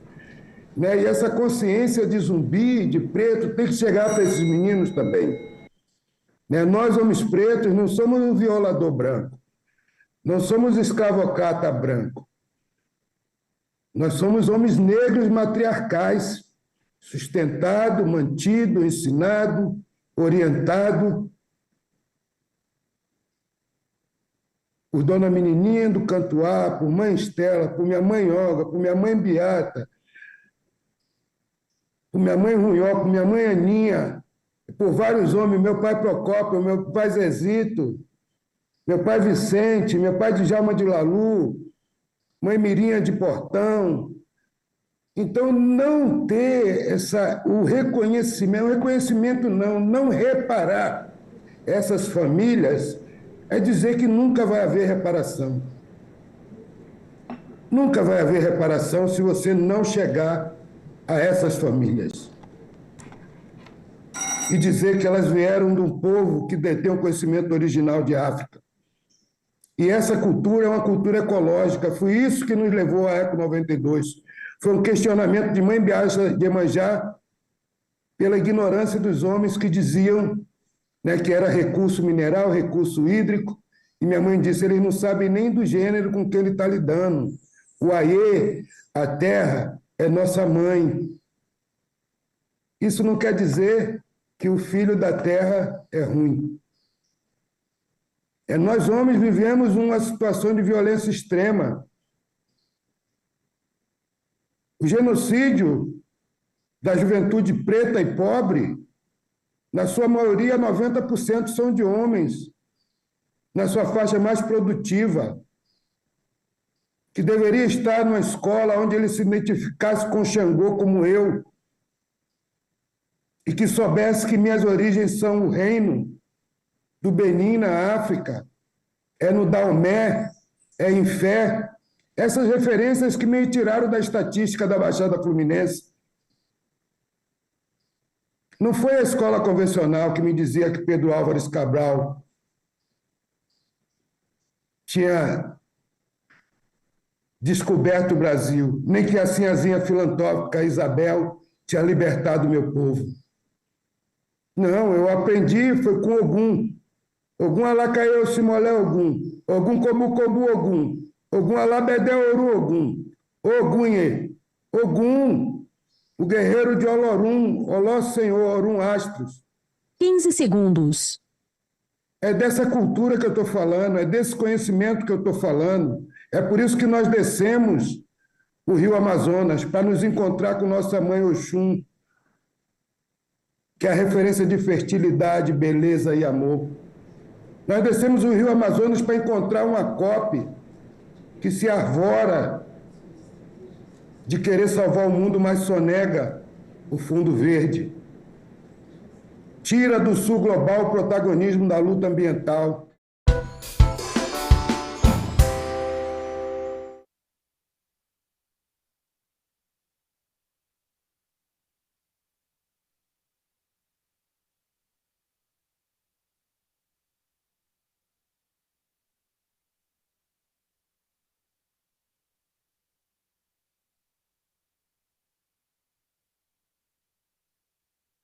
Está reaberta a sessão. Encerrado o período de expediente, declaro aberta a ordem do dia. Senador Espiridião, só um minuto. Eu vou só fazer uma manifestação em relação ao primeiro item da pauta. Queria dar um informe ao plenário do Senado Federal, às senadoras e aos senadores, que o item 1 da pauta, projeto de lei número 4.635 de 2024, de autoria do deputado Vitor Lippe, que prorroga até 31 de dezembro de 2030 os benefícios tributários relativos às taxas de fiscalização de instalação e funcionamento e também da contribuição para o fomento da radiodifusão pública, o Condecine, houve uma solicitação do senador Efraim Filho, que é o relator da matéria, que, por conta de não ter conseguido retornar o Brasil a tempo e fazendo um registro que a solicitação para a inclusão na pauta deste projeto se dá por conta também do prazo que carece, que o Congresso precisa aprovar até o dia 30, o senador líder Efraim Filho solicitou para esta presidência que nós retirássemos da pauta do dia de hoje, porque ele gostaria de estar como relator da matéria presente, não só para fazer a sua manifestação, mas como para defender o seu relatório. Então, esta presidência, atendendo o pedido do relator, como sempre faço, retira a matéria de deliberação do dia de hoje. Concedo a palavra ao senador Espiridião a mim. Senhor presidente, eu apresentei ontem uma questão de ordem relativamente longa. Não lhe peço a resposta, mas peço que despache a quem de direito. É sobre a minha solicitação de despacho, numeração e despacho do requerimento da CPI, chamada CPI da Vaza Toga. Não quero uma resposta sua agora, mas quero que o setor jurídico se manifeste à luz dos argumentos que eu arrolei respeitosamente na questão de ordem que ontem apresentei. E me permito, com a sua anuência, registrar aqui a presença do meu coestaduano, querido amigo, ex-senador Paulo Bauer, ex-vice-governador de Santa Catarina, na aventura que juntos empreendemos entre 99 e 2002. Muito obrigado. Aproveito a oportunidade, senador Espiridião, a mim, para cumprimentar o nosso colega senador Paulo Bauer, que se faz presente no plenário do Senado Federal, e o registro de Vossa Excelência é muito importante registrar. Eu tive a oportunidade de conviver com o senador Paulo Bauer, com o meu colega senador. Seja bem-vindo, Paulo, à sua casa. O senador, o líder do MDB, senador Eduardo Braga, e o líder do PSD, que está presente em plenário, o senador Omar Aziz, solicitaram, junto com o senador Isalci Lucas, me parece que na manhã de hoje, na Comissão de Constituição e Justiça do Senado Federal, um requerimento de urgência para que 2 projetos importantes do Poder Judiciário brasileiro pudessem vir diretamente com o requerimento assinado pelos líderes e pelo presidente da comissão, senador Otto Alencar, que estava aqui ainda há pouco, para que nós pudéssemos ainda, no dia de hoje, incluirmos esses itens como itens extra-pauta para a deliberação. Esta presidência acolhe a manifestação e logo em seguida daremos o tratamento adequado, senador Omar, para a deliberação dos projetos. Projeto de Decreto Legislativo número 309 de 2024, que aprova o texto do acordo entre o Governo da República Federativa do Brasil e o Governo da República da Eslovênia sobre a troca e proteção mútua de informações classificadas, assinado no Rio de Janeiro, em 11 de abril de 2023. Parecer favorável número 83 de 2025, da Comissão de Relações Exteriores e Defesa Nacional, e o relator da matéria nesta comissão foi o senador Chico Rodrigues. E a relatora ad hoc também nesta comissão foi a doutora Eudócia. Passamos à discussão da matéria. Não temos nenhum senador inscrito para discutir, está encerrada a discussão. Passamos à apreciação. A presidência submeterá a matéria à votação simbólica. Votação do projeto em turno único nos termos do parecer. As senadoras e os senadores que o aprovam permaneçam como se encontram. Está aprovado o projeto, a matéria vai à promulgação e será feita a devida comunicação à Câmara dos Deputados.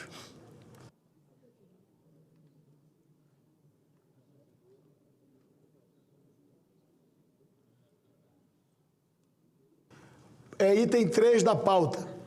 Projeto de Decreto Legislativo 395. Senador Moro, Vossa Excelência pede a palavra? Só uma questão de ordem. Presidente, hoje nós aprovamos na CCJ 2 projetos bastante simples. Um deles até relacionado a esse tema da segurança pública, e foi aprovada a urgência. Eu pediria, se possível, para inclusão em pauta na próxima sessão.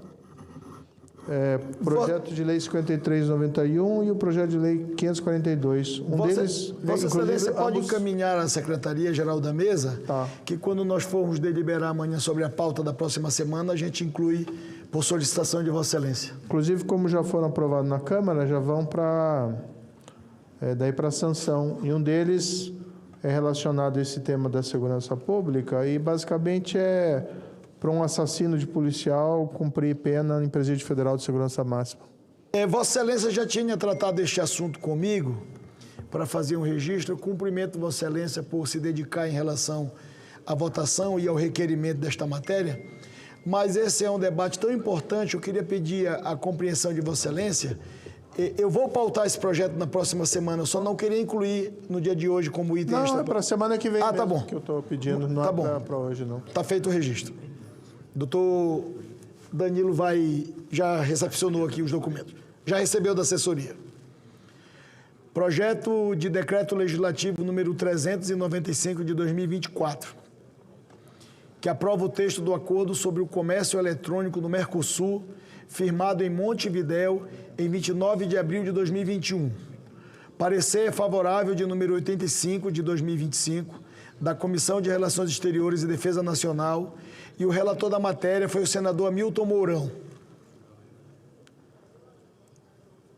Passamos à discussão da matéria. Não temos senadores inscritos para discutir a matéria, está encerrada a discussão. Passamos à apreciação. A presidência submeterá a matéria à votação simbólica. Votação do projeto em turno único nos termos do parecer. As senadoras e os senadores que aprovam permaneçam como se encontram. Aprovado o projeto, a matéria vai à promulgação e será feita a devida comunicação à Câmara dos Deputados.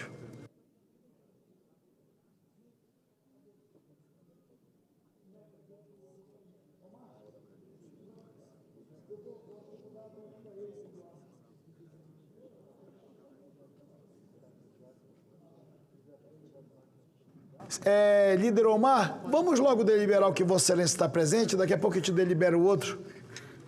Item extra pauta. Projeto de lei número 4.750 de 2025, de iniciativa do Supremo Tribunal Federal, que altera a lei número 11.416 de 2006, que dispõe sobre as carreiras dos servidores do Poder Judiciário da União. O parecer favorável de número 66 de 2025, da Comissão de Constituição, Justiça e Cidadania, e o relator da matéria foi Sua Excelência o líder senador Omar Aziz. Foi apresentado, como disse ainda há pouco, o requerimento número 59 de 2025, da Comissão de Constituição, Justiça e Cidadania, que solicita urgência para a apreciação e deliberação da matéria. Submeto à votação o requerimento, senadora Jussara. As senadoras e os senadores que aprovam permaneçam como se encontram. Está aprovado o requerimento. Passamos à discussão da matéria. Não tem... Presidente. Conceda a palavra ao relator. Só para... Não é um aumento salarial. É uma reposição que há muito tempo não tinha sido feita. Por isso, da aprovação e a pedido de urgência. Mas, aproveitando o momento, eu quero aqui cumprimentar meu correligionário do PSD, futuro senador do estado do Piauí, o deputado Júlio, que é um prazer sempre tê-lo aqui com a gente, deputado. Futuro senador, viu? Vai ser seus colegas aqui no Senado. Não temos mais senadores inscritos para discutir a matéria. Foi dada a palavra ao relator. Está encerrada a discussão. Passamos à apreciação. A presidência submeterá a matéria à votação simbólica. Votação do projeto em turno único nos termos do parecer. As senadoras e os senadores que aprovam permaneçam como se encontram. O projeto está aprovado com o voto contrário consignado do líder Eduardo Girão. A matéria vai à sanção presidencial e será feita a devida comunicação à Câmara dos Deputados.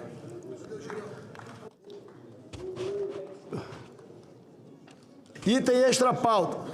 Projeto de lei número 3.084 de 2025, de iniciativa do Supremo Tribunal Federal, que altera a lei número 11.416 de 2006, que dispõe sobre as carreiras dos servidores do Poder Judiciário da União. Parecer número 67 de 2025, da Comissão de Constituição, Justiça e Cidadania. O relator da matéria foi Sua Excelência o líder Eduardo Braga. O relatório é favorável ao projeto, com as emendas de número 1 a 3 da redação que apresenta. Não, obrigado. Tá. Foi apresentado o requerimento de número 60 de 2025 da Comissão de Constituição, Justiça e Cidadania, que solicita urgência para a apreciação e deliberação da matéria. Submeto à votação o requerimento. As senadoras e os senadores que o aprovam permaneçam como se encontram. Está aprovado o requerimento. Passamos à discussão. Concedo a palavra ao senador Eduardo Braga, relator da matéria, para a sua manifestação. Senhor presidente, Vem ao exame da Comissão de Constituição e Justiça e Cidadania o projeto de lei número 3.084 de 2025, que altera a sistemática aplicável ao adicional de qualificação dos servidores do Poder Judiciário da União. A referida verba é atualmente regulada pelos artigos 14 e 15 da Lei 11.416 de 2006, que prevê em percentuais de aumento incidentes sobre o vencimento básico do servidor para ações de treinamento que, em conjunto, totalizem no mínimo 120 horas para doutorado, mestrado, especialização e graduação. Na nova sistemática proposta, o adicional de qualificação seria calculado a partir de um valor de referência único, correspondente a 6,5% do valor integral da função CJ1. A justificação do projeto argumenta ser mais compatível com a realidade de outras carreiras, inclusive do Poder Legislativo Federal, que tem seus adicionais calculados com base no vencimento mais alto da tabela remuneratória, de forma que os servidores com idêntica titulação recebam idêntico adicional, independentemente do nível que estejam na carreira. Da análise, compete à CCJ opinar sobre a admissibilidade e também sobre o mérito das matérias de competência da União, particularmente sobre a temática atinente aos servidores do Poder Judiciário, nos termos do regimento interno do Senado. Entendemos que a matéria atende à juridicidade e à constitucionalidade formal e material nos termos constitucionais. No aspecto financeiro e orçamentário, a proposição, por condicionar, e aí eu chamo a atenção do Senado, senhor presidente, por condicionar a concessão do adicional de qualificação à disponibilidade orçamentária do Poder Judiciário, não gera despesa obrigatória, dispensando, portanto, a apresentação de estimativa de impacto de que trata o artigo 113 do Ato das Disposições Constitucionais Transitórias. No mérito, trata-se de importante iniciativa no sentido de valorizar as carreiras de apoio do Poder Judiciário da União, garantindo isonomia entre servidores em situação assemelhada, alinhando-se às boas práticas institucionais. Entretanto, busca-se, com isso, dar o reconhecimento devido pela qualidade do trabalho que esses servidores vêm desempenhando, além de evitar a evasão de talentos altamente prejudicial à prestação jurisdicional. Merece ainda aplauso o condicionamento da implementação do novo adicional de qualificação à expressa autorização orçamentária e a observância dos limites do novo acordo fiscal. Ao assim dispor, o projeto demonstra compromisso com a realidade na gestão das finanças públicas e permite a este Congresso aprovar a proposição sem receio de que possa gerar qualquer desequilíbrio nas contas públicas do país. Louvável, outro sim, a preocupação evidenciada com o adequado planejamento na gestão de pessoas, ao prever necessidade de alinhamento das titulações, certificações e ações de capacitação com as áreas e temas de interesse institucional para fins de concessão do adicional.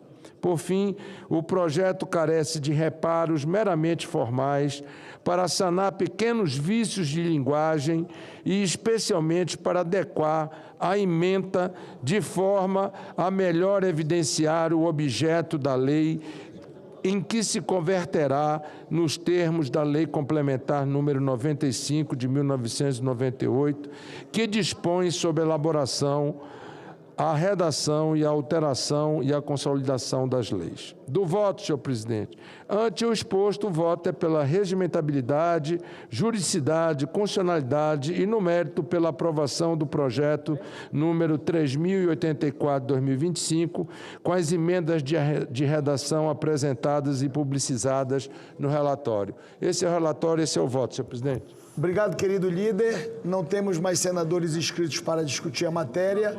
Está encerrada a discussão. Passamos à apreciação da matéria. A presidência submeterá a matéria à votação simbólica. Votação do projeto e das emendas em turno único nos termos do parecer apresentado.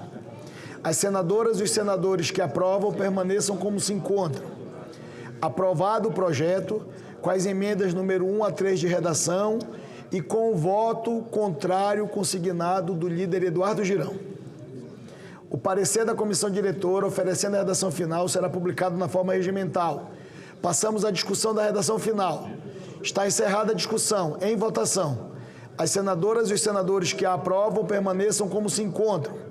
Aprovada a redação final, a matéria vai à sanção presidencial e será feita a devida comunicação à Câmara dos Deputados. Pela ordem, conceda a palavra ao líder senador Plínio Valério.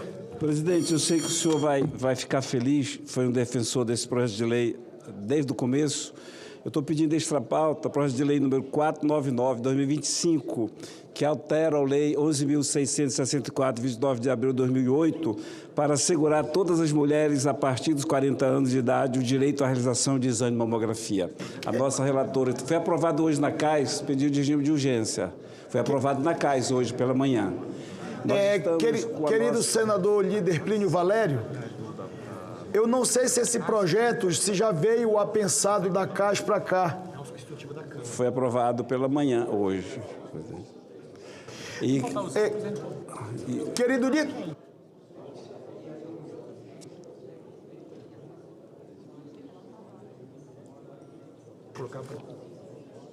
Senador líder Plínio Valério, Vossa Excelência tem solicitado desta presidência há algum tempo que nós possamos dar atenção a este relevante e importante projeto.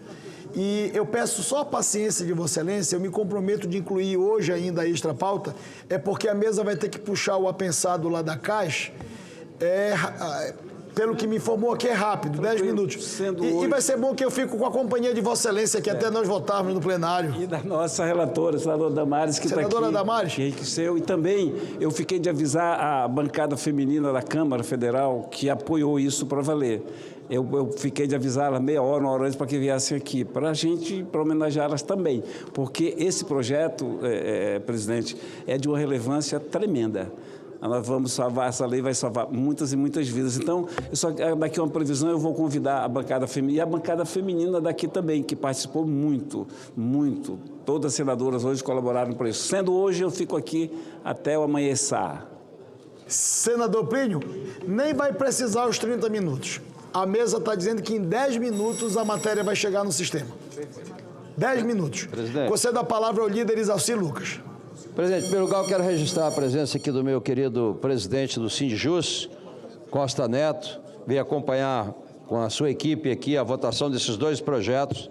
Então, parabenizo o senador Omar, o senador Eduardo Braga, pela relatoria e pela votação desses projetos que acabamos de votar. Presidente, Vossa Excelência sabe, o senador Efraim está viajando e ele me pediu que pedisse a Vossa Excelência, tem um requerimento de uma sessão especial, porque está pré-agendada para o dia 11. Ele pediu que eu pedisse a colocar no extra pauta o requerimento 850, é uma sessão especial para comemorar o mês de homenagem ao Renova Bio. É o 854 de 2025. Querido líder, Vossa Excelência já tinha encaminhado, e Vossa Excelência faz lembrança, já está no sistema a solicitação de Vossa Excelência e do líder Efraim. Nós vamos colocar como item extra pauta a sessão solene, ainda hoje, tá? Obrigado. Senhor presidente... Conceda a palavra ao líder senador Carlos Portinho. Hoje nós aprovamos na CCJ um projeto de fundamental importância para o combate ao crime organizado, que é a tipificação do crime de barricada, de montagem de obstáculos que permitam controle de território, dificultem serviços públicos e a própria segurança e o direito de vida das pessoas. Esse projeto foi aprovado por unanimidade. O requerimento de urgência também é o PL 3191 de 2024, originalmente da Câmara, com autoria lá do deputado Sargento Portugal, passou na CSP e na CCJ hoje com o requerimento de urgência para cá. Diante da nossa luta aqui no Senado para aperfeiçoar e com maior rigor na legislação poder enfrentar o crime organizado, eu venho pedir extra pauta a inclusão do PL 3191 de 2024, senhor presidente. Líder senador Carlos Portinho, eu fui informado pela mesa que este projeto foi de iniciativa da Câmara dos Deputados e pela informação que foi me dada pelo doutor Ivan e pelo doutor Danilo, que estão atentos às solicitações de vossas excelências, é que houve alteração no projeto. Vai ter que voltar, vossa excelência tem conhecimento? Tudo bem, então eu vou... Essa é a seriedade que precisa, porque ainda vai voltar. Não, tudo bem. Então, da mesma maneira que estou atendendo a solicitação dos outros senadores, querido líder senador Cleitinho, eu vou atender a solicitação do líder senador Carlos Portinho, presidente Renan, e vou incluir como item extra pauta. Cuida do líder Omar, Renan.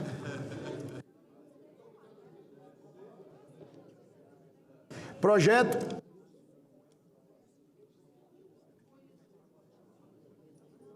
A solicitação, nós ontem não votamos esse PDL, que era uma solicitação da CRE.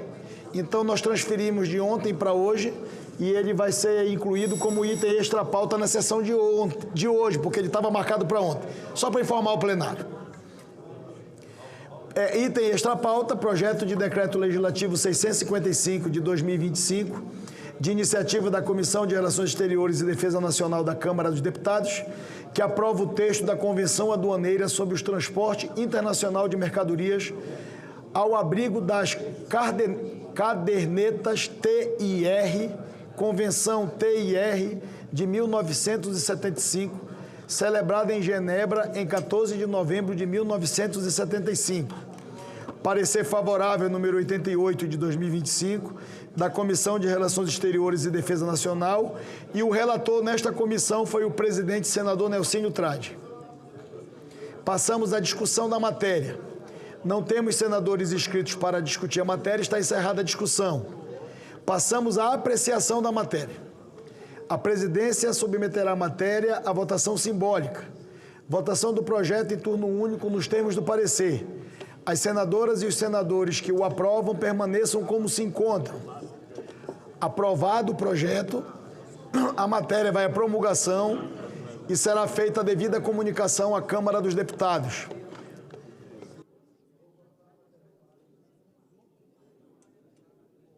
Projeto de decreto legislativo número 334 de 2021.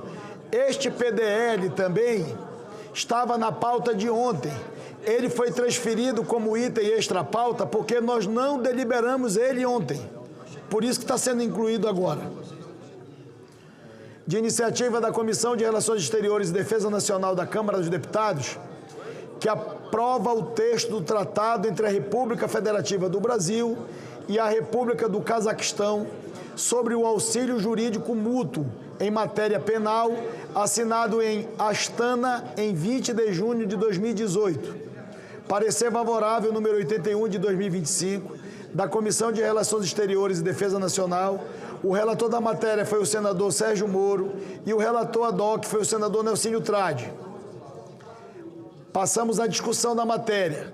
Não temos senadores inscritos para discutir, está encerrada a discussão.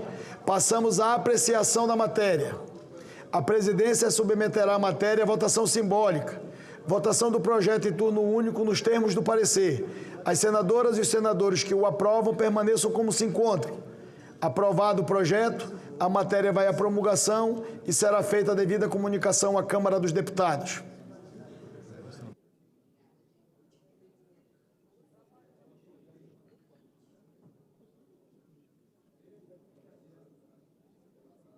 Senador Plínio, deu 5 minutos. Vossa Excelência vai ficar chateado se antecipar? Esperaria até mais, porque é impressionante esse projeto, presidente.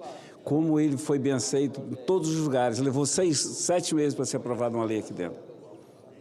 Eu posso... Vossa Excelência quer aguardar os deputados? Eu aguardo, estou aguardando. Eu vou colocar o item extra pauta do líder Portinho.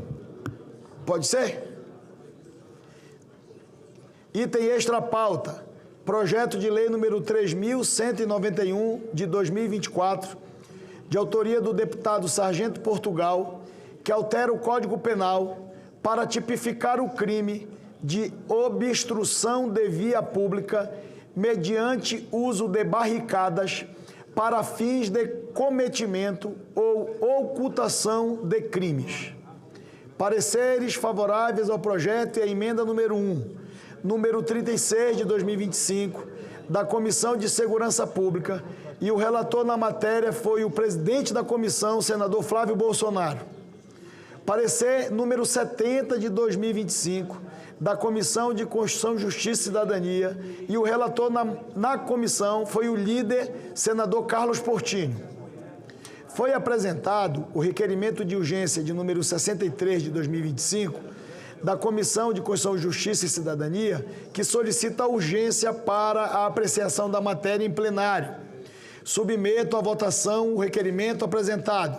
As senadoras e os senadores que o aprovam permaneçam como se encontram. Está aprovado o requerimento.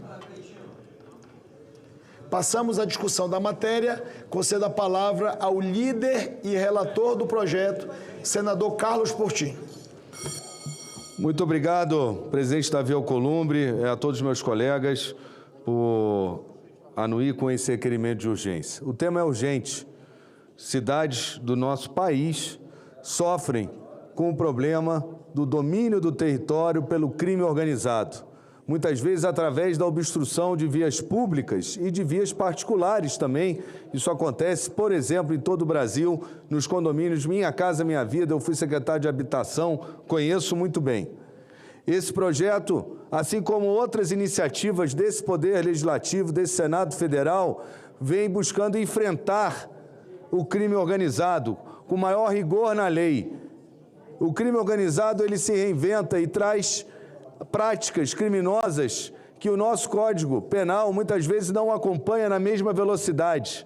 O caso das barricadas, ou melhor dizendo, a obstrução das vias públicas e privadas é um exemplo disso.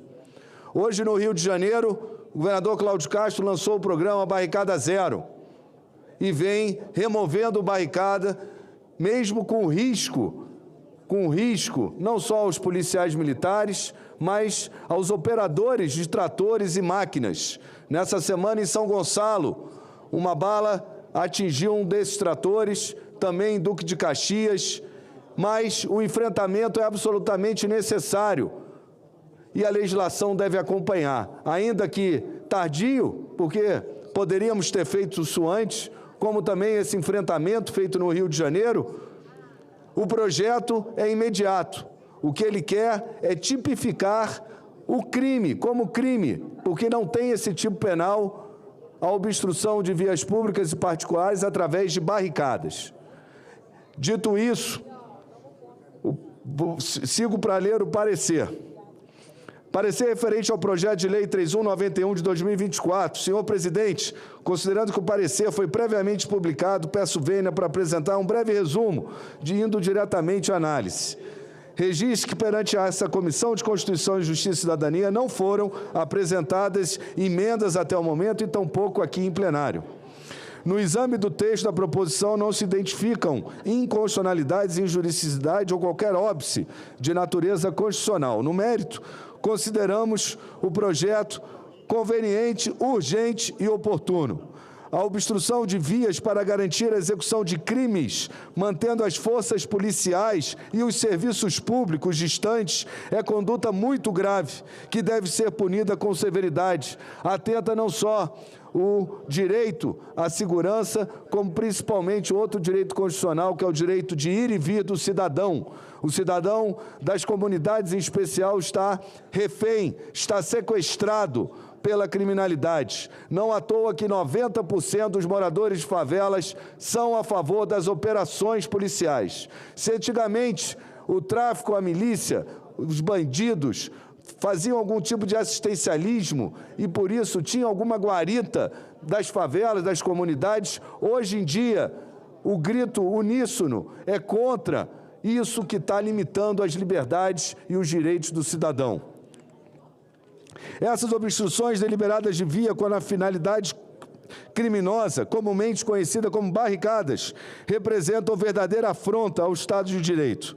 Trata-se de expediente largamente utilizado por organizações criminosas para impor controle territorial, impedir a atuação do poder público e criar zonas de exclusão dentro das cidades. Ao bloquear o acesso de viaturas, equipes de segurança, serviços públicos, criminosos inviabilizam a pronta resposta estatal e colocam em risco a vida de cidadãos inocentes que ficam à mercê da criminalidade. Essa prática, quando não enfrentada de forma específica pelo ordenamento jurídico, acaba por fortalecer estruturas delituosas e comprometer a eficácia das políticas de segurança pública. Ademais, o vazio normativo existente hoje dificulta a responsabilização dos autores dessa conduta, gerando incertezas jurídicas e permitindo que tais ações sejam tratadas com menor rigor. Diversos episódios já foram registrados no meu estado do Rio de Janeiro, mas em todo o Brasil também, onde barricadas são utilizadas para impedir o acesso das forças policiais a determinadas regiões, criando verdadeiros enclaves dominados por facções criminosas. A realidade vivenciada demonstra a urgência de se conferir tratamento penal específico a essa conduta, de modo a restabelecer a autoridade do Estado, proteger a população e garantir que as forças de segurança e os serviços públicos possam atuar na sua plenitude. Obviamente, uma manifestação social, como um movimento reivindicatório, não poderia constituir crime, até porque, nesse caso, a obstrução da via, muitas vezes em passeatas e ações do gênero, não terá o objetivo de cometer ou ocultar crimes. Diante disso, foi muito bem colocada a ressalva no projeto. O projeto em análise foi primeiro apreciado na Comissão de Segurança Pública, sob relatoria do senador Flávio Bolsonaro, que emitiu parecer pela sua aprovação com a emenda 1 da Comissão de Segurança Pública, de autoria do senador Fabiano Contarato, que reformula o texto original da brilhante iniciativa do deputado federal Sargento Portugal. Conhece bem o tema e se antecipou, e a Câmara aprovou, e agora nos cabe aqui, com essa ajuste, aprovar de igual maneira. O ajuste é o seguinte: obstrução de via pública ou de via privada interna ou de acesso à comunidade ou condomínio residencial ou comercial para fins de cometimento ou ocultação de crimes. Artigo 338-A. Bloquear ou obstruir via pública ou via privada interna ou de acesso à comunidade ou condomínio residencial ou comercial mediante o uso de barricada ou de qualquer outra espécie de obstáculo para fins de cometimento ou ocultação de crime. Pena: reclusão de 3 a 5 anos e multa. Incide na mesma pena quem, para fins de cometimento ou ocultação, restringe a livre circulação de pessoas, bens e serviços, ou impede ou dificulta a atuação das forças de segurança pública, inclusive a investigação e a perseguição policial. Parágrafo 2º. Não constitui o crime previsto no caput ou no parágrafo 1º deste artigo a manifestação crítica ou a reivindicação de direitos e garantias constitucionais por meio de passeatas, aglomerações ou qualquer outra forma de manifestação política, mas com propósitos sociais. Observe-se que a redação do caput foi aprimorada para contemplar, além de vias públicas, as vias privadas. Ademais, por prever pluralidade de conduta, foi necessário desmembrar o texto para deslocar alguma delas para um parágrafo subsequente. Finalmente, o parágrafo 2º foi suprimido, visto que o fato de o agente integrar a organização criminosa atrai a aplicação das penas previstas na Lei 12.850, de 2 de agosto de 2013, em concurso material. Senador Moro. Desta feita, o projeto encontra-se apto para votação, representando um avanço significativo ao suprir lacuna normativa e contribuir de forma concreta para o fortalecimento da ordem pública e da segurança coletiva.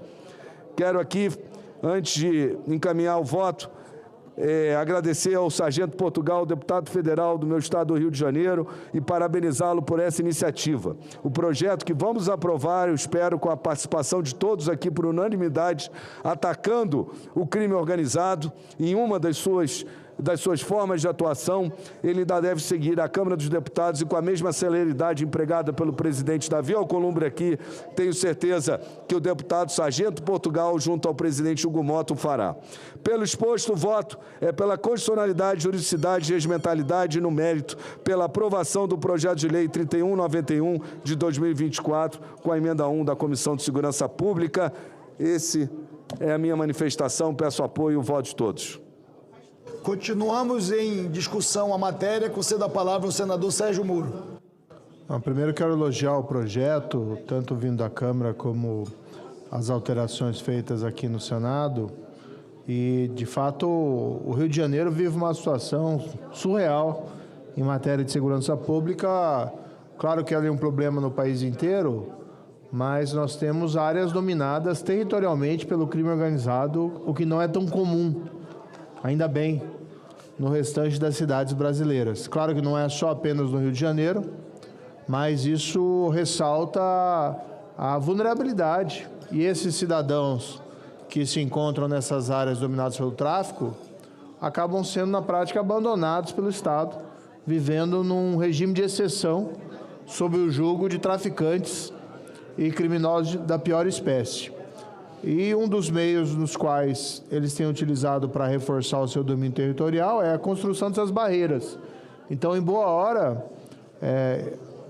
criar um tipo penal focado nessa realidade específica para impedir esses bloqueios. Eu só peço vênia aqui ao relator para fazer uma sugestão redacional, se possível. No parágrafo 1º do artigo 338-A, está lá: incide na mesma pena quem restringe a livre circulação das pessoas, bens e serviços ou impede ou dificulta a atuação das forças de segurança pública, inclusive a investigação e a perseguição policial. Acho que seria interessante deixar claro, senador Portinho, que esse impede ou dificulta a atuação é voltado à questão do deslocamento, movimentação da polícia, porque existem outros tipos penais de obstrução da justiça que se referem a situações específicas. Então, eu sugeriria aqui, impede ou dificulta o deslocamento das forças de segurança pública, inclusive para a investigação e para a perseguição policial. Deslocamento ou movimentação. Eu acato essa emenda de redação, que eu acho que deixa mais claro, com o seguinte teor: que impede ou dificulte o deslocamento das forças de segurança pública, dos serviços públicos, inclusive a investigação e a perseguição policial. Ou, melhor dizendo, das forças de segurança pública, inclusive a investigação e a perseguição policial e serviços públicos. Porque não é só a atuação da polícia. Muitas vezes o Estado não se faz presente, que ele não consegue superar esse obstáculo para levar os serviços públicos. Então, pedindo à minha assessoria fazer o ajuste e encaminhar à mesa, acato, senador Sérgio Moro, a sua sugestão. Porque, na verdade, por exemplo, o crime de ameaçar uma testemunha é obstrução à justiça. E a atuação das forças de segurança me parece como meio amplo. Então, acho que é bom deixar o sentido vinculado apenas deslocamento das forças de segurança, investigação, perseguição policial e os serviços públicos. Continua em discussão a matéria, conceda a palavra ao líder Omar Aziz. Senhor presidente, primeiro parabenizar o senador Carlos Portinho. É lógico que cada estado tem uma tipificação e uma excepcionalidade. O Rio de Janeiro tem as suas excepcionalidades, São Paulo tem, como o Norte e Nordeste tem suas excepcionalidades. Mas tudo se trata de segurança pública.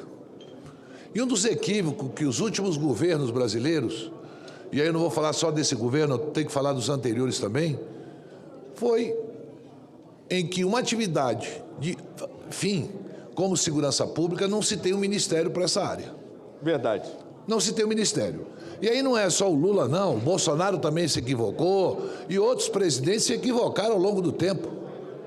Porque o poder dentro do Ministério da Justiça, ele se trata de uma coisa.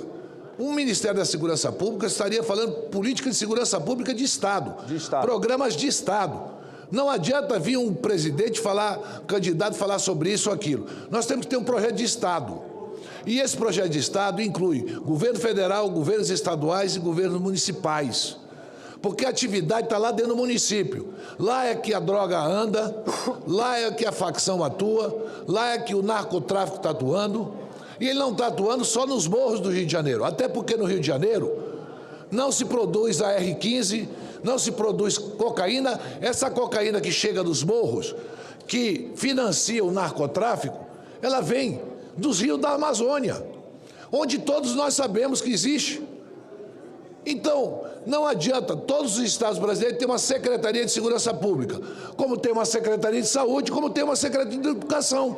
O governo federal não tem um Ministério de Segurança Pública específico para que a gente pudesse aqui estar discutindo segurança macro. É isso. Atividade fim, a polícia presente na prevenção, na repressão e na recuperação de jovens que hoje estão em um ambiente de doença, porque esses drogados hoje no Brasil são pessoas doentes que precisam ser tratadas.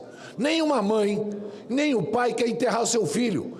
E tem uma coisa que é normal nesse país. Dificilmente uma família não conheça ou não tenha alguém dentro da sua família que é dependente químico. Verdade. E a dependência química, primeiro, esse jovem para comprar droga, ele começa a furtar dentro de casa.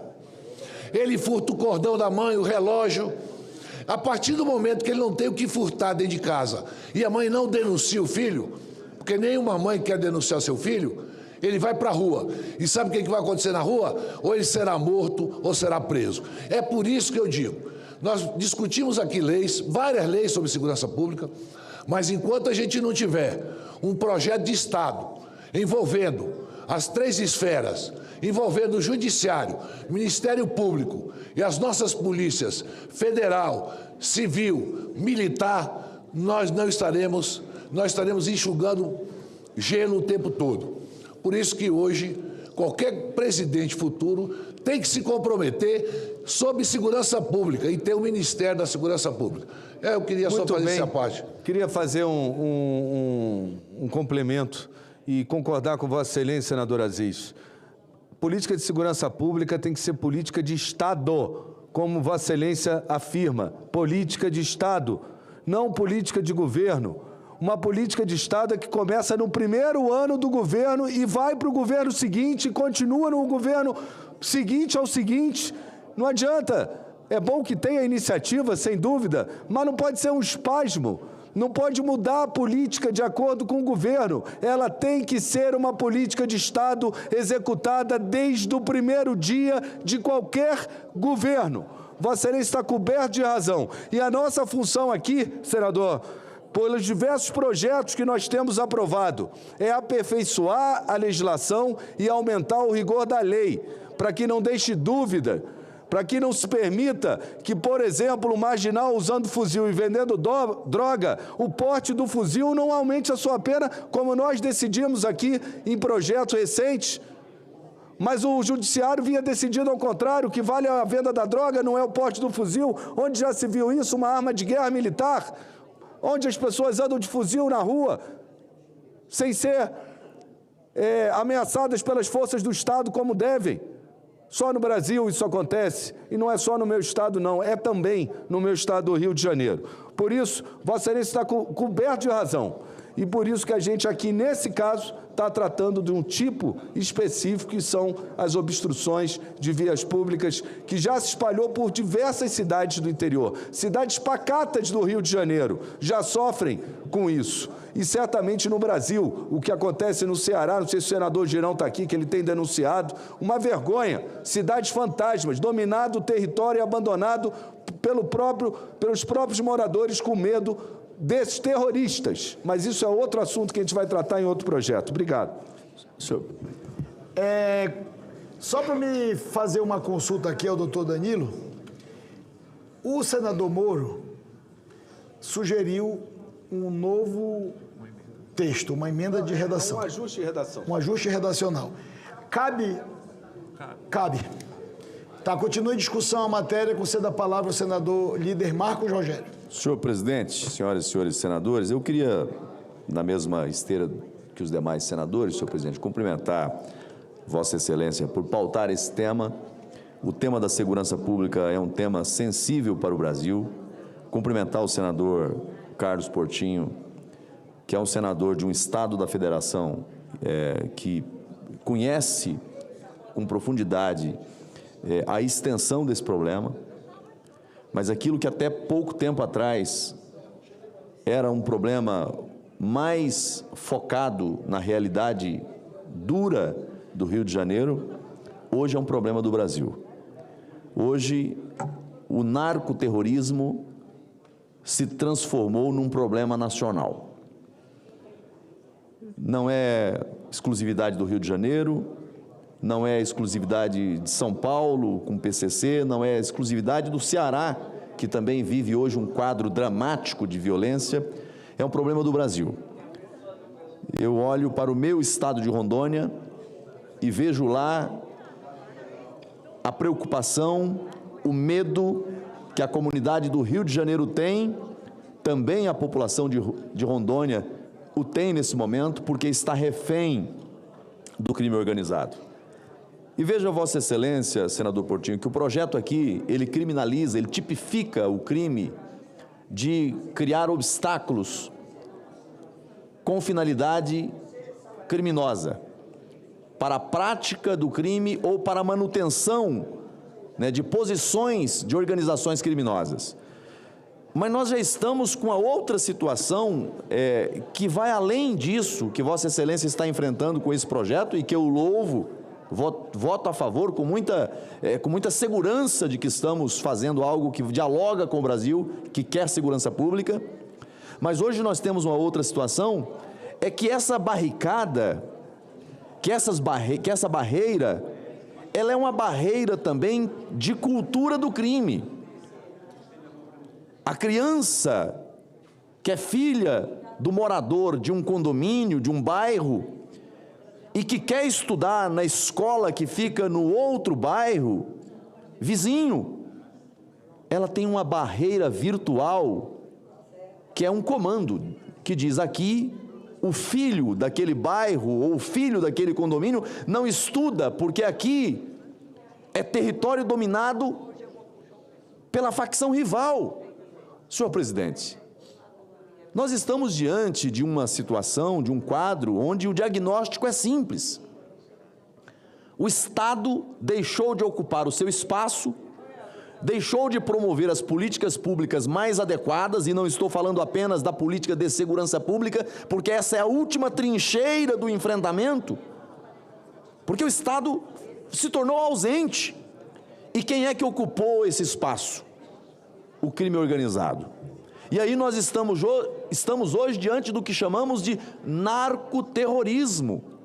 Organizações criminosas que se estabeleceram, que se conectaram, que verticalizaram as suas lideranças e hoje estão nos 4 cantos do Brasil aterrorizando a sociedade. Então esse projeto ele vai na direção de enfrentar um problema, mas que é um problema muito maior, que tem conexões, que tem ramificações, e hoje a sociedade se vê aprisionada, com medo, porque o Estado se fez ausente. Então, nós precisamos de um esforço de modernização da legislação penal, uma legislação mais dura, mais atualizada, conectada com a realidade de hoje e não com a realidade de 40 anos atrás, 30 anos atrás, porque o crime se modernizou. Sim. A legislação se mostra ultrapassada em alguns aspectos, e a força operacional do Estado se mostra insuficiente para garantir a segurança que a sociedade brasileira precisa. Então eu queria elogiar a iniciativa desse projeto e dizer que o pacto pela segurança pública no Brasil, ele tem que ser um pacto de todos. Do município que tem políticas públicas no dia a dia da população e que precisa oferecer, dos estados, unidades federadas, que precisam fazer o trabalho, o dever de casa, com policiamento ostensivo, sim. Com a polícia judiciária, a polícia civil, sim. Com a polícia penal, que cuida dos presídios, sim. Mas também com a política de assistência, com a política de serviços, da prestação de serviços, que é fundamental. Então, pensar a segurança pública é pensar soluções estruturadas e de forma abrangente e conjunta. Então, cumprimento Vossa Excelência pela iniciativa desse projeto, que vai na direção daquilo que o Brasil precisa. Precisamos avançar ainda mais. Muito obrigado. Muito bom. Obrigado. Não temos mais senadores ou senadoras inscritos para discutir a matéria. Está encerrada a discussão. Gostaria de informar ao plenário que, durante o processo de discussão, foi apresentada oralmente a emenda de número 2 pelo senador Sérgio Moro, que teve parecer favorável nos termos da subemenda à emenda número 1 apresentada pelo relator, senador Carlos Portinho. Confere, querido líder relator? Confere. Vamos usar as notas taquigráficas para fazer a redação da emenda. Passamos à apreciação da matéria. A presidência submeterá a matéria à votação simbólica. Votação do projeto e das emendas em turno único nos termos dos pareceres apresentados em plenário. As senadoras e os senadores que os aprovam permaneçam como se encontram. Aprovado o projeto com a emenda número 1 e com a subemenda apresentada. O parecer da comissão diretora oferecendo a redação final será publicado na forma regimental. Em discussão, a redação final. Não há senadores inscritos, está encerrada a discussão. Em votação, as senadoras e os senadores que a aprovam permaneçam como se encontram. Aprovada a redação final, a matéria retorna à Câmara dos Deputados. Parabéns, líder. Muito obrigado, presidente Davi. Um belo gesto hoje. Requerimento, item extra pauta, solicitação do senador Isalci Lucas e do senador Efraim Filho. E do senador Luiz Carlos Reis. Requerimento número 854 de 2025, de autoria do senador Efraim Filho e outros senadores, que solicita a realização de sessão especial destinada a celebrar o mês em homenagem ao Renova Bio. Em votação, requerimento. As senadoras e os senadores que o aprovam permaneçam como se encontram. Aprovado o requerimento, a sessão será agendada pela Secretaria-Geral da Mesa. Item extra pauta. Solicitação feita pelo líder senador Plínio Valério, substitutivo da Câmara dos Deputados, ao projeto de lei número 499 de 2025. Este projeto também é de autoria do senador Plínio Valério, que altera a lei número 11.664 de 2008 para assegurar a todas as mulheres, a partir dos 40 anos de idade, o direito à realização do exame de mamografia. O parecer é favorável, de número 85 de 2025, da Comissão de Assuntos Sociais, e a relatora na comissão foi a senadora Damares Alves. Passamos à discussão da matéria. Primeiro senador inscrito para discutir, senadora Damares Alves, relatora. Presidente, essa matéria já passou nesse plenário, passou nas comissões, passou aqui com louvor, foi para a Câmara. Na Câmara passou com louvor e a gente contou com a deputada Jaqueline. Vem cá, doutora, deputada, vem cá, contamos com ela. E lá, em uma grande conversa com o governo, vem cá, é de todo mundo, isso aqui é de todo mundo. Lá o texto foi adequado para o que é possível e o que nós estamos vendo. O governo já até se antecipou. O governo já está disponibilizando a mamografia a partir de 40 anos de idade, já está divulgando. E a discussão toda aqui fez com que o governo também caminhasse. Então, hoje, a entrega do texto final, hoje é só uma adequação. Hoje de manhã voltamos na casa, essa adequação que a Câmara construiu de forma extraordinária. Obrigada à Câmara dos Deputados. E hoje a gente só vai entregar esse ajuste. E o ajuste que nós estamos entregando vai salvar vidas. É um projeto construído a muitas mãos e a mim, quando eu fui escolhida para ser relatora, lá atrás, a gente nem imaginava que hoje eu estaria como paciente oncológica com câncer de mama. Então, para mim, é muito significativo. Então, todo mundo que trabalhou nesse projeto, nós vamos fazer uma grande entrega para o Brasil e para todas as mulheres. Obrigada, deputada, pelo seu trabalho lá, o autor, as amigas, colegas e todos os senadores aqui, mas não tem que discutir. O mérito está aprovado, o texto já está ajustado, é só o presidente dizer aí bem alto, em bom som, aprovado e acabou. Vamos lá. Parabéns. Presidente Davi. Continue em discussão a matéria, concedo a palavra ao autor do projeto, senador Plínio Valério, e ao tempo, senador Plínio, para aproveitar essa oportunidade, cumprimentar a Vossa Excelência. Vossa Excelência tem alguns dias, alguns meses, desde quando apresentou este projeto, Vossa Excelência tem se dedicado e levado a mensagem da importância da aprovação desse projeto para a defesa e a proteção das vidas das mulheres brasileiras. E eu tenho certeza que Vossa Excelência está hoje num dia de muita felicidade e todos nós estamos compartilhando com Vossa Excelência a aprovação deste projeto no dia de hoje. Parabéns pela sua iniciativa e eu tenho certeza que terá o apoio da unanimidade dos nossos colegas senadores e senadoras. Concedo a palavra a Vossa Excelência pela coragem, resiliência e determinação em lutar pela aprovação desta matéria. Não, e agradecer. A gente fez questão da presença da deputada Jaqueline, porque a gente costuma fazer leis e quando a lei sai parece que é só ou do Senado ou da Câmara e de um senador ou de uma senadora, e não é. É um trabalho conjunto. E esta lei demorou, da apresentação até agora, 8, 9 meses. É um recorde, o que mostra que é aceito e necessário em todos os lugares. Então, a presença da senadora Zenaide, da deputada Jaqueline, Damares, que foi relatora desde o começo, em todas as comissões, e eu agradecer a Deus por ter sido instrumento para uma lei desse tipo, dessa magnitude, que com certeza vai salvar muitas vidas.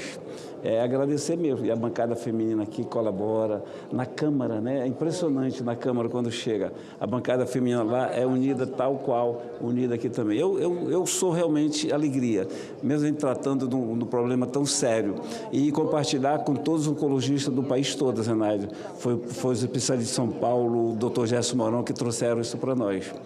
Tá certo? Então, está na lei. O governo era a partir de 50 da mais. Quando a gente começou a reclamar aqui, ele passou também para 40, mas não é normativa. E agora é lei. As nossas mulheres não podem ficar à mercê de uma mesquinharia quando o governo achava que era despesa, e não é.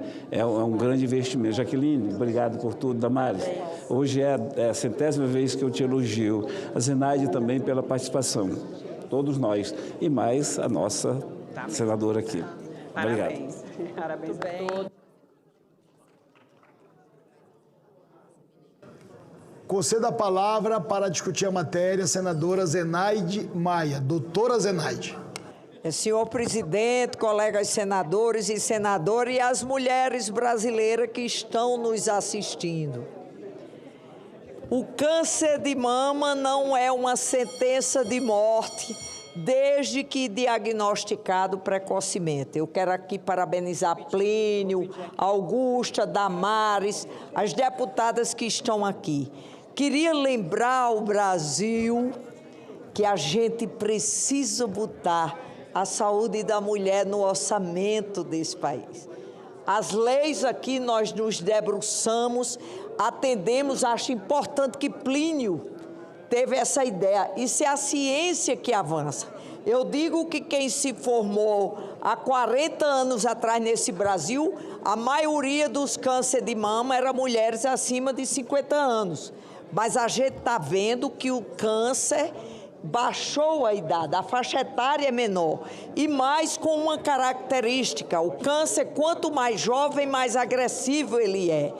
E a gente precisa colocar no orçamento, gente, porque a gente ainda tem mulheres desse país que andam mais de 300 quilômetros para fazer uma mamografia. Ou então que esperam um outubro rosa para fazer. A luta agora, senadores e senadoras, deputados e deputadas, é nos debruçar e colocar a saúde da mulher no orçamento, porque senão nós vamos enxugar gelo. Vamos continuar vendo mulheres que já chegam com câncer, com metástase, aí sim é uma sentença de morte. É um apelo que eu faço aqui. Mulheres, procurem os seus direitos. As leis aqui nós já nos debruçamos e vamos correr atrás para que a saúde das mulheres desse país, o câncer de mama também é em homens, só que é minoria, tenha um diagnóstico precoce, um tratamento precoce para ter uma sobrevida grande. Muito obrigada. Continua em discussão a matéria. Conceda a palavra à senadora Augusta Brito.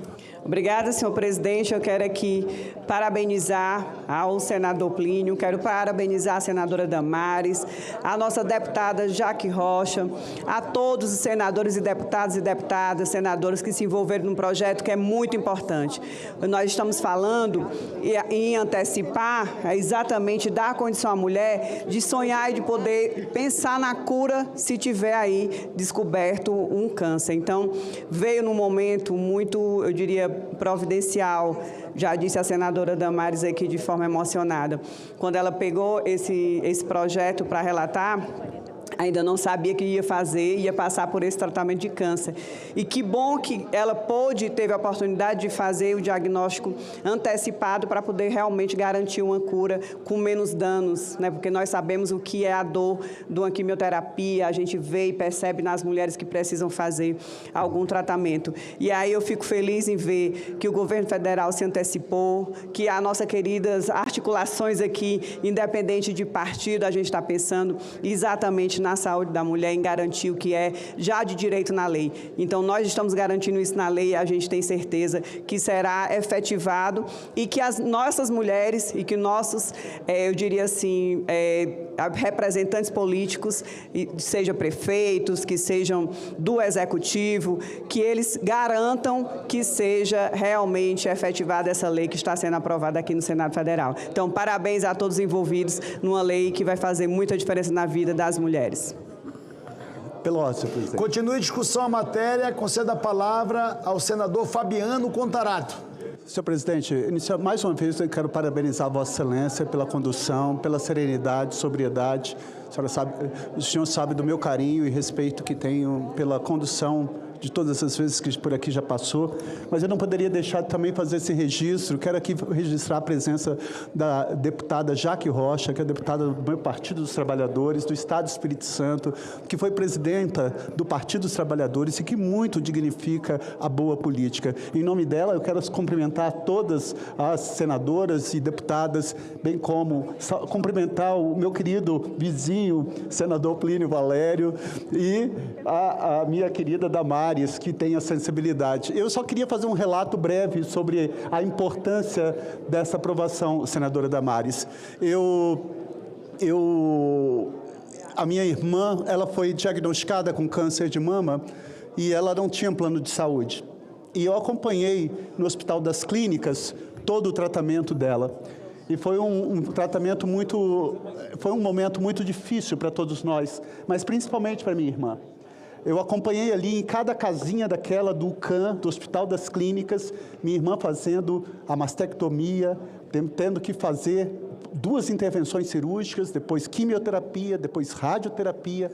E ali eu olhava no rosto daquelas mulheres que não têm idade. E isso é importante, porque eram jovens e mais adultas, e de mais idade, e sendo acometida por uma doença que infelizmente impacta tanto no aspecto da saúde física, mas também na saúde emocional.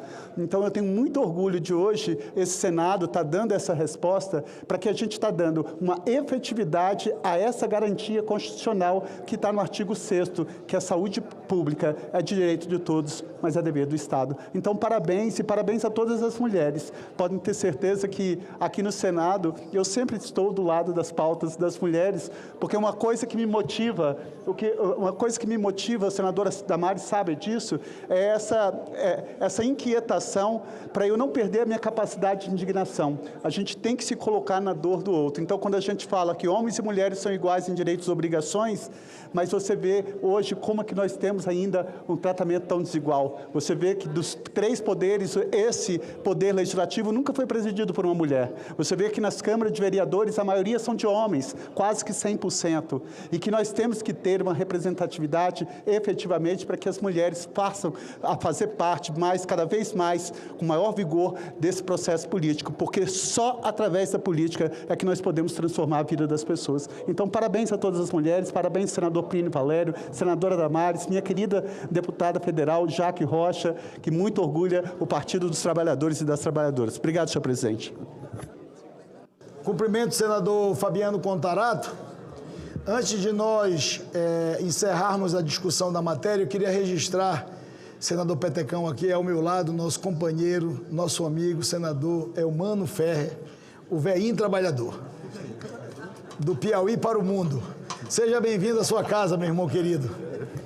Bem-vindo, Elmano. Só por uma questão. Felicidade de te receber aqui. Só para a gente registrar a presença da deputada Silvia também, de Rondônia. Faça o registro. Que é uma referência na luta contra o câncer.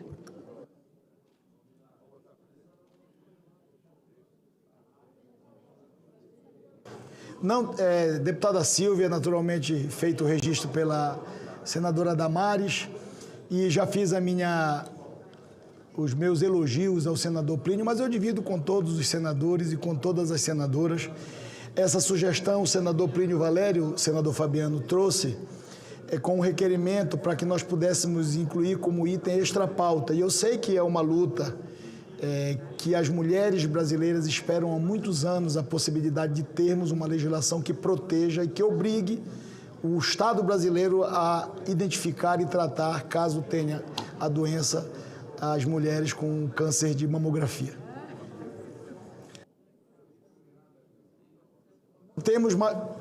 Não temos mais senadores inscritos para discutir a matéria, então eu determino o encerramento da discussão. Passamos à apreciação da matéria.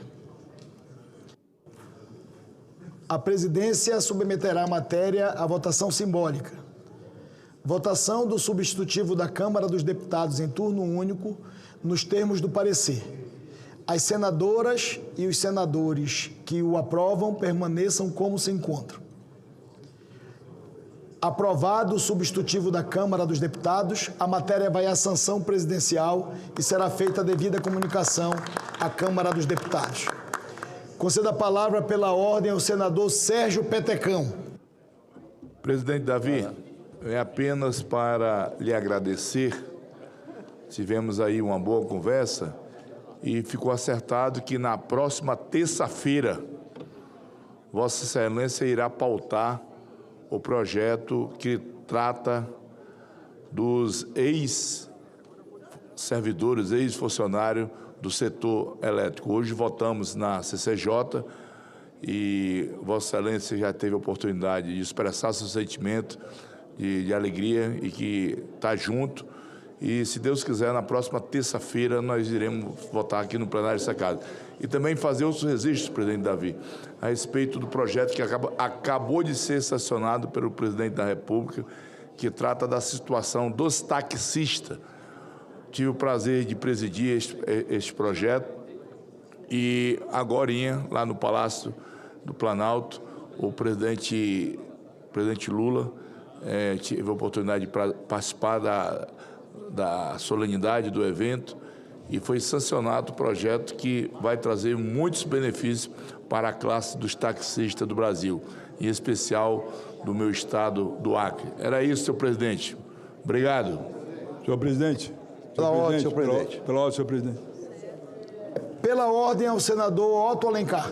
Senhor presidente, para fazer coro com o senador Sérgio Petecão, esse projeto, o projeto 1791 de 2019, é um projeto do deputado do Piauí, o deputado Assis Carvalho. Ele foi aprovado na Câmara, veio para o Senado, aprovado hoje na CCJ, 1791.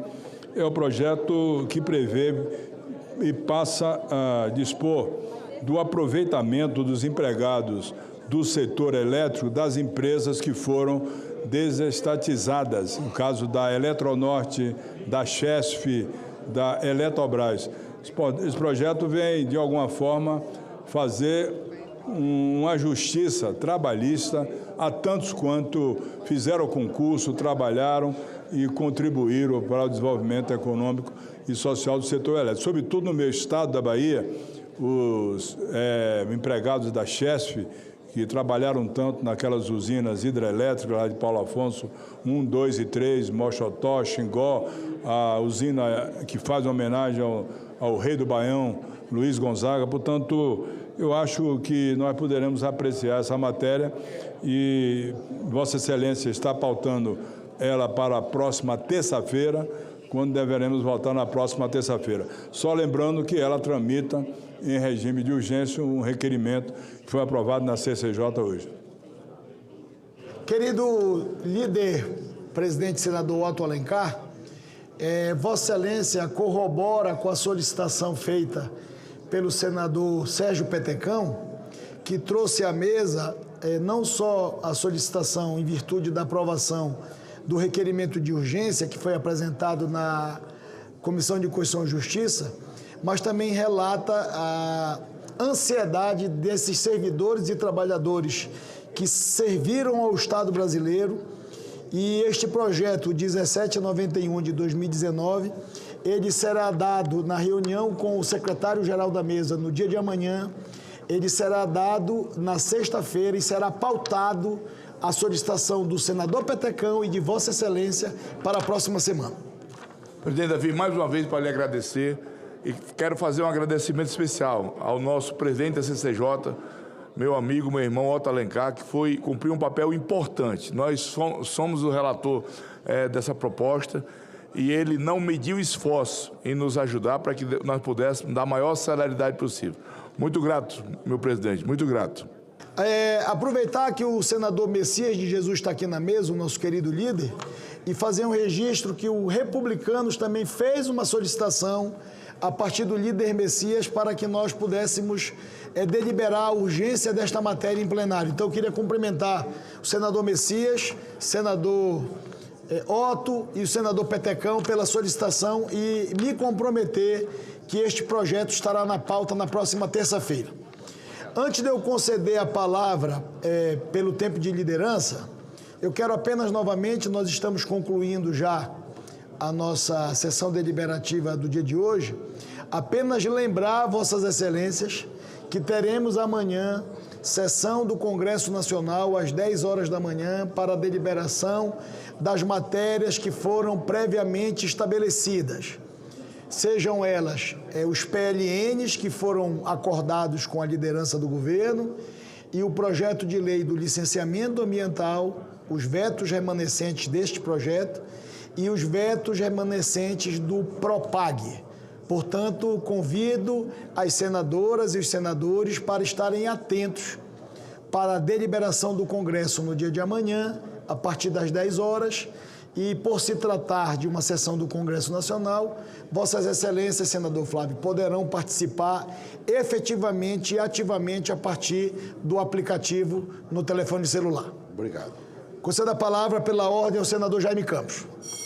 Senhor presidente, senhoras e senhores senadores, apenas para registrar aqui, senhor presidente, com muita alegria, que aprovamos hoje na Comissão de Constituição e Justiça o projeto de lei número 2951/2024, que aperfeiçoa os marcos legais relacionados ao seguro rural no Brasil, de forma de barateá-lo e torná-lo mais acessível. E agradeço a Vossa Excelência particularmente, no dia que eu solicitei aqui a Vossa Excelência a intervenção junto à CCJ para que colocasse em votação. Isso foi feito e o nosso querido presidente Otto Alencar colocou em votação e hoje, em caráter terminativo, nós aprovamos a comissão e esse projeto já vai ser encaminhado para a Câmara dos Deputados. Feito isso, senhor presidente, esse projeto eu tive a honra de relatar, que é da autoria da querida ministra Tereza Cristina, e certamente o seguro rural no Brasil ainda é muito limitado. Além de caro, a área assegurada pelo governo, por exemplo, nos Estados Unidos, é de 80%. E, lamentavelmente, aqui no Brasil, de toda a área plantada, é apenas 20%. Devido aos crescentes contingenciamentos, a cobertura do seguro rural do Brasil caiu muito nesses últimos anos. Passou de pouco mais de 1 bilhão em 2024 e hoje, em 2025, é apenas 450 milhões. Feito isso, o PL 2951 vai alterar essa realidade. Nós vamos tornar obrigatório a despesa como seguro rural e, com isso, garantir a dotação orçamentária ao Fundo Privado do Seguro Rural, chamado de Fundo da Catástrofe, que existe desde 2010, mas nunca foi implementado. Vamos também disciplinar a estrutura da governança do fundo, com transparência, conselhos fiscais e regra de prestações de contas. E o objetivo disso é isso, presidente, é alimentar um fundo de forma permanente, com recursos privados e públicos, sobretudo para atender os aumentos abruptos da demanda por indenização em anos acentuadas percas das atividades agropecuárias. Vamos possibilitar um ambiente seguro, previsível para os produtores rurais, seguradoras e governo. O projeto ainda estabelece benefícios para contratar seguro rural no Brasil, com taxa de juros menores e priorização no acesso ao crédito do Plano Safra. Também, ou seja, tais benefícios e incentivos serão definidos pelo Conselho Monetário Nacional. Concluído, senhor presidente, vamos, por fim, proteger o produtor rural das percas inesperadas com as mudanças climáticas, mantendo a capacidade financeira para honrar os seus compromissos e arcar com o plantio de nova safra, sem a necessidade de aumento do seu endividamento. Este, com certeza, é um seguro rural moderno, responsável e alinhado ao futuro da agricultura brasileira.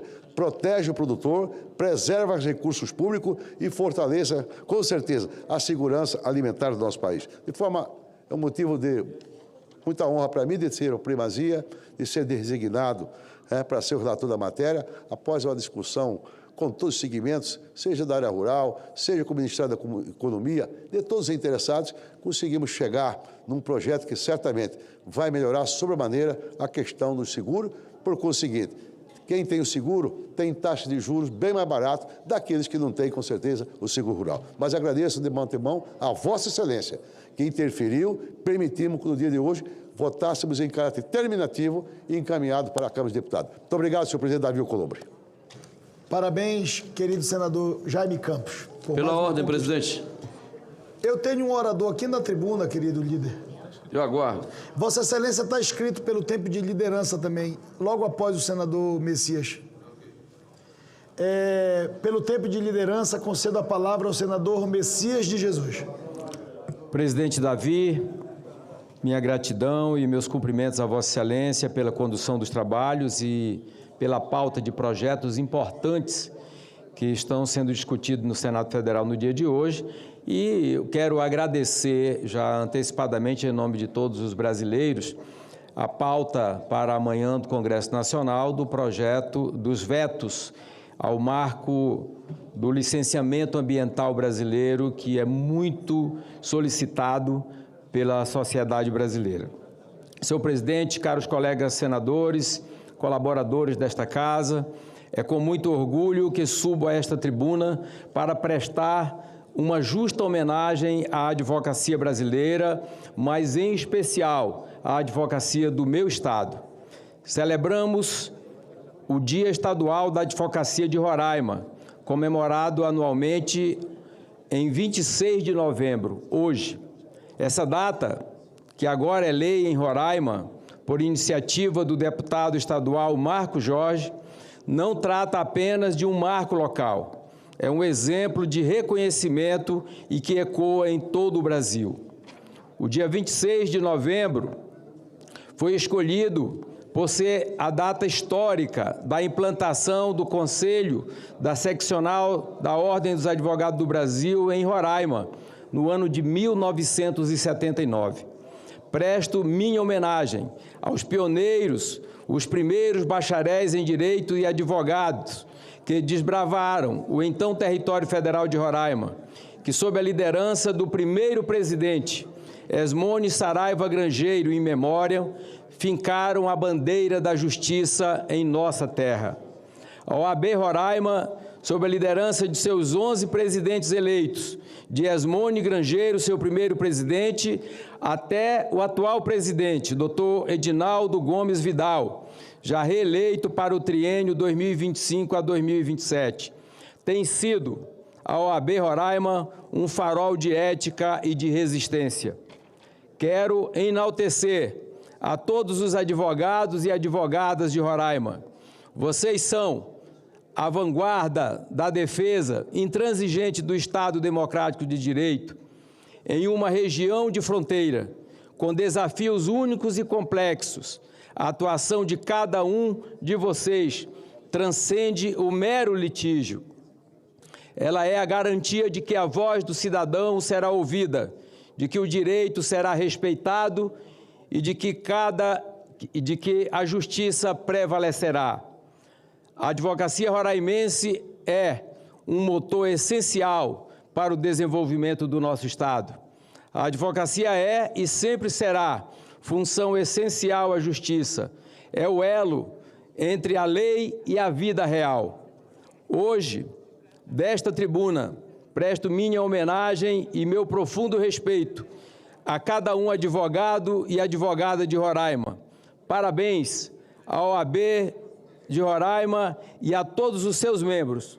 Muito obrigado. Muito obrigado, presidente Davi. Pelo tempo de liderança, concedo a palavra ao senador Zequinha Marinho.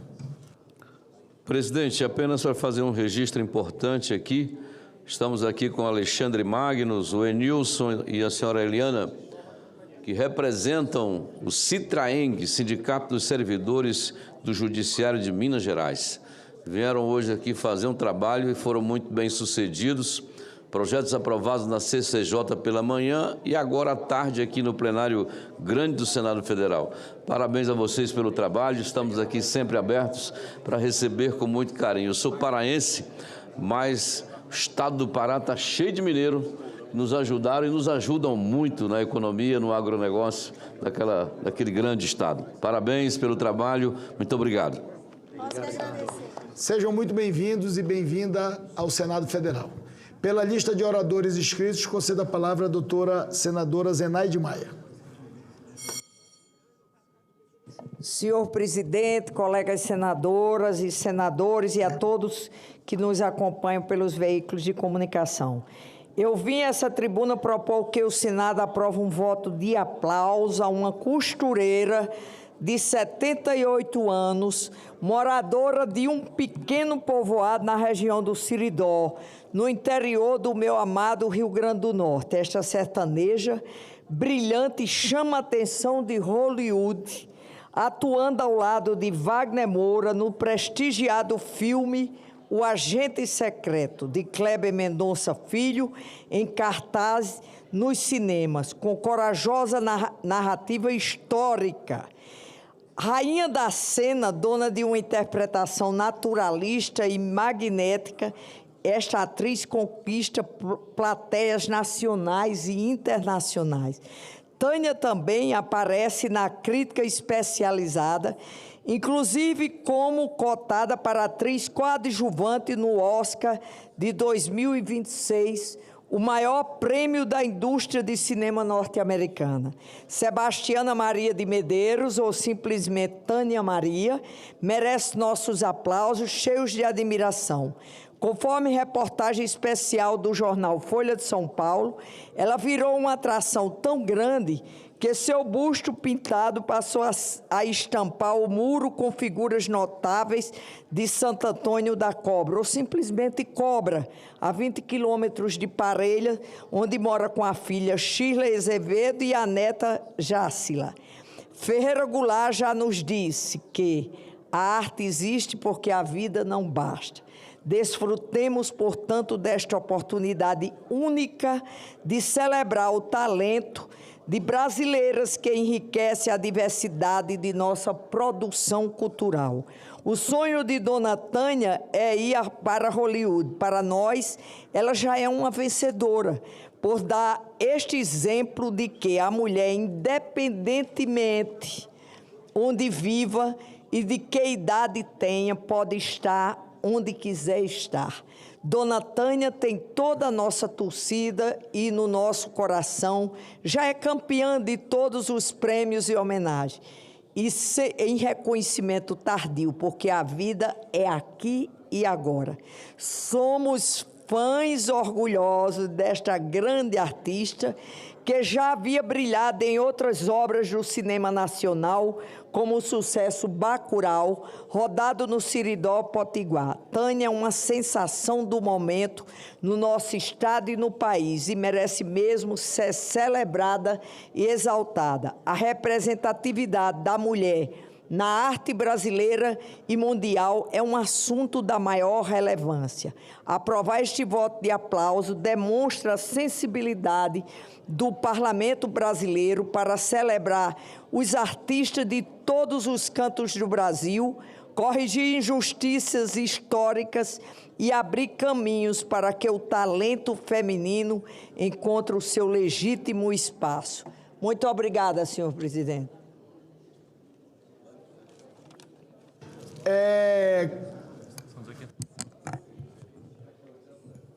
Cumprimento, senadora Zenaide, Vossa Excelência, é que o senador Zequinha Marinho também está inscrito como orador.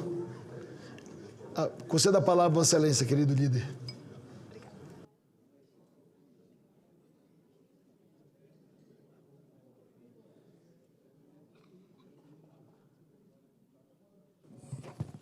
Obrigado.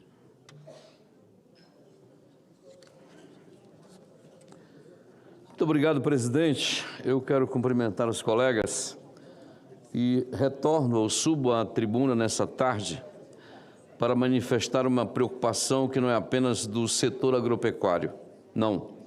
É uma preocupação do Brasil, uma preocupação com a segurança jurídica, com o equilíbrio entre os poderes e com a democracia. Na última semana, o governo federal editou portarias declaratórias e decretos de homologação que avançam sobre demarcações de terras indígenas em desacordo com a lei número 14.701, lei que nós chamamos de o marco temporal, aprovada por esta Casa, pelo Congresso Nacional e que está em pleno vigor. Essas medidas foram tomadas enquanto o Supremo Tribunal Federal conduz um processo de conciliação na ação declaratória de constitucionalidade número 87, justamente para construir soluções estáveis e equilibradas. Ao agir de forma unilateral, o Executivo rompe o ambiente institucional do diálogo, estimula conflitos fundiários, ignora a boa-fé processual e produz instabilidade jurídica que poderia e deveria estar sendo evitado. E não para por aí, né? Durante a COP30, lá no meu estado, o ministro da Justiça e da Segurança Pública, Ricardo Lewandowski, anunciou a assinatura de portarias para demarcar 10 novas terras indígenas, em ação conjunta com o Ministério dos Povos Indígenas. E isso desconsiderando frontalmente a lei do marco temporal. Ignorou o papel do parlamento, fragilizou o equilíbrio entre os poderes, criou um precedente perigoso para a democracia brasileira. Senhoras e senhores, isso não é apenas uma pauta do agro. Essa decisão impacta municípios inteiros, cadeias produtivas, empregos, arrecadação, infraestrutura e o ambiente de negócio no Brasil. E mais, foi anunciada em contexto político, midiático internacional durante a COP30, priorizando narrativa externa em detrimento do cumprimento da legislação brasileira. Para se ter ideia da dimensão, somente na última semana foram homologados 2,45 milhões de hectares nos estados do Pará, do Amazonas e do Mato Grosso. Ao todo, o ato do ministro alcança as terras indígenas, por exemplo, a de Vista Alegre, lá no Amazonas, Tupinambá de Olivança, na Bahia, Camé-Chatiba, na Bahia, Ipô Triunfo, no Mato Grosso do Sul, Sauaré, Bapim, no Pará, Pancará da Serra da Arapuã, no Pernambuco, Sambaqui, no Paraná, Cauagui, Rovi, em São Paulo, Pacuriti, em São Paulo, e Cauagui Mirim, também em São Paulo. Além disso, com as novas portarias assinadas pelo ministro da Justiça, o Brasil passa a ter mais de 117,4 milhões de hectares reconhecidos como terras indígenas, o que representa cerca de 14% do território nacional. São números que exigem muita responsabilidade e diálogo com respeito à lei. E eu repito, segurança jurídica não é pauta do agro, é pauta do Brasil. Sem respeito à lei, não há previsibilidade, não há confiança, não há desenvolvimento, não há paz social.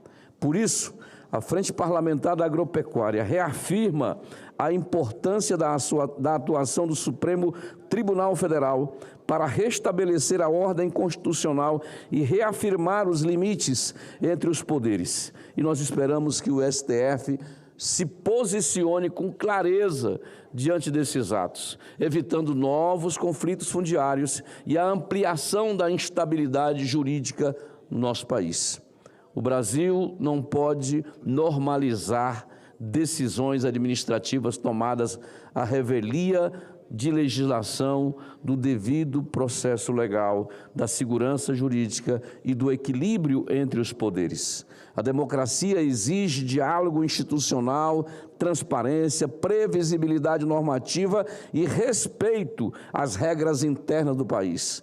Não atalhos, improvisações ou gestos de impacto midiático para escalar conflitos no campo.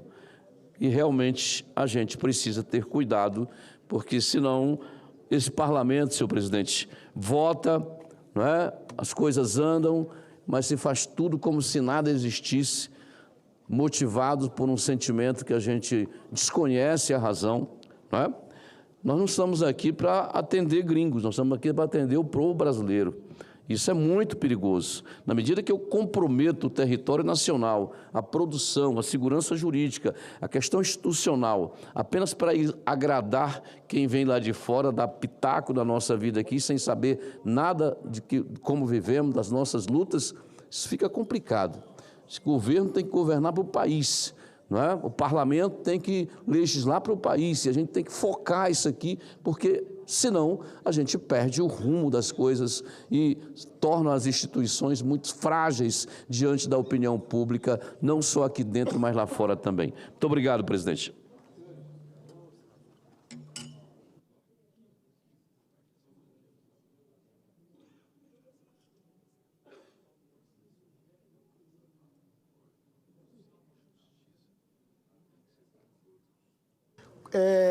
Concedo a palavra pela lista de oradores inscritos à senadora doutora Eudócia. Senhor presidente, senhoras senadoras, senhores senadores, gostaria de saudar as pessoas também que nos acompanham na TV Senado e nas redes sociais. E dessa forma eu quero saudar especialmente a todos os alagoanos e a todas as alagoanas do meu querido estado de Alagoas. Hoje vivemos um avanço histórico no Senado Federal. A Comissão de Assuntos Sociais, a CAS, aprovou o projeto de lei de minha autoria que altera a política nacional do combate ao câncer, para fortalecer de forma decisiva o desenvolvimento de vacinas terapêuticas e medicamentos de alto custo contra o câncer no Brasil. E aqui eu quero parabenizar e agradecer a belíssima relatoria do meu amigo, meu nobre senador Flávio Arnes, que se faz aqui presente. Muito obrigado, senador Flávio Arnes, muito obrigada pela sua brilhante relatoria. E pode ter certeza, senador, que hoje o projeto do qual eu sou autora e o senhor foi relator está indo para a Câmara dos Deputados. Mas pode ter certeza que ele será aprovado conforme foi aprovado na CAS, depois volta para ser aprovado aqui no plenário, mas pode ter certeza que esse projeto irá passar e o senhor que foi relator, senador Flávio Arnes, e modesta parte, agradeço e louvo a Deus por isso, por eu ser autora desse projeto. nós iremos fazer a diferença. Nós, os senadores que o aprovaram, fará a diferença no tratamento da medicina de ponta para o tratamento das doenças oncológicas. Então, hoje, para mim, é um dia histórico aqui no Senado Federal. E eu quero também agradecer a todos que fazem parte da CAS, nossos colegas senadores e senadoras. Com essa aprovação, estabelecemos princípios e diretrizes que deverão orientar as políticas públicas voltadas para a produção dessas tecnologias. É uma mudança importante, porque garante que o país tenha condições de oferecer cuidado integral, moderno e alinhado ao que existe de mais avançado no mundo. Um dos pontos relevantes dessa proposta é a destinação de recursos do Fundo Nacional de Desenvolvimento Científico e Tecnológico. Haverá previsão específica de financiamento para pesquisas, projetos e estudos voltados ao desenvolvimento de tecnologias contra o câncer. Isso significa fortalecer toda a cadeia de pesquisa oncológica no Brasil e criar um ambiente real de inovação científica. E falando aqui em pesquisas, eu quero cumprimentar e parabenizar a todos os pesquisadores e a todas as pesquisadoras do nosso querido Brasil, que se empenham tanto para avançar cada vez mais nos destinos das novas tecnologias em tratamento. E aqui eu falo especificamente na área de oncologia. O Brasil não pode ficar para trás. Hoje existem trabalhos internacionais extremamente consistentes. E em pouco tempo, senador Flávio Arnes, teremos novos tratamentos disponíveis à população. Precisamos estar preparados, conectados a esses estudos, para não ficarmos dependentes exclusivamente de laboratórios estrangeiros.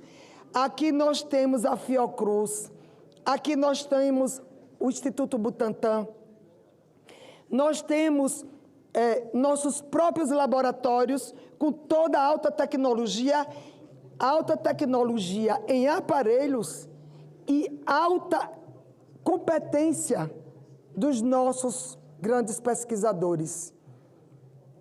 Então, nós não precisamos depender dos laboratórios estrangeiros, porque nós iremos começar a produzir as vacinas terapêuticas aqui no nosso país, diminuindo os custos de importação, diminuindo os insumos, diminuindo o tempo para produzir e ter essa vacina para os nossos pacientes, para chegar lá na ponta, nos nossos pacientes, nos nossos brasileiros, nas nossas brasileiras.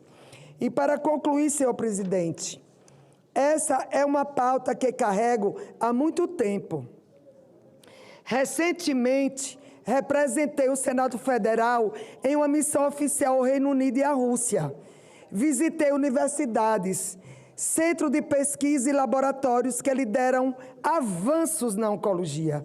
Conversei com cientistas que trabalham com sequenciamento genético, inteligência artificial e biotecnologia para desenvolver imunizantes e terapias inovadoras, porque a inteligência artificial também faz parte da medicina. A inteligência artificial veio para fazer a diferença do antes e do depois. Então, nós estamos em uma nova era. Estou aqui falando com meu amigo, o senador Carlos Viana. Senador Carlos Viana, hoje eu estou muito feliz. Eu venho lutando, o senador Flávio Arnes tem acompanhado. Eu venho lutando desde fevereiro, desde que aqui cheguei no Senado. Já vim com essa bandeira sobre as vacinas terapêuticas para o tratamento das doenças oncológicas.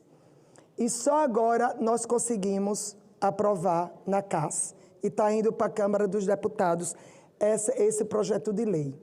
E dentre as vacinas terapêuticas, nós temos também os imunizantes, as imunoterapias, que não estavam chegando nos pacientes e que agora vão chegar.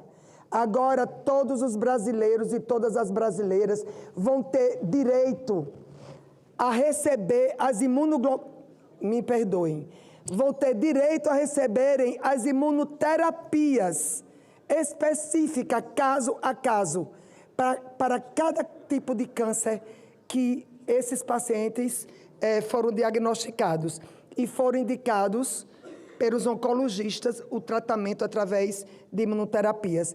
Isso é motivo de comemorarmos. Por isso, senador Flávio Arnes, eu estou muito feliz hoje. Eu não sei se você observou, acho que você já estava presidindo a CCT. Quando eu me levantei e dei um brado de alegria, porque só sabe o que é conseguir a aprovação de um projeto quem vem lutando como eu vim lutando. Só sabe, vocês já passaram por isso. Eu sou nova aqui na casa, mas o pouco tempo que eu estou aqui, eu sei da minha luta, Deus me deu a graça de ter essa iniciativa. O senhor pode falar, meu querido senador. Serei muito breve, é apenas uma parte que eu quero oferecer. Eu comentava agora com o nosso querido senador Flávio Arnes sobre a sua coerência e a sua persistência na luta por difundir no Brasil as tecnologias que estão sendo desenvolvidas mundo afora na luta contra o câncer. Esta vitória, que teve a grande participação do senador Flávio Arnes, se deve muito à sua pertinácia, à sua determinação em promover este bem, que significa aumentar a possibilidade de sobrevida e de vitória contra o câncer no Brasil. Parabéns, que Deus continue lhe dando força, determinação e sucesso. Muito obrigada pelas palavras, senador Espiridião, a mim. Fiquei tão emocionada que me faltou seu nome na hora oportuna. Muito grata, meu amigo, senador Espiridião. Vai fazer penitência no dia 14 de dezembro. Vai rezar um Pai Nosso para Santo Espiridião, o outro. Pode deixar. Muito grata. Senador Flávio Arnes, senador Espiridião, a mim, pode ter a palavra. É uma pessoa extremamente importante, boa, necessária no Senado Federal, mas eu quero parabenizar Vossa Excelência pela, como o senador colocou, pela persistência, determinação para que esse projeto de aprimoramento da política nacional, né, do atendimento das pessoas que apresentam um problema oncológico possa avançar no Brasil. Com tantas iniciativas que vêm acontecendo, né, no mundo, nós temos, foi bem colocado, nós temos a competência, a infraestrutura, o conhecimento no Brasil para que essa pesquisa, essa ciência evolua no câncer e em outras áreas. Eu estava lendo agora há pouco uma notícia de uma criança que teve a aplicação do tratamento gênico para atrofia muscular espinhal, AME, né? Tem a fase, tem o tipo de AME, mas é um tratamento que agora também tem que ser regularizado, mas é um tratamento que é mais barato, todo mundo fala um tratamento caro, eu digo mais barato do que se você não oferecer o tratamento e causar os transtornos para a vida, para a saúde, para a família, para o trabalho. Mas eu quero dizer para o Brasil que a senadora, a doutora Eudócia, é médica também, é professora de universidade, é senadora e tem a determinação de atuar em todas as áreas, mas esse projeto de autoria de Vossa Excelência.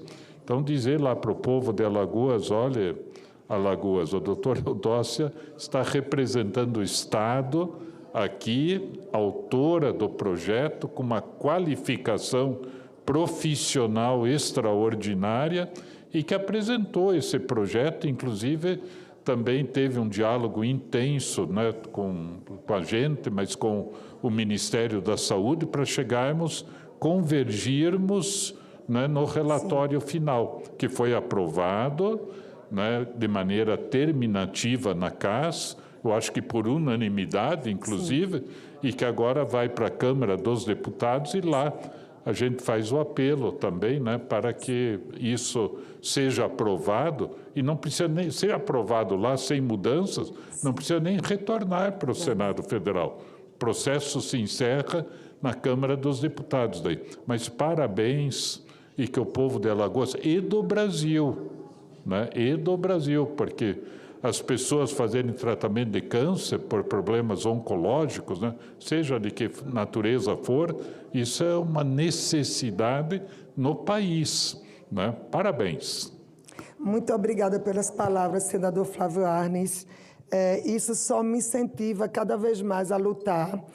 E como é bom ter colegas com a sua capacidade de entendimento, capacidade técnica, e o senhor que faz uma diferença muito grande aqui no Senado, como cada um dos nossos colegas senadores e senadoras. Mas eu falo realmente, senador Flávio Arnes, com muita emoção, e todos que estão me escutando, porque, só complementando a minha fala, não é fácil lutar primeiro para você fazer com que as pessoas entendam a importância daquele projeto. Entendam a importância. E, mais ainda, fazer com que os colegas entendam que, apesar de estarmos ainda em fase de pesquisa, mas a gente não pode chegar atrasados. A gente tem que sair lado a lado com os países mais avançados, como o Reino Unido, como a Rússia, como a China, países que eu estive presencialmente numa missão oficial. Então, só para concluir, a importância dessas vacinas terapêuticas que irão, literalmente, fazer a diferença do tratamento oncológico. E dentro desse escopo, desse projeto de lei, tem as imunoterapias, que é como você falou, senador Flávio Arnes. Se nós podemos oferecer esse tratamento de ponta a essas pessoas, sem o câncer avançar, primeiro, o mais importante é o diagnóstico precoce. Depois, uma vez diagnosticado, se tiver indicação de fazer, agora eu estou falando de imunoterapias, de fazer imunoterapias, que seja feita, que chegue no paciente, para ele não evoluir para a fase terminal da doença, onde se gasta muito mais com UTIs, com cuidados paliativos, e aí, com dor na família de perder aquele ente querido, podendo ter feito isso lá atrás. Então, o que nós queremos com esse projeto de lei é que os nossos brasileiros, nossas brasileiras, tenham um tratamento equitativo, do mesmo jeito que os nossos pacientes da rede particular, da rede suplementar, também os nossos pacientes do SUS têm essa mesma oportunidade. Então, é com muita alegria que eu coloco isso aqui na tarde de hoje, para dizer aos senhores e às senhoras que, com certeza, senador Flávio Arnes vai passar lá na Câmara. Conto com a sensibilidade dos nossos colegas deputados e que a gente possa avançar para que, num curto espaço de tempo, a gente tenha essas terapias avançadas que outros países já estão de uma forma gigantesca, né? A pesquisa avançada, e nós não queremos ficar para trás. Então, continuarei aqui lutando para que a gente possa avançar cada vez mais, para que os nossos pacientes do SUS tenham as mesmas condições de tratamento oncológico como tem a rede suplementar. E só para concluir, outro avanço que nós tivemos hoje na CAS foi um projeto de lei de autoria do nosso querido senador Plínio Valério, e a relatora foi a senadora Damares, que foi sobre a oportunidade das mulheres com 40 anos de idade terem acesso à mamografia, para que as nossas brasileiras tenham um diagnóstico precoce de câncer de mama. Isso foi um avanço gigante e só houve uma mudança, como a senadora Damares explicou. De vez de ter o termo anualmente, houve só essa mudança. Mas aí não tem problema algum. É a gente conscientizar as mulheres para que todos os anos elas possam ir à consulta médica e a posto de saúde e terem esse pedido da mamografia e poderem serem submetidas à mamografia e poder ter, se caso for, ter o diagnóstico precoce do câncer de mama.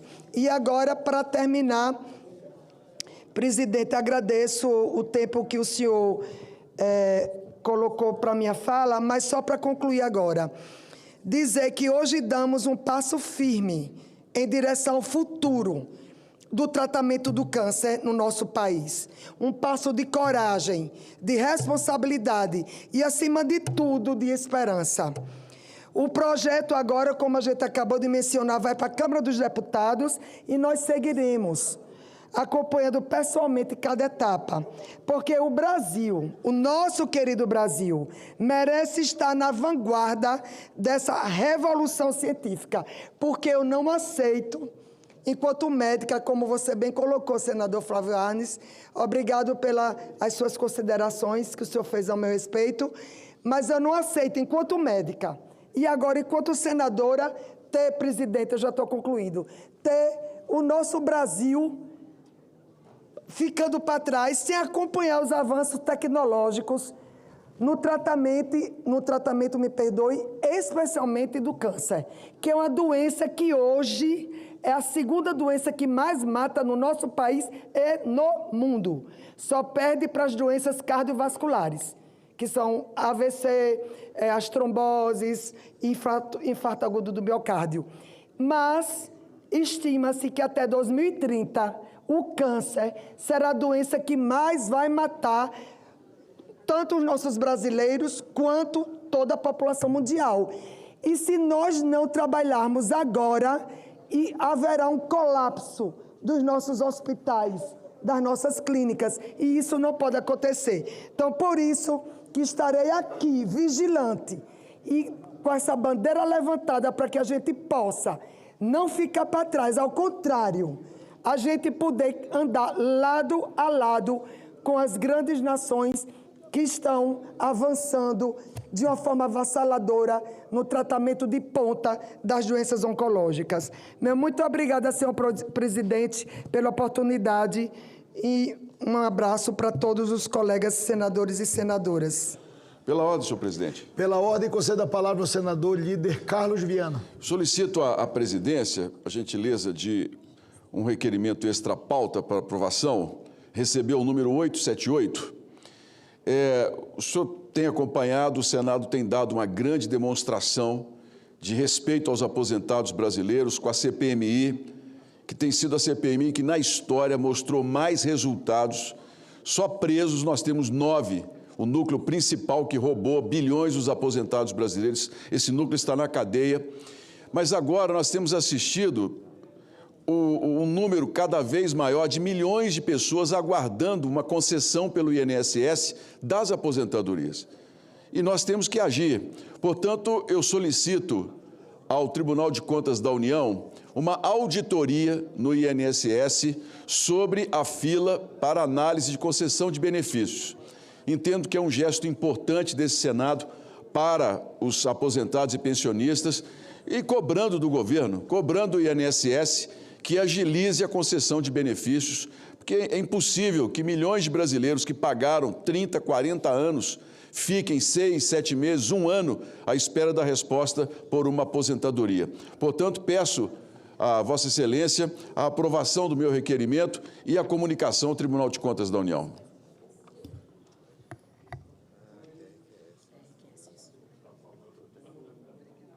Senador Carlos Viana, a gente encerrou a ordem do dia e eu coloquei apenas os oradores para fazer uso da palavra como lista de oradores inscritos. Eu queria pedir desculpa a Vossa Excelência, que eu acabei encerrando a deliberação da ordem do dia e eu estou, assim, eu posso colocar em outra oportunidade? Então, muito obrigado pela compreensão de Vossa Excelência. Eu queria agradecer ao senador Flávio Arnes, à senadora doutora Eudócia, ao senador Carlos Viana e ao senador Exalci Lucas e, naturalmente, agradecer aos nossos servidores aqui do Senado Federal. Fizemos a deliberação das matérias que estavam pautadas para hoje. Novamente, quero reafirmar que os senadores possam acompanhar amanhã a sessão do Congresso e, cumprida a finalidade desta sessão deliberativa ordinária do Senado Federal, a presidência declara o seu encerramento. Muito obrigado.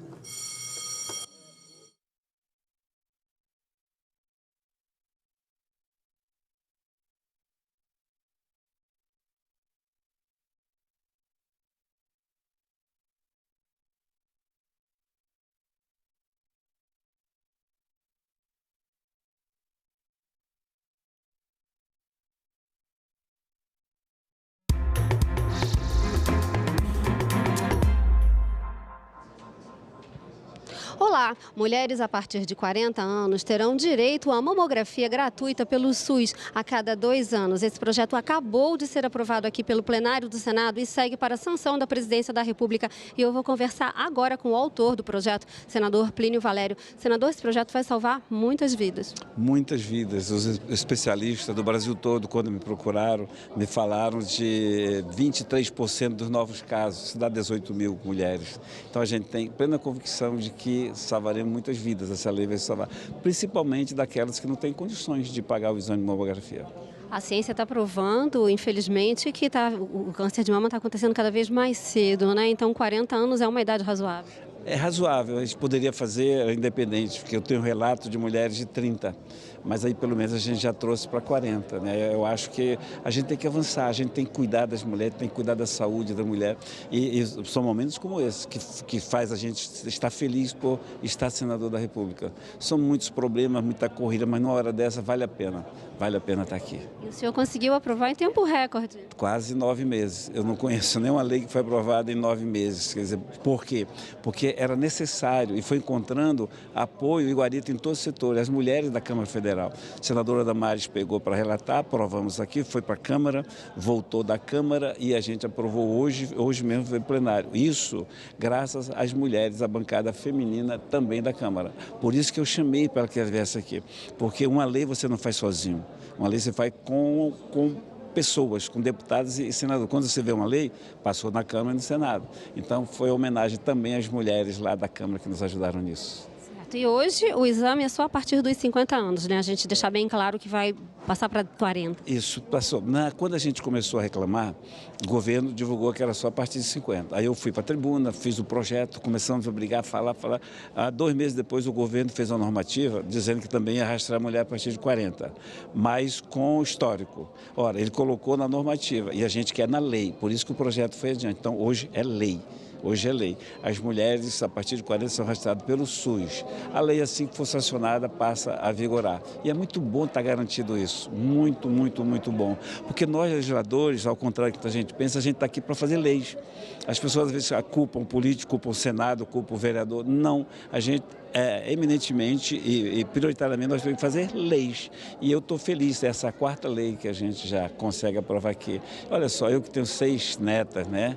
Eu que tenho 3 filhas, um enteado, uma mulher, secretária de trabalho, 90% do meu gabinete é mulher, e eu sei da necessidade delas, de quanto elas precisam de apoio para isso. As mulheres que cuidam da gente, as mulheres, sabe, com as enfermeiras a gente luta do mesmo jeito. O que eu posso dizer é agradecer a Deus todos os dias, e hoje mais do que nunca, por poder ser autor de uma lei que eu sei que vai salvar muitas vidas. Isso é divino, isso é gratificante. E esse exame poderá ser feito a cada 2 anos? A cada 2 anos. E esse projeto era a sua menina dos olhos, né? O senhor comentou com a gente aqui uma semana atrás, mais ou menos. Isso, lembra que eu falava disso e vou correr. E a gente foi costurando, mas por isso que eu compartilhei com as senadoras, principalmente a senadora Damares, a senadora Jaqueline, que é líder do PT lá na Câmara, que ajudou muito, a senadora Silvia de Rondônia, a deputada Silvia de Rondônia, a Zenaide, que todo mundo colaborou. Então essa lei agora é do Senado, essa lei é do Brasil, então não é mais do Plínio Valério. Eu só tenho a felicidade de poder ter feito isso. É muito gratificante, você não sabe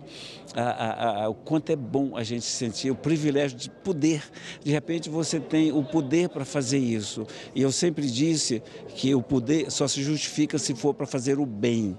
A gente tem que buscar o poder para fazer o bem. Por isso que eu estou realizado hoje. Muito obrigada pela entrevista e parabéns pela sua vitória. Um abraço. Nós estamos todos nós, inclusive vocês, funcionários do Senado, todos nós, e você como mulher. Um abraço. E o Senado plenário também aprovou outros projetos hoje. Vamos lá. Um dos projetos torna crime o bloqueio de ruas com barricadas para cometer ou ocultar outros crimes. O texto altera o Código Penal e prevê pena de 3 a 5 anos de prisão e multa para quem obstruir vias públicas ou privadas com barricadas ou qualquer outro tipo de obstáculo. E também para quem dificultar a livre circulação de pessoas, bens ou serviços ou a atuação de forças de segurança pública. Lembrando que passeatas e manifestações políticas com propósitos sociais não se enquadram nessa nova tipificação e, portanto, continuam sendo permitidas. Os senadores também aprovaram reajustes para os servidores do Judiciário Federal de 8% anualmente para os próximos 3 anos. As correções serão feitas em 1º de julho de 2026, 2027 e 2028. Esse texto veio do Supremo Tribunal Federal, que argumenta ser preciso corrigir perdas inflacionárias acumuladas desde 2019. E os senadores também aprovaram um projeto que reformula e reajusta o adicional de qualificação das carreiras do Judiciário Federal. Atualmente, esses servidores com pós-graduação ou curso de qualificação podem receber adicional de 1% a até 12,5%, dependendo do nível de qualificação. Esses foram os projetos aprovados nesta quarta-feira, aqui pelo plenário do Senado Federal. Você acompanha outras informações na nossa internet e daqui a pouquinho, às 19h30, no nosso jornal Senado Notícias. Até já!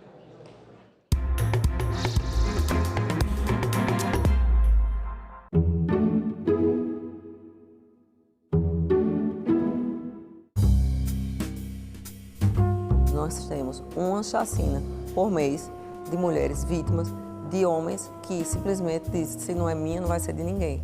E matam essa mulher, e matam essa família. Em todos os casos, é possível fazer alguma coisa antes que aconteça? A gente tem que perceber quando uma amiga nossa, ela está diferente, alguma coisa mudou. Salão Nobre, hoje, 8 horas da noite, aqui na TV Senado. Toda cultura de diáspora reconstrói aquilo que foi aniquilado. Eu não gosto de definir, até porque eu não gosto da palavra resistência. Porque a ideia da resistência já pressupõe que o outro te pauta o tempo inteiro. E eu acho que é muito mais do que resistência.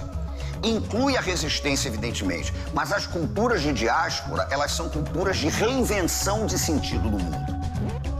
O Rio de Janeiro recebeu tanta gente escravizada, foi um negócio tão brutal, né, que aí vem a suprema ironia da história. A cultura das pessoas que foram escravizadas prevaleceu. O Rio é uma cidade africana. Acontece que se você tira do Rio de Janeiro o impacto da cultura africana, não sobra cidade. Não sobra nada.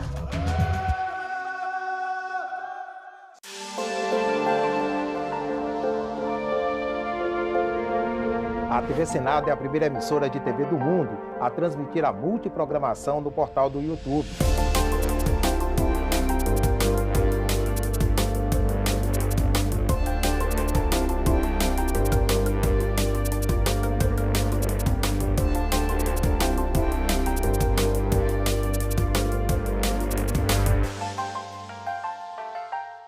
É muito importante que a COP seja no Brasil. Pela primeira vez, a agricultura familiar ela vai ser debatida em uma COP do clima. Isso é muito significativo. Boa parte das práticas mais sustentáveis de agricultura estão na produção familiar. Para discutir a questão ambiental, eu preciso discutir a realidade, eu preciso falar as questões concretas, os problemas.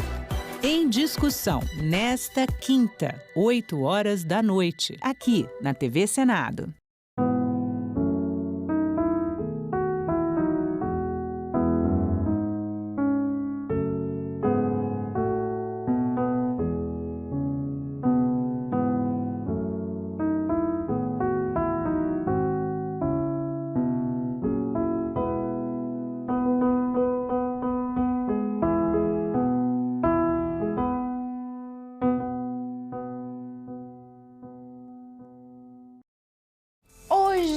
Então é isso, vai falar de relacionamento. Mas calma, não é fofoca de namoro não. Vamos falar de partidos políticos. Sim, no mundo político também tem união, separação e até casamento no papel. Roda a vinheta, diretor.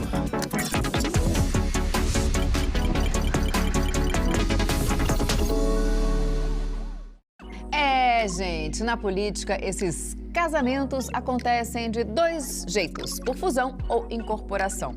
E as duas formas estão previstas na lei dos partidos políticos. A fusão partidária é como uma união. Dois ou mais partidos deixam de existir individualmente e criam um novo, com um novo nome, nova sigla e novas regras. É tipo quando duas pessoas juntam as escovas de dente e mudam até o sobrenome. Tudo vira uma família só. E se liga, quem foi eleito por um dos partidos continua normalmente com o mandato, viu? Já a incorporação é mais parecida com uma mudança de casa. Com a palavra teteia. Oi! Bora lá! Sabe aquela frase, minha casa, minhas regras? Bem, é isso. Quando o teteio se mudou lá pra casa, ele teve que aceitar gato, cachorro, periquito, papagaio. Entendeu? Na prática, é quando um partido decide se mudar para o outro. Adota as regras, o nome e o programa da legenda que o recebeu. O partido incorporador continua o mesmo, só que agora com um novo morador dentro. Tipo o meu caso. Então é isso, teteia. E tem mais um detalhe importante, viu? Nas duas situações, os partidos elaboram juntos um novo estatuto e programa. E seus dirigentes votam em conjunto por maioria absoluta para eleger a nova direção nacional que vai registrar a nova legenda. Mas antes, o TSE precisa aprovar o registro. A fusão ou incorporação de partidos, gente, aumenta a representatividade e também a competitividade eleitoral. Isso porque os votos da última eleição para deputado federal são somados para definir o valor do fundo partidário e tempo de rádio e TV, entendeu? Mas olha só, isso só vale se os partidos tiverem registro no TSE há pelo menos 5 anos. E tudo precisa estar pronto em até 6 meses antes da eleição. Então é isso, agora você já sabe a diferença entre fusão e incorporação. E pode até dizer que já entende de relacionamento partidário. Não deixe de seguir a gente nas redes sociais, hein? Então é isso, tchau!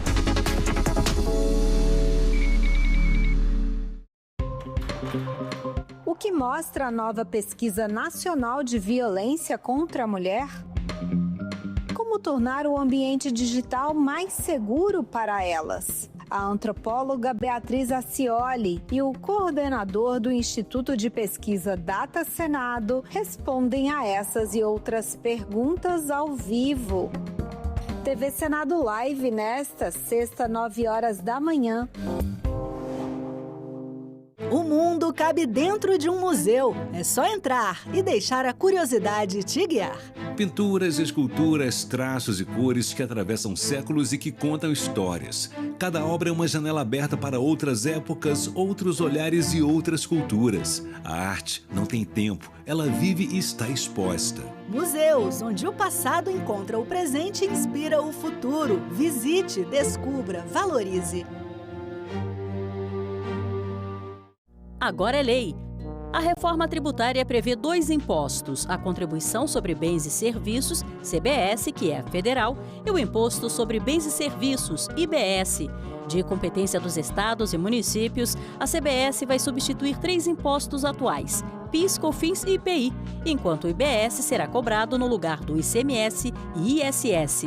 A nova lei detalha ainda as reduções e isenções dos impostos. O Senado votou, agora é lei.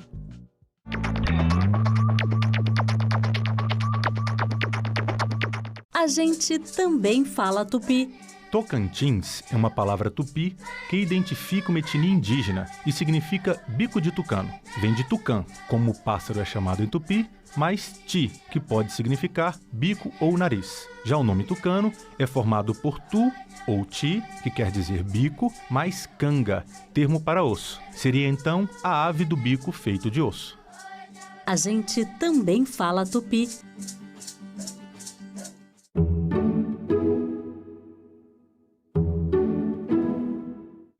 O programa a seguir é livre para todos os públicos. Eu tive a experiência na pandemia, no CIL, e a gente também tem o curso integrado no IAD. Foi bem mais difícil do que o presencial que é hoje. Eu já tive a experiência também, tanto na escola, lá no ensino fundamental e no CIL. Eu não aprendi nada, porque como você está no conforto de casa, você acaba se distraindo muito com as coisas. É muito difícil de se concentrar. E logo nós, quando era criança, aí era pior ainda, que podia mexer no celular e tudo mais. O ensino à distância ele é muito bom. No entanto, algumas modalidades, por exemplo, como curso de medicina, engenharia, piloto de avião, não dá para ser à distância, né? O pedestre tem responsabilidade, ciclista... Uma cadeira na academia me foi negado pela história e pelo meu país. Hoje nós podemos, com o nosso megafone, que é o diploma na mão, nós não podemos recuar nesse debate. Declaro aberta a 7ª reunião da Comissão do Senado.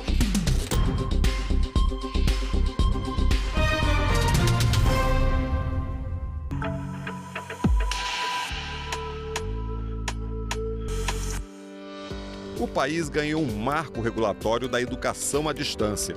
A partir de agora, nenhum curso de graduação poderá ser 100% no formato EAD. E entre os formatos disponíveis, uma novidade. Além dos cursos presencial e à distância, surge o modelo semipresencial, um híbrido de presencial com aulas online em tempo real. Que mudanças nós tivemos com esse decreto em relação a essas graduações? Não havia nenhuma regra escrita sobre quais cursos poderiam ser feitos à distância e quais não poderiam. Então, eu vou pegar o exemplo da medicina. Medicina nunca foi ofertada à distância, nem há demandas para oferta de medicina à distância no Ministério. Mas nunca esteve escrito em lugar nenhum que não podia ser ofertado à distância, apenas nas diretrizes curriculares nacionais. Mas não havia um documento do Ministério dizendo quais cursos poderiam e não poderiam ser ofertados em cada um dos formatos. Só muito recentemente iniciou-se a oferta da enfermagem à distância. Mas, apesar de ter iniciado recentemente, ela explodiu, né? E a gente tinha, em 2023, cerca de 40% das matrículas de enfermagem estavam nos cursos à distância. E havia uma concepção de que é muito difícil que um curso de enfermagem à distância consiga trazer para o estudante toda a formação prática que ele precisa. Por que no Brasil agora o número de matrículas no curso superior em EAD superou as matrículas presenciais? Tem dois acontecimentos que levam a isso. Um é o fim do FIES. Então, o FIES, que antigamente oferecia 700 mil bolsas anuais, 500, passou a oferecer 150, 200 e preencher metade disso ou menos. Então, ou seja, o aluno não tinha mais aquele auxílio financeiro para poder pagar um curso presencial e conseguir entrar no ensino superior. Por que o governo viu a necessidade de ter um marco regulatório da EAD? Até 2017, a gente havia um decreto que regulava a educação à distância. Era um decreto com regras bastante rígidas sobre a educação à distância, dada a peculiaridade desse formato de oferta de graduação. E em 2017 foi editado um novo decreto que flexibilizou bastante essas regras. Então, elas passaram a ser feitas de uma forma muito mais soltas, digamos assim. E isso foi causando um crescimento bastante acentuado da oferta da educação à distância, mesmo antes da pandemia. Essa nova política da EAD é uma mudança que altera todo o ensino superior, não só os cursos EAD, né? Então, trouxe um impacto bastante grande, pois criou um novo formato de oferta. Então, até então, nós tínhamos apenas 2 formatos, o EAD e o presencial. Agora, nós passamos a ter os formatos presencial, semipresencial e EAD. É uma política que tem 2 anos para as instituições se adequarem e trouxe um impacto grande, mas em alguns cursos em mais do que outros, né? Então, tem alguns cursos que foram vedados na EAD e permitidos no semipresencial e outros que foram vedados na EAD e permitidos apenas no presencial, como é o caso de enfermagem. Cursos como Direito, Medicina, Odontologia e Psicologia, eles já eram proibidos na EAD e eles continuam permitidos de serem ofertados apenas no presencial. Este decreto, ele, de uma forma muito acertada, ele vedou qualquer tipo de utilização de ensino à distância para o curso de medicina. Então, foi uma decisão muito acertada, porque medicina é uma profissão eminentemente teórica, né? É uma profissão prática, em que o médico tem quase a metade de toda a sua carga horária em hospitais e campos de estágio, em locais de atendimento ao paciente. E é assim que se deve desenvolver as habilidades de comunicação, empatia, e isso não se consegue fazer com nenhuma modalidade de ensino à distância. Antes da portaria, havia então essa possibilidade mínima de à distância? Existe uma brecha, né, em todos os cursos onde você poderia fazer uma pequena porcentagem, utilizar ensino à distância, né? Isso foi até muito discutido, se era 10%, 20%, 30%. Mas com o decreto, ele disciplinou essa quantidade em outros cursos e na medicina ele vedou completamente qualquer tipo de utilização da EAD durante os 6 anos da graduação. A ANUP entende que era necessário uma revisão das regras para o ensino superior. Nós passamos por momentos que mudaram bastante o Brasil como um todo, o ensino superior não foi diferente, né? Então nós tivemos a pandemia que fez com que as instituições tivessem que migrar todas muito rapidamente para o formato à distância para que os alunos pudessem continuar estudando. Acontece que depois do fim da pandemia, do lockdown, etc., a gente não teve mais uma definição clara de certas regras e como aplicá-las. Então, era necessário, de fato, que a gente tivesse uma revisão do marco, que tivesse mais clareza sobre o que é uma atividade EAD, o que é uma atividade presencial, e que também não estavam ainda ajustadas para a realidade que a gente vive hoje, que nós temos mais alunos no EAD do que no presencial, 52% de alunos no EAD. Então, era necessário uma revisão. A gente tem um ponto forte, Fábio, que assim, não é o formato de oferta que define a qualidade, é a forma como ele é estruturado, o seu plano político-pedagógico, como é definido a sua metodologia e seu processo. Quais foram as mudanças substanciais no EAD? A primeira mudança, que eu acho que é a mais importante, é que a gente regulamentou o chamado curso semipresencial. Mas não havia nenhuma regulamentação sobre isso, como que devia ser, o que deveria acontecer nesses momentos presenciais. Então, a gente tem hoje, digamos assim, 3 modelos, né? O presencial, o semipresencial e o à distância, onde o estudante ele vai ter clareza de qual é o melhor, o que se adapta melhor, né, ao perfil dele, ao momento de vida dele, se ele tem disponibilidade para frequentar um campus diariamente, ou se ele é aquele estudante trabalhador que ele não tem condições de ter um horário fixo, aí ele ainda tem a opção do curso à distância. A LDB prevê com que a educação e o ensino no Brasil possa ser da melhor forma estimulado. Agora, nós queremos que isso tenha regras. Por exemplo, cursos da área de saúde. Como é que você vai formar um profissional em medicina veterinária, seja também enfermagem, outros tipos de curso à distância? Não pode. Então, tem muitas profissões que necessitam presencial. Então, regulamentando é importante que a gente tenha, então, também o ensino à distância como mais um instrumento, mais uma ferramenta para qualificar principalmente o trabalhador, a trabalhadora, o jovem brasileiro que pode estar fazendo um curso e ao mesmo tempo fazendo à distância outro curso. nós não podemos permitir que eles avancem da forma que estavam avançando, perdendo a qualidade e a eficiência nesse tipo de ensino. Hoje, se você pegar, por exemplo, é inconcebível imaginar que um profissional da área da saúde vá se formar através da educação à distância. É diferente. Um enfermeiro, um técnico, ele tem que estar lá na aula presencial, majoritariamente, para poder ele não só aprender bem, mas também servir bem a sua sociedade. E com isso você vai dar limites. Por exemplo, cursos que não vão poder ter mais do que 20% da sua grade curricular no EAD, né? Então, 30% dependendo do conteúdo. Então, com isso você vai conseguir fazer uma grande evolução para o sistema de ensino, principalmente de massa no Brasil. Como é que a associação viu essas mudanças agora recentes? A ABED foi convidada para participar do CCPARES, que é um conselho consultivo que apoia o MEC nas discussões e decisões. A gente tem uma leitura de que o documento final foi um bom documento. Agora, isso não quer dizer que a gente não tenha apontado alguns problemas durante o processo que, inclusive, se repetiram, se consolidaram nos documentos finais. Enfermagem, que podia ser oferecida à distância, não passou nem a poder ser oferecido semipresencial, passou a ser só poder ser oferecido presencial. E a gente entende que é muito ruim. Os cursos de licenciatura, por exemplo, que podiam ser à distância, de formação de professores, que nós temos um déficit de professores. Percebe que nós vamos ter falta de professores na educação básica. Como é que formam esses professores? Nos cursos de licenciatura. Então, a ABED sempre entendeu que esses cursos poderiam ser oferecidos à distância, claro que com qualidade, sempre defendendo a qualidade, tanto que esse é um primeiro ponto que eu acho que já está sendo revisto pelo próprio Ministério da Educação. Estava havendo uma certa pressão para que isso acontecesse? Hoje nós temos 80% dos cursos de medicina que são sediados em universidades particulares. E certamente nós não temos campos de estágio e nós não temos professores suficientes.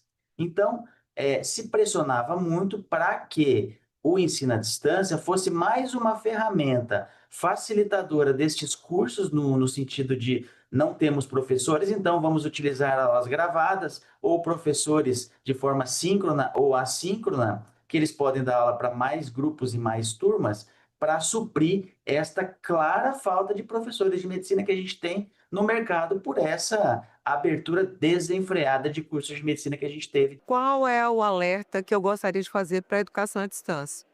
Primeiro, nós temos hoje um número muito alto de professores que estão sendo formados só no ensino à distância e muitas vezes sem qualidade. Então é preciso ter um processo de monitoramento e acompanhamento, fiscalização em relação à qualidade do ensino à distância. Pela extensão territorial do Brasil, o alcance que o ensino à distância pode chegar e pode alcançar, eu acho isso extremamente positivo. Esse é um ponto que eu queria destacar. O segundo ponto que eu acho importante, muita gente tem a sua rotina de trabalho, muitas vezes não pode frequentar uma sala de aula e o ensino à distância trouxe essa facilidade. O que é que eu reconheço também no ensino à distância? É a falta de convívio, a falta de relacionamento com os colegas da sala de aula, com os professores, com o ambiente escolar. Esse é um ambiente muito importante. Esse ambiente ajuda também na formação do profissional. Fiz uma pós-graduação em docência e ensino superior, justamente à distância, porque era ali naquele momento o que mais era viável para mim. Como eu já estava numa rotina de trabalho, com 2 locais de trabalho diferentes, o meu tempo era em casa já, de noite, e a hora que eu dava conta de estudar. Então acaba que isso viabiliza muito a nossa rotina. Eu comecei inicialmente fazendo artes cênicas na Faculdade do Cine de Moraes, só que eu morava muito longe da faculdade, então eu não conseguia chegar. E aí, por conta disso, eu tive que mudar, né? Mudei para a Faculdade Católica, fiz 1 ano de Relações Internacionais, não me identifiquei e tentei encontrar outro curso ao qual eu me identificava, e aí foi quando eu me encontrei na fisioterapia. Foi uma opção por conta do valor, né? EAD geralmente é um pouco mais barato, na verdade é bastante barato, então, mas eu tentei pensar um pouco mais no meu aproveitamento dos estudos, então fui direto para o presencial.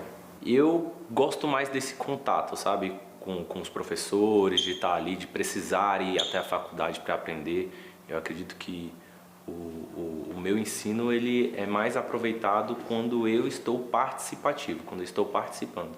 Tem pessoas, né, que conseguem aprender melhor por slide, escutando, ouvindo, e tem pessoas que precisam parar, voltar um vídeo, escrever, anotar. Então, são perfis de pessoas de estudos diferentes. E no presencial, a pessoa ela precisa ter ali uma atenção no professor, ela precisa focar naquilo, mas só que às vezes o jeito que ela vai aprender não vai ser dessa forma. Tem alunos que vão se identificar melhor com o EAD por ter essa parte, né, de ter um vídeo ali que ele pode voltar, pode acelerar, pode diminuir e pode ir anotando. Diferente do presencial, que às vezes eles pegam muito slides, muito professor, explicação de professor. Quando eu iniciei a minha faculdade, eu iniciei no começo da pandemia.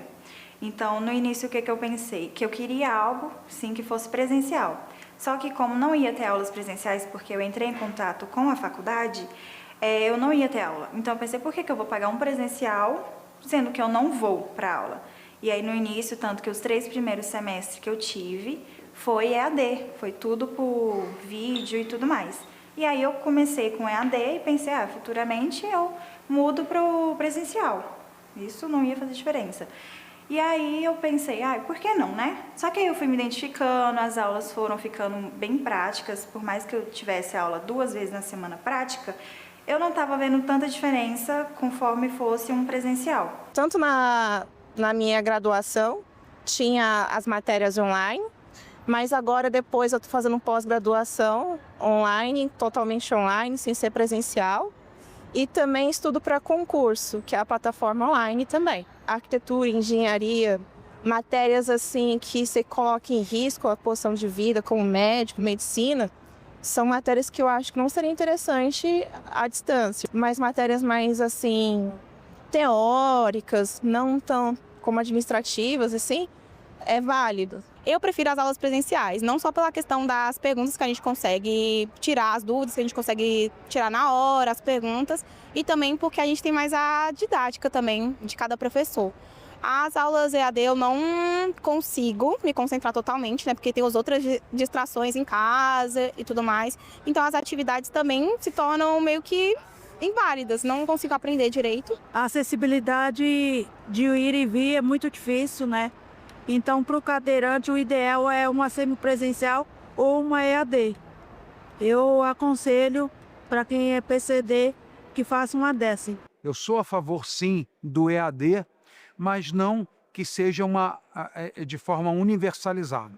Eu creio que nada substitui a presença, nada substitui o olho no olho, nada substitui o convívio social que a escola, a universidade promove. Então, sim, sou a favor em casos específicos. E, na minha visão, a longo prazo, e nós veremos isso no futuro, com certeza, um profissional que se qualifica através de sala de aula, com professores, com colegas, tirando dúvida, com seminários, com workshop, com discussões, com certeza, na minha opinião, ele estará muito mais preparado para os desafios que uma pessoa que fez esse estudo de forma solitária e autônoma. O perfil do aluno EAD é aquele perfil de aluno que precisa trabalhar a CLT, né, durante ali de 7 às 6, às 7 da noite, e ele só tem aquele período para estudar à noite. Então, o padrão desse aluno é um aluno que muitas vezes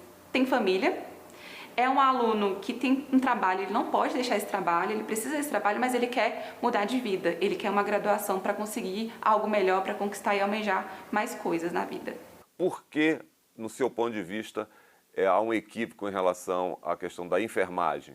O que significa o semipresencial? Eu reconheço que há necessidade de atividades práticas em ambientes profissionais, nos polos de apoio presencial, mas eu também reconheço que algumas disciplinas mais teóricas podem ser oferecidas à distância. Então, há mais ou menos um equilíbrio entre a atividade presencial e a distância, né? Só que a enfermagem foi a única que voltou 2 casinhas, quer dizer, criou-se uma casinha no meio, que é o semipresencial. Os cursos de saúde que podiam ser à distância passaram a ser semipresencial, veterinária, fisioterapia, educação física, que está lista também. Só que a enfermagem passou apenas para o presencial. Vai ter mais atividade presencial, ok. Pode ser que isso até contribua na formação. Agora, o problema é saber quantas pessoas vão deixar de poder estudar enfermagem por causa desse formato, porque as mensalidades vão aumentar e a exigência de presença é total, né? É muito maior também. E como é que isso vai impactar no mercado profissional? Nós ouvíamos muito falar que é absurdo enfermeiro se formar em EAD sem nunca ter aplicado uma injeção. É um absurdo, tanto que isso não acontece, né? Sempre tem uma presencialidade e uma atividade prática. Então, tem que entender os formatos de oferta para você saber onde você está se comprometendo a estudar os próximos 4, 5 anos. Então, entender os formatos de oferta, verificar a instituição que você está estudando, ir atrás dos indicadores, das notas dela no MEC. Hoje em dia você tem que disponibilizar também as notas deles para eles verem o curso, a seriedade que ele tem, a tradição que ele tem. É muito igual o que eles têm do presencial. Fui aluna do presencial, passei pela parte remota ali da pandemia também, quando fui terminar a fase final da faculdade. E aí eu tenho essa experiência com eles do EAD e do presencial. E os alunos têm o mesmo material, o mesmo conteúdo. O do EAD precisa correr um pouquinho mais, porque precisa de muita dedicação, muita disciplina.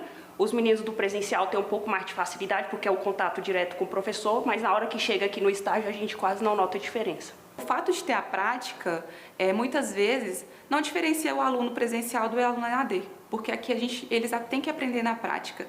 Eu acho que flexibiliza para aquele aluno que tenha buscado, né, um curso de graduação, ter mais acesso a essa educação que ele talvez não teria com a presencial, que é ir todos os dias para a faculdade. Acaba se tornando cansativo para quem trabalha o dia todo, né? Todos os países do mundo usam essa prática do ensino à distância. Primeiro, porque facilita para aqueles que moram em regiões mais remotas. Segundo, facilita para aqueles que têm um emprego, que estão envolvidos ou que têm muita dificuldade de frequentar em tempo regular uma universidade presencial. Portanto, o ensino à distância, o EAD, ele, se for qualificado, se tiver os instrumentos tecnológicos necessários para que o aluno, para que esse futuro profissional se qualifique, ele, na verdade, terá toda a condição de se capacitar e conseguir o seu diploma na área específica que seja, com muita competência, com muita informação e com muita qualidade. Agora, tem que haver acompanhamento, fiscalização, controle do MEC, para que não se implante cursos que não levam o conhecimento devido àqueles que, na verdade, precisam de uma formação clássica, acadêmica. Na verdade, eu tive duas experiências com ensino à distância. Na pandemia, em que eu fiz grande parte do meu ensino fundamental com ensino à distância e eu gostava muito. O único problema era realmente a distância que eu tinha dos meus colegas. Já tive, né, na pandemia, foi uma experiência bem diversa, assim, né? Mas em questão de ensino foi bem complicado, assim, mas deu para entender no final, de certa forma. Mas eu prefiro presencial, sim. Há quem diga que essa nova construção, porque o Brasil é muito grande, pode prejudicar ter pessoas, alunos interessados em fazer cursos à distância, que agora vão ter uma carga presencial muito maior. Vai provocar um impacto, mas é um impacto que a gente considera que não é tão grande. Por quê? Porque os cursos semipresenciais, eles ainda podem ser ofertados de forma descentralizadas. Eles podem ser ofertados nos polos de educação à distância. Foram apenas 5 cursos que foram proibidos, vetados de ter no formato EAD ou semipresencial, que é medicina, enfermagem, odontologia, psicologia e direito. Os outros, todos eles podem ser ofertados ou no formato EAD e semipresencial ou só no semipresencial e presencial, né? Eu sou uma pessoa CLT, né? Então, CLT trabalha de segunda a sábado, de domingo a domingo. Então, quem é CLT, assim, dessa forma, não tem como conseguir uma faculdade integral mesmo, para estar ali todo dia, porque é muito cansativo. A gente trabalha, estuda, é marido, é casa, às vezes tem filho também. Então, acaba sendo um pouco corrido. E a questão do ensino à distância, no caso o EAD, no meu caso da enfermagem aqui na Anhanguera, o semipresencial, me deu essa possibilidade de estar me formando agora, no próximo semestre, porque a questão das aulas teóricas era mais em casa. Então, tem as aulas gravadas, tem acesso aos livros para a gente ter acesso também para poder conseguir estudar. E aqui no Polo a gente vinha para as aulas práticas mesmo. O semipresencial, nem se compara o valor do semipresencial para uma faculdade integral. O valor de uma faculdade integral é 1.400 e pouco de enfermagem hoje. E eu no semipresencial, com bolsa de estudo, porque eu consegui com bolsa de estudo também, eu pago uma faixa de 350.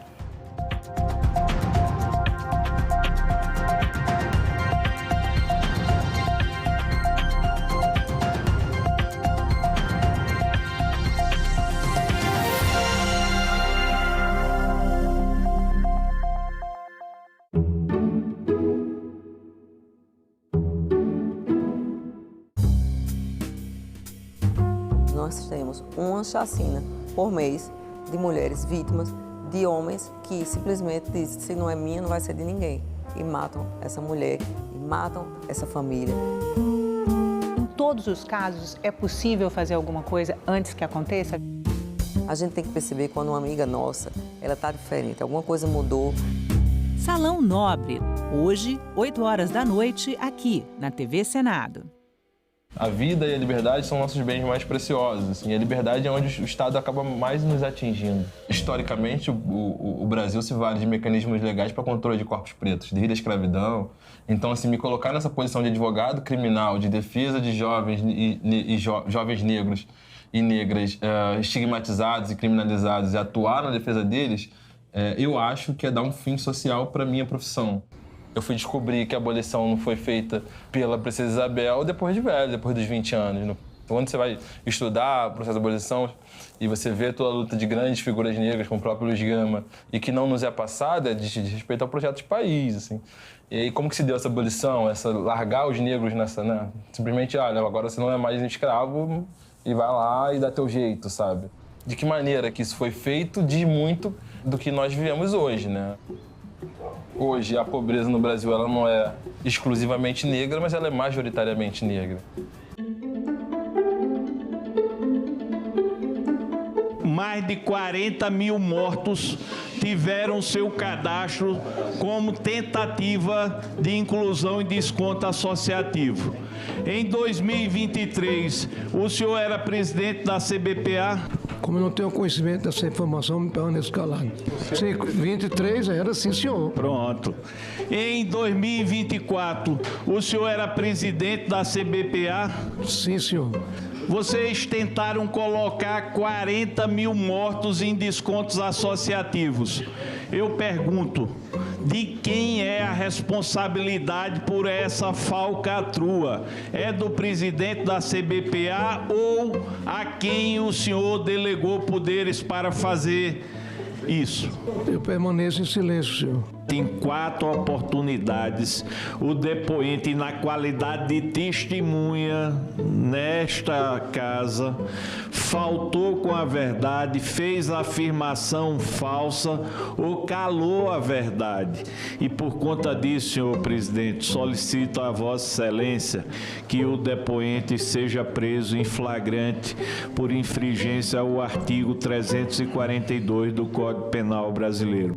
Diante do exposto, a comissão, com fundamento no artigo 58, parágrafo 3º da Constituição Federal, determina a prisão em flagrante do senhor Abraão Lincoln Ferreira da Cruz pelo crime próprio de falso testemunho, que trata o inciso 2 do artigo 4º da Lei 1579 de 1952. Em nome dos aposentados, quase 240 mil que a CBPA enganou, o senhor Abraão Lincoln Ferreira da Cruz, o senhor está preso. Determino que a Secretaria e a Polícia adotem as providências com relação à determinação de prisão dessa presidência.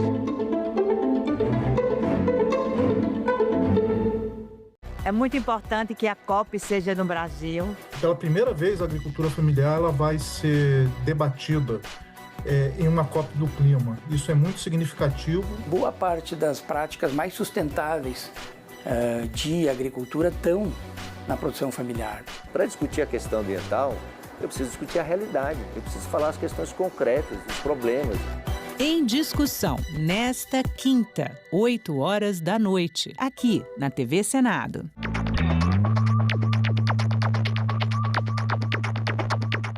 Meu nome é Ana Reis, eu nasci em 1985 e sou farmacêutica e cantora.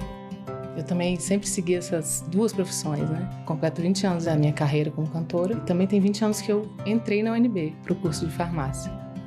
Dos direitos, dos que eu mais prezo, é a liberdade de expressão. Eu posso trazer em todos os âmbitos da minha vida, assim, mas principalmente na minha atividade como cantora. Eu sempre pude escolher, por exemplo, um repertório de um show com as músicas que eu queria cantar. Eu sou mãe do Hugo. O Hugo tem 6 anos hoje. Eu adoro ele pedindo as músicas. Mamãe, põe um Luiz Gonzaga aí pra gente ouvir. Quando ele pede umas músicas assim, eu vejo que eu tô fazendo um bom papel, porque acho que nossa cidadania, ela não é completa se ela não passar pela arte.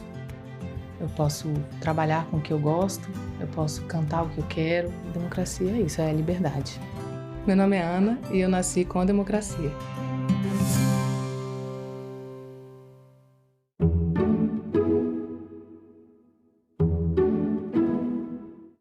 O programa a seguir é livre para todos os públicos.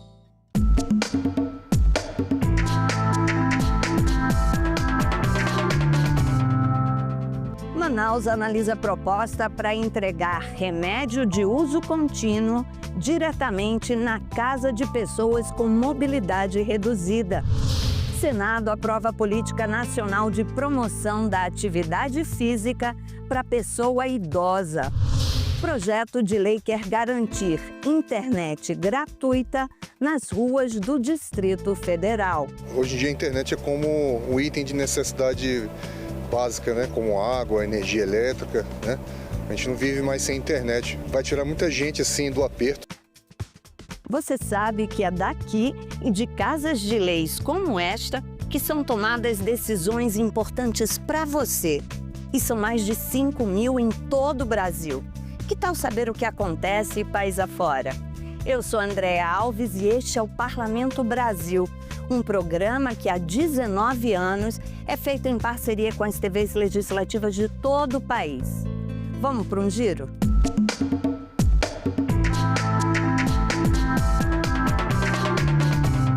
Só quem convive com alguém que tem dificuldade para andar sabe como é difícil sair de casa. Seja para ir ao médico, à farmácia. Pois bem, para facilitar a vida dessas pessoas, um projeto de lei que está em análise na Câmara de Vereadores de Manaus quer entregar remédios de uso contínuo diretamente na casa delas. Em Manaus, milhares de pessoas dependem do Sistema Único de Saúde para receber seus medicamentos de uso contínuo. Mas, para muitos pacientes, especialmente os acamados, idosos e pessoas com mobilidade reduzida, o simples ato de ir até uma unidade básica pode se tornar um verdadeiro desafio. Foi pensando nessa realidade que surgiu um projeto de lei que pode mudar a forma como a saúde pública chega até quem mais precisa. O projeto de lei número 418 de 2024, de autoria do vereador Gilmar Nascimento, propõe a criação do programa de distribuição domiciliar de medicamentos no município de Manaus. A proposta já recebeu o parecer favorável da 2ª Comissão da Casa e segue agora para a Comissão de Finanças, Economia e Orçamento. O objetivo é simples, mas de grande impacto: garantir que pacientes acamados, obesos mórbidos, idosos e pessoas com transtorno do espectro autista recebam seus medicamentos diretamente em casa. Hoje nós temos agentes comunitários de saúde, de endemias, que visitam, nós temos as casinhas da saúde, as UBSs, que de repente nós temos uma equipe da prefeitura que faz a visita na casa das pessoas. Então, essas pessoas acamadas, com prescrição, devidamente registrado, cadastrado junto à secretaria, a gente sabe que eles têm dificuldade de locomoção. Às vezes, um idoso, que também o projeto contempla, muitas vezes ele é abandonado, os filhos não podem estar com os seus pais e, de repente, o idoso fica abandonado, às vezes ajudado por um vizinho, e, logicamente, que ele acaba negligenciando a busca desse medicamento, não por uma questão de uma vontade própria, muitas vezes pela própria circunstância. Então, o que nós queremos é que essas pessoas eles sejam contemplados com a entrega domiciliar desses medicamentos através da estrutura que a Prefeitura já tem. De acordo com o texto do projeto, o serviço será voltado para pacientes cadastrados nas unidades básicas de saúde, que terão prioridade conforme a avaliação médica e necessidade clínica. A entrega dos remédios deverá ser feita por equipes de saúde da própria Prefeitura, aproveitando as visitas já realizadas pelos agentes comunitários. O vereador explica que o programa não cria novas despesas, apenas organiza o que já existe, transformando o cuidado em ação efetiva. Se aprovado em todas as comissões e no plenário, o projeto pode representar um avanço significativo para o sistema público de saúde em Manaus. Mais do que garantir o remédio, é uma iniciativa que leva dignidade e atenção a quem muitas vezes não tem condições de sair de casa. Imagina grupos de K-pop no Carnaval de Salvador. Será que dá axé? Pois esse foi um dos assuntos conversados no encontro entre o embaixador da Coreia do Sul no Brasil e a presidente da Assembleia Legislativa da Bahia. O encontro marca o fortalecimento das relações institucionais. A presidente da ALBA, a deputada Ivana Bastos, e o embaixador da República da Coreia no Brasil, Yohan Che, discutiram sobre parcerias nas áreas da economia, energia renovável e cultura. Novos investimentos que estão chegando a essa terra, nos colocar à disposição e agradecer esta visita que com certeza terá bons frutos aqui para o nosso estado. Uma das novidades apresentadas pelo embaixador coreano é o programa Férias Brasil-Coreia, uma espécie de intercâmbio entre os dois países e uma possível participação do K-pop, grupo musical do país asiático, no Carnaval de Salvador. Na semana passada, realizamos na Embaixada o programa Férias Trabalho Brasil-Coreia, e onde nós tivemos a felicidade de emitir o primeiro e o segundo visto para duas jovens aqui baianas do estado da Bahia, duas jovens que nos contaram que têm muito interesse pela cultura coreana, e eu fiquei muito impressionado pelos conhecimentos que elas já tinham sobre o meu país, e inclusive teve essa viagem para Salvador e tudo coincidiu, então teve um significado maior para mim. Ainda durante a visita, que contou com a participação da primeira vice-presidente da Casa Legislativa, a deputada Fátima Nunes, a presidente ressaltou que ela e outros parlamentares pretendem retribuir a visita à Embaixada da República da Coreia em Brasília. E que bom que o senhor, embaixador, olhou para cá com esse olhar de solidariedade, fraternidade. Estamos juntos aqui para receber os investimentos, para poder votar projetos que interessem a essa parceria Brasil-Coreia. E, como sempre, cada parceiro que vem para o Brasil leva de nós muita cooperação e, naturalmente, traz também. Então, estamos juntos. Parlamentares de São Paulo lançam bancada de direitos humanos na Alesp. Organizações da sociedade civil, entidades religiosas, universidades e defensores dos direitos humanos participaram do evento. É uma iniciativa da Comissão de Justiça e Paz, que já montou essa bancada dos direitos humanos lá na Câmara Municipal de São Paulo e reproduz essa iniciativa aqui. Eu acho muito importante para articular vários mandatos em torno dessa pauta, né, que é fundamental e que às vezes mal compreendida na sociedade, né? Não se trata aqui de defender privilégio para ninguém, mas garantir a dignidade de todos. Temas como saúde, habitação, direitos fundamentais e segurança pública, que para a deputada Ediane Maria é um dos mais importantes, serão pautados nos encontros. Essa ideia ela surge de várias denúncias que a gente acaba acompanhando nessa casa, né? Aqui já tem a comissão também de direitos humanos, então a gente acaba vendo que o Suplicy participa dela. Não só, né? Nós parlamentares que ocupamos, como eu, a Comissão de Segurança Pública, e que a gente vê um distanciamento real da Assembleia e das políticas públicas e da própria segurança pública, que é um orçamento nosso, do povo de São Paulo, que é usado muitas vezes para matar preto e pobre na periferia, né? Então, quando a gente olha, é o caso do Marcelo, que foi jogado pela ponte, né? E aí todo mundo se assustou, nossa, isso acontece. Cara, mas a comissão já está denunciando isso faz muito tempo. A sociedade civil já está se organizando e falando sobre isso há muito tempo, né? Para alguns é uma novidade porque furou uma bolha, né? Nós, da esquerda, já temos acesso a isso há séculos. É muito importante que haja essa animação das mais diversas entidades e com o apoio da Comissão Justiça e Paz e de todos aqueles que lutam por direitos humanos em São Paulo e no Brasil.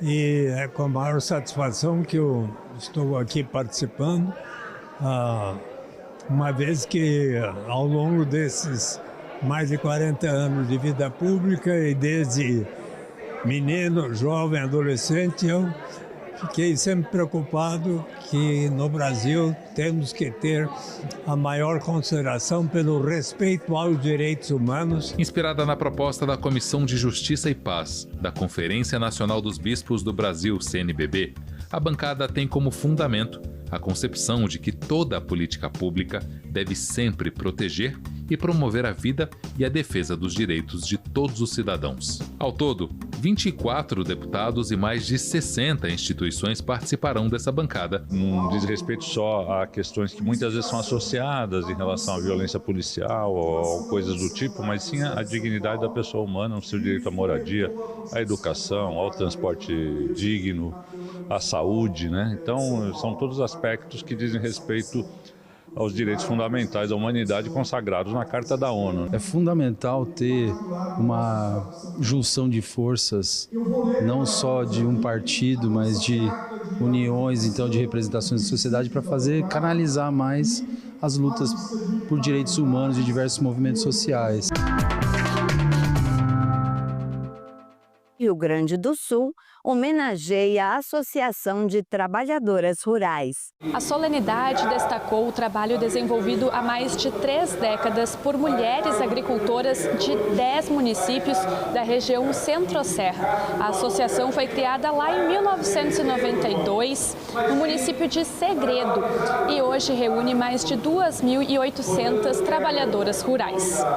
Naquela época, a participação das mulheres nas decisões das comunidades ainda era limitada e a luta por espaço começava a ganhar força. Helena Calheiro da Molim foi a primeira presidente da entidade e lembrou de como o movimento nasceu, num tempo em que as mulheres do campo buscavam por igualdade e reconhecimento. Hoje as famílias estão unidas, é maridos, é mulher, nenhum vai um à frente, nenhum atrás do outro, é lado a lado a mulher hoje com os maridos no nosso tempo. Não era assim, a gente sentia essa necessidade da mulher ser libertada das garras dos pais que eram machistas, que as filhas eram só para cuidar da casa e trabalhar na lavoura, direitos nenhum. 3 décadas depois, o movimento se consolidou como um catalisador de qualificação, mobilização e protagonismo feminino no meio rural. Hoje ver essas mulheres aí se permitindo estar aqui, sendo homenageadas, já é um momento de evolução. Ver e olhar para que mães produtoras, agricultoras possam estar aqui. Isso é um privilégio. É a voz de muitas outras que ficaram lá na agricultura. Além da associação, a cerimônia também homenageou extensionistas da Emater que contribuem para o fortalecimento das feiras, das associações e da agricultura familiar na região. Lisandra Mergen foi uma delas e destacou as ações voltadas às mulheres rurais. Olhando a família rural da porteira para dentro, trabalhando todo, trabalhando a mulher, principalmente para que ela tenha autonomia financeira, geração de renda junto à sua família, para que tenha condições de vida dignas no campo. E nisso que nós acreditamos. A associação reúne representantes de 10 municípios, entre eles Sobradinho, Arroio do Tigre, Lagoa Bonita do Sul e Estrela Velha. Um trabalho que agora ganhou o reconhecimento do Parlamento Gaúcho com a medalha da 56ª legislatura por iniciativa do deputado Adolfo Brito. É uma região em que as mulheres têm uma atuação desde a família, a criação dos filhos, a cultura, a religiosidade, enfim, é o trabalho e, acima de tudo, é a estrutura de uma casa. Então, nós que acompanhamos o trabalho da Associação das Mulheres Trabalhadoras Rurais do Centro-Serra, não poderíamos deixar de fazer uma mensagem especial a todas elas e também com a participação da Emater, que a Emater é um braço forte na propriedade rural, incentiva as mulheres trabalhadoras.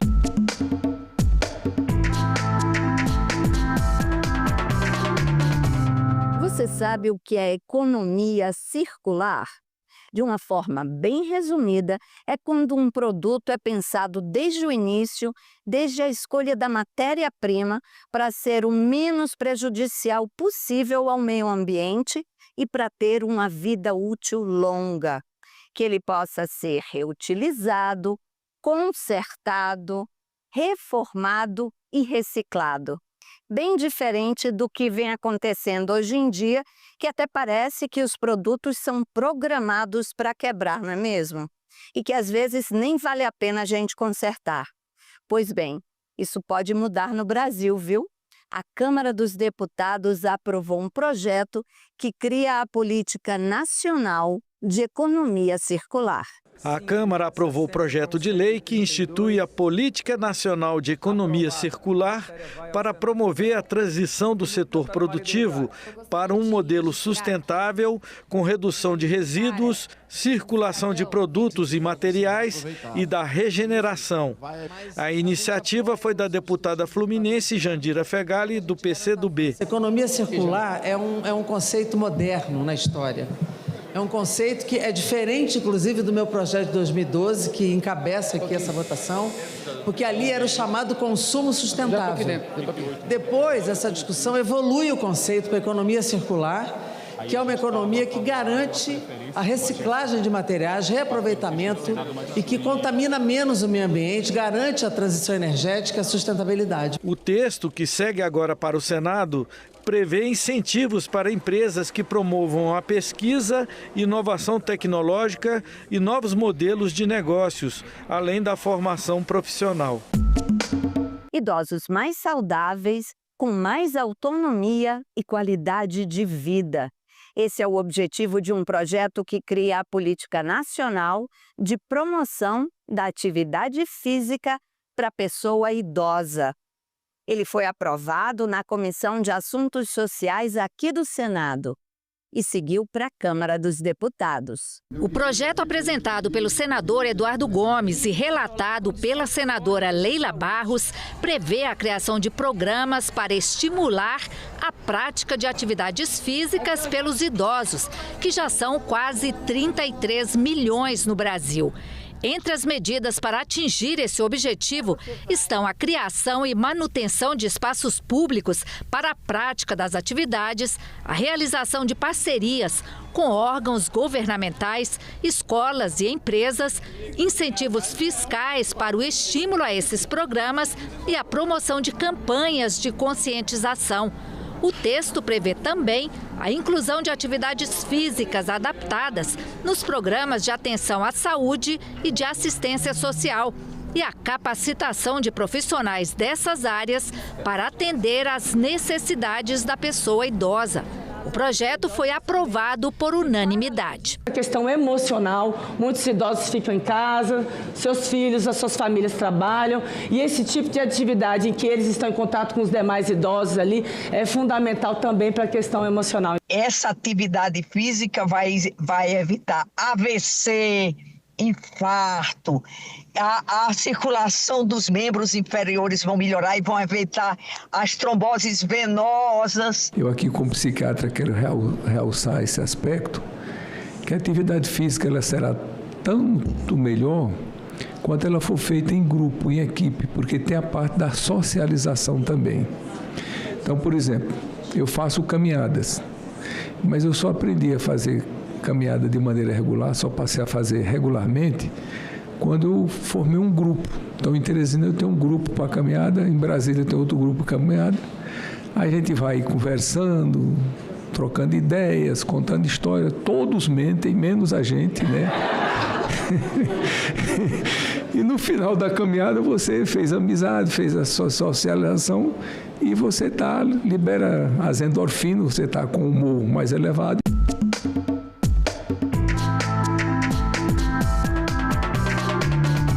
Olha, a maioria das pessoas já passou por isso. 2 momentos de quase pânico. Um, quando acaba a bateria do celular. O outro, quando a gente fica sem internet. Não é isso? Bom, exageros à parte, a questão da bateria, a solução fica por nossa conta. Mas em relação ao acesso à internet, um projeto de lei aqui do Distrito Federal quer dar uma mãozinha ao cidadão. Hoje, praticamente tudo que precisamos resolver no nosso dia a dia fica a apenas um toque na tela que está na palma da nossa mão. Pagar conta dá para fazer pelo celular.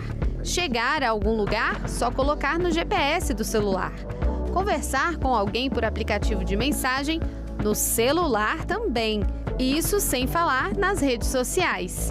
Mas para usar todos esses serviços, não podemos esquecer de um detalhe. É preciso ter internet móvel. Hoje, os valores de planos de internet variam bastante, chegando a mais de R$ 200 por mês para planos pós-pago, com muitos gigabytes disponíveis, além de outros benefícios. Não é todo mundo que pode pagar. Agora, imagine se nas ruas do Distrito Federal tivesse internet roteada de graça para qualquer pessoa usar. Eu acho válido porque muitas pessoas não têm acesso a planos de internet, de operadoras, e tudo que você vai fazer hoje em dia na rua, você necessita de uma internet, necessita do telefone. Então, se vocês disponibilizam uma internet gratuita, vai ajudar muitas pessoas de baixa renda, principalmente, que não conseguem pagar caro, porque querendo ou não é caro um plano, e ajudaria bastante. Daria à sociedade acesso, né? Hoje tem a sociedade digital, então o acesso à internet é fundamental. Tem gente que não tem uma internet eficaz no celular, precisa estudar, precisa resolver algum problema, não tem internet no celular, mudaria bastante, seria muito bom. Maravilhoso, porque geralmente nem todas as pessoas têm. E também quando a gente tem, às vezes o plano acaba e a gente fica doido assim procurando e às vezes não tem. Então seria bom. Importante, né, para pegar um Uber, uma internet para caso de emergência, né? Às vezes uma situação que você está precisando de ajuda. Hoje em dia a internet é como um item de necessidade básica, né? Como água, energia elétrica, né? A gente não vive mais sem internet. Então vai tirar muita gente assim do aperto, né? Para dar mais acesso à internet a toda a população do DF, tramita na Câmara Legislativa um projeto de lei que autoriza empresas fornecedoras de internet a utilizar postes de iluminação pública para instalar seus equipamentos. A contrapartida seria oferecer internet gratuita para as pessoas, como explica o deputado Martins Machado, autor da proposta. A empresa vem, instala seu ponto, que ela precisa de instalar seu ponto de Wi-Fi. Isso é feito, por exemplo, no privado. Eles pagam um prédio, por exemplo, tem empresa que paga um prédio, paga um local estratégico, paga mensalmente um valor financeiro. No caso do projeto, a ideia é não pagar, mas na contrapartida, colocar disponível lá a internet para todos que estiverem naquela região. Segundo dados da PNAD, pelo menos 10% da população brasileira não utiliza a internet pelo custo alto dos serviços ou dos equipamentos.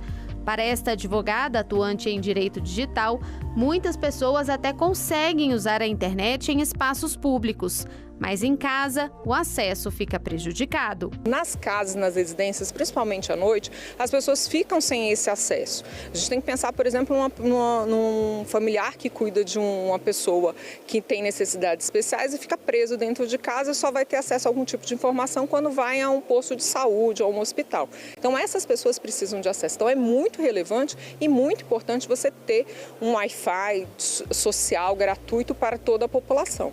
Mas ela ressalta, além do acesso, é preciso que haja a alfabetização digital. Você dá uma Ferrari para uma pessoa que não sabe dirigir, não resolve.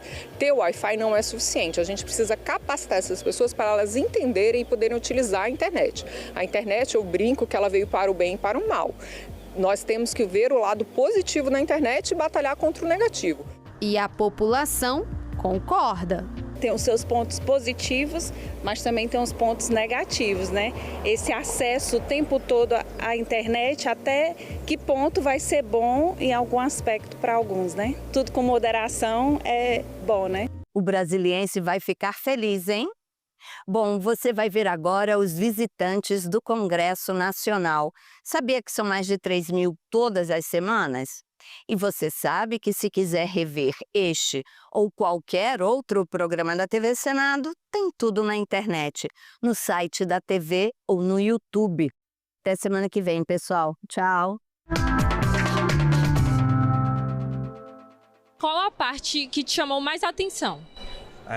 A parte da Câmara dos Deputados, né, em que foi apresentado cada função das estruturas lá presentes, a cadeira entre os senadores lá presentes, os deputados, né, e o contexto histórico em que foi produzido cada uma das estruturas lá, que agrega muito ao ensino e a cultura nacional e principalmente a pessoa valorizar o que é esse país, né? É algo que todo mundo deveria saber. Então, a gente está aqui a passeio, minha filha veio numa competição e aí a gente aproveitou para trazer ela para estar conhecendo, para a história, né? E para quando ela crescer, ela ter esse momento de história do Brasil, né? Eu gostei muito do rapaz que explicou cada detalhe, muito interessante. A gente foi no Senado, foi muito interessante. Ela gostou bastante, assim, momentos para ela levar para a vida, né? E por que você acha importante conhecer o Congresso Nacional? Para saber o que as pessoas do nosso país faz dentro dele. Eu acho interessante por conta disso. Foi muito interessante a visita e eu acredito que aproxima a população de um espaço que é tão importante para as discussões sociais, econômicas, políticas, e cada detalhe da arquitetura, dos objetos, foi, apesar de já conhecer de televisão, ver muito mais interessante ao vivo, de pertinho. Eu gostei muito do plenário do Senado. Pela arquitetura, obviamente, mas pelo que representa também, pelas discussões e pela acústica do espaço, pelo conjunto todo. É um exercício de cidadania, quando você pensa que muitas pessoas veem na TV, veem nas redes sociais, mas não visitam, não conhecem, não veem que a estrutura, ela também agrega muita sabedoria, muita história. E realmente é um exercício a cidadania vir aqui. Acho que todo brasileiro deveria ter a oportunidade de vir aqui e conhecer o Congresso Nacional. O teto do Senado Federal, acho que é a obra mais impactante que se tem. É realmente mágico quando você passa pelo corredor e olha para o teto.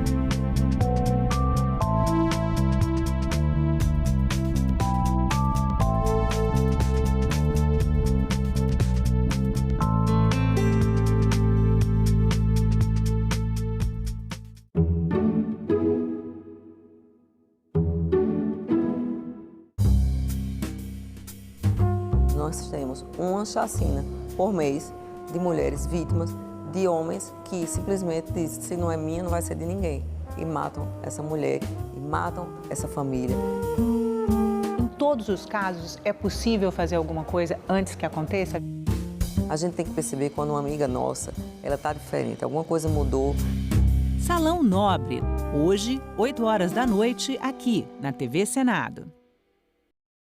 Os negros, nós, agora eu vou falar, nós conseguimos viver, conseguimos continuar cantando, continuamos conseguindo fazer arte, continuamos conseguindo estudar, né, lutar, estamos organizados e lutando até hoje por tudo isso que nós estamos conseguindo. Isso não foi à toa, isso não foi fácil, isso foi extremamente difícil. Uma população negra da cidade do Rio de Janeiro, né, ainda continua construindo essa cidade, né, mantendo a cidade alegre, né, dentro das possibilidades que ela tem, e tentando sobreviver a cada dia, porque Quanto mais nós aparecemos, mais querem nos apagar. Por mais que quando nós estamos quase chegando, vão lá e tentam nos derrubar. Mas nós estamos aqui lutando, né?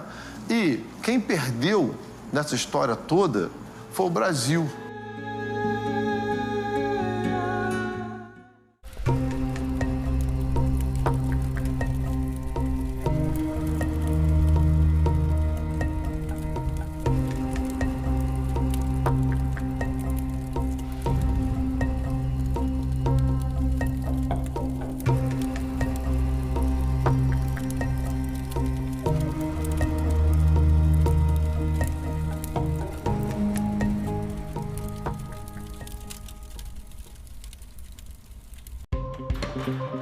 O que mostra a nova pesquisa nacional de violência contra a mulher? Como tornar o ambiente digital mais seguro para elas? A antropóloga Beatriz Acioli e o coordenador do Instituto de Pesquisa Data Senado respondem a essas e outras perguntas ao vivo. TV Senado Live nesta sexta, 9 horas da manhã.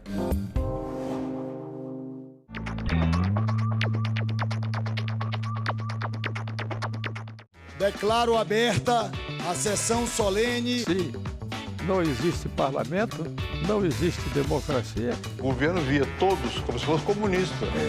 A fila não para de crescer para a passagem da revista lá na esplanada dos ministérios. Deve ser sempre lembrado o que foi dito por Ulisses Guimarães. Traidor da Constituição é traidor da pátria.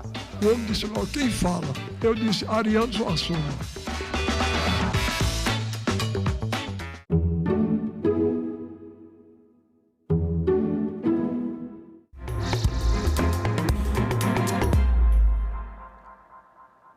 Boa noite. Hoje é quarta-feira, 26 de novembro, e o Senado Notícias está no ar. O projeto que torna crime o bloqueio de ruas com barricadas para cometer ou ocultar crimes foi aprovado hoje pelo plenário do Senado. O texto retorna para a análise da Câmara dos Deputados. O projeto torna crime o bloqueio de ruas com barricadas para cometer ou ocultar outros crimes. O texto altera o Código Penal e prevê pena de 3 a 5 anos de prisão e multa para quem obstruir vias públicas ou privadas com barricadas ou qualquer outro tipo de obstáculo. E também para quem dificultar a livre circulação de pessoas, bens ou serviços ou a atuação das forças de segurança pública. Passeatas e manifestações políticas com propósitos sociais não se enquadram na nova tipificação e continuam, portanto, sendo permitidas. Esse projeto, assim como outras iniciativas desse Poder Legislativo, desse Senado Federal, vem buscando enfrentar o crime organizado com maior rigor na lei. O crime organizado, ele se reinventa e traz práticas criminosas que o nosso Código Penal muitas vezes não acompanha na mesma velocidade. O caso das barricadas, ou melhor dizendo, a obstrução das vias públicas e privadas é um exemplo disso. A obstrução de vias para garantir a execução de crimes, mantendo as forças policiais e os serviços públicos distantes, é conduta muito grave, que deve ser punida com severidade. Atenta não só o direito à segurança, como principalmente outro direito constitucional, que é o direito de ir e vir do cidadão. O cidadão das comunidades em especial está refém, está sequestrado pela criminalidade. Não à toa que 90% dos moradores de favelas são a favor das operações policiais. Mulheres a partir de 40 anos vão ter direito à mamografia pelo SUS. Um projeto também aprovado hoje pelo plenário segue agora para a sanção presidencial. Mulheres a partir de 40 anos terão direito à mamografia pelo SUS. Atualmente, a recomendação do Ministério da Saúde para a realização de mamografia é para mulheres entre 50 e 69 anos a cada 2 anos. O exame antes dos 50 anos só acontece pelo SUS em situações específicas, como no rastreamento de câncer hereditário ou no diagnóstico de alterações já perceptíveis. De acordo com a justificativa do projeto, o risco de desenvolver câncer de mama aumenta a partir dos 40 anos de idade. No Brasil, cerca de 40% das mulheres diagnosticadas com a doença têm menos de 50 anos. O câncer, quanto mais jovem, mais agressivo ele é. E a gente precisa colocar no orçamento, gente, porque a gente ainda tem mulheres desse país que andam mais de 300 quilômetros para fazer uma mamografia. Esta lei demorou da apresentação até agora 8, 9 meses. É um recorde, o que mostra que é aceito e necessário em todos os lugares. O governo já até se antecipou. O governo já está disponibilizando a mamografia a partir de 40 anos de idade, já está divulgando. E a discussão toda aqui fez com que o governo também caminhasse. Então, hoje, a entrega do texto final, hoje é só uma adequação. Hoje de manhã voltamos na casa, essa adequação que a Câmara construiu de forma extraordinária. Obrigada à Câmara dos Deputados. E hoje a gente só vai entregar esse ajuste. E o ajuste que nós estamos entregando vai salvar vidas. Os senadores também aprovaram hoje em plenário 2 projetos que tratam de remuneração e gratificação para servidores do Judiciário Federal. Os 2 seguem para a sanção do presidente da República. O plenário do Senado aprovou o reajuste para os servidores do Judiciário Federal de 8% anualmente pelos próximos 3 anos. As correções serão feitas em 1º de julho de 2026, 2027 e 2028. O texto veio do Supremo Tribunal Federal, que argumenta ser preciso corrigir perdas inflacionárias acumuladas desde 2019. Não é um aumento salarial. É uma reposição que há muito tempo não tinha sido feita, por isso da aprovação e a pedido de urgência. Os senadores também aprovaram um projeto que reformula e reajusta o adicional de qualificação das carreiras do Judiciário Federal. Atualmente, servidores com pós-graduação ou cursos de qualificação podem receber adicional de 1% a até 12,5%, dependendo do nível de qualificação. Na nova sistemática proposta, o adicional de qualificação seria calculado a partir de um valor de referência único, correspondente a 6,5% do valor integral da função CJ1.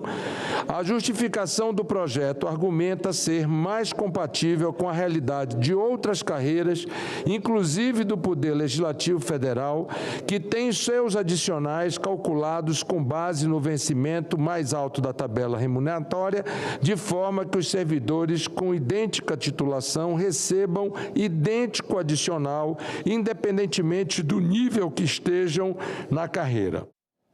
Amanhã, o Congresso Nacional vai analisar vetos presidenciais pendentes, em sessão marcada para as 10 horas da manhã. Na pauta da sessão também está a votação de 2 projetos de lei. Na sessão do Congresso, os parlamentares vão analisar 2 projetos. O que abre crédito suplementar de 42,2 bilhões de reais no orçamento da Seguradoria Social da União para 2025 e o projeto que altera o orçamento para o provimento de quase 2.000 cargos das Forças de Segurança do Distrito Federal. Além dos projetos, o Congresso vai analisar 2 vetos presidenciais, entre eles a Lei de Licenciamento Ambiental no Brasil. O outro veto trata do programa de pleno pagamento de dívidas dos estados. São 4 itens de deliberação na sessão do Congresso Nacional na próxima quinta. Repito, de forma muito respeitosa, todos acordados anteriormente com esta presidência. Ontem reuni com o governador Cláudio Castro, do Rio de Janeiro, junto com o líder Luizinho. A reunião foi muito produtiva. Construímos e firmamos um acordo com o Ministério da Fazenda sobre vetos do Propac que serão derrubados e vetos que serão mantidos. Eu tenho certeza que amanhã nós conseguiremos o apoio, tanto de governo quanto de oposição, para firmar o acordo. O outro veto é o veto relativo ao licenciamento ambiental. Esse não conseguimos avançar na construção do acordo, embora tenhamos tentado e temos insistido. Desde semana passada tentamos construir isso. Se não houver acordo em relação ao licenciamento ambiental, obviamente vamos à apreciação dos vetos, ao enfrentamento sobre os vetos. Indicado pelo presidente Lula ao cargo de ministro do Supremo Tribunal Federal, o advogado-geral da União, Jorge Messias, visitou gabinetes de senadores hoje. A sabatina dele na Comissão de Constituição e Justiça está marcada para o dia 10 de dezembro. Eu estou fazendo aqui meu prédio como indicado. Ministro, como o senhor tem sentido o clima de conversa? Muito bom, muito receptivo. Eu trabalhei muito tempo no Senado, é a minha segunda casa. Então aqui eu me sinto muito bem aqui no Senado com isso. Os senadores têm feito alguma observação específica em relação? As conversas são muito boas, são muito fluidas. Eu estou me sentindo muito acolhido na casa. Senadores estão te perguntando sua posição sobre emenda. A minha posição sobre emenda é pública, nos autos.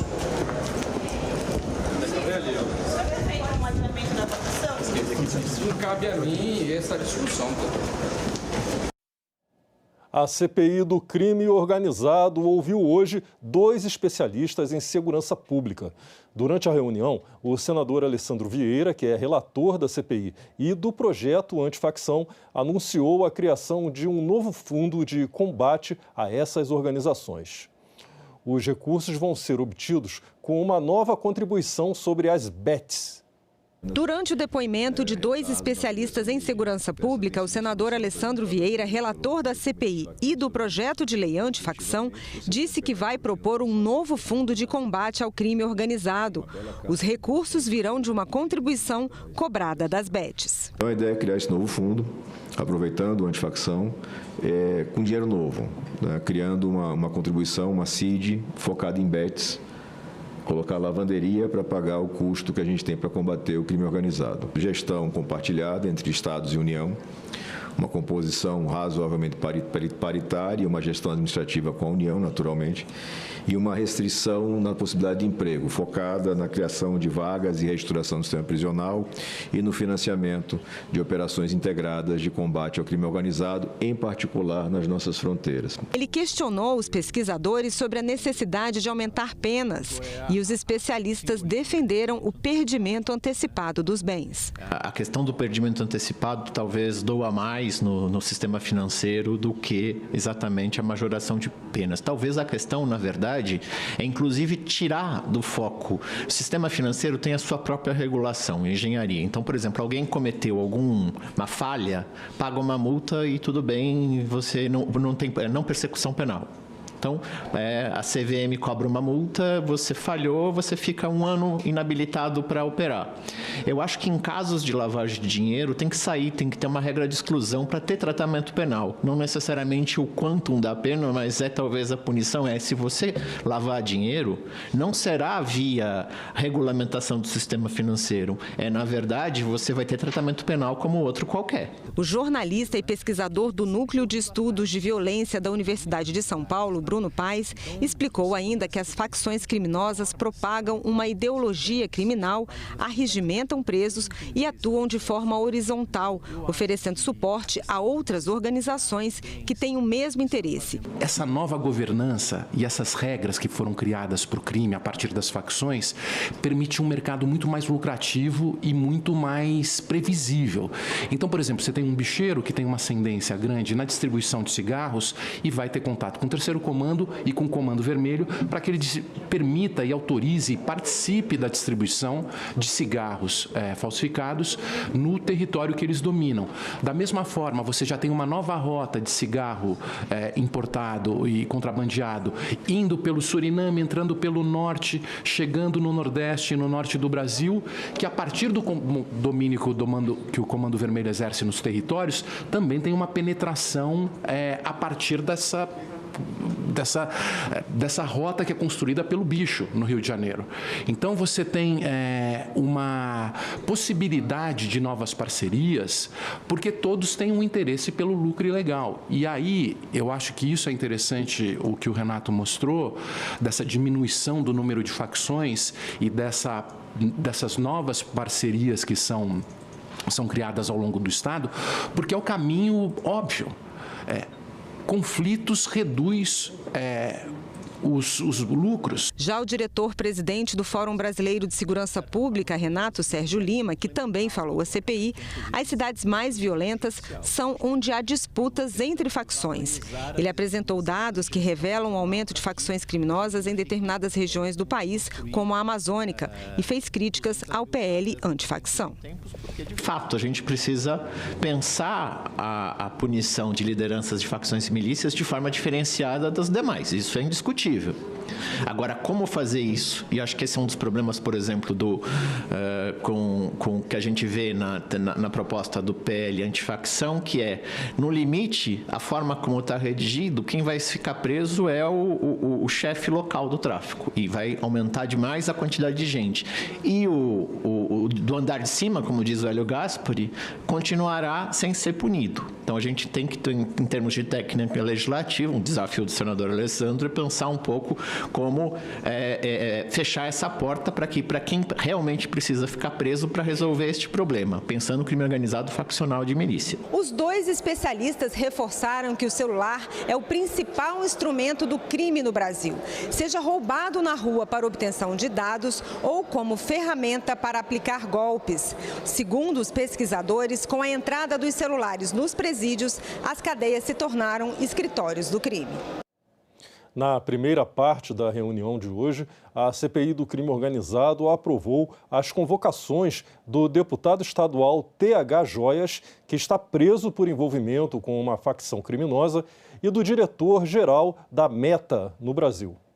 Os senadores aprovaram 38 requerimentos que variam entre pedidos de informações, convites e convocações e também de disponibilização de servidores de vários órgãos para prestar serviços técnico-investigativos à CPI. Entre os convocados para prestar depoimento estão o deputado estadual do Rio de Janeiro, Tiego Raimundo dos Santos, conhecido como TH Joias. Ele foi indiciado pela Polícia Federal do Rio de Janeiro por crimes graves ligados a facções por uso do comércio de joias para lavar e movimentar milhões de reais em nome dessas facções. Outro convocado foi o diretor-geral da Meta, Conrado Leister. O objetivo é investigar a possível utilização das plataformas digitais da Meta, Facebook e Instagram, como veículos para disseminação de atividades criminosas e como fonte de financiamento para o crime organizado. Os senadores aprovaram também requerimentos de convite para ouvir representantes do COAF, da Receita Federal, da Polícia Rodoviária Federal, de comandantes das Forças Armadas, do secretário Nacional de Segurança Pública e da juíza da Vara da Infância e Juventude do Rio de Janeiro, Vanessa Cavalieri, além de vários especialistas em segurança pública. A CPI do crime organizado vai ouvir o governador do Rio de Janeiro, Cláudio Castro, na quarta-feira da semana que vem. A política pública de combate à violência contra a mulher pode ser aprimorada pelas recomendações de um relatório aprovado hoje na Comissão de Direitos Humanos.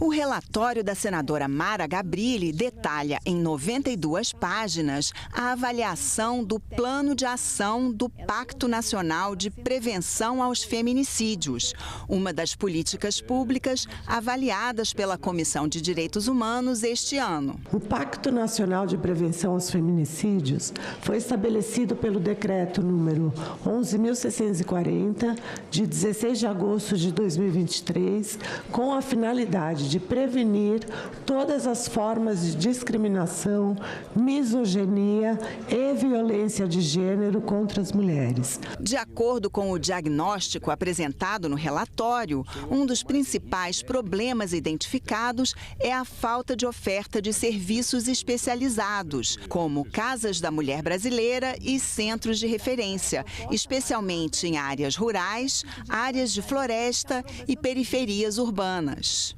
A insuficiência de profissionais capacitados para o acolhimento com perspectiva de gênero é outro ponto crítico.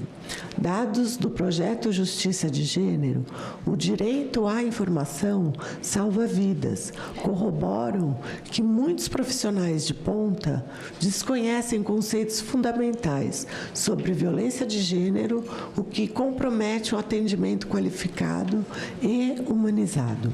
A relatora propõe uma série de diretrizes de ação para as 3 esferas de governo, organizadas em 9 eixos temáticos: fortalecimento da rede de proteção e atendimento, capacitação e valorização dos profissionais, integração de dados, monitoramento e transparência, prevenção e mudança cultural, saúde mental e apoio psicossocial, medidas protetivas e de segurança, financiamento e sustentabilidade das políticas, autonomia econômica e inserção produtiva, governança federativa e articulação política.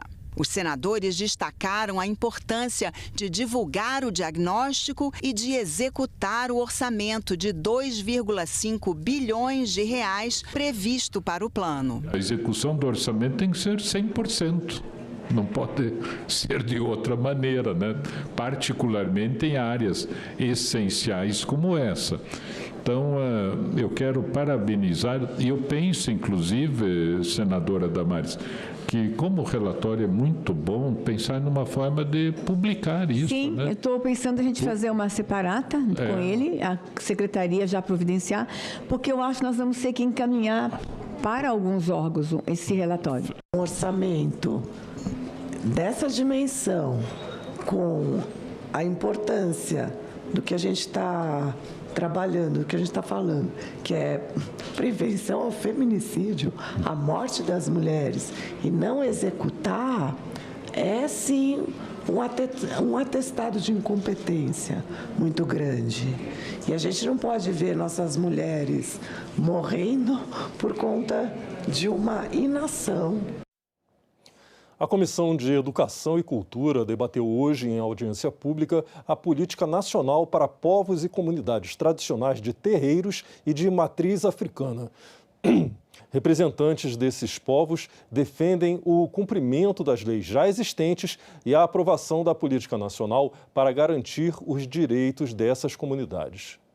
Participaram do evento lideranças do movimento negro e representantes dos Ministérios da Igualdade Racial e dos Direitos Humanos e Cidadania. A Política Nacional para Povos e Comunidades Tradicionais de Terreiros e de Matriz Africana traz como princípios o direito à autodeterminação, o respeito aos modos de vida, a cultura e a proteção contra a discriminação e a violência contra práticas religiosas de origem africana. Nós pudemos ouvir aqui vários relatos e exemplos, né, da necessidade que a gente tem, sobretudo, de combater realmente a questão do racismo religioso, além de fortalecer com as propostas que vêm do governo federal para ser apreciado e votado, projetos que estão tramitando dentro do Congresso como um todo, que iniciaram na Câmara, que vão chegar até aqui o Senado, propostas que serão construídas aqui de um grupo de trabalho que, a partir dessa audiência pública, nós vimos a necessidade de se instalar para que a gente possa falar sobre as leis que já existem, que realmente são para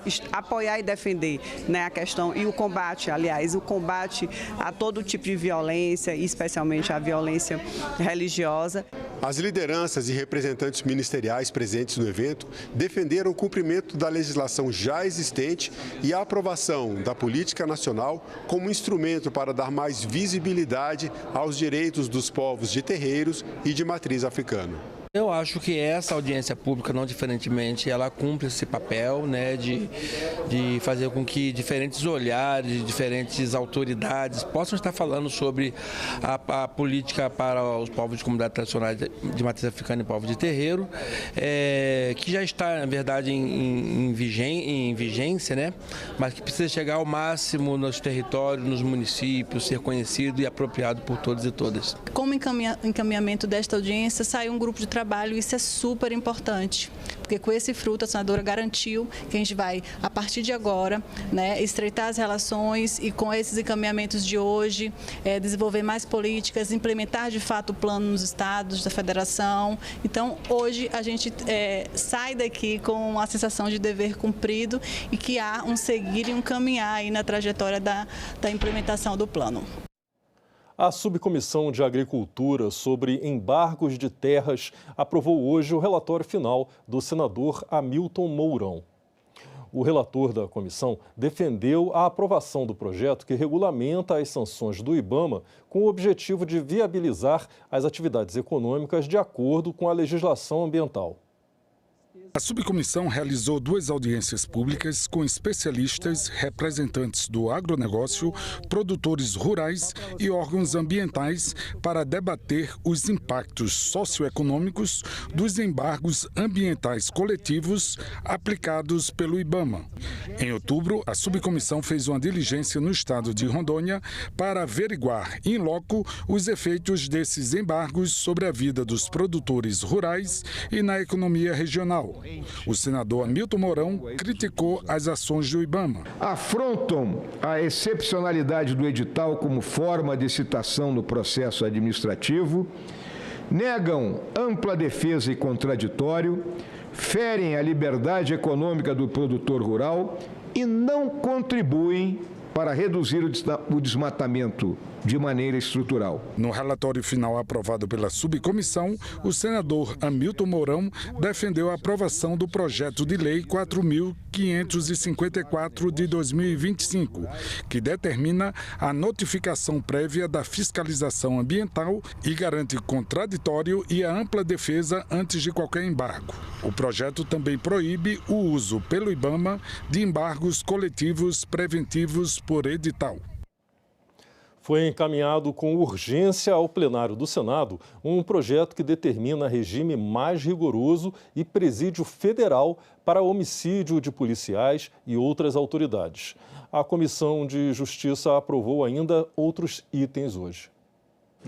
O projeto de autoria da Câmara dos Deputados e relatado pelo senador Sérgio Moro no Senado prevê que presos provisórios ou condenados por matar policiais, bombeiros, agentes e autoridades das Forças Armadas ou da Força Nacional ou de seu cônjuge, companheiro ou parente consanguíneo até 3º grau devem ser recolhidos preferencialmente em estabelecimentos penais federais. Além disso, os presos provisórios e condenados por esse tipo de crime e também aqueles que tiverem reincindido na prática de crimes com violência, com grave ameaça ou hediondos, deverão ser submetidos ao regime disciplinar diferenciado, o RDD.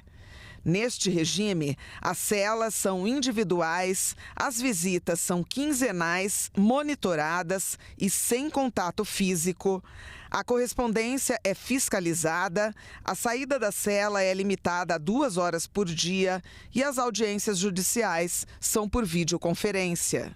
É basicamente para que alguém que foi condenado ou preso preventivamente por assassinato de agentes da segurança pública, notadamente policiais, cumpra preferencialmente sua pena nos presídios federais de segurança máxima e também traz disposições a esse respeito no RDD. Então já foi aprovado na Câmara e foi aprovado na CSP e as emendas que estamos fazendo apenas de redação. A comissão aprovou também o projeto que reajusta de forma